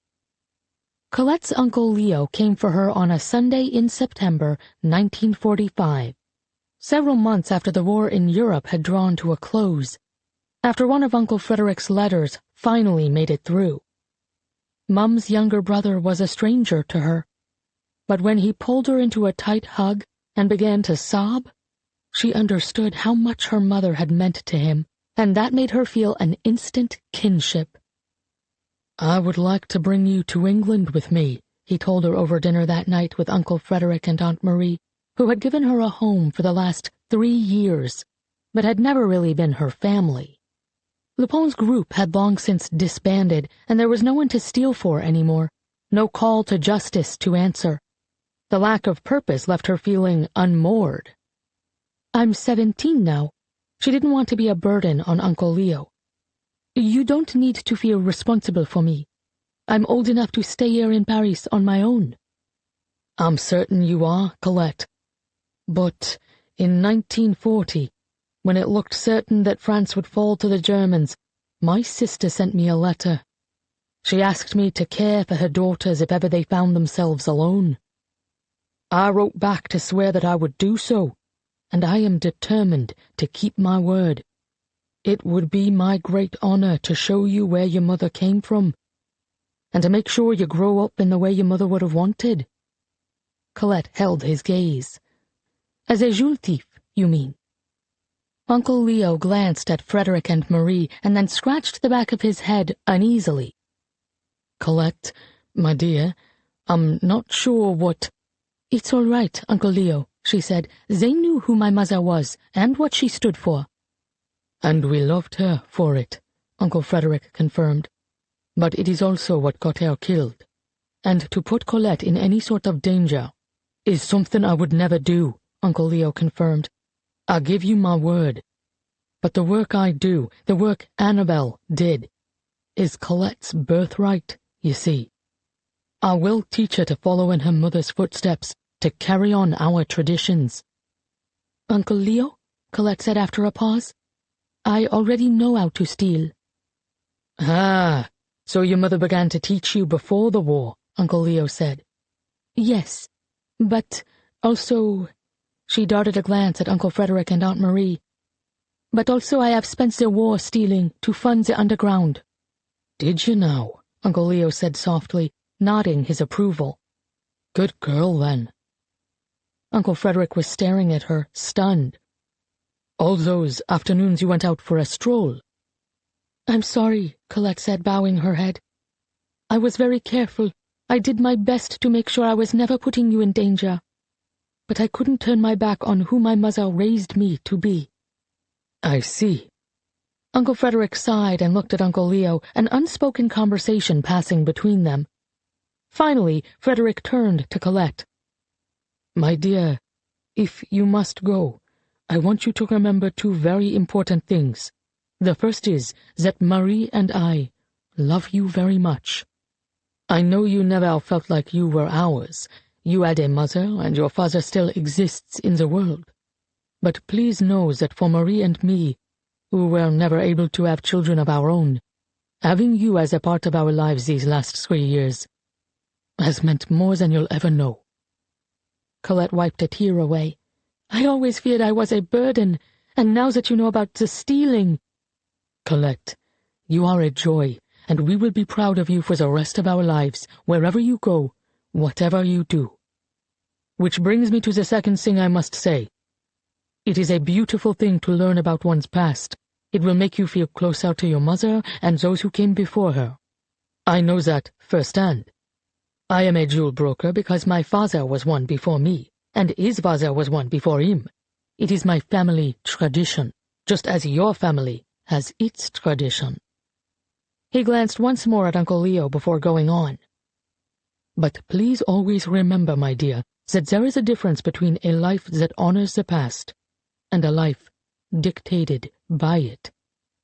When you let your history shape your future, you relinquish the ability to choose a better way forward." "The girl is old enough to make her own choices," Uncle Leo said. "I will not force her into anything." "I believe you," Uncle Frederick said, but he wasn't looking at Uncle Leo, he was looking at Colette. "But it is also important that she knows she needn't force herself to be someone simply to honor her mother. I think that most of all, your mother would have wanted you to be happy. Don't you agree, Leo?"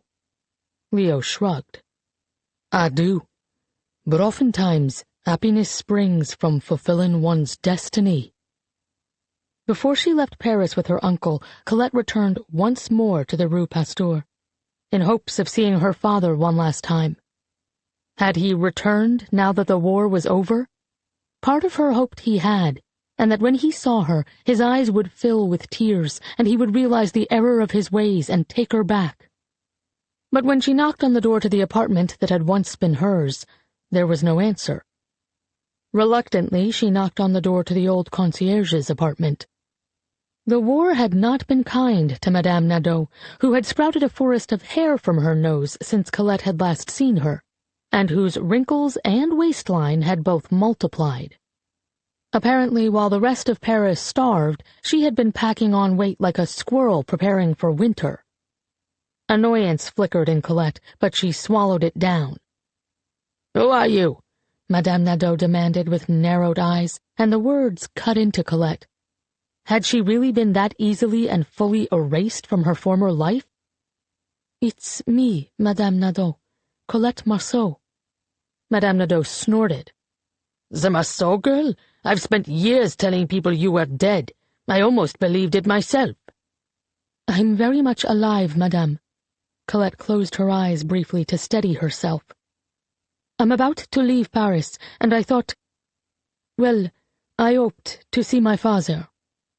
"Yes, well, you and me both. He owes me a lot of money."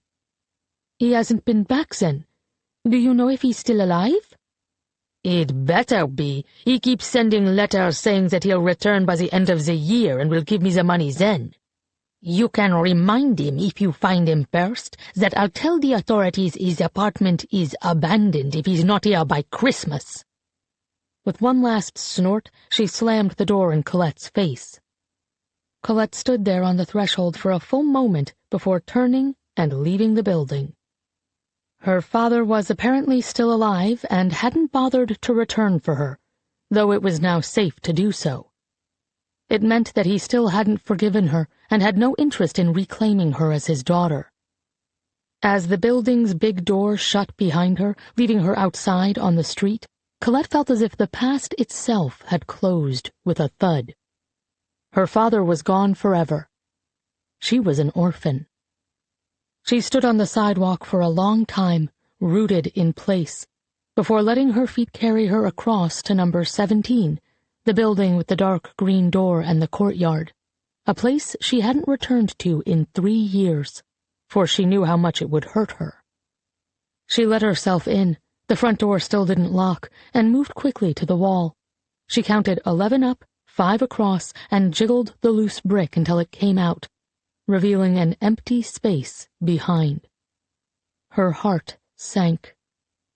The poem she had left for Tristan in the summer of 1942 was gone, which could only mean that someone else had discovered their hiding place.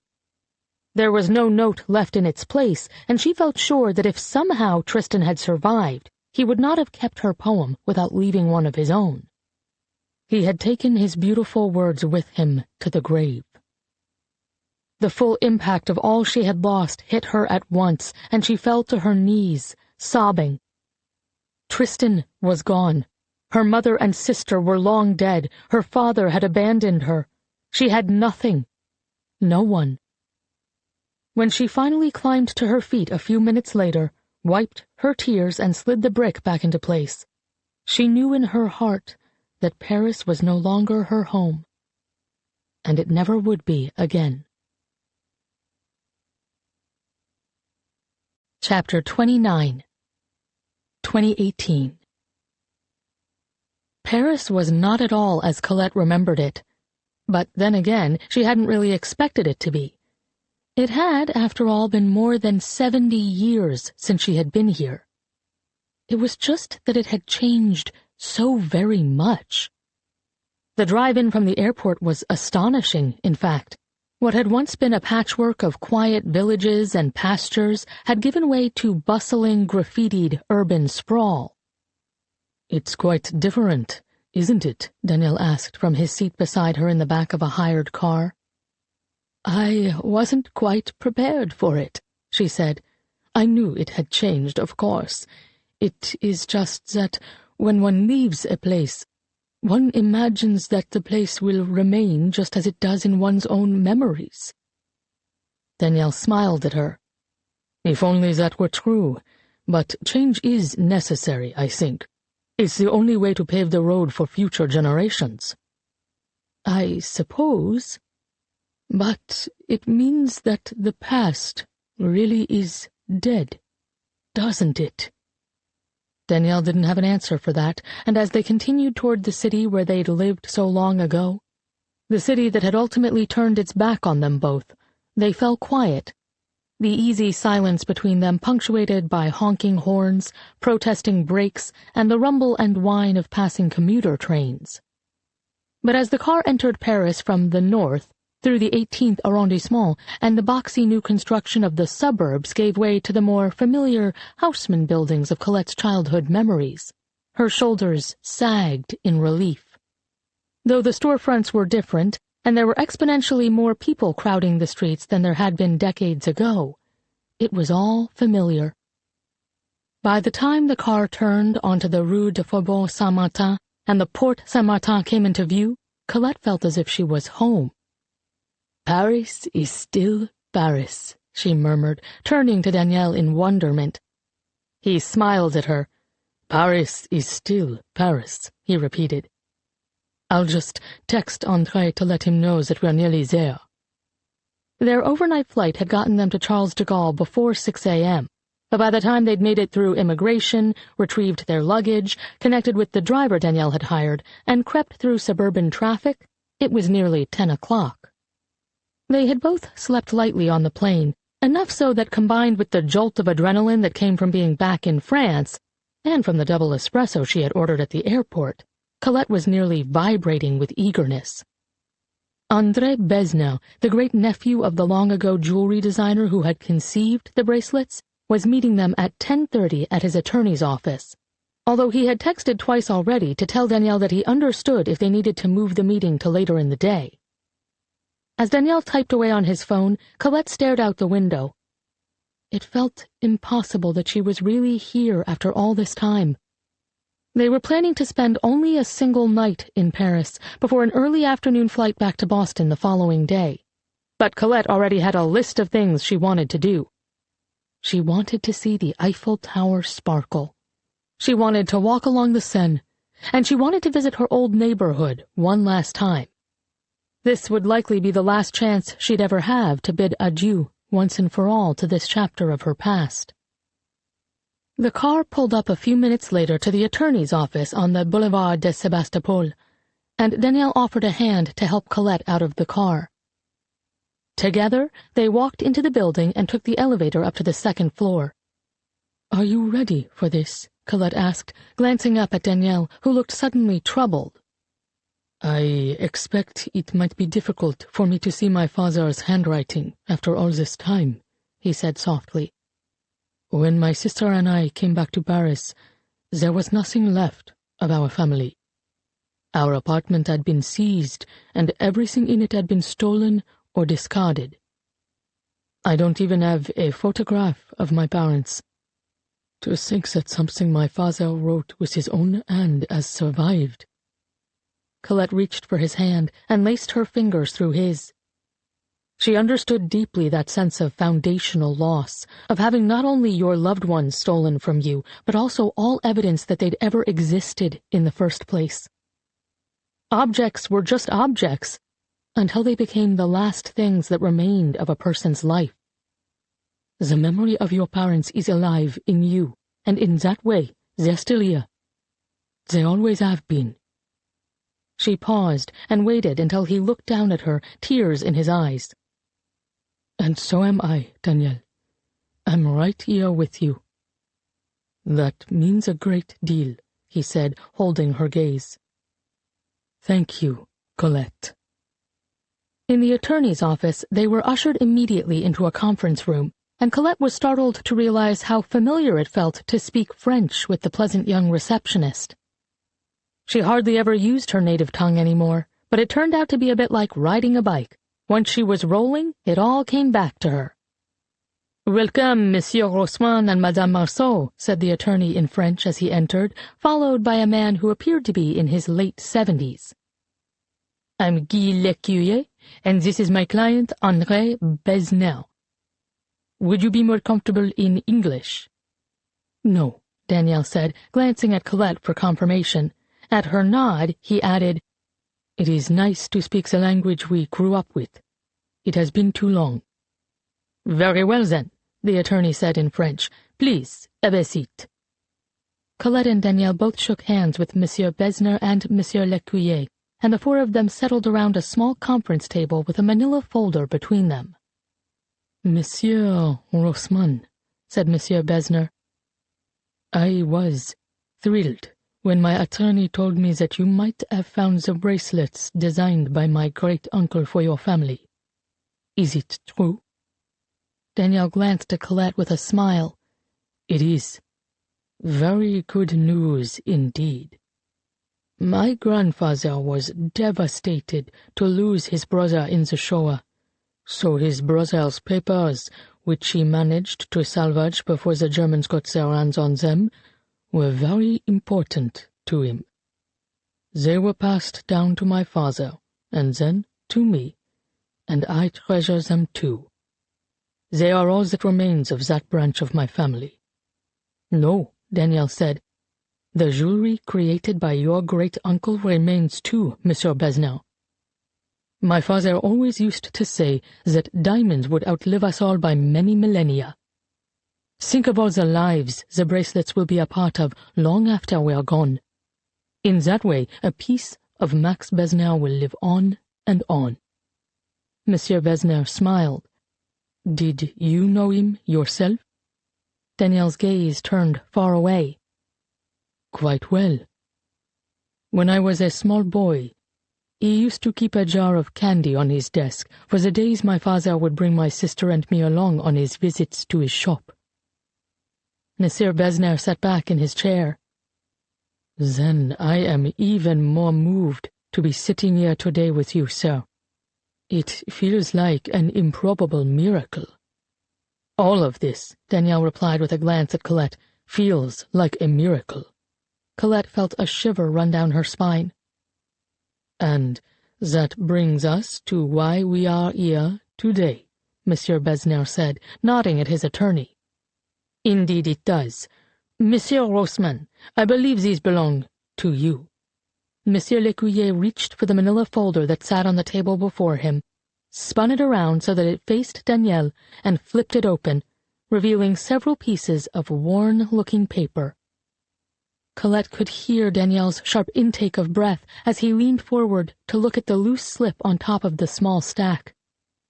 It was a letter handwritten in French, addressed to Mon cher ami Max, and signed by Salomon Rossmann.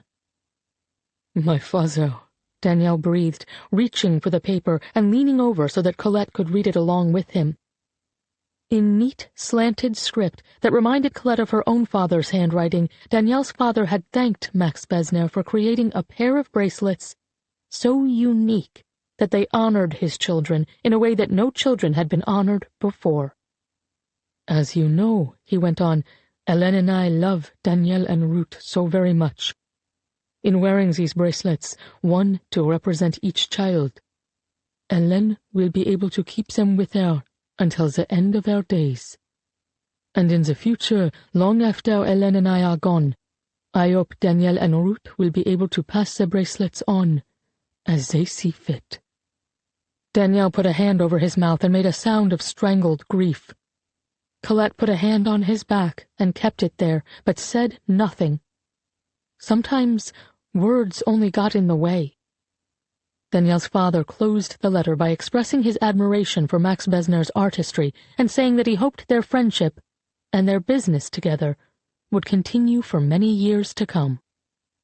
When Danielle finally set the letter down, Colette could see his hand trembling. It is like hearing him whisper from the grave, he said, his voice barely audible. Colette folded her left hand over his right, and he turned his palm up and grasped hers tightly. Monsieur Besner and his attorney exchanged looks. If this is too difficult, Monsieur Besner said. No, Danielle said, wiping his eyes with his left hand without letting go of Colette. These are tears of joy. I thank you for bringing a small piece of my father back to me. Monsieur Besner smiled at him and then tapped the stack of papers. In that case, you'll find more of what you came for here, too. The original contract for the bracelets, my great-uncle's original drawings, in which he focuses especially on the clasp, which is unique enough that your claim should stand up in any court. And a copy of the invoice he drew up for your father."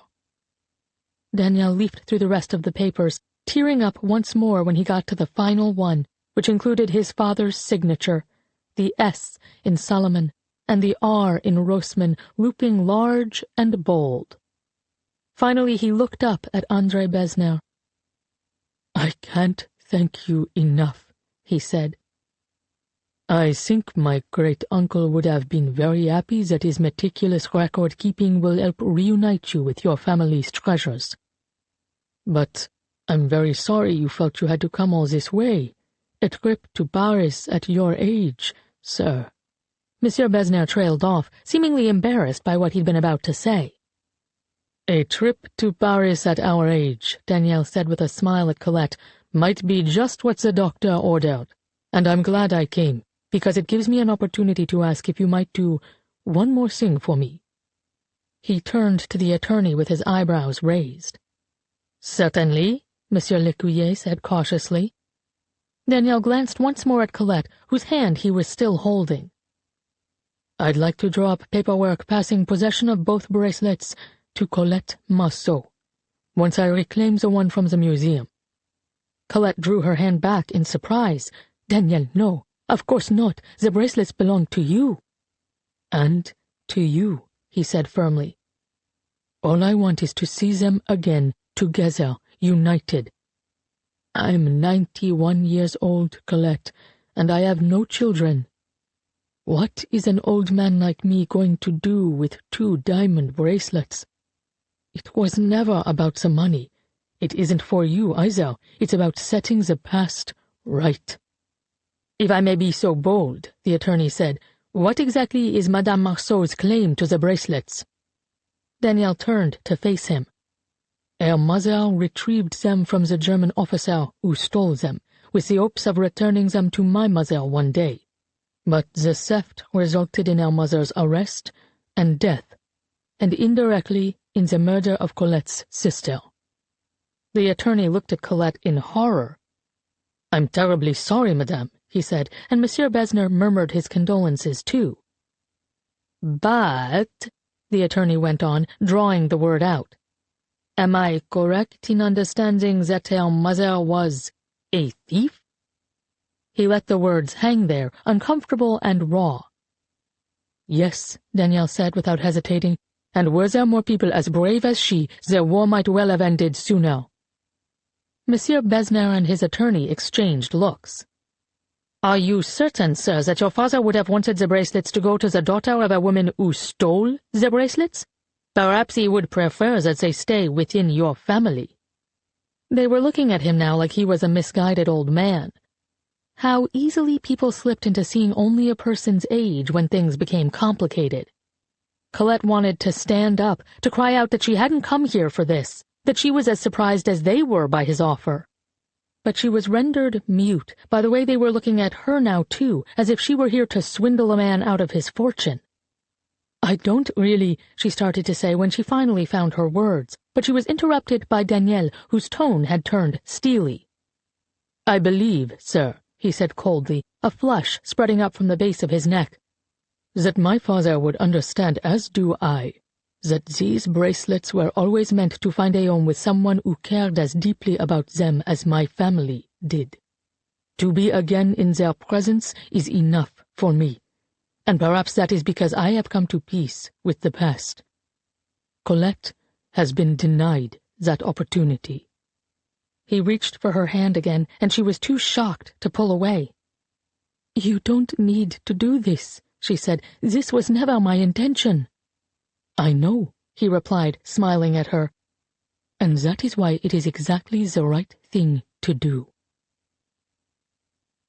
An hour later, after eliciting a promise from Monsieur Lecuyer that he would draw up the transfer paperwork and have it sent to Danielle's attorney in New York, they said their goodbyes, and Danielle hugged Monsieur Besnard tightly and thanked him once again for his help.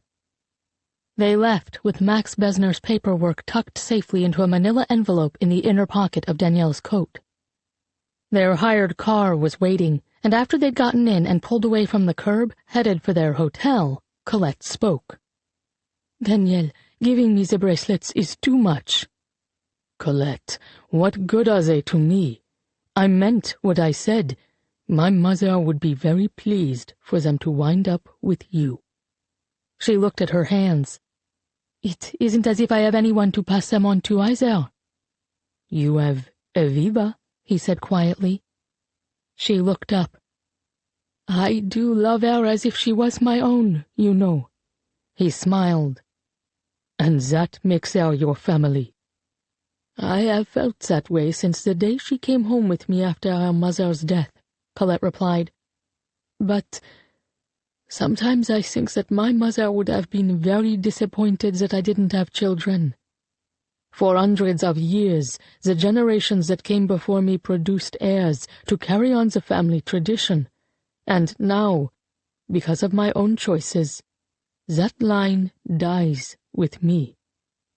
"Colette," Danielle said gently, "I suspect that knowing you lived a long and beautiful life would have been everything your mother needed."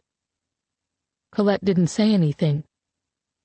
"If it's not too personal to ask, why did you never marry?" he asked after a moment. She looked up at him. The question should have stung, but the gentleness of his tone softened the words and made her want to be honest. "I would have liked to, I think, but I feared that marriage would come with an obligation to have children, and when I was young, I felt that if I couldn't protect my own sister, I shouldn't have a child of my own. I'd failed her, and I was terrified of failing again." "Oh, Colette," Danielle said, reaching for her hand.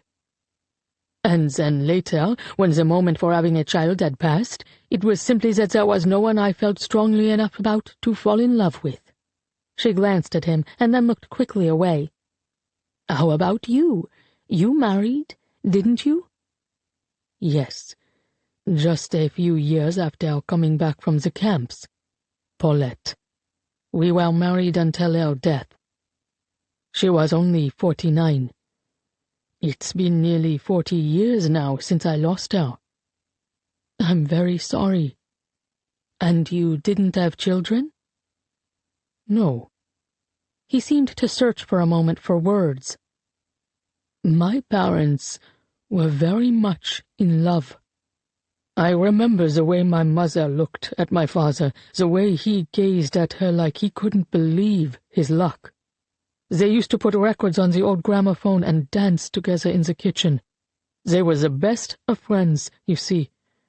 When I was a boy, I dreamed of having that one day. But that was not what I had with Paulette. I loved her, and I know she loved me. But when we married, it was not about finding the kind of perfect match that my parents had. It was about desperately trying to find a home in the world after it had all fallen apart." Colette looked out the window at Paris rolling by. She remembered so clearly what it felt like in the years after her mother's death, when she was living with Uncle Frederick and Aunt Marie, and felt as if she belonged nowhere. "I understand that." "We both wanted children at first," he continued.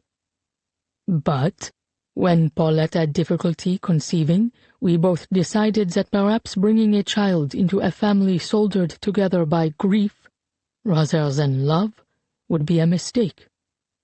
We stopped trying, and it was likely a moot point anyhow. In any case, we were very happy living together as companions and dear friends for many years." "I'm sorry you lost her at such a young age," Colette said. "When one has lived as long as we have, the sea of loss is nearly too great to fathom." Colette nodded. They rode in silence for a moment, and then she asked, "Do you regret not having children?" "I do," he said. "It felt like the right decision at the time, but like you, I now feel my family tree dying with me. I worry that in allowing that to happen, I've let my parents down. Danielle, I suspect that knowing you lived, and a long and beautiful life at that, would have been everything your parents needed."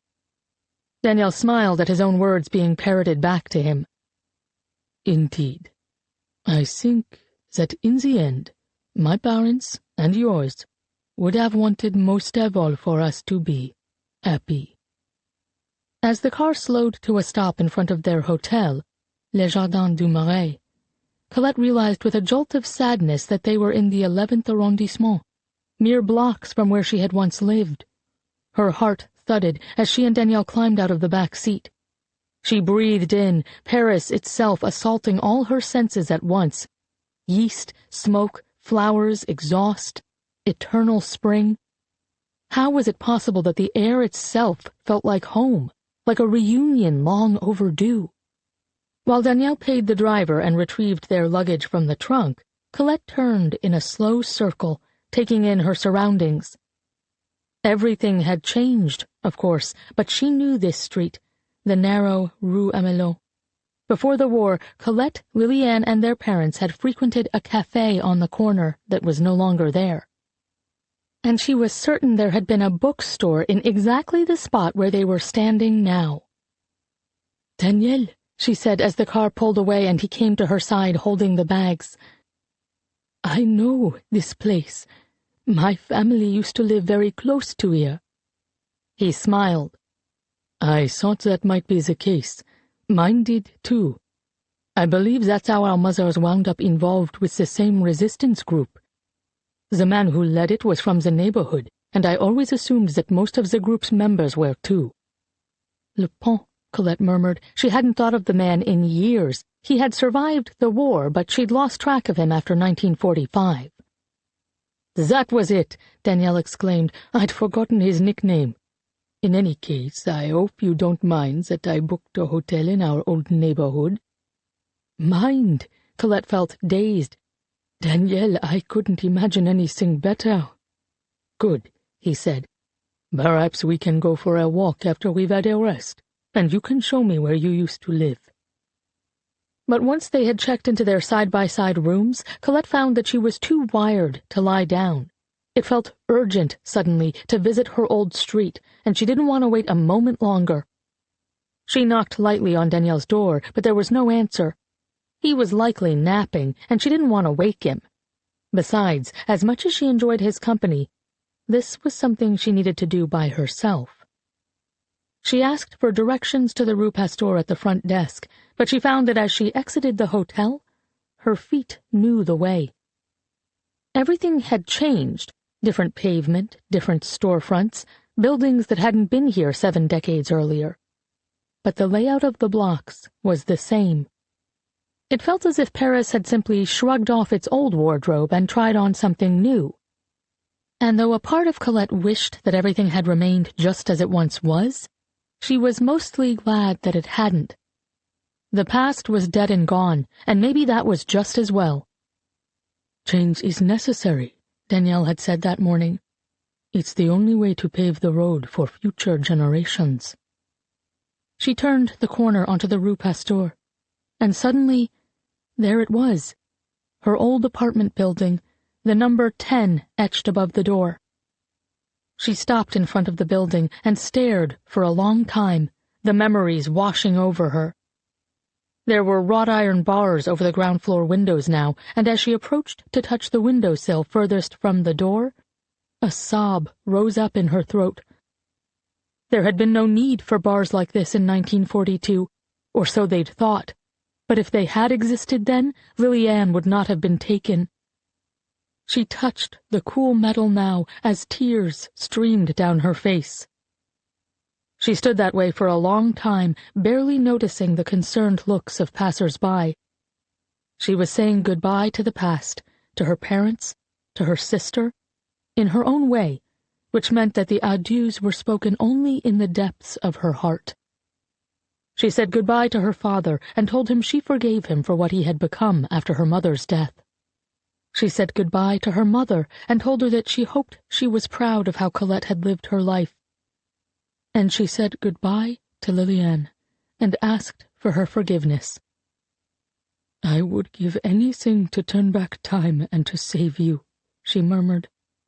the first words she'd spoken since arriving outside her old home. "I'm so sorry, my sweet sister, that I failed you."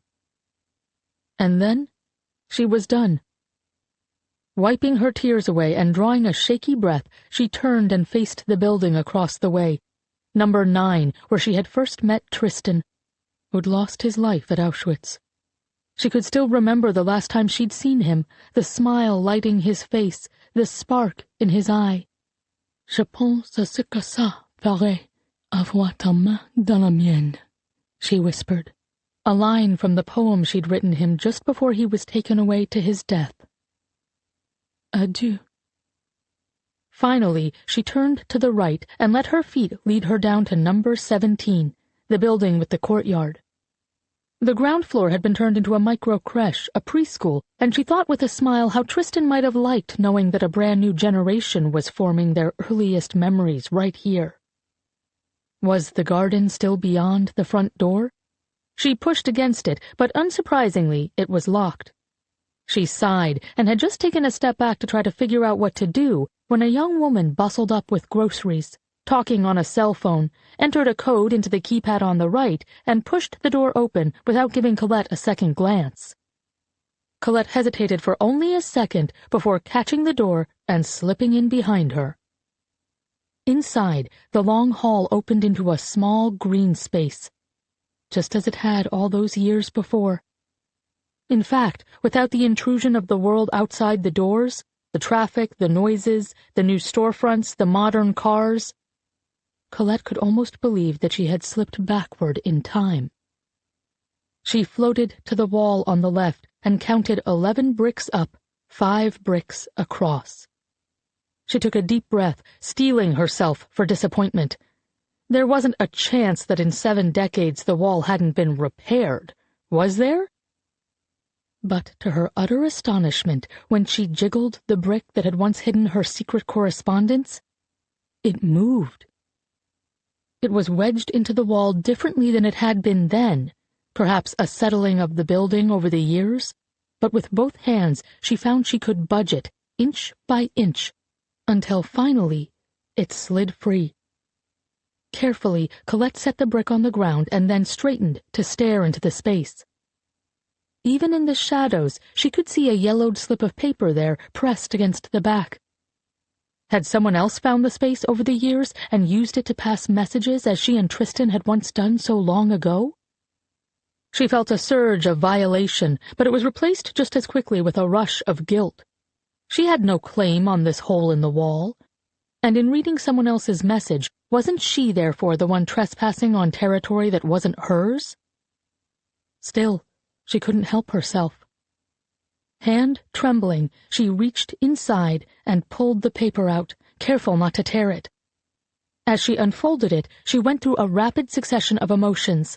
Elation, because she immediately recognized the handwriting. Disbelief, because certainly that wasn't possible. And then confusion, because it was dated May of 1952, a decade after Tristan had died at Auschwitz. "What?" she breathed to herself, sinking down to her knees as she grasped the paper with both hands and began to read. "To my Isolde, I am due to leave Paris tomorrow for good, and I'm not sure why I'm writing you this note.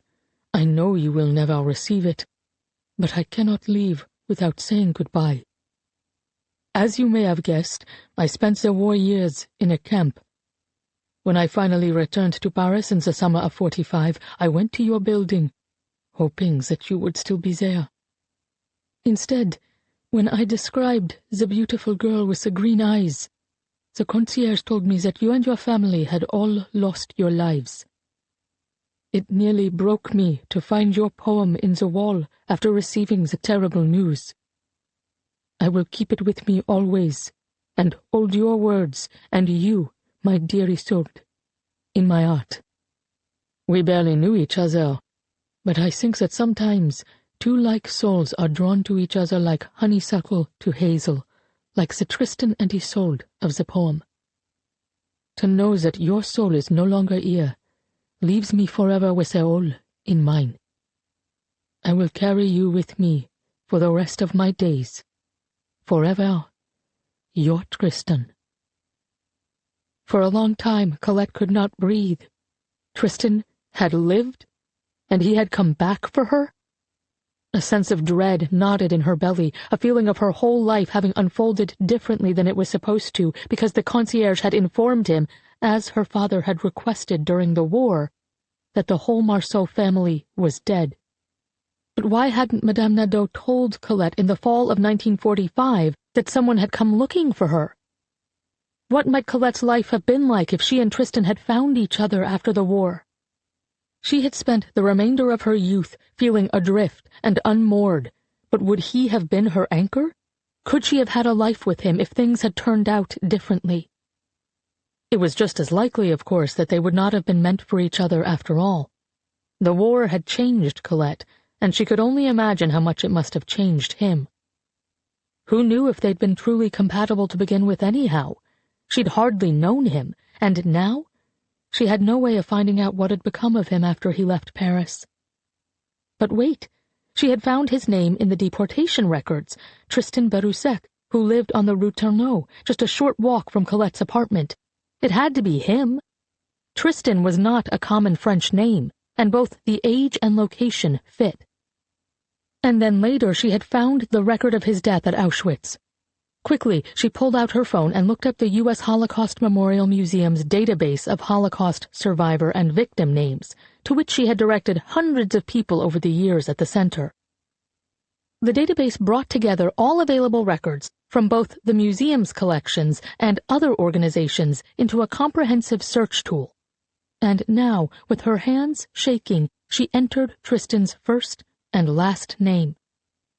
Had the original information about his death been wrong?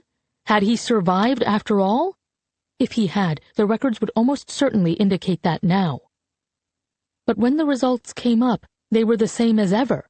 Tristan Berusec had lost his life at Auschwitz in the fall of 1942. It was right there in black and white, the same definitive proof of a life that had ended far too soon. So what did that mean? Was there another Tristan out there, one with the same age and from the same neighborhood, who had been among those who survived? But if there was, why hadn't his name appeared on any deportation documents? She searched again for the first name, Tristan, entering Paris as the search location. But there wasn't another person with that first name anywhere to be found on any of the deportation lists. When she broadened the search to include all of France, the answer was the same. Tristan Berusec from the 11th arrondissement had been the only person with that first name to appear in any of the documents, and he'd died in 1942.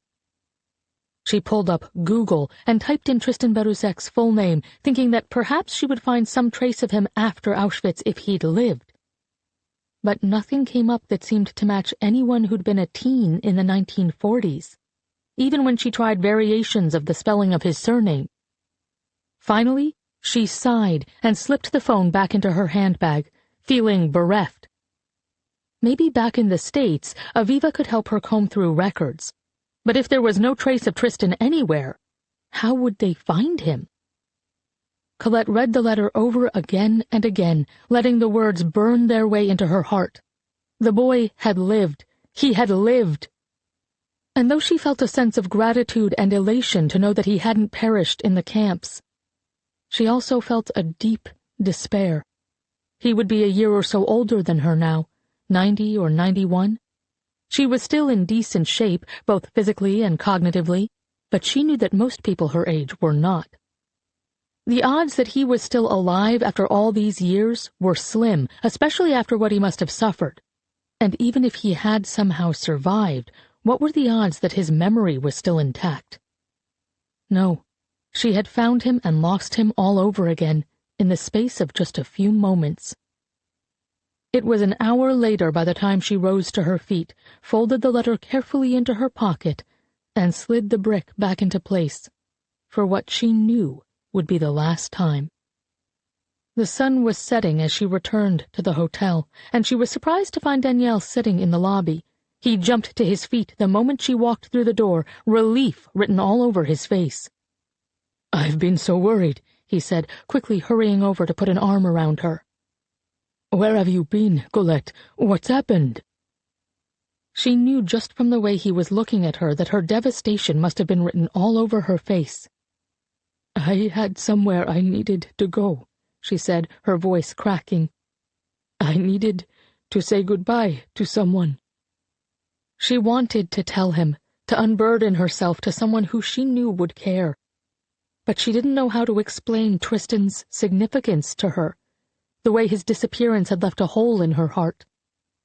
And the fact that knowing he had lived after all wasn't the salve it should have been.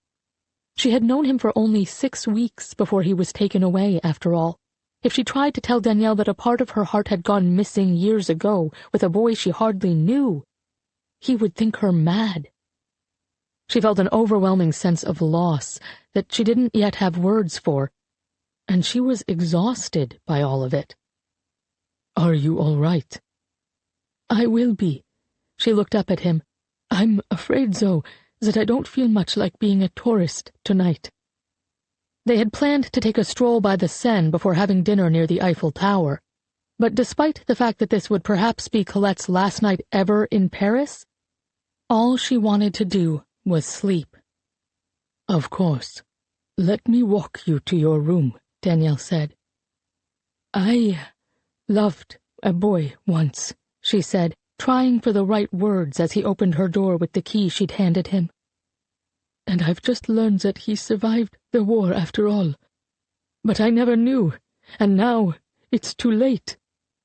How many losses can one person bear in a lifetime, Danielle? How many?" "Oh, Colette." She could see in his eyes that he felt her pain in his own bones, and that meant more to her than anything. "I'm very sorry."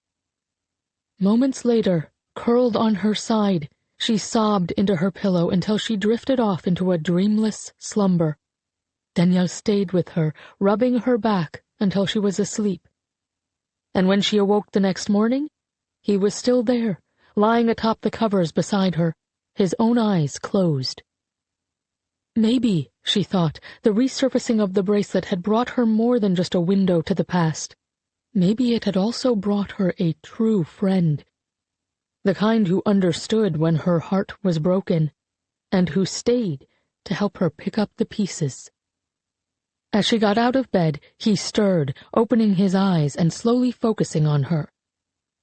"Are you all right?" he asked. "I will be," she said. "Thank you, Danielle, for last night, for being a friend. I'm very glad you're here." He smiled. "I'm glad I'm here too, Colette." Now, there was just one thing left to do. It was time to return to Boston to bury the man who may well have killed her sister. Chapter 30. 1945. Before Colette left Paris with Uncle Leo, she went to see Le Pont one last time. She had been startled to learn a month earlier that the resistance leader, who had seemed to her to be a shadowy, invincible superhero, was in reality Dr. Robillard, a mild-mannered pediatrician who had come out of retirement after the war due to the enormous need for those equipped to deal with childhood trauma. He specialized now in treating children who had returned from the camps or had suffered malnutrition during the war. And when she walked into his waiting room on the Avenue Parmentier, she was startled to see it packed with gaunt toddlers and hollow-eyed schoolchildren. It seemed she wasn't the only one for whom the war was still ongoing. She approached the receptionist and felt her jaw drop when the young woman looked up and blinked at her. It was Marie, the one she'd followed to Le Pont's meeting 2 years before, the one with the red coat. "Colette?" Marie asked now, staring as if she might be seeing a mirage. "Whatever are you doing here?" "I need to see him," Colette said. "I need to see Dr. Robillard." It was still strange to speak the man's real name. To her, he would always be Le Pont. "The doctor is with patients now, Colette." There was sympathy in Marie's gaze. "I'll wait." He's quite busy, and he doesn't like to be reminded of, I said, I'll wait. Marie sighed in resignation. Very well. I'll let him know you're here.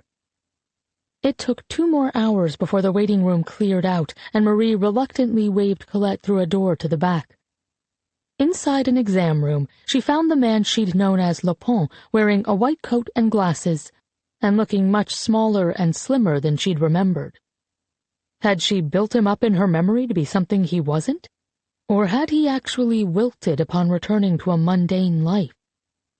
She hadn't seen him in more than a year, since the celebration the group had held on the 26th of August, 1944. The day General de Gaulle led a victory parade down the Champs-Élysées.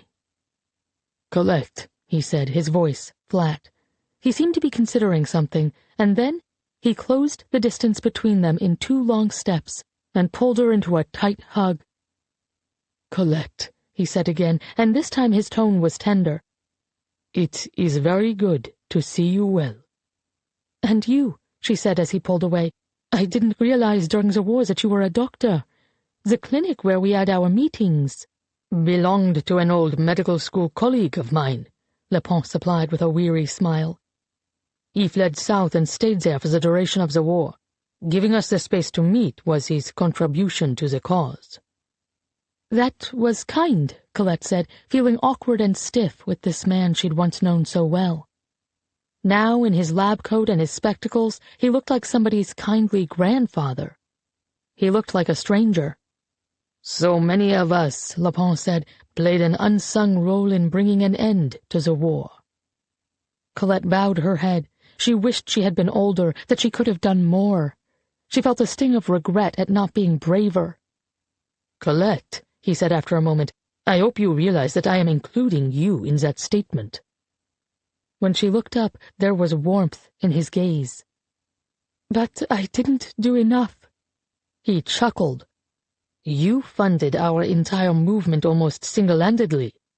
Do you know how many Jewish refugees we were able to save because of you?" She shook her head. He hadn't been able to tell her much during the war. He'd been firm about keeping everyone's responsibilities separate, so that if one of them was arrested, he or she could not betray the others. "Perhaps 5 or 6? She felt a surge of pride to think she had played a role in helping at least a few people to safety. Le Pont laughed again. 158, he said, holding her gaze. She felt the breath go out of her. 158? He nodded. From the time you joined us in 1943 to the time the war ended, we were able to buy false papers and arrange safe passage and lodging for 158 people, including 64 children, Colette, because of you. Tears stung her eyes. Oh! It was all she could manage, for there was suddenly a lump in her throat. Your mother would have been very proud, he said, putting a hand on her shoulder. My mother is the reason I have come. You see, I am leaving for England with my uncle in 2 days. She took a deep breath. But I couldn't leave without... She trailed off, for he was already nodding in understanding. Without trying to find out one last time what happened to your family. She nodded. 2 years ago, you said that the man who betrayed my mother and killed my sister may have been a policeman. I want to find out who's responsible for their deaths. Will you help me? Le Pont studied her face for a long time. What would you do if you found him? He finally asked with a frown.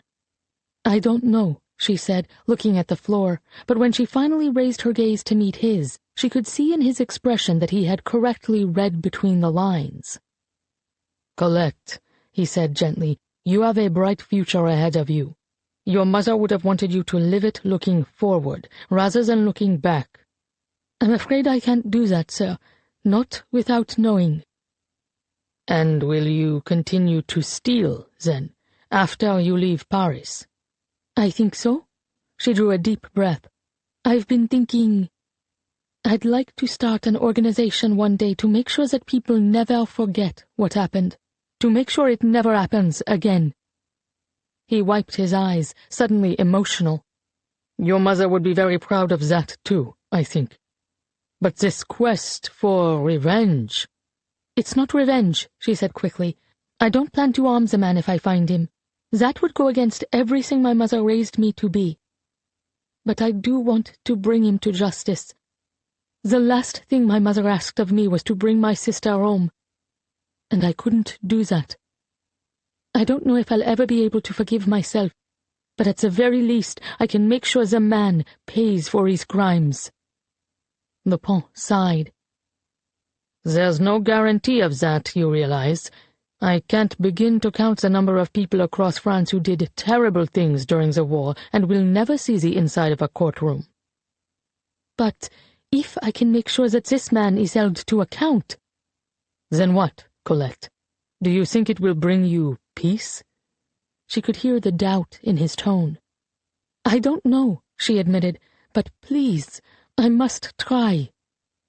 He studied her face for a long time, as if trying to discern whether she was hiding murderous intentions beneath a placid surface. Finally, he nodded slightly to himself. I know a policeman who might be of some help. He tends to know things about his colleagues, which he is sometimes happy to share for a price. Her heartbeat accelerated. A policeman? You think he knows something about what happened? He might. And your friend would be willing to speak with me? He's not my friend, Lepont said sharply. But he is a man whose cooperation is easily bought, and he has a particular affinity for jewels. Do you have anything to trade? Colette hesitated and nodded, pulling a diamond choker from her pocket. She had nicked it just that morning from the neck of a woman who had lived during the war in the opulent apartment of the German military governor of Paris. She had planned to pawn it later that day, and to give the proceeds to a group working to resettle Jewish children whose parents had been murdered. But there were plenty more jewels where this piece had come from. Lepont shook his head and chuckled. Good. Greed will get the best of him, and he'll tell you what he knows in exchange for those diamonds. Colette stared at the piece of jewelry. Was it possible that it was the key to unlocking secrets that had haunted her for the last 3 years? Where will I find him? Who is he? I'll arrange a meeting, Lepont said. His name is Verdier. Colette and the policeman met, as arranged by Lepont, at a table outside a café on the Rue Saint-Sébastien. Verdier was a slight man with a flat nose, pale skin, and mud-brown eyes that seemed to be arranged in a permanent squint. He was out of uniform, but Colette recognized the rigid posture of a policeman when he slid in across from her, and the way he nodded stiffly, almost obsequiously, to a trio of French military officers 2 tables away. "You are the girl Lepont sent?" he asked with no preamble after he ordered a coffee. "The Marceau girl?" I am. And you are? Verdier, of course. I understand you have something for me. The choker felt like a lead weight in her pocket. In exchange for information. He frowned at her, as if disappointed that she wouldn't just hand over the jewels and let him be on his merry way. Information about the arrest of your mother, I understand. There was neither warmth nor sympathy in his tone. And the death of my sister. Her name was Liliane. I believe she was murdered by a policeman. He snorted. That's absurd. I saw a man in uniform hurrying away with her on the night she was taken. That's proof of nothing. Then give me proof, she said, leaning forward, and the piece I have in my pocket is yours. He seemed to be considering something. Finally, he spoke. There was talk about your mother just before her arrest.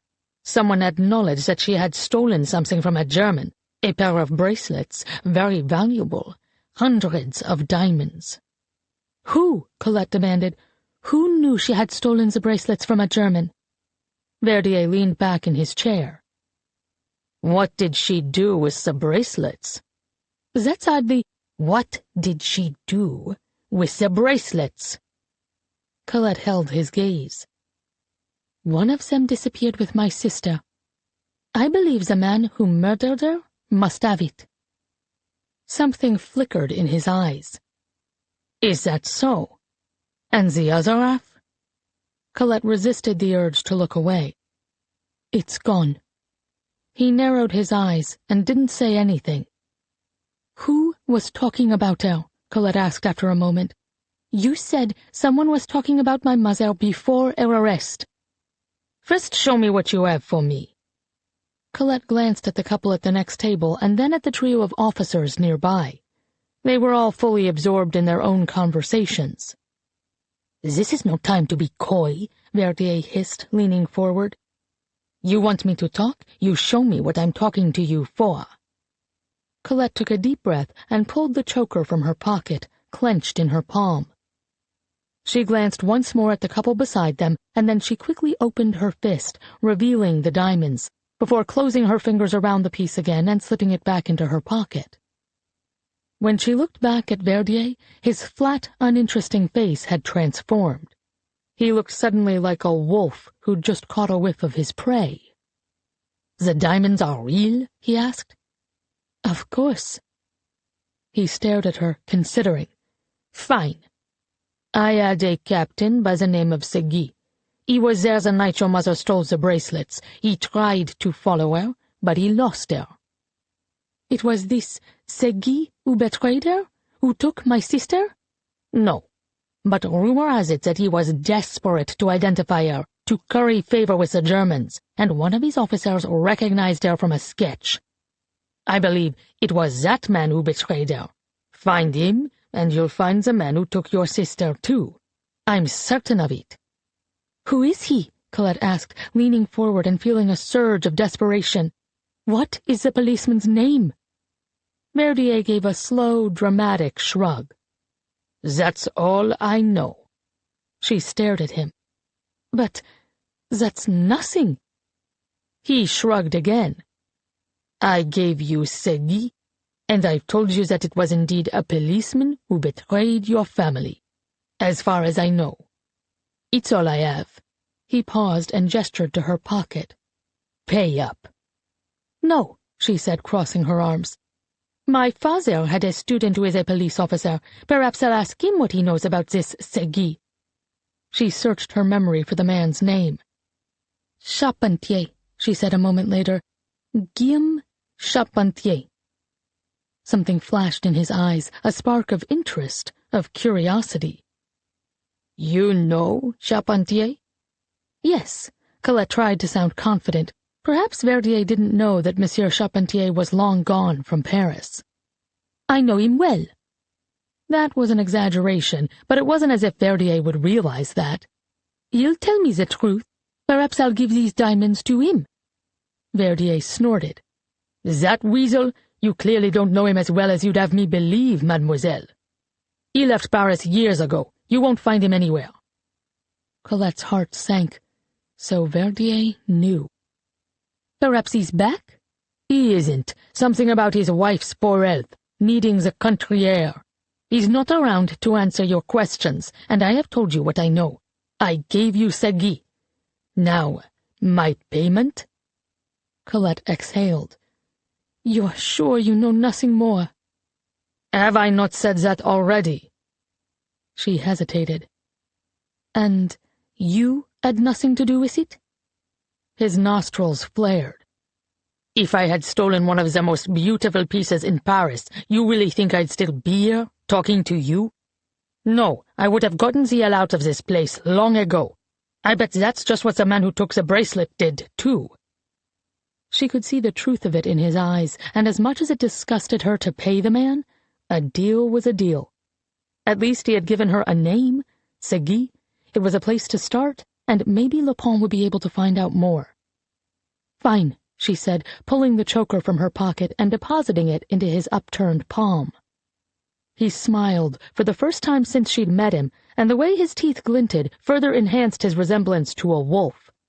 She shuddered, and before he could say another word, she rose from the table and walked quickly away.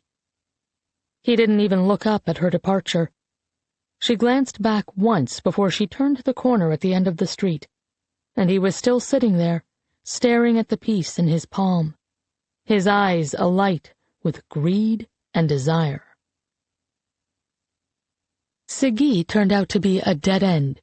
Such a man existed, Lepon was able to tell her, but he was in jail, and his wife was destitute.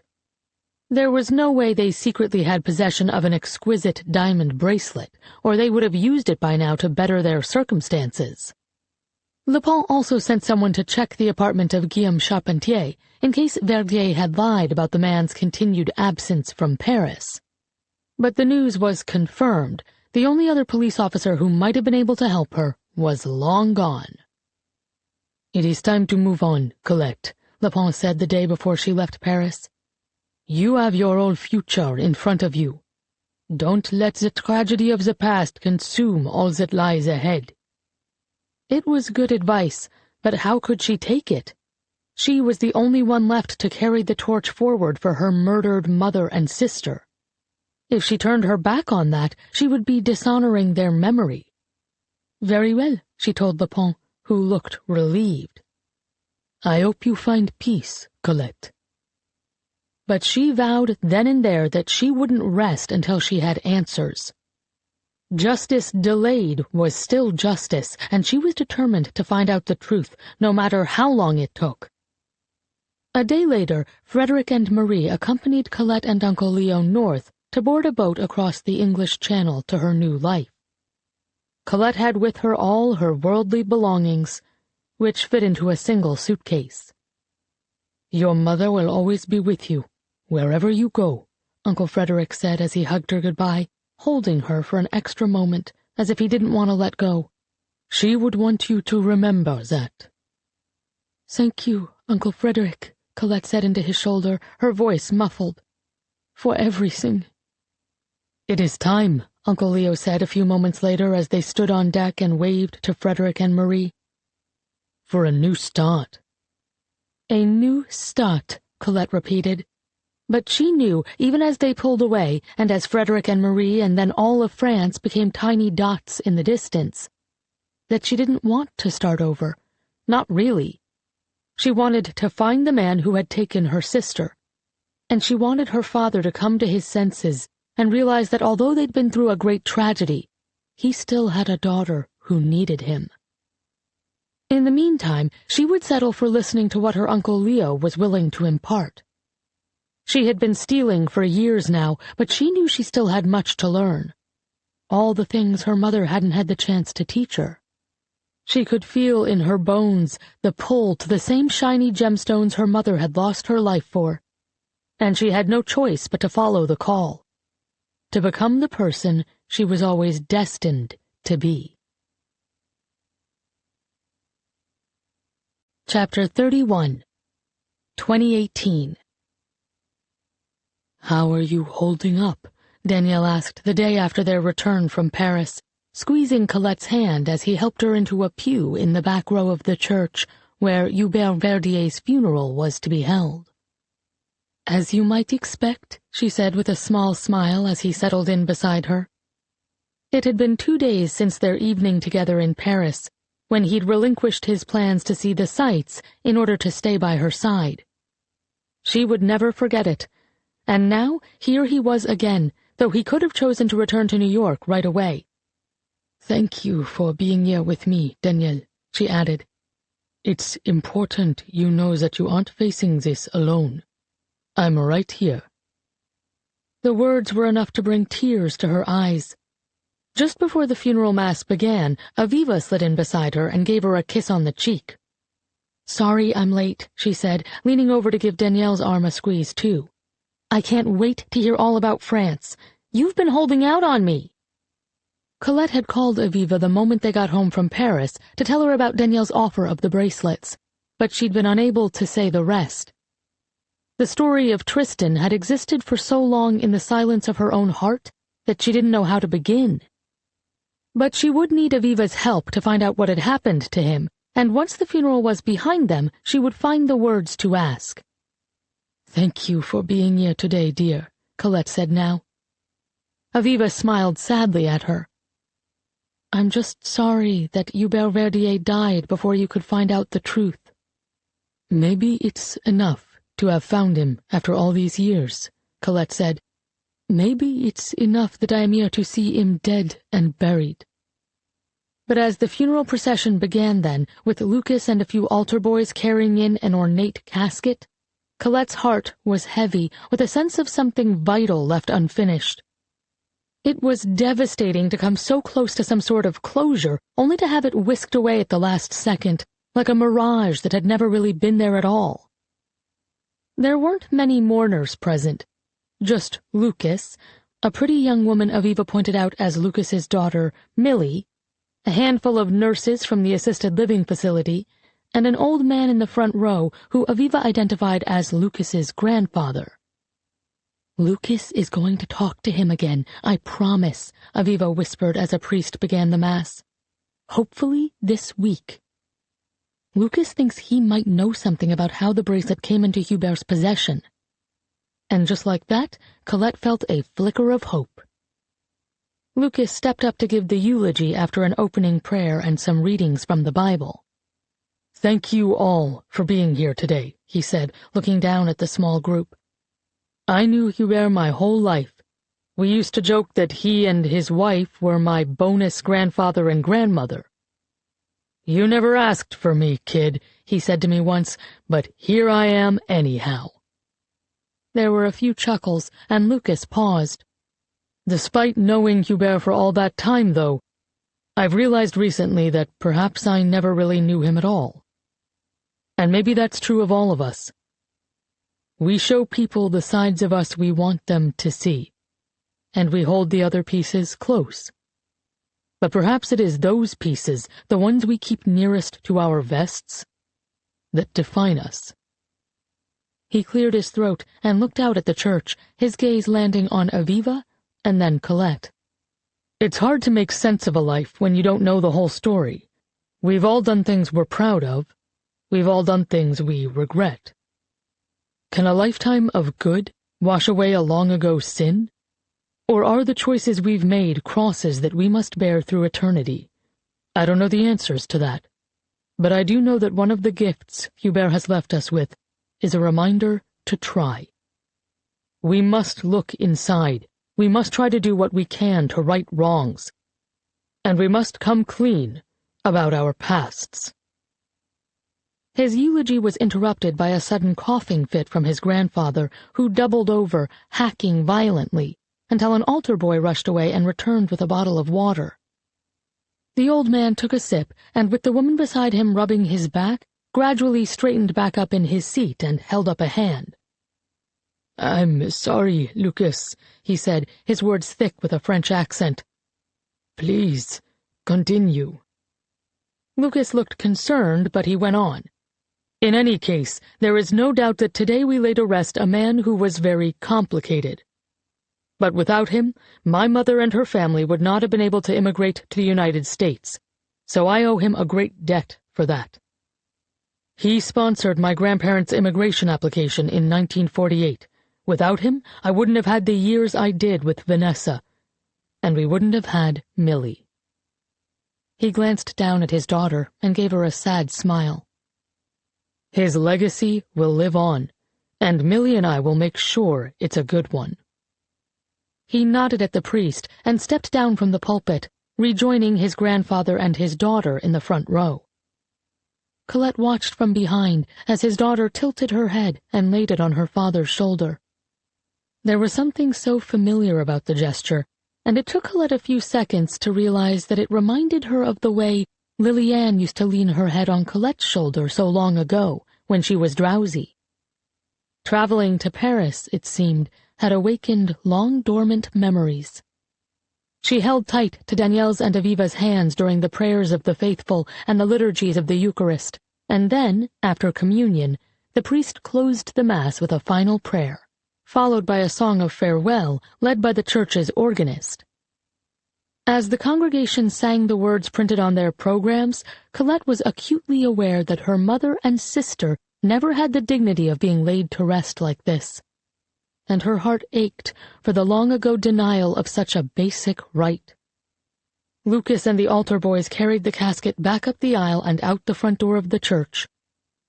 Colette had already decided that she wouldn't attend the graveside service. She didn't need to see Hubert Verdier lowered into the ground to know that he was well and truly dead. "He's gone, Liliane," she thought. "He's finally gone. But it didn't bring you back." "Are you all right?" Danielle whispered in Colette's ear as they stood to leave. "I think I am," she said as they made their way out of the pew with Aviva leading the way. "I have to be, don't I?" "You don't have to be anything," Danielle reminded her, putting a hand on her lower back. "But I do think it's time for you to find some peace." Outside the church, the handful of mourners milled around, chatting before they dispersed. "I know Lucas wanted to say hello to you," Aviva said, gesturing across the parking lot to the museum director, who stood with his grandfather and daughter. "I'd like to give him my condolences," Colette said, "but he looks busy with his family. We can speak another time." "Okay, I'll go let him know."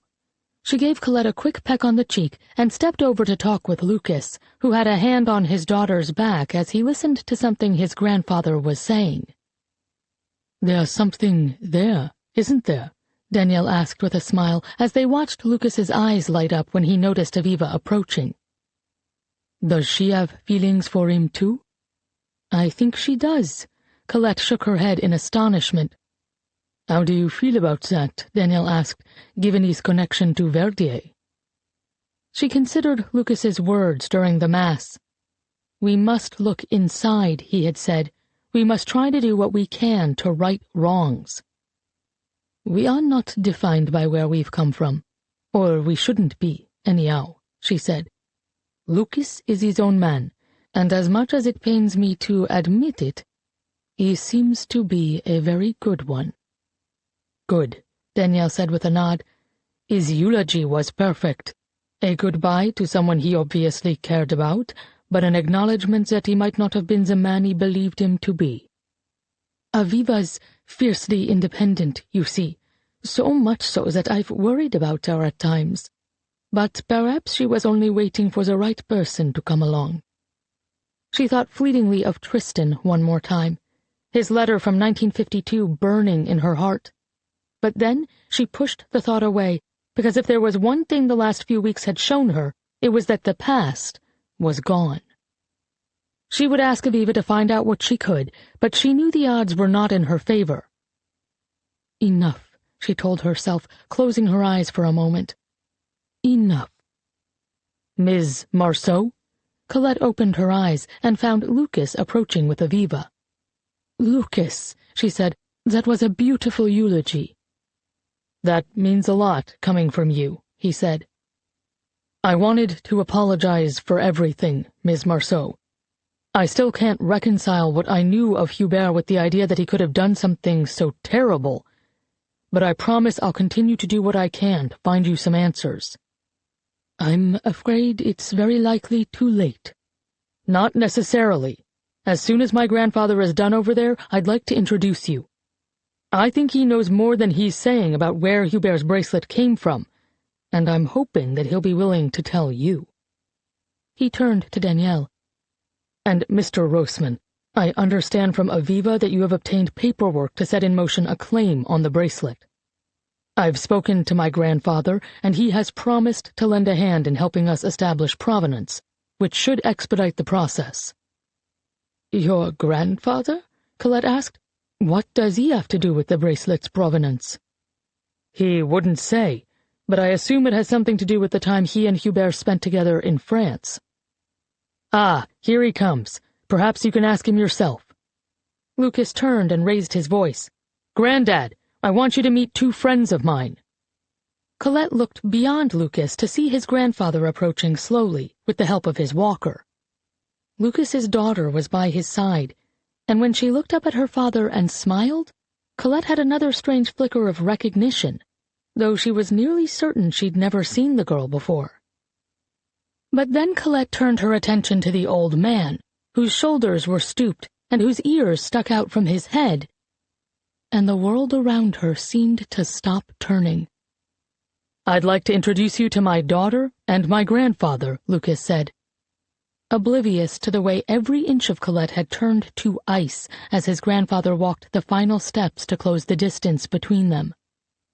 Suddenly all the pieces were falling into place in rapid succession, and Colette realized that despite Hubert's ownership of the bracelet, he wasn't the man she'd been looking for after all. "Millie, Grandad, meet Colette Marceau and her friend Danielle Roseman." Colette could see the moment her name registered with Lucas's grandfather, because his eyes went wide and then darted to her in alarm. As they stared at each other, the years fell away, and she could see that he knew exactly who she was, and who she had been, just as she recognized a face from the past hidden amidst the wrinkled, faded skin of a very old man. It had been 76 years since she'd seen him last, but in an instant it all came together. A policeman she and her sister had known and trusted. A policeman who must have been aware that there were jewels in the house. A policeman who would have known that in the chaos of that terrible night in 1942, a child with a bracelet in the hem of her dress would be all too easy to steal. It had never been Hubert Verdier at all. He was simply a weasel who liked nice jewels and who had known, after meeting with her in a cafe in 1945, exactly where to find one of the most beautiful pieces in Paris. She felt lightheaded, her vision blurring as her skin broke out in a cold, clammy sweat. "It's you," she breathed. He stared at her, and then his face crumpled. "Yes," he said, and the single word undid her. "Guillaume Charpentier," she whispered as the two of them stared at each other, not moving. "What did you do to my sister?" And then, before he could say a word, Colette fell to her knees as the world went black. Chapter 32 1942 Guillaume Charpentier hadn't intended any of it. He had meant well, he really had. In his frazzled thoughts as he raced toward the Marceau's apartment on the Rue Pasteur that night, he had been thinking of only one thing. He needed to warn them, for it was his fault, no matter how indirectly, that the Germans were coming for them. He had seen Madame Marceau hurrying away from the WWII that night a few weeks after the Veldiv roundups, and he had known instinctively that whatever she'd done, there had to have been a reason. She was a good, kind woman, the wife of his former headmaster, and he'd made the snap decision to do all he could to protect her. The rest could be sorted out later. So when his boss, Jean Segui, came charging out of the brasserie after her, Guillaume had acted on instinct, stepping into Segui's path and playing dumb while the blustering older man had tried to get by him. Guillaume had hoped to give Madame Marceau time to escape, and that night he had. But a week later, Segui had come to his door with a drawing prepared by a police artist. "This is the woman who stole 2 valuable pieces of jewelry from a German commander," he'd said, stabbing his meaty finger at the picture. Madame Marceau's face was unmistakable, and Guillaume swallowed hard. "I know you saw her fleeing, too. Do you recognize her? Do you know who she is? Where she went?" "No, sir," Guillaume said, heat creeping up his neck. "Never seen her before." Madame Marceau, a jewel thief? No, it was impossible. It was a misunderstanding, all of it. But it would not matter to the Germans whether Madame Marceau was guilty or innocent once she was in their custody. And if she had no information to give them, and surely she didn't, she would wind up dead. He had to protect her. But then his wife, Francine, had come up behind him in the doorway and looked at the drawing. "Why, Guillaume," she'd said sweetly, "that's Madame Marceau, clear as day." When he turned to look at her in horror, her eyes were narrowed, and he could see in her expression exactly what had just happened. Francine, who was wildly jealous and possessive, had jumped to the conclusion that if Guillaume was trying to protect Madame Marceau, he must have amorous feelings for her. "Is it?" he asked, trying to hedge, even as his face went red. I'm not certain. It's obviously her, Francine said, turning to a triumphant-looking Segui. Married to Guillaume's old schoolmaster, Monsieur Marceau. They live in the neighborhood on the Rue Pasteur. I've queued with her at the boulangerie a few times. I see, Segui said, turning back to Guillaume. Interesting that you didn't recognize her, while your wife knew her instantly. The sketch isn't clear, Guillaume mumbled. And yet you must have seen her face to face that night, when you stepped into my path and stopped me from following her, Segui said, shooting a glance at Francine, who looked like she was about to blow her top. Come and see me first thing Monday, Charpentier, Segui said, his voice sinking to a growl. It seems we have things to talk about. Yes, sir, Guillaume managed before shutting the door. Francine immediately began screaming at him, accusing him of stepping out on her, of carrying on a liaison with Madame Marceau, while Francine was nursing the pain of yet another late-term miscarriage. As if Guillaume's heart wasn't broken each time they lost another child. He tried to protest, to insist that he had no feelings for Madame Marceau, who was at least a decade older than him. Then why would you risk yourself to protect her? Francine shrieked. You are lying to me. I am trying to do the right thing, Guillaume had shouted back, finally raising his own voice. I am trying to be a good man. Francine had looked shocked by his outburst, and then her narrow lips had settled into a hard, thin line. And yet, she said tightly, you fail at that too. Look around us. We are living nearly in poverty, thanks to you. No wonder we can't bring a child into the world, living in this hovel. Guillaume felt the crushing weight of failure. It was his job to provide for his family, and now, with Segui bearing down on him, he'd probably be fired on Monday morning. How would he support Francine without a job? He felt powerless, deflated. But as Francine stalked past him, muttering about how she couldn't stand to look at him anymore and had to get out of the apartment, he realized there was still something he could do to redeem himself. He could warn Madame Marceau. He could tell her that the authorities were coming to question her, and that if she wanted to save her family, they should all flee immediately.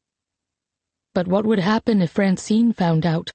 It would only make her more certain that Guillaume was having an affair, though for him there had never been any other woman. Francine had always been temperamental and possessive, but in the past 2 years, during which they had lost 3 babies to miscarriage, and another at just 6 days of age, she had come undone, her fury enveloping them both. One day he was certain the fog would lift, and they would find happiness again. And now, as Guillaume slumped beside the front door of their apartment, paralyzed by indecision, it occurred to him that if he could save Madame Marceau and those 2 beautiful girls she'd been blessed with, perhaps God would look favorably upon him.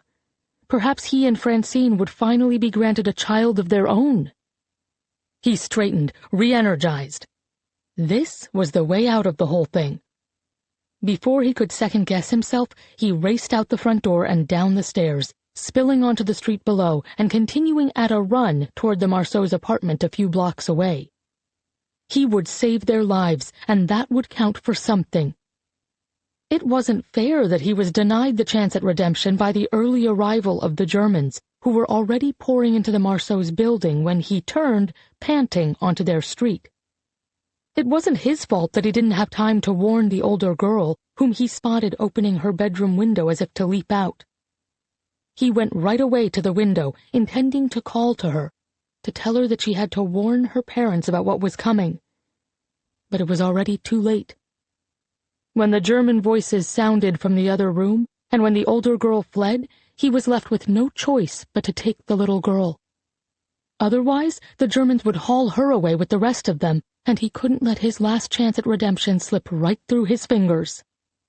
He hadn't meant to do it, but she had looked at him with wide eyes, full of fear, and he'd thought to himself, if I save this child, maybe God will give Francine the baby she so desperately wants.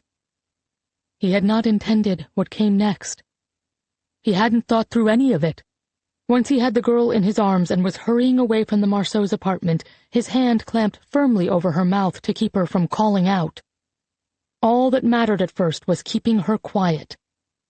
He didn't notice that she'd stopped struggling until her body went limp in his arms, and he realized that he'd been holding his hand over her mouth and nose too tightly for too long. Horror flooded through him. What had he done? She was like a sack of flour, but he had no choice but to hurry on, tears stinging his eyes. When Francine discovered the bracelet in the lining of the child's nightgown later that night, she couldn't believe their good fortune. "All our problems are solved," she had crowed. But Guillaume saw the bracelet for just what it was. Cursed. "It isn't ours," he'd told her. "We will find a way to return it to the Marceaus." Francine's eyes had blazed as she fastened the clasp of the bracelet, adorning her own wrist. "We will do no such thing," she said as she held her arm out, admiring the diamonds on her wrist. "It's the most beautiful thing I have ever seen." "We cannot keep it," he'd said in a whisper. "Please, Francine." "Can't I just enjoy it without you ruining everything?" she asked, tears suddenly glistening in her eyes. "Besides, Madame Marceau will not survive, will she? Guilty or not, the Germans have her now. And good riddance." She was sobbing now, and it was so at odds with the sharp steeliness of her tone that he wondered for a moment if they were alligator tears. But just like every time she cried, he backed off. If he didn't know better, he might think she did it on purpose, knowing that she could bend him to her will. But that wasn't Francine. Francine was troubled, certainly, but she was a woman he had sworn to cherish and protect, in sickness and health, in good times and in bad. Lately, the bad times had threatened to overcome them both. But he realized that he had been given a gift, an opportunity to change that. Francine was right. Madame Marceau would not be coming home. He understood that with a bone-deep sorrow, and it was a guilt he would carry with him for the rest of his days. But the bracelet could make Francine happy. It could give them a better life. As her husband, he owed that to her, didn't he? What harm could there be in keeping the treasures of a dead woman? "I'm sorry, Francine," he'd said, and she had nodded, satisfied. "You'll see, Guillaume," she said. "Everything will be different for us now." And she was right, in a way. She'd had the idea a day later that he should go back to the Marceau's apartment to search the linings of the girl's other clothing, and though he had protested, he made it in undetected, simply by going in through the front door the police had left unlocked. The concierge hadn't given him a second look. His uniform had convinced her that he was there on official business. In the wardrobe in the children's room, he'd found 6 other pieces with hems heavy with treasure, and he had come home with enough jewels to start a new life, anywhere they chose. Their future changed in an instant, and they were able to move first to the countryside, and then, when the war was over, to America. The bracelet that had been sewn into the hem of the little girl's nightgown on the night he took her, the one that sparkled like a universe of stars, bought the Charpentiers' entry into a new life across the sea. Guillaume had given it in 1948 to Hubert Verdier, a greedy former police colleague who had called him in 1945 to say that he knew Charpentier had the bracelet that had disappeared the night Annabelle Marceau was arrested. "I want it," said Verdier, who was in the process of immigrating to the United States, thanks to the fact that he had an American grandfather. He'd apparently come into some money recently and could finally afford the move. "If you let me have it, I will help you move to the States too. Leave the past behind, once and for all." It had taken nearly 3 years to convince Francine, who loved that bracelet more than she loved anything. But she knew, as did Guillaume, that their future wasn't in France. It was across the ocean. It was the only way. In return for the bracelet, Hubert had sponsored their citizenship application and furnished the necessary false papers. Verdier had always been a bastard, and in retrospect it seemed he had remained one, betraying Guillaume for years by carrying on an affair with Francine. who had never forgiven Guillaume for trading the beautiful bracelet in for their chance at a better life. Chapter 33 2018 When Colette came to, there were 2 paramedics kneeling beside her, and another behind them with a stretcher at the ready. "Where is he?" she asked, struggling to sit up, looking around wildly. Had she dreamed it, or had she really just come face to face with her sister's killer, mere moments after the funeral of the man she'd thought was the culprit? Was he still here? Or had he taken advantage of her collapse to flee once and for all? As Danielle swam into her still blurred field of vision from the right, she blinked and reached for his hand. "Daniel, where is he? Where's the man who killed my sister?" "Whoa, easy does it, ma'am," said one of the paramedics. "What happened?" she asked. "You had a reaction to the stress of recognizing Lucas's grandfather," Daniel said, "and don't worry, he's still here. Lucas won't let him go until we clear this up." "Clear this up?" Colette repeated blankly. What was there to clear up? She would have known the man anywhere, even after all these years. It was him. She was sure of it. "I believe you've experienced what we call vasovagal syncope," the other paramedic explained, as Danielle squeezed her hand.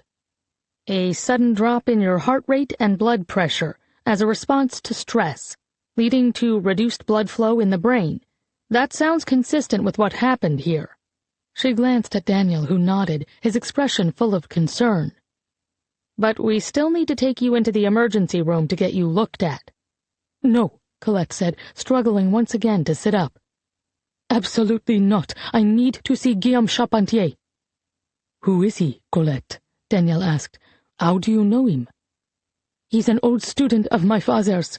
The policeman I saw disappearing with my sister the night she was taken."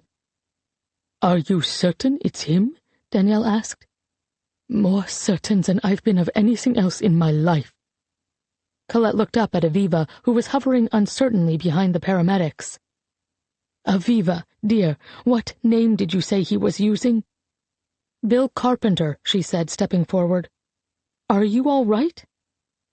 Colette closed her eyes. He'd been hiding in plain sight all along. William Carpenter was a direct anglicization of the name Guillaume Charpentier, probably picked out decades ago when he stepped off the boat from France. She opened her eyes and refocused them on Aviva. "So I was wrong about Hubert Verdier. I badgered an innocent man to death." "Colette, he had the bracelet, and he had an affair with Lucas's grandfather's wife. He was obviously tied to this somehow." "I need to talk with Charpentier," Colette said. "I need to talk with him now." The paramedics exchanged looks. "Ma'am, without knowing for sure what caused her loss of consciousness, we need to take you in," said the fair-haired one. "You'll need an echocardiogram and some blood tests at the very least." "No," Colette said. "I'm sorry, but no. I have been searching for 76 years for a monster, and now I have found him. I'm not about to let him walk away before he gives me some answers." They looked to Daniel for help, obviously assuming he was a husband who would talk sense into her, but he put a hand on Colette's back. "This is something she needs to do," he said firmly. "She's staying." The paramedics exchanged looks, and the darker-haired one sighed. "We'll make you a deal," said the fair-haired paramedic. "We'll give you 5 minutes, with us standing right here with you, and then you'll let us take you in. But the moment you start to get worked up, we'll need to end the conversation. All right?" Fine, Colette said. "Now where is he?" Aviva beckoned to Lucas, who was standing several yards away with his grandfather, as Danielle and one of the paramedics helped Colette to her feet. She expected to feel woozy and unsteady, but as she watched the old man shuffle slowly toward her, a look of shame and resignation on his face, everything suddenly felt crystal clear. She straightened her spine, drawing herself up to her full height. Danielle's hand was on her back, and both paramedics were hovering uncertainly nearby. But she didn't need their support. She had been waiting for this moment for most of her life. "Guillaume Charpentier," she said when he had finally reached her. "Why?" His face was red as he leaned on his walker. "Please, you must let me explain," he rasped. "I thought until very recently that you were dead. I was told that your whole family had died. If I'd known, I would have—" "You would have what?" she shot back, "as if there's some excuse for creeping to our window on the worst night of our lives and kidnapping my defenseless sister?" There were tears rolling down his cheeks now. Lucas and Millie were standing beside him, listening to every word, and they looked horrified. "I was trying to save her, you see," he whimpered. "I was trying to save you both." She stared at him, understanding suddenly settling over her. "You knew the Germans were coming for my mother?" I fear it may have been my fault. You see, my wife told my boss that your mother was the one who stole the diamond bracelets from a high-ranking German officer." He drew a deep, shaky breath. "It all happened so fast. I was trying to warn you." She choked out a laugh. "Oh, a monster with a conscience." He flinched. "Please, allow me to explain." "No!" She could feel rage rising within her. "What explanation could you possibly give me? The one thing my mother asked of my father and me before she died was to find Liliane. And instead, we returned home to the news that her body was found floating in the Seine." "Granddad?" Lucas breathed, his expression horrified. "No," Guillaume Charpentier rasped. "It isn't true. You must believe me, Miss Marceau." Colette glared at him. "Why on earth would I believe you? The man who took her. The man who murdered her." "Because I didn't murder her," he said desperately. "I would never harm a child." He was crying now, and his grief made her skin crawl. "I took her because I thought I was saving her life, you see. And then, later, when the concierge of your building told me that you had all died—" "So what happened?" Colette spat, her fury at the long-dead concierge fueling the fire of her anger now. "Liliane became a handful. She was upset that she'd been kidnapped by a monster like you. You had no choice but to end her life." "No." He looked so upset now that the fair-haired paramedic had taken a step in his direction, reaching his hand out in concern. "Sir," the paramedic said, "if you'll just calm down." "No," Colette snapped, glaring at the paramedic. "This bastard has spent the last 76 years running from what he did. If he feels a bit of emotion now, so be it." No one spoke for a moment. Guillaume Charpentier stared at Colette, breathing hard, and she stared back, daring him to deny her the closure he had owed her for so long. "What did you do to my sister?" she finally said, drawing each word out. "I saved her, Miss Marceau," he whispered. "I saved her life. We made her our daughter, and when we moved to the United States, she came with us." Of all the things that might have come out of his mouth, that was the last thing Colette expected. She was vaguely aware of Lucas's sharp intake of breath, of Millie's gasp a second later, but she still wasn't grasping what he was saying. "No, Liliane is dead. She was found floating in the Seine wearing her nightgown." Guillaume Charpentier put a hand over his face. "We got rid of the nightgown that first night. It matched the one you were wearing, remember? My wife said it would have been a sure sign that she was the missing Marceau daughter if anyone came looking. We threw it away, Miss Marceau. And perhaps someone took it from the trash. Those were desperate times. But the child found floating in the Seine was not your sister." "But the bracelet—" We felt it in the hem of her gown when I was trying to revive her. Revive her? Colette was beginning to feel hysterical. She lost consciousness in my arms as I ran from your apartment. I had my hand over her mouth, and it all happened so quickly. He drew a shuddering breath. I didn't want to keep the bracelet, but my wife insisted. She was obsessed with it. She thought I'd had an affair with your mother, and I think she felt triumphant, having something that had been stolen from her. Later, we gave it to WWII as a payment for helping us to immigrate to the United States. Colette stared at him. You're telling me that Liliane lived? I swear it on the lives of my family. He looked her right in the eye. I thought we were saving her life, and that she was the answer to our prayers. My wife and I had lost 3 babies to miscarriage, and a son in infancy, and it was destroying us. I was desperate to make things better for Francine, and I thought, after your family was taken, that I finally had the perfect solution. Your sister became our daughter. If I had known, though, that you and your father had lived— Colette still wasn't sure whether to believe him, but even if he was telling the truth, what he had done was abhorrent. You certainly didn't look very hard for us, did you? I went back. I swear it. Your building's concierge said you'd all been killed by the Germans. We left Paris the next day.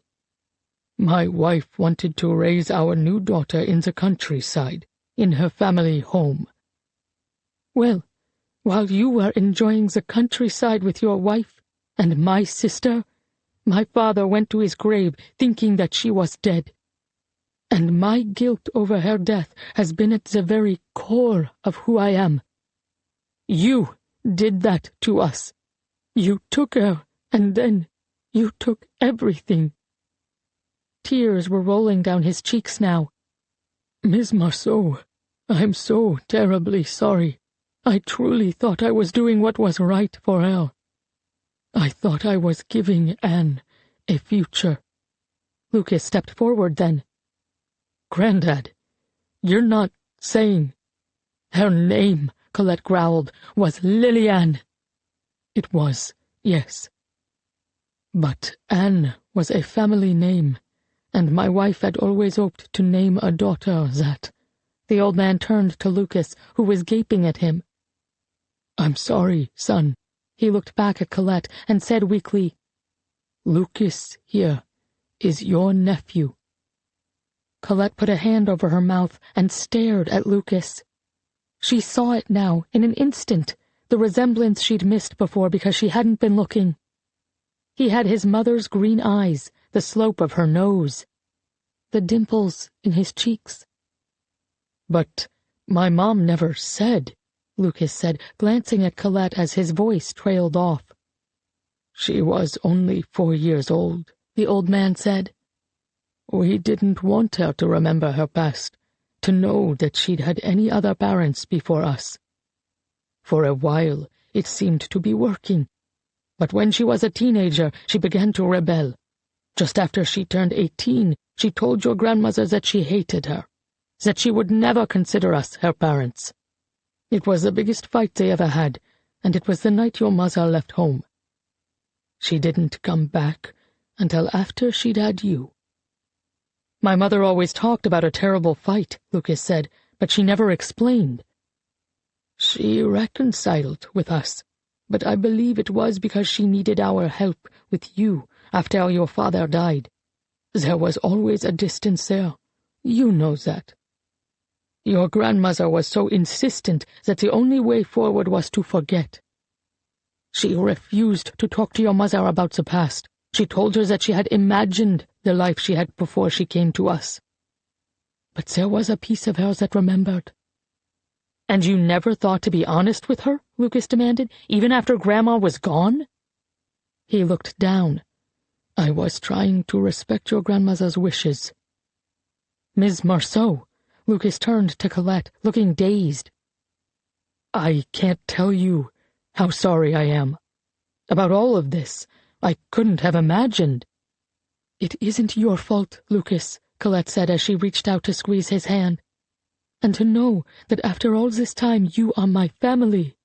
She turned to Lucas's daughter, who was looking on with wide eyes that were so obviously familiar. They were Lily Ann's eyes, her mother's eyes, Colette's own eyes. You and Millie. Colette couldn't stop the tears from rolling down her face now. So much had been lost, but so much had been found now, too. If only her sister had lived long enough to witness it, but perhaps it would be enough to know that she had survived for a time, and that she had gone on to have a son, and then a granddaughter, another generation after all. Now, please, she managed to say after a moment, will someone tell me what happened to my sister? How long ago did you lose her? Millie and Lucas exchanged looks. Lose her? Lucas asked. How long ago did she die? Colette said, hardly believing that she was asking the question.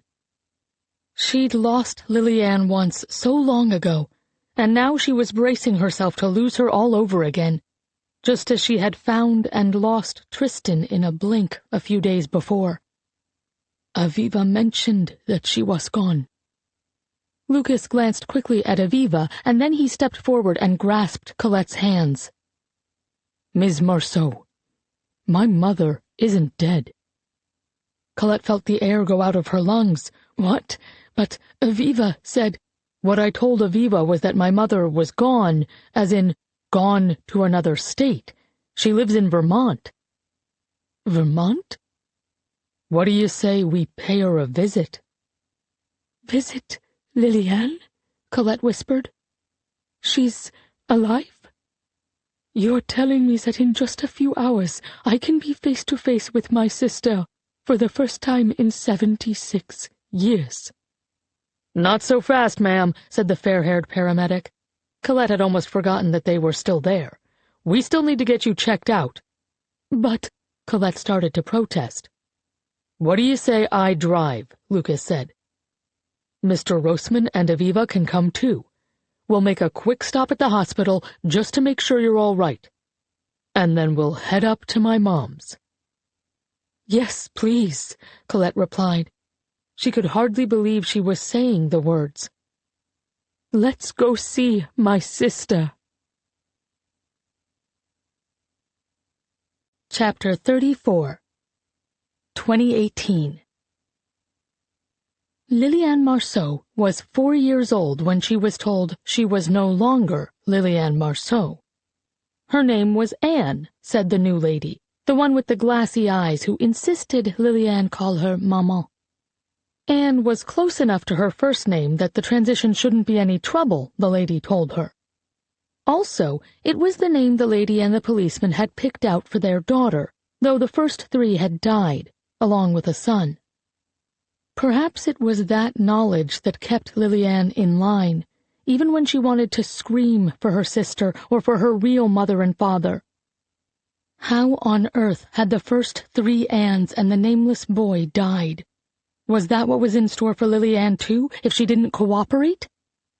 The thought terrified her, and then there was the fact that her new mother repeated to her again and again, Your old family is gone. We are your family now, Anne. It was confusing, though, because sometimes Maman told her that her old family was dead, like the 3 little Anns who'd come before her. But then sometimes when she got angry, she would tell her that they had left her behind, that they didn't want her anymore because she was a bad, thoughtless child. Lily Ann wasn't sure which felt worse, thinking that her first family had died, or thinking that they were all out there having a gay time without her. The policeman, whom she was to call Papa, was much kinder.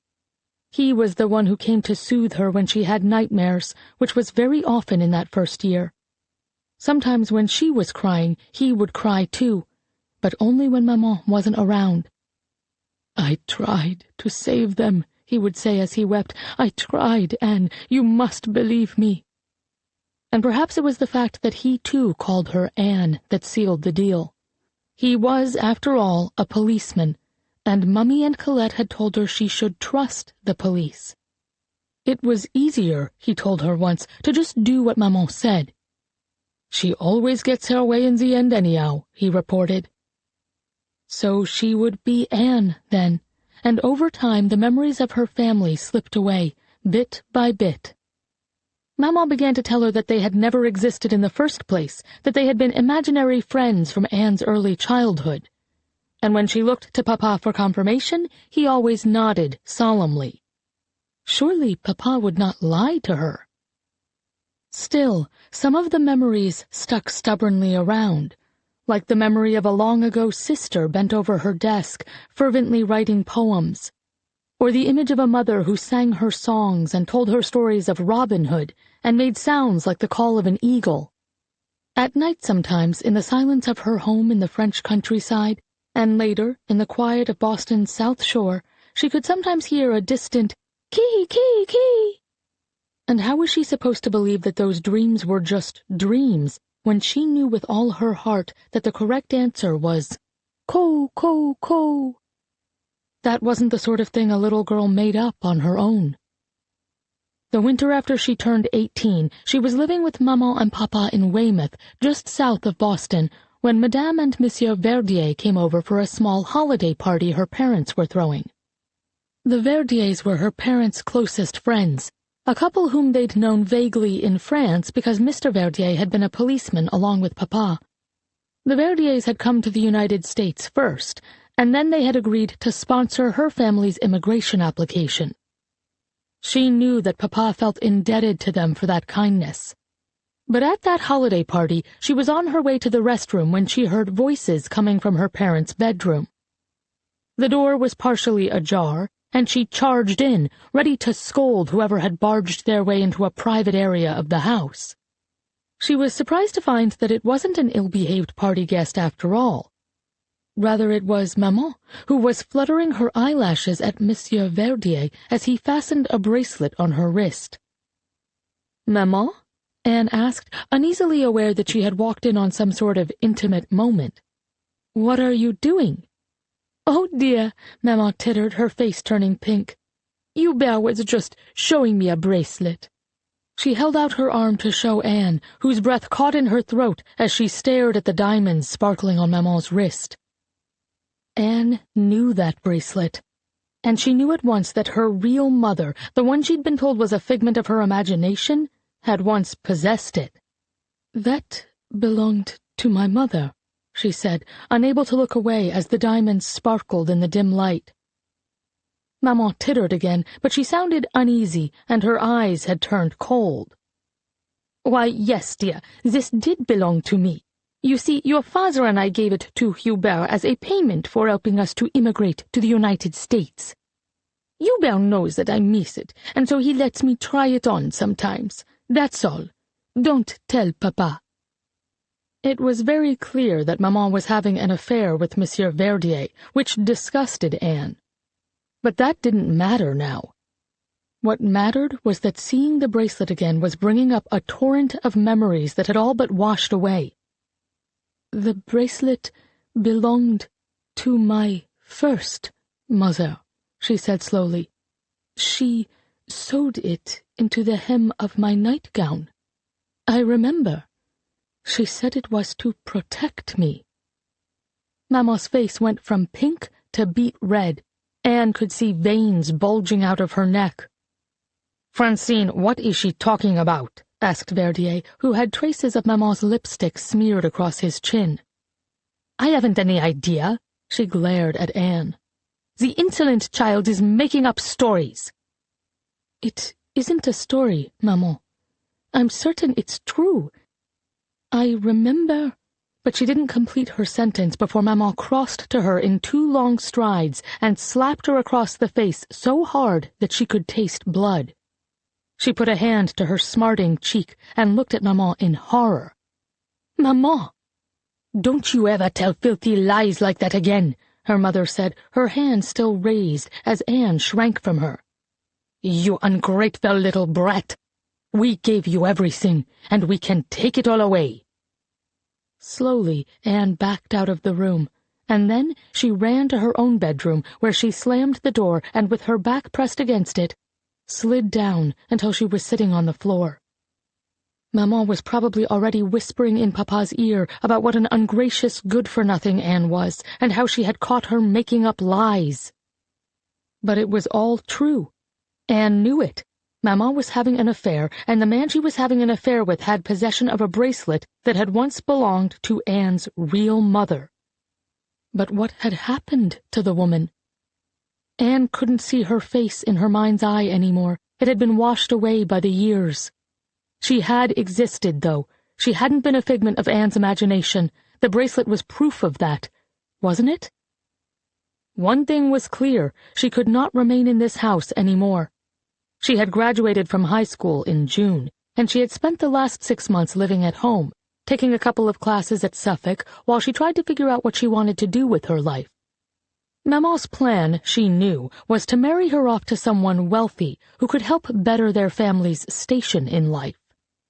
She knew it galled Maman that after a decade in America, Papa still hadn't made much of himself. He wasn't particularly successful, not like Monsieur Verdier. His job as a contractor paid the bills, but it wasn't prestigious. The idea now was that Anne would marry well and enhance the family fortune. But Anne wanted nothing to do with that. She would figure out who she really was and what Maman was hiding, and one day she would marry not for money, but for love. She grabbed her school backpack and stuffed as many clothes as she could fit inside, and then she emptied her piggy bank, which contained hundreds of dollars saved over the years. Without a glance back, she left her room, and then walked, head held high, through the living room, where the holiday party was still going in full swing. "Where are you going, Anne?" Papa called out, taking a step in her direction. "Far away," she called back. "Ask Maman why." And just as she had predicted, the mention of Maman stopped Papa in his tracks. He would let Anne go, assuming she'd be back, and he would rush to do damage control before Maman flew off the handle. But Anne wasn't coming back, and whatever Maman had done couldn't be brushed under the carpet anymore. Anne made it 19 years before she ran out of options and had to come home. She had done just what she set out to do. She had worked at a diner in Vermont to support herself while she took 2 college classes at a time. She had completed her degree and gotten a job at a small bookstore, which she loved, because to give people books was to give them the world in their hands. She fell in love with a good, kind man named Ronan O'Mara, a hard-working Irish immigrant whom Maman would have hated because he wasn't from a wealthy family, which Anne supposed was part of his charm. He proposed on a spring Tuesday in Crystal Lake State Park. They were married in the very same spot that fall, and a month later she discovered that she was pregnant. Ronan was overjoyed, and after Lucas was born in spring of 1975, Anne was certain she had never been happier. Their little boy was healthy, and they made a perfect family of 3. But then one day, Anne kissed Ronan goodbye as he left for work. 4 hours later, she had just put little Lucas down for a nap when there was a knock at the door. She opened it to find 2 police officers alongside Ronan's boss, who informed her that Ronan had been killed in an accident on the construction site where he'd been working. She hadn't believed it until she walked into the county morgue to identify his body. Then, and only then, seeing him cold and gray and lifeless on a slab, her world fell apart, and she fell to her knees, wailing in despair. She survived for 3 more months on her own before it became clear that she could not support Lucas without help. She simply didn't make enough to pay for both her rent and her son's care while she worked. "I knew you'd come home," Maman said smugly when Anne showed up at their door, her eyes not on her newfound grandson, but on Anne, who squirmed under her gaze. "Well, you might as well come in. I suppose you're here because you couldn't make it on your own? And you got yourself knocked up too, I see." Never mind that nearly 2 decades had passed. Maman picked up just where she'd left off on the day of the holiday party. Papa fell in love with Lucas instantly. and over time Anne watched as Maman was charmed by her infant grandson, too. They stayed for 10 long years, and then they set out on their own, moving a few hours away to Marlborough, Vermont. When Maman was diagnosed with colon cancer in 1998, Lucas, who had just graduated from college, returned home to help his grandfather tend to her. After Maman died, Anne tried to come home too. She thought that it would feel easier to be in the old house again, to be around Papa. But even with Maman gone, he wouldn't speak honestly with her about the past. He was still defending his wife's honor long after she'd gone to her grave. And finally, Anne had had enough. She didn't tell Lucas about all that had come before. She had always hoped that Papa might in some way fill the hole that had been left in Lucas's life after Ronan had died. A boy shouldn't grow up without a paternal influence. But Anne couldn't be there anymore. So while Lucas stayed and built a life in Boston, Anne retreated to the home where she'd raised Lucas, some 3 hours away, in a town known for a small private college and an annual music festival, and perhaps more importantly, for its privacy and isolation. Her son visited often, especially after he married and had Millie, and Anne rarely felt lonely. She wished sometimes that she could reconcile with Papa, but she didn't know how, and anyhow, he never tried to mend that bridge with honesty. She was 79 years old now, and she had gotten used to being by herself, to delighting in the joy of spring blooms and autumn leaves, and the magic of each year's first snowfall. The little house in Marlborough was her haven, at last, the place where she could be herself, whoever that was.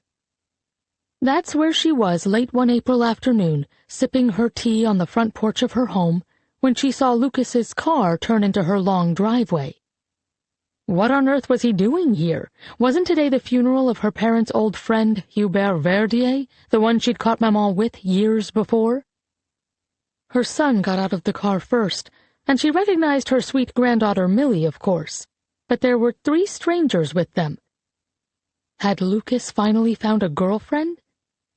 He hadn't dated much since Vanessa's death, and it would make Anne happy to think that he had found love again. But who were the other 2?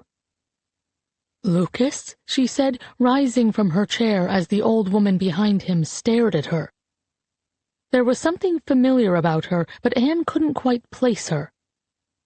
"Mom," he said, starting up the front walk toward her, a broad smile on his face. "I've brought you a surprise." A surprise?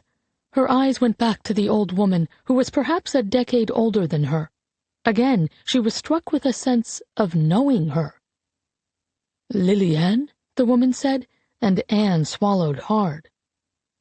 "My name is Anne," she said, but even as the words were leaving her mouth, she knew they weren't true. They never had been, had they? And somehow the old woman seemed to know this too. "I knew you as Liliane," she said gently as she walked up the steps toward her. The woman looked deep into her eyes, and Anne was frozen to the spot, pinned by the familiarity of the penetrating gaze.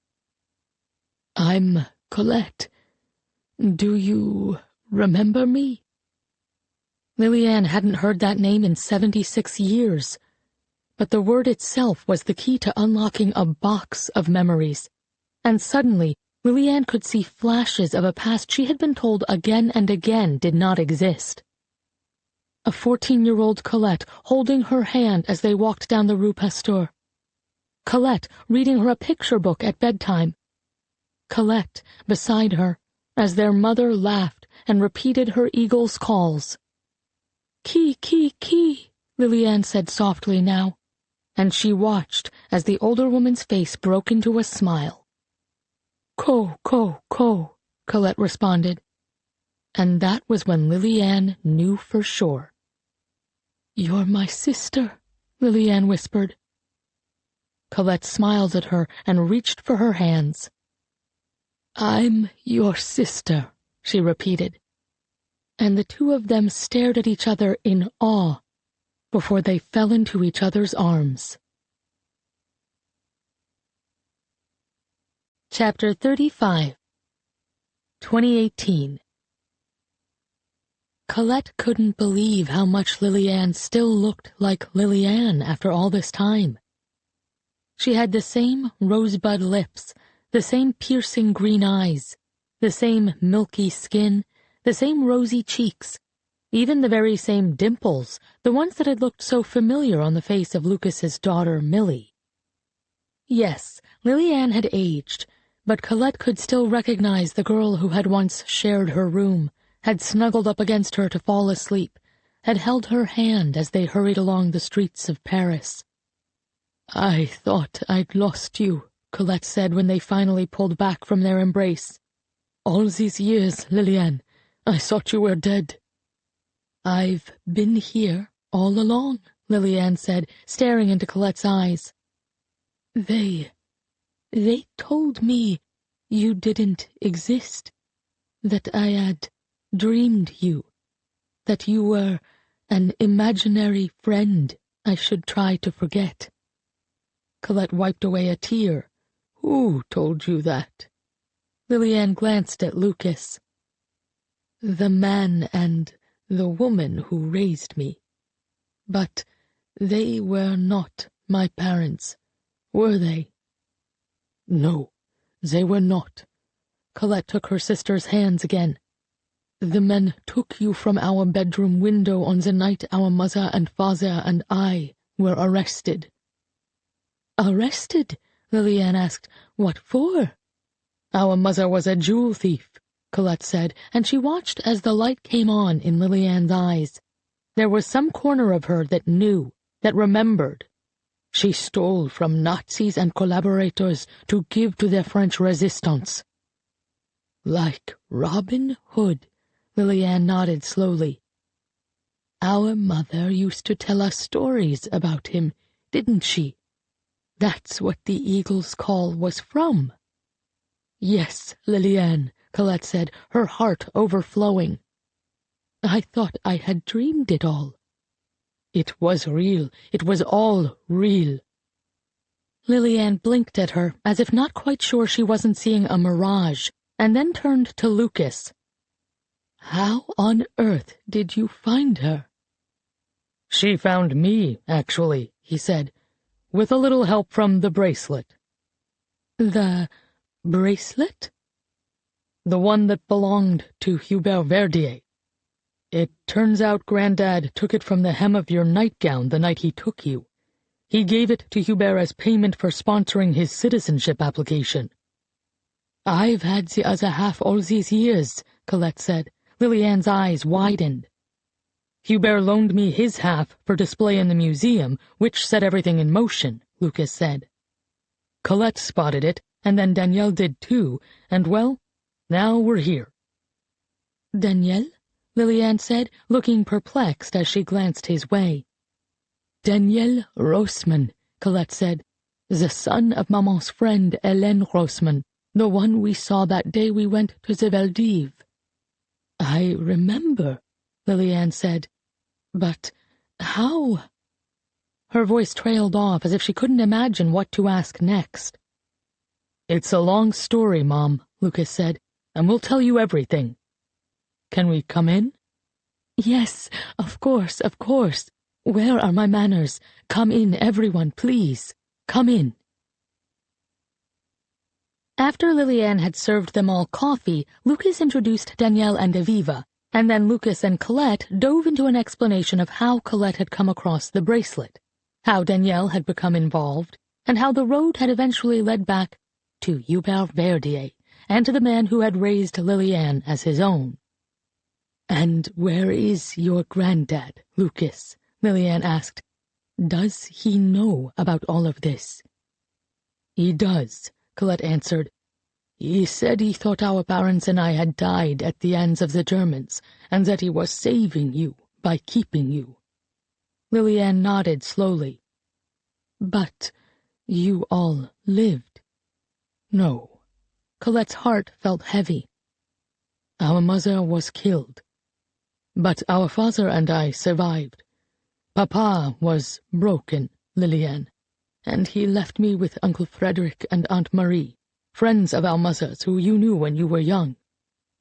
After the war, our mother's brother, Uncle Leo, came for me. He was a jewel thief too, as am I.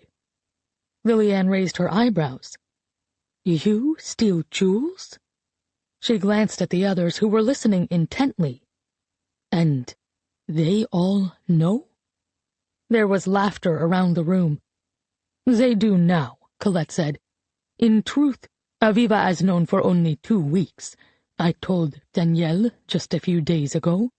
And now that Lucas and Millie are family, I figured they might as well know too. I thought the secret would die with me, that there would be no one to carry on our family tradition. But now, Lillian's eyes widened. You want to train Lucas and Millie to be thieves?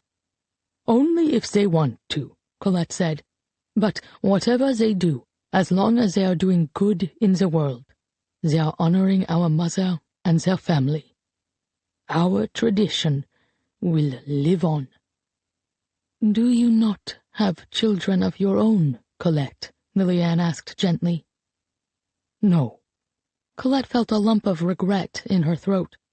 How might she have lived her life differently if she hadn't blamed herself for Lillian's death? Would she have fallen in love? Had a family of her own? She had denied herself those pieces of happiness for so many years because she believed she didn't deserve them. But Aviva has been like a daughter to me. Aviva reached over and squeezed her hand as Colette added, My life has been filled with love, despite my best efforts to sabotage myself. Lillian leaned back in her chair and stared at Colette. I still can't believe this, after all these years. What do you remember, Mom? Lucas asked, and as Lillian turned to him with a smile, Colette felt a surge of joy. Here she was with her sister, and 2 new family members that she hadn't even imagined. Do you remember anything about your past with Colette? Lillian considered this for a moment. I remember little things. The smell of a pipe? It must have been our father's. He used to smoke by the fire in the winter, Colette said. Our mother sitting in a chair in the living room, sewing. She used to sew our stolen jewels into the linings of our clothing, so that we would always have valuables with which to bargain our way out of a jam. Colette smiled sadly. She couldn't get herself out of trouble? Colette shook her head. It was too late for her. She knew that Papa and I had been released, and I think she believed we would find you, and that we'd all be together. I think she must have found some peace as she met her end. I have spent decades feeling that I failed her. I'm so sorry, Lillian said. I am too. Think how different both of our lives could have been. Lillian reached for Colette's hands and held tight. But we are here now, my dear sister, and we will never lose each other again. Colette wiped away a tear. Maman would be so proud. Lillian smiled sadly. I hardly remember her. Perhaps you could tell me stories. Colette blinked to clear her eyes, then she squeezed her sister's hands and looked into her eyes. It would be my honor. She took a deep breath. Once upon a time, in the village of Wentbridge, just at the edge of the Barnsdale forest, lived a man named Robin Hood. Something flickered in Lillian's eyes, a spark of familiarity. And as Colette recited the words her mother had said to her so very many times, she had the sense that at long last, an ocean away from where their story had begun, she and Lillian had finally found their way to where they belonged. Chapter 36 2018 2 days after Colette's reunion with Lillian, Lucas's grandfather turned himself in to the Weymouth Police Department. "I destroyed a family," he told the officer on duty, who hadn't known what to make of the old man. "I deserve to be put away for the rest of my life." But the evidence of his crime had long since disappeared, and Colette wondered if what he had done was really a crime at all, or merely a series of bad decisions by a weak man who had been trying to do the right thing. Yes, his choices had shaped the course of her life, but he had saved Liliane, who may well have perished if she'd been taken into German custody that night. Who was to say how things might have turned out if different decisions had been made? The authorities in Paris had, unsurprisingly, declined to get involved in a 76-year-old wartime kidnapping case. And with Colette's and Liliane's blessing, the Weymouth Police Department had released him without charge. He had never stopped apologizing, though.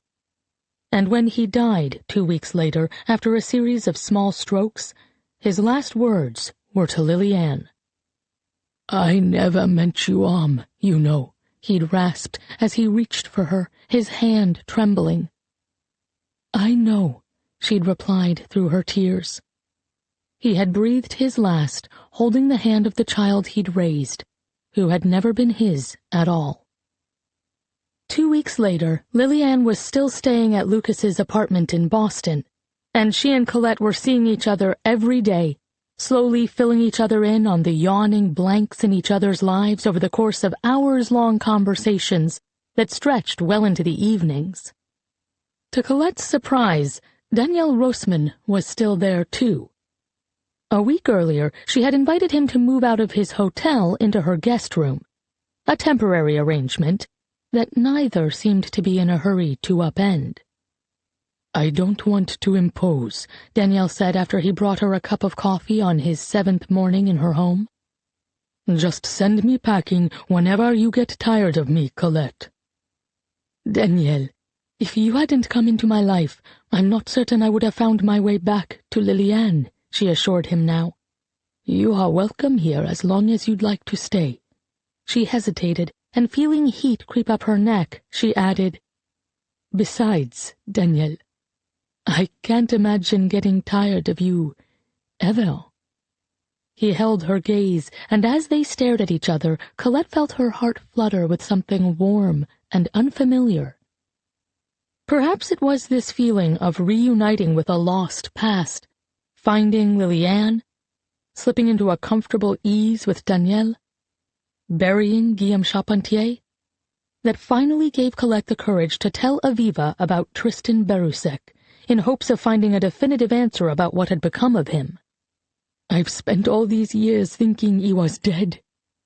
But he came back," Colette concluded, her voice cracking after she'd relayed the whole story. "There was a note from him in 1952, and I just need to know how that's possible, and what happened to him after that. I can't imagine he's still alive, after what he must have undergone in Auschwitz." "But Danielle survived Auschwitz," Aviva pointed out, "and he's still alive and well." Colette sighed. "I know, but certainly he's the exception to the rule. Think of how many survivors we are losing all the time at the center." "But think of all those who still remain, telling their stories and keeping the past alive," Aviva said softly. "Don't give up hope, Colette. Maybe he's still out there." Colette glanced down at her hands. "I've looked at the USHMM's records, and the only thing I can find is an entry of his death. But I thought that maybe you have some search tools at your disposal that I don't have." Aviva smiled. "I can have Marilyn look into it. If he's out there, we'll find him." Colette felt a bit lighter as she straightened and said, "Really?" "Really," Aviva confirmed. "What does Daniel say about all of it?"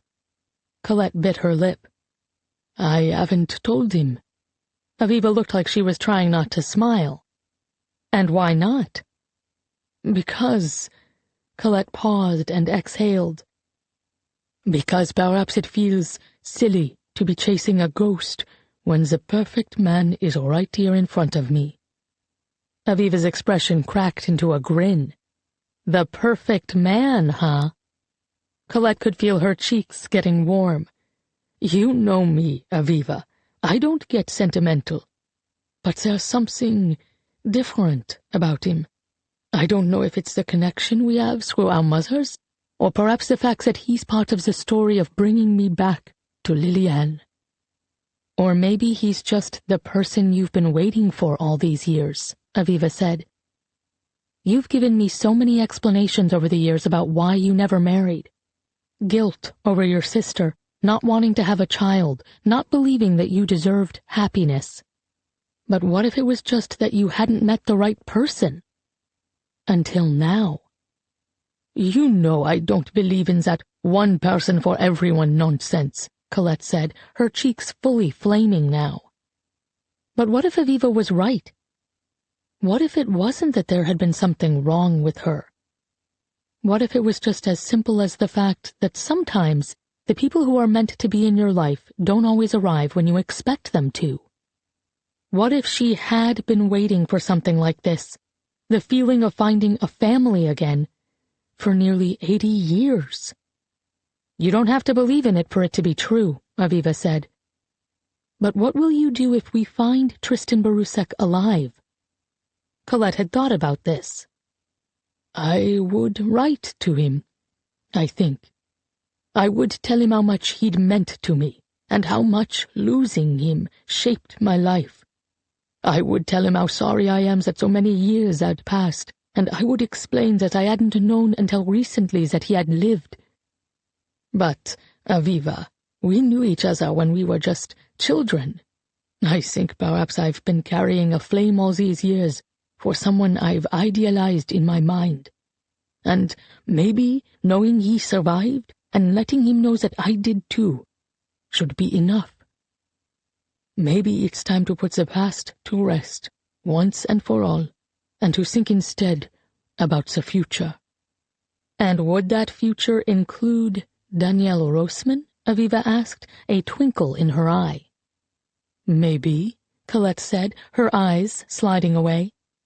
When she looked back at Aviva, the expression on the younger woman's face was so warm and happy that it lit Colette from the inside out.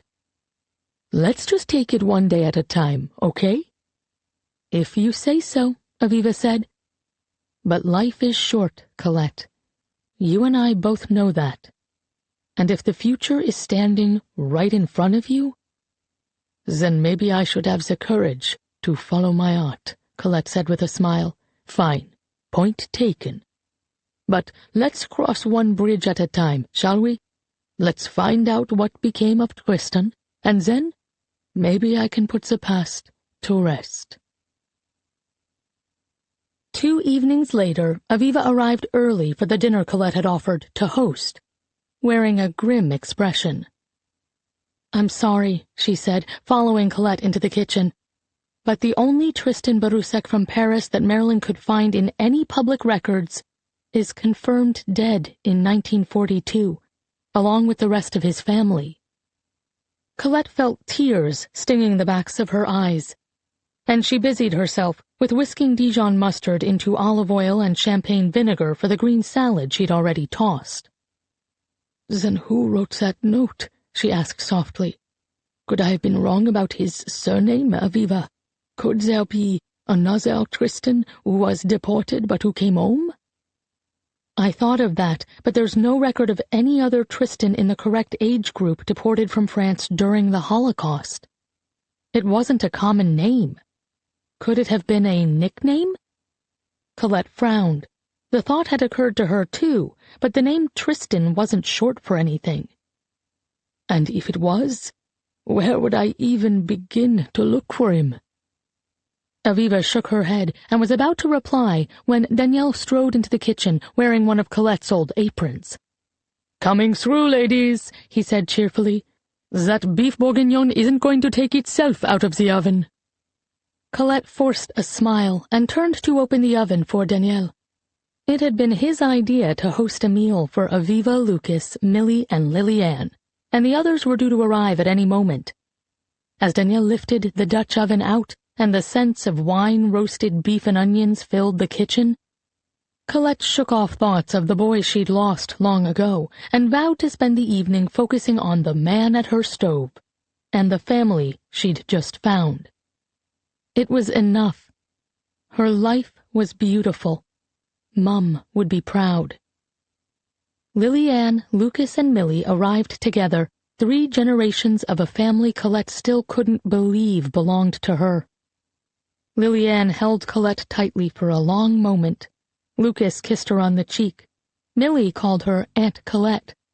And a moment later, when everyone was seated, and Danielle came bustling in from the kitchen carrying the beef bourguignon, Colette felt as if her heart might burst from joy.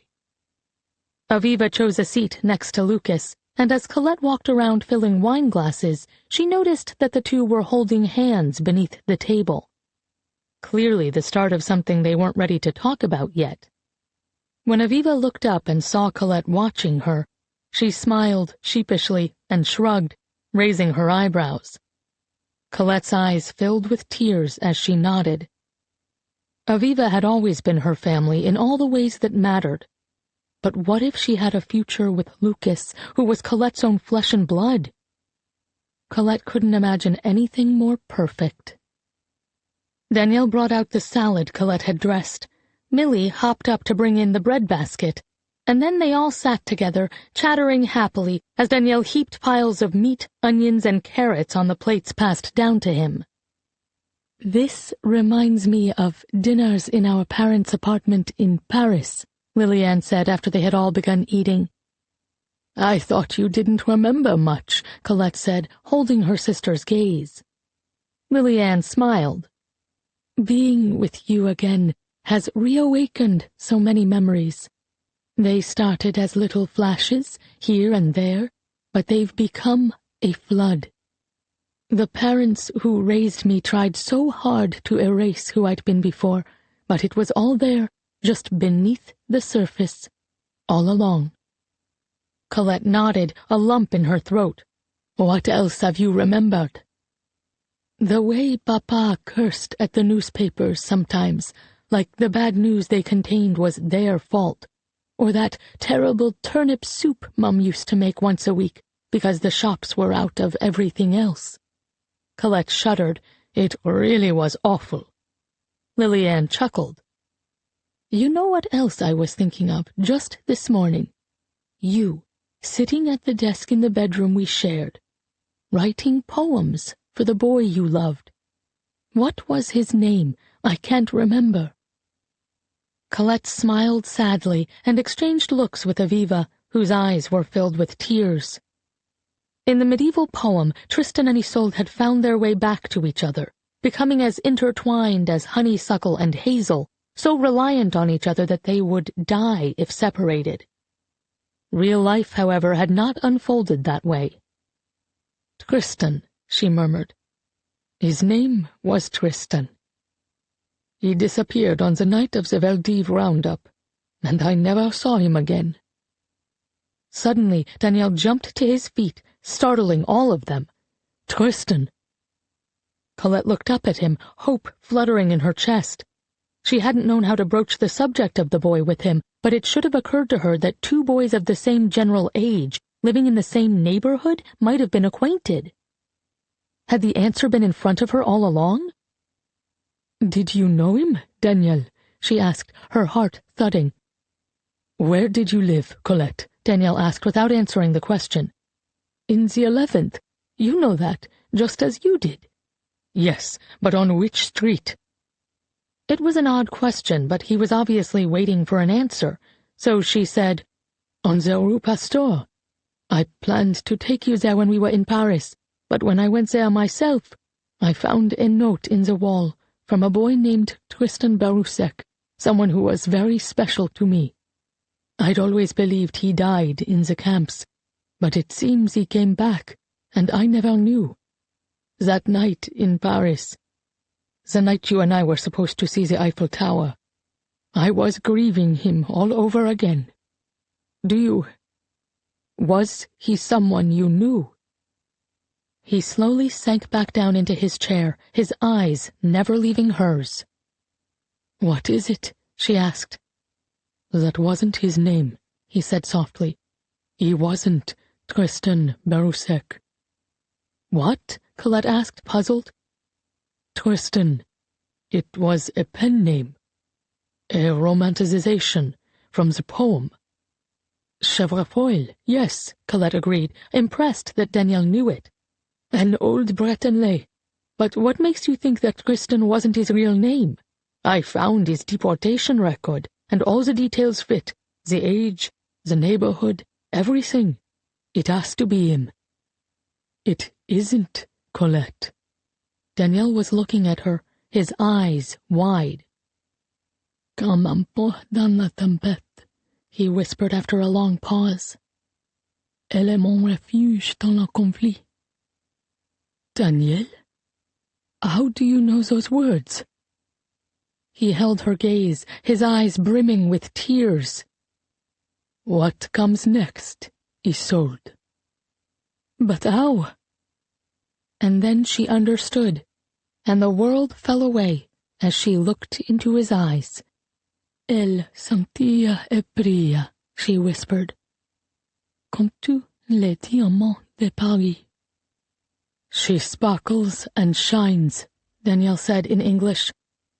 Like all the diamonds in Paris. You remembered the poem, Colette. Danielle, she breathed, but the name Tristan was just a silly nom de plume. I was 15. I was a schoolboy with a crush. I thought I was being romantic, referring to myself as Tristan, meant for you, even if the world stood in our way. Without another word, he reached into his pocket, withdrew his wallet, and pulled out a yellowed piece of paper. Je pense à ce que ça ferait, he read aloud. Avoir ta main dans la mienne. Un jour nous traverserons ce qui nous divise. Tu seras mon roi, et moi, ta reine. He drew a shaky breath. I think of what it would feel like to have your hand in mine. One day, we will cross that which divides us. You will be my king, and I, your queen. But you were gone already, she said. I left that poem for you in the wall after you had been arrested. I imagined that if you ever returned, you would find it. I found it after the war, he said. I had seen the concierge of your building by then, Colette, and she'd told me you were dead. I thought they were the last words I would ever have from you. I thought of you for years, but over time I convinced myself that it was just a youthful crush. But it wasn't. It was more. It was always more. And we never had the chance to discover what it could be. Colette reached for his hands, and with her sister beside her, and a room filled with family, she looked into the eyes of the final piece of the puzzle of her past. Maybe we have that chance now, she said. We do. His eyes never left hers as tears slid down his face. God willing, we do. Perhaps the diamonds have done what they were always meant to do, Colette said, looking first at Danielle, then at Liliane, and then at Aviva, Lucas, and Millie, who were all looking on in astonishment. The diamonds have brought us all home.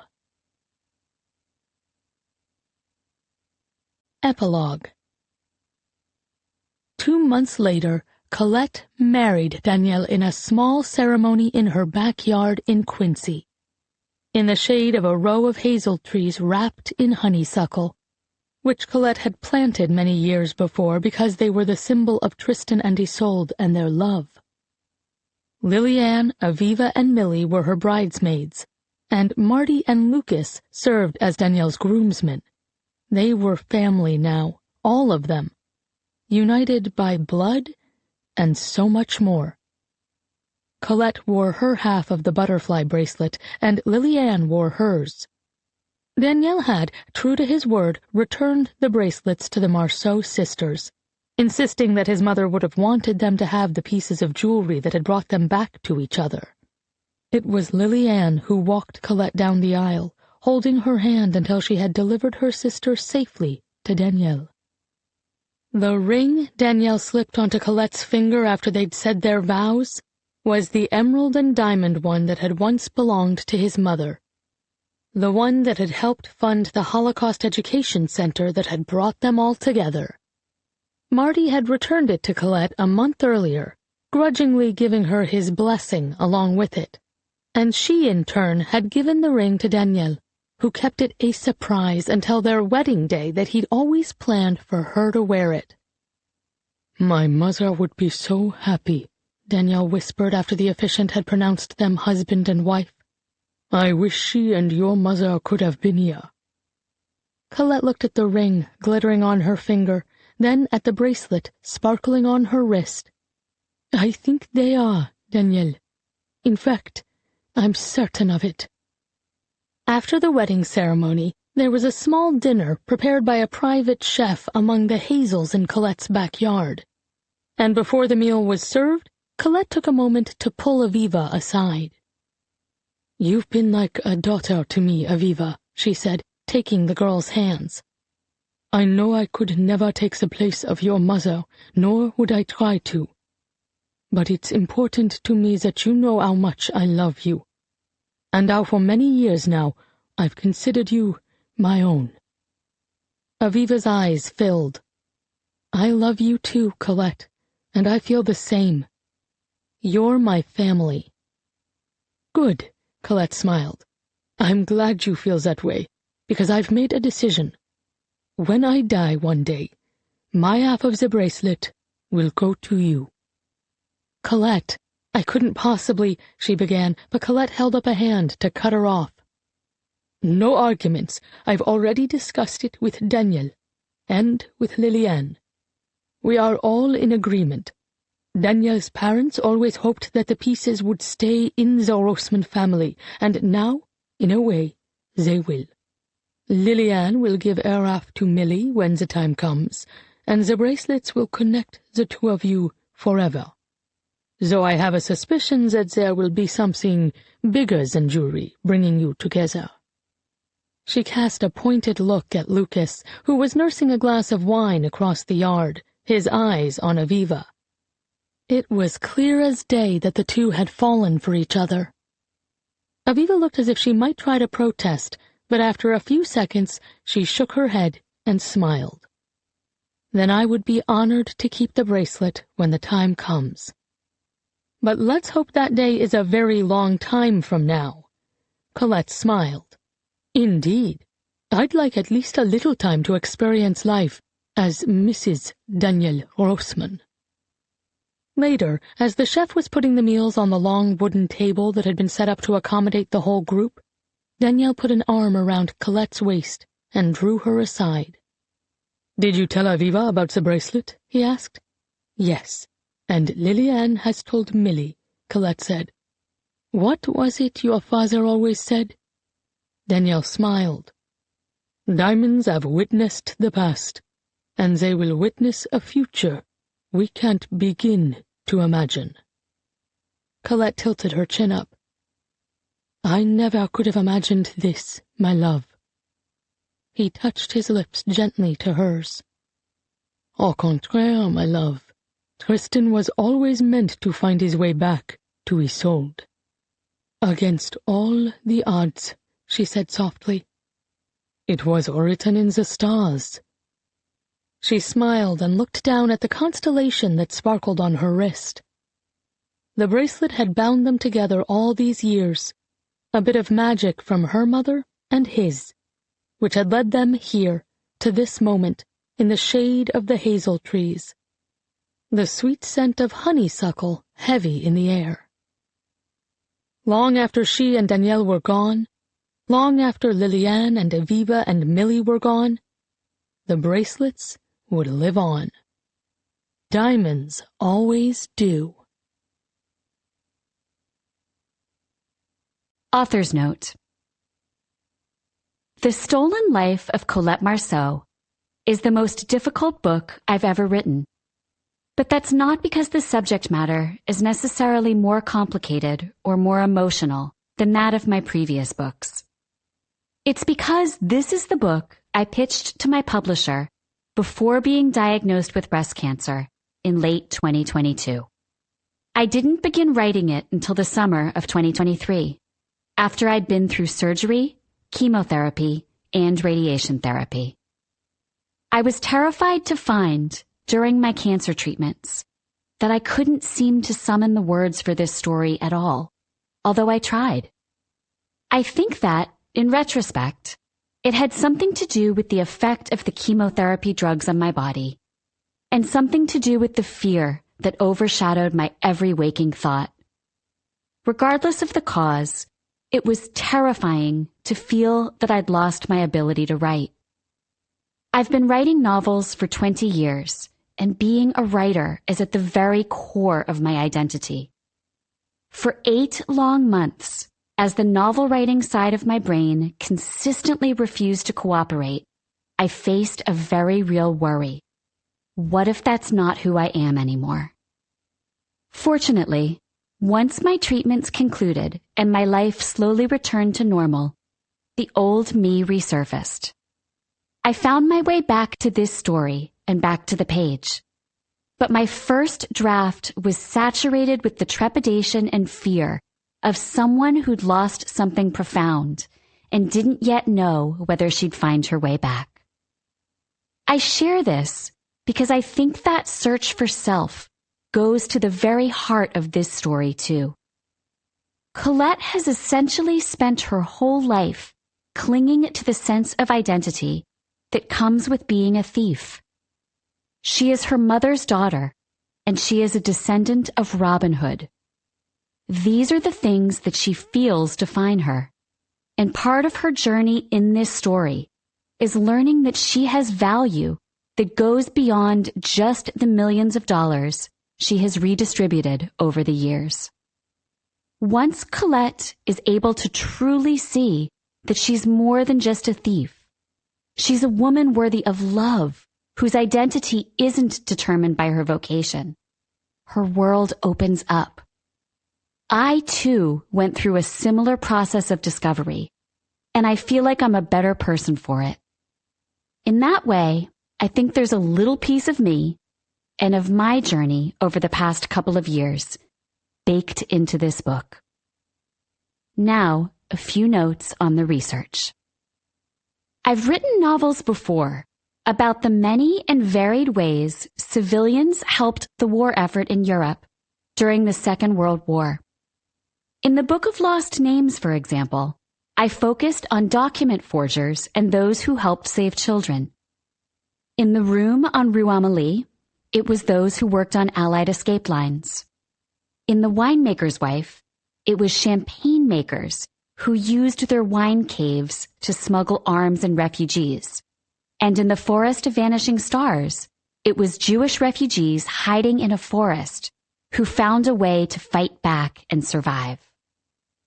One of the things that fascinated me about the choices those brave civilians made was that in many cases they had to choose to do illicit things for the greater good. For example, certainly document forgery is illegal, but breaking the law was necessary to save lives.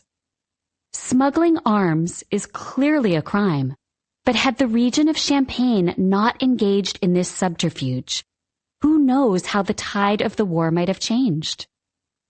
I wanted to tackle that a bit more directly here by conjuring up a family of dedicated, virtuous jewel thieves who follow in the footsteps of Robin Hood. Certainly theft was one way in which resistance movements were funded during the war, and it was really interesting to delve into that. But it was also intriguing to give Annabelle and Colette an even broader scope. They didn't just steal out of wartime desperation. Theirs was a lifelong duty to rebalance the scales. But that calls into question the definitions of right and wrong, and of who, in fact, has the right to tinker with justice. For example, in the opening chapters, we see Colette steal a ring from a neo-Nazi. Surely we can all agree on the value of undermining someone with such atrocious beliefs. But is that justification for a crime? That's something Aviva has to wrestle with when she learns the truth about Colette. I think that so often in life, we live in the gray areas between right and wrong. And it was fascinating to explore how someone like Colette rationalizes her thefts, and to ask myself whether that reasoning is valid. For those of you reading this novel in a book club, I hope that's something you'll discuss with your group.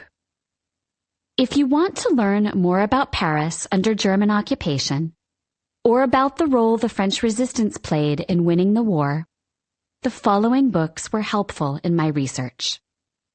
When Paris Went Dark by Ronald C. Rosbottom, and The Show Went On by Alan Riding, Fighters in the Shadows by Robert Gilday, and 3 titles by Maurice Rajfew, The Veldiv Raid, Operation Yellow Star, and Black Thursday. Annabelle's experience in the Cherche Midi prison was inspired in part by Résistance, a memoir by Agnès Humbert, herself a hero of the French resistance. I delved deep into the world of jewels and jewelry design with Gemstone Settings by Anastasia Young, Gems and Crystals by Anna S. Sophianides and George E. Harlow, The Jeweler's Directory of Gemstones by Judith Crow, Metalsmith Society's Guide to Jewelry Making by Corky Bolton, and Jewel, A Celebration of Earth's Treasures, published by the Smithsonian. To research jewel theft, I relied on numerous videos, many from sleight-of-hand magicians, and the wonderful memoir Confessions of a Master Jewel Thief by Bill Mason with Lee Gruenfeld. Robin Hood, The Shaping of the Legend by Jeffrey L. Singman was also helpful as I delved into the fictional history of Colette's maternal family. Speaking of Robin Hood, that was a fascinating avenue to explore. The history of the man known as the Prince of Thieves is murky. Some believe that he's merely legend, but others are convinced he actually lived. Obviously, in making him a long-ago ancestor of Colette and her mother, I chose the latter opinion. My past novels have looked at how the trauma and choices of those who came before us are passed on to future generations. So it was very interesting for me to examine that in the context of a group of fictional descendants who feel strongly that they have not only the duty, but the right to steal, as long as they live by a code of honor. In most of our modern tales of Robin Hood, the benevolent thief is associated with Nottingham and the Sherwood Forest. But for the purposes of this story, based on my research, I decided to link his family's history to Wentbridge and the Barnesdale Forest in West Yorkshire, more than 50 miles north, which is where author Brian Lewis argues that Robin Hood originated in his book, Robin Hood, a Yorkshire Man. In fact, English Heritage Trust has placed a blue plaque, a permanent historical marker used throughout the UK, in Wentbridge, calling the town one of the only place names that can be located in A Little Jest of Robin Hood, circa 1492 to 1534. Wentbridge is also mentioned in Robin Hood and the Potter, a 15th century ballad that is one of the oldest surviving pieces of Robin Hood lore. The 11th century Church of St. Mary Magdalene in Campsall, just outside Wentbridge, is also mentioned in A Little Jest of Robin Hood, and in fact is thought to be the church where the thief was married.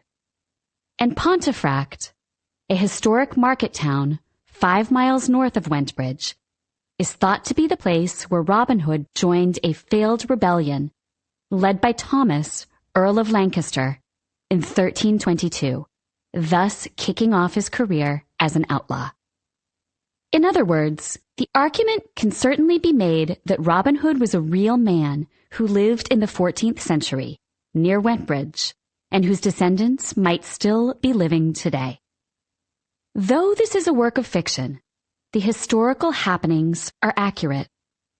For example, the 1938 run of Wagner's Tristan and Isolde at the Opéra Garnier, with Norwegian soprano Kirsten Flagstad, was reviewed in detail in the New York Times. The mass exodus from Paris, just before the Germans arrived, is also well documented, as were the Jewish roundups mentioned in the book.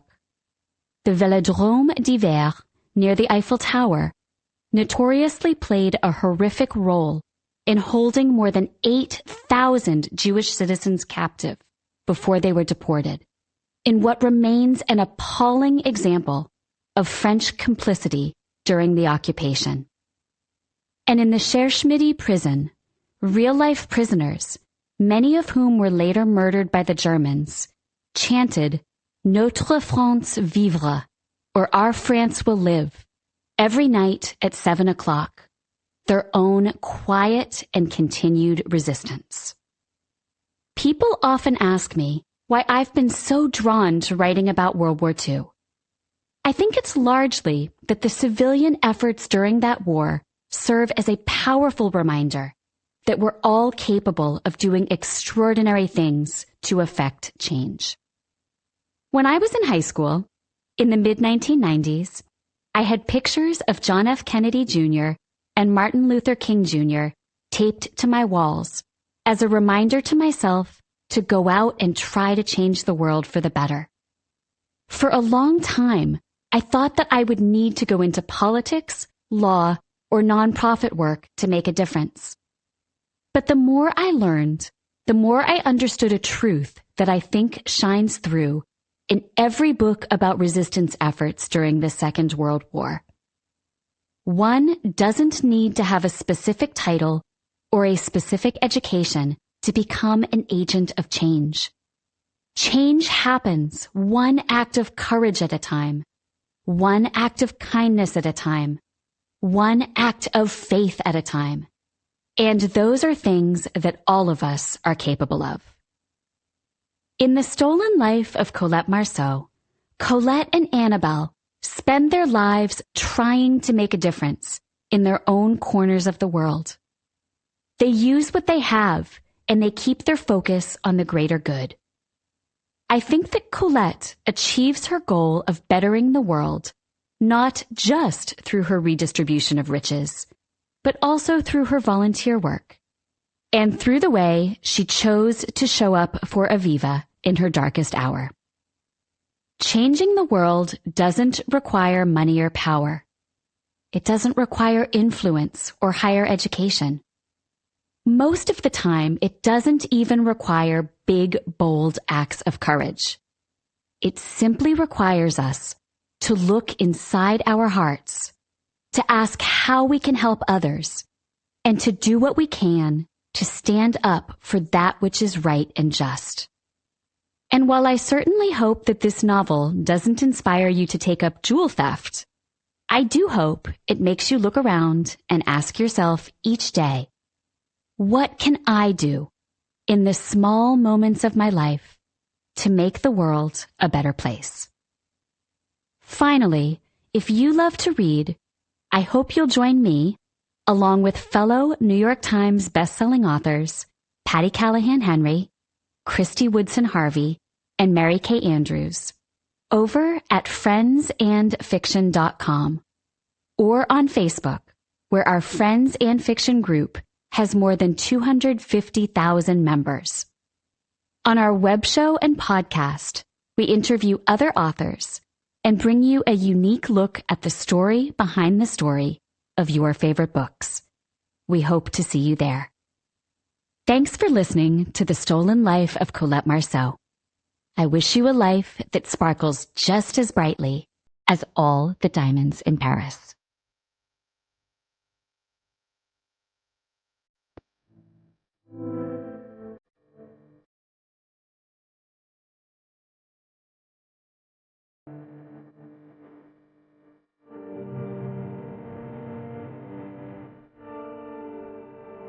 The Stolen Life of Colette Marceau was written by Kristin Harmel and read by Madeline Mabey, with a dedication and author's note read by the author. Editing and post-production by Nikki Banks-Moore. This has been a presentation of Simon & Schuster Audio. The Stolen Life of Colette Marceau is available in print from Gallery Books. Also available from Simon & Schuster Audio, The Paris Daughter by Kristin Harmel, read by Madeline Mabey, with a dedication and author's note read by the author.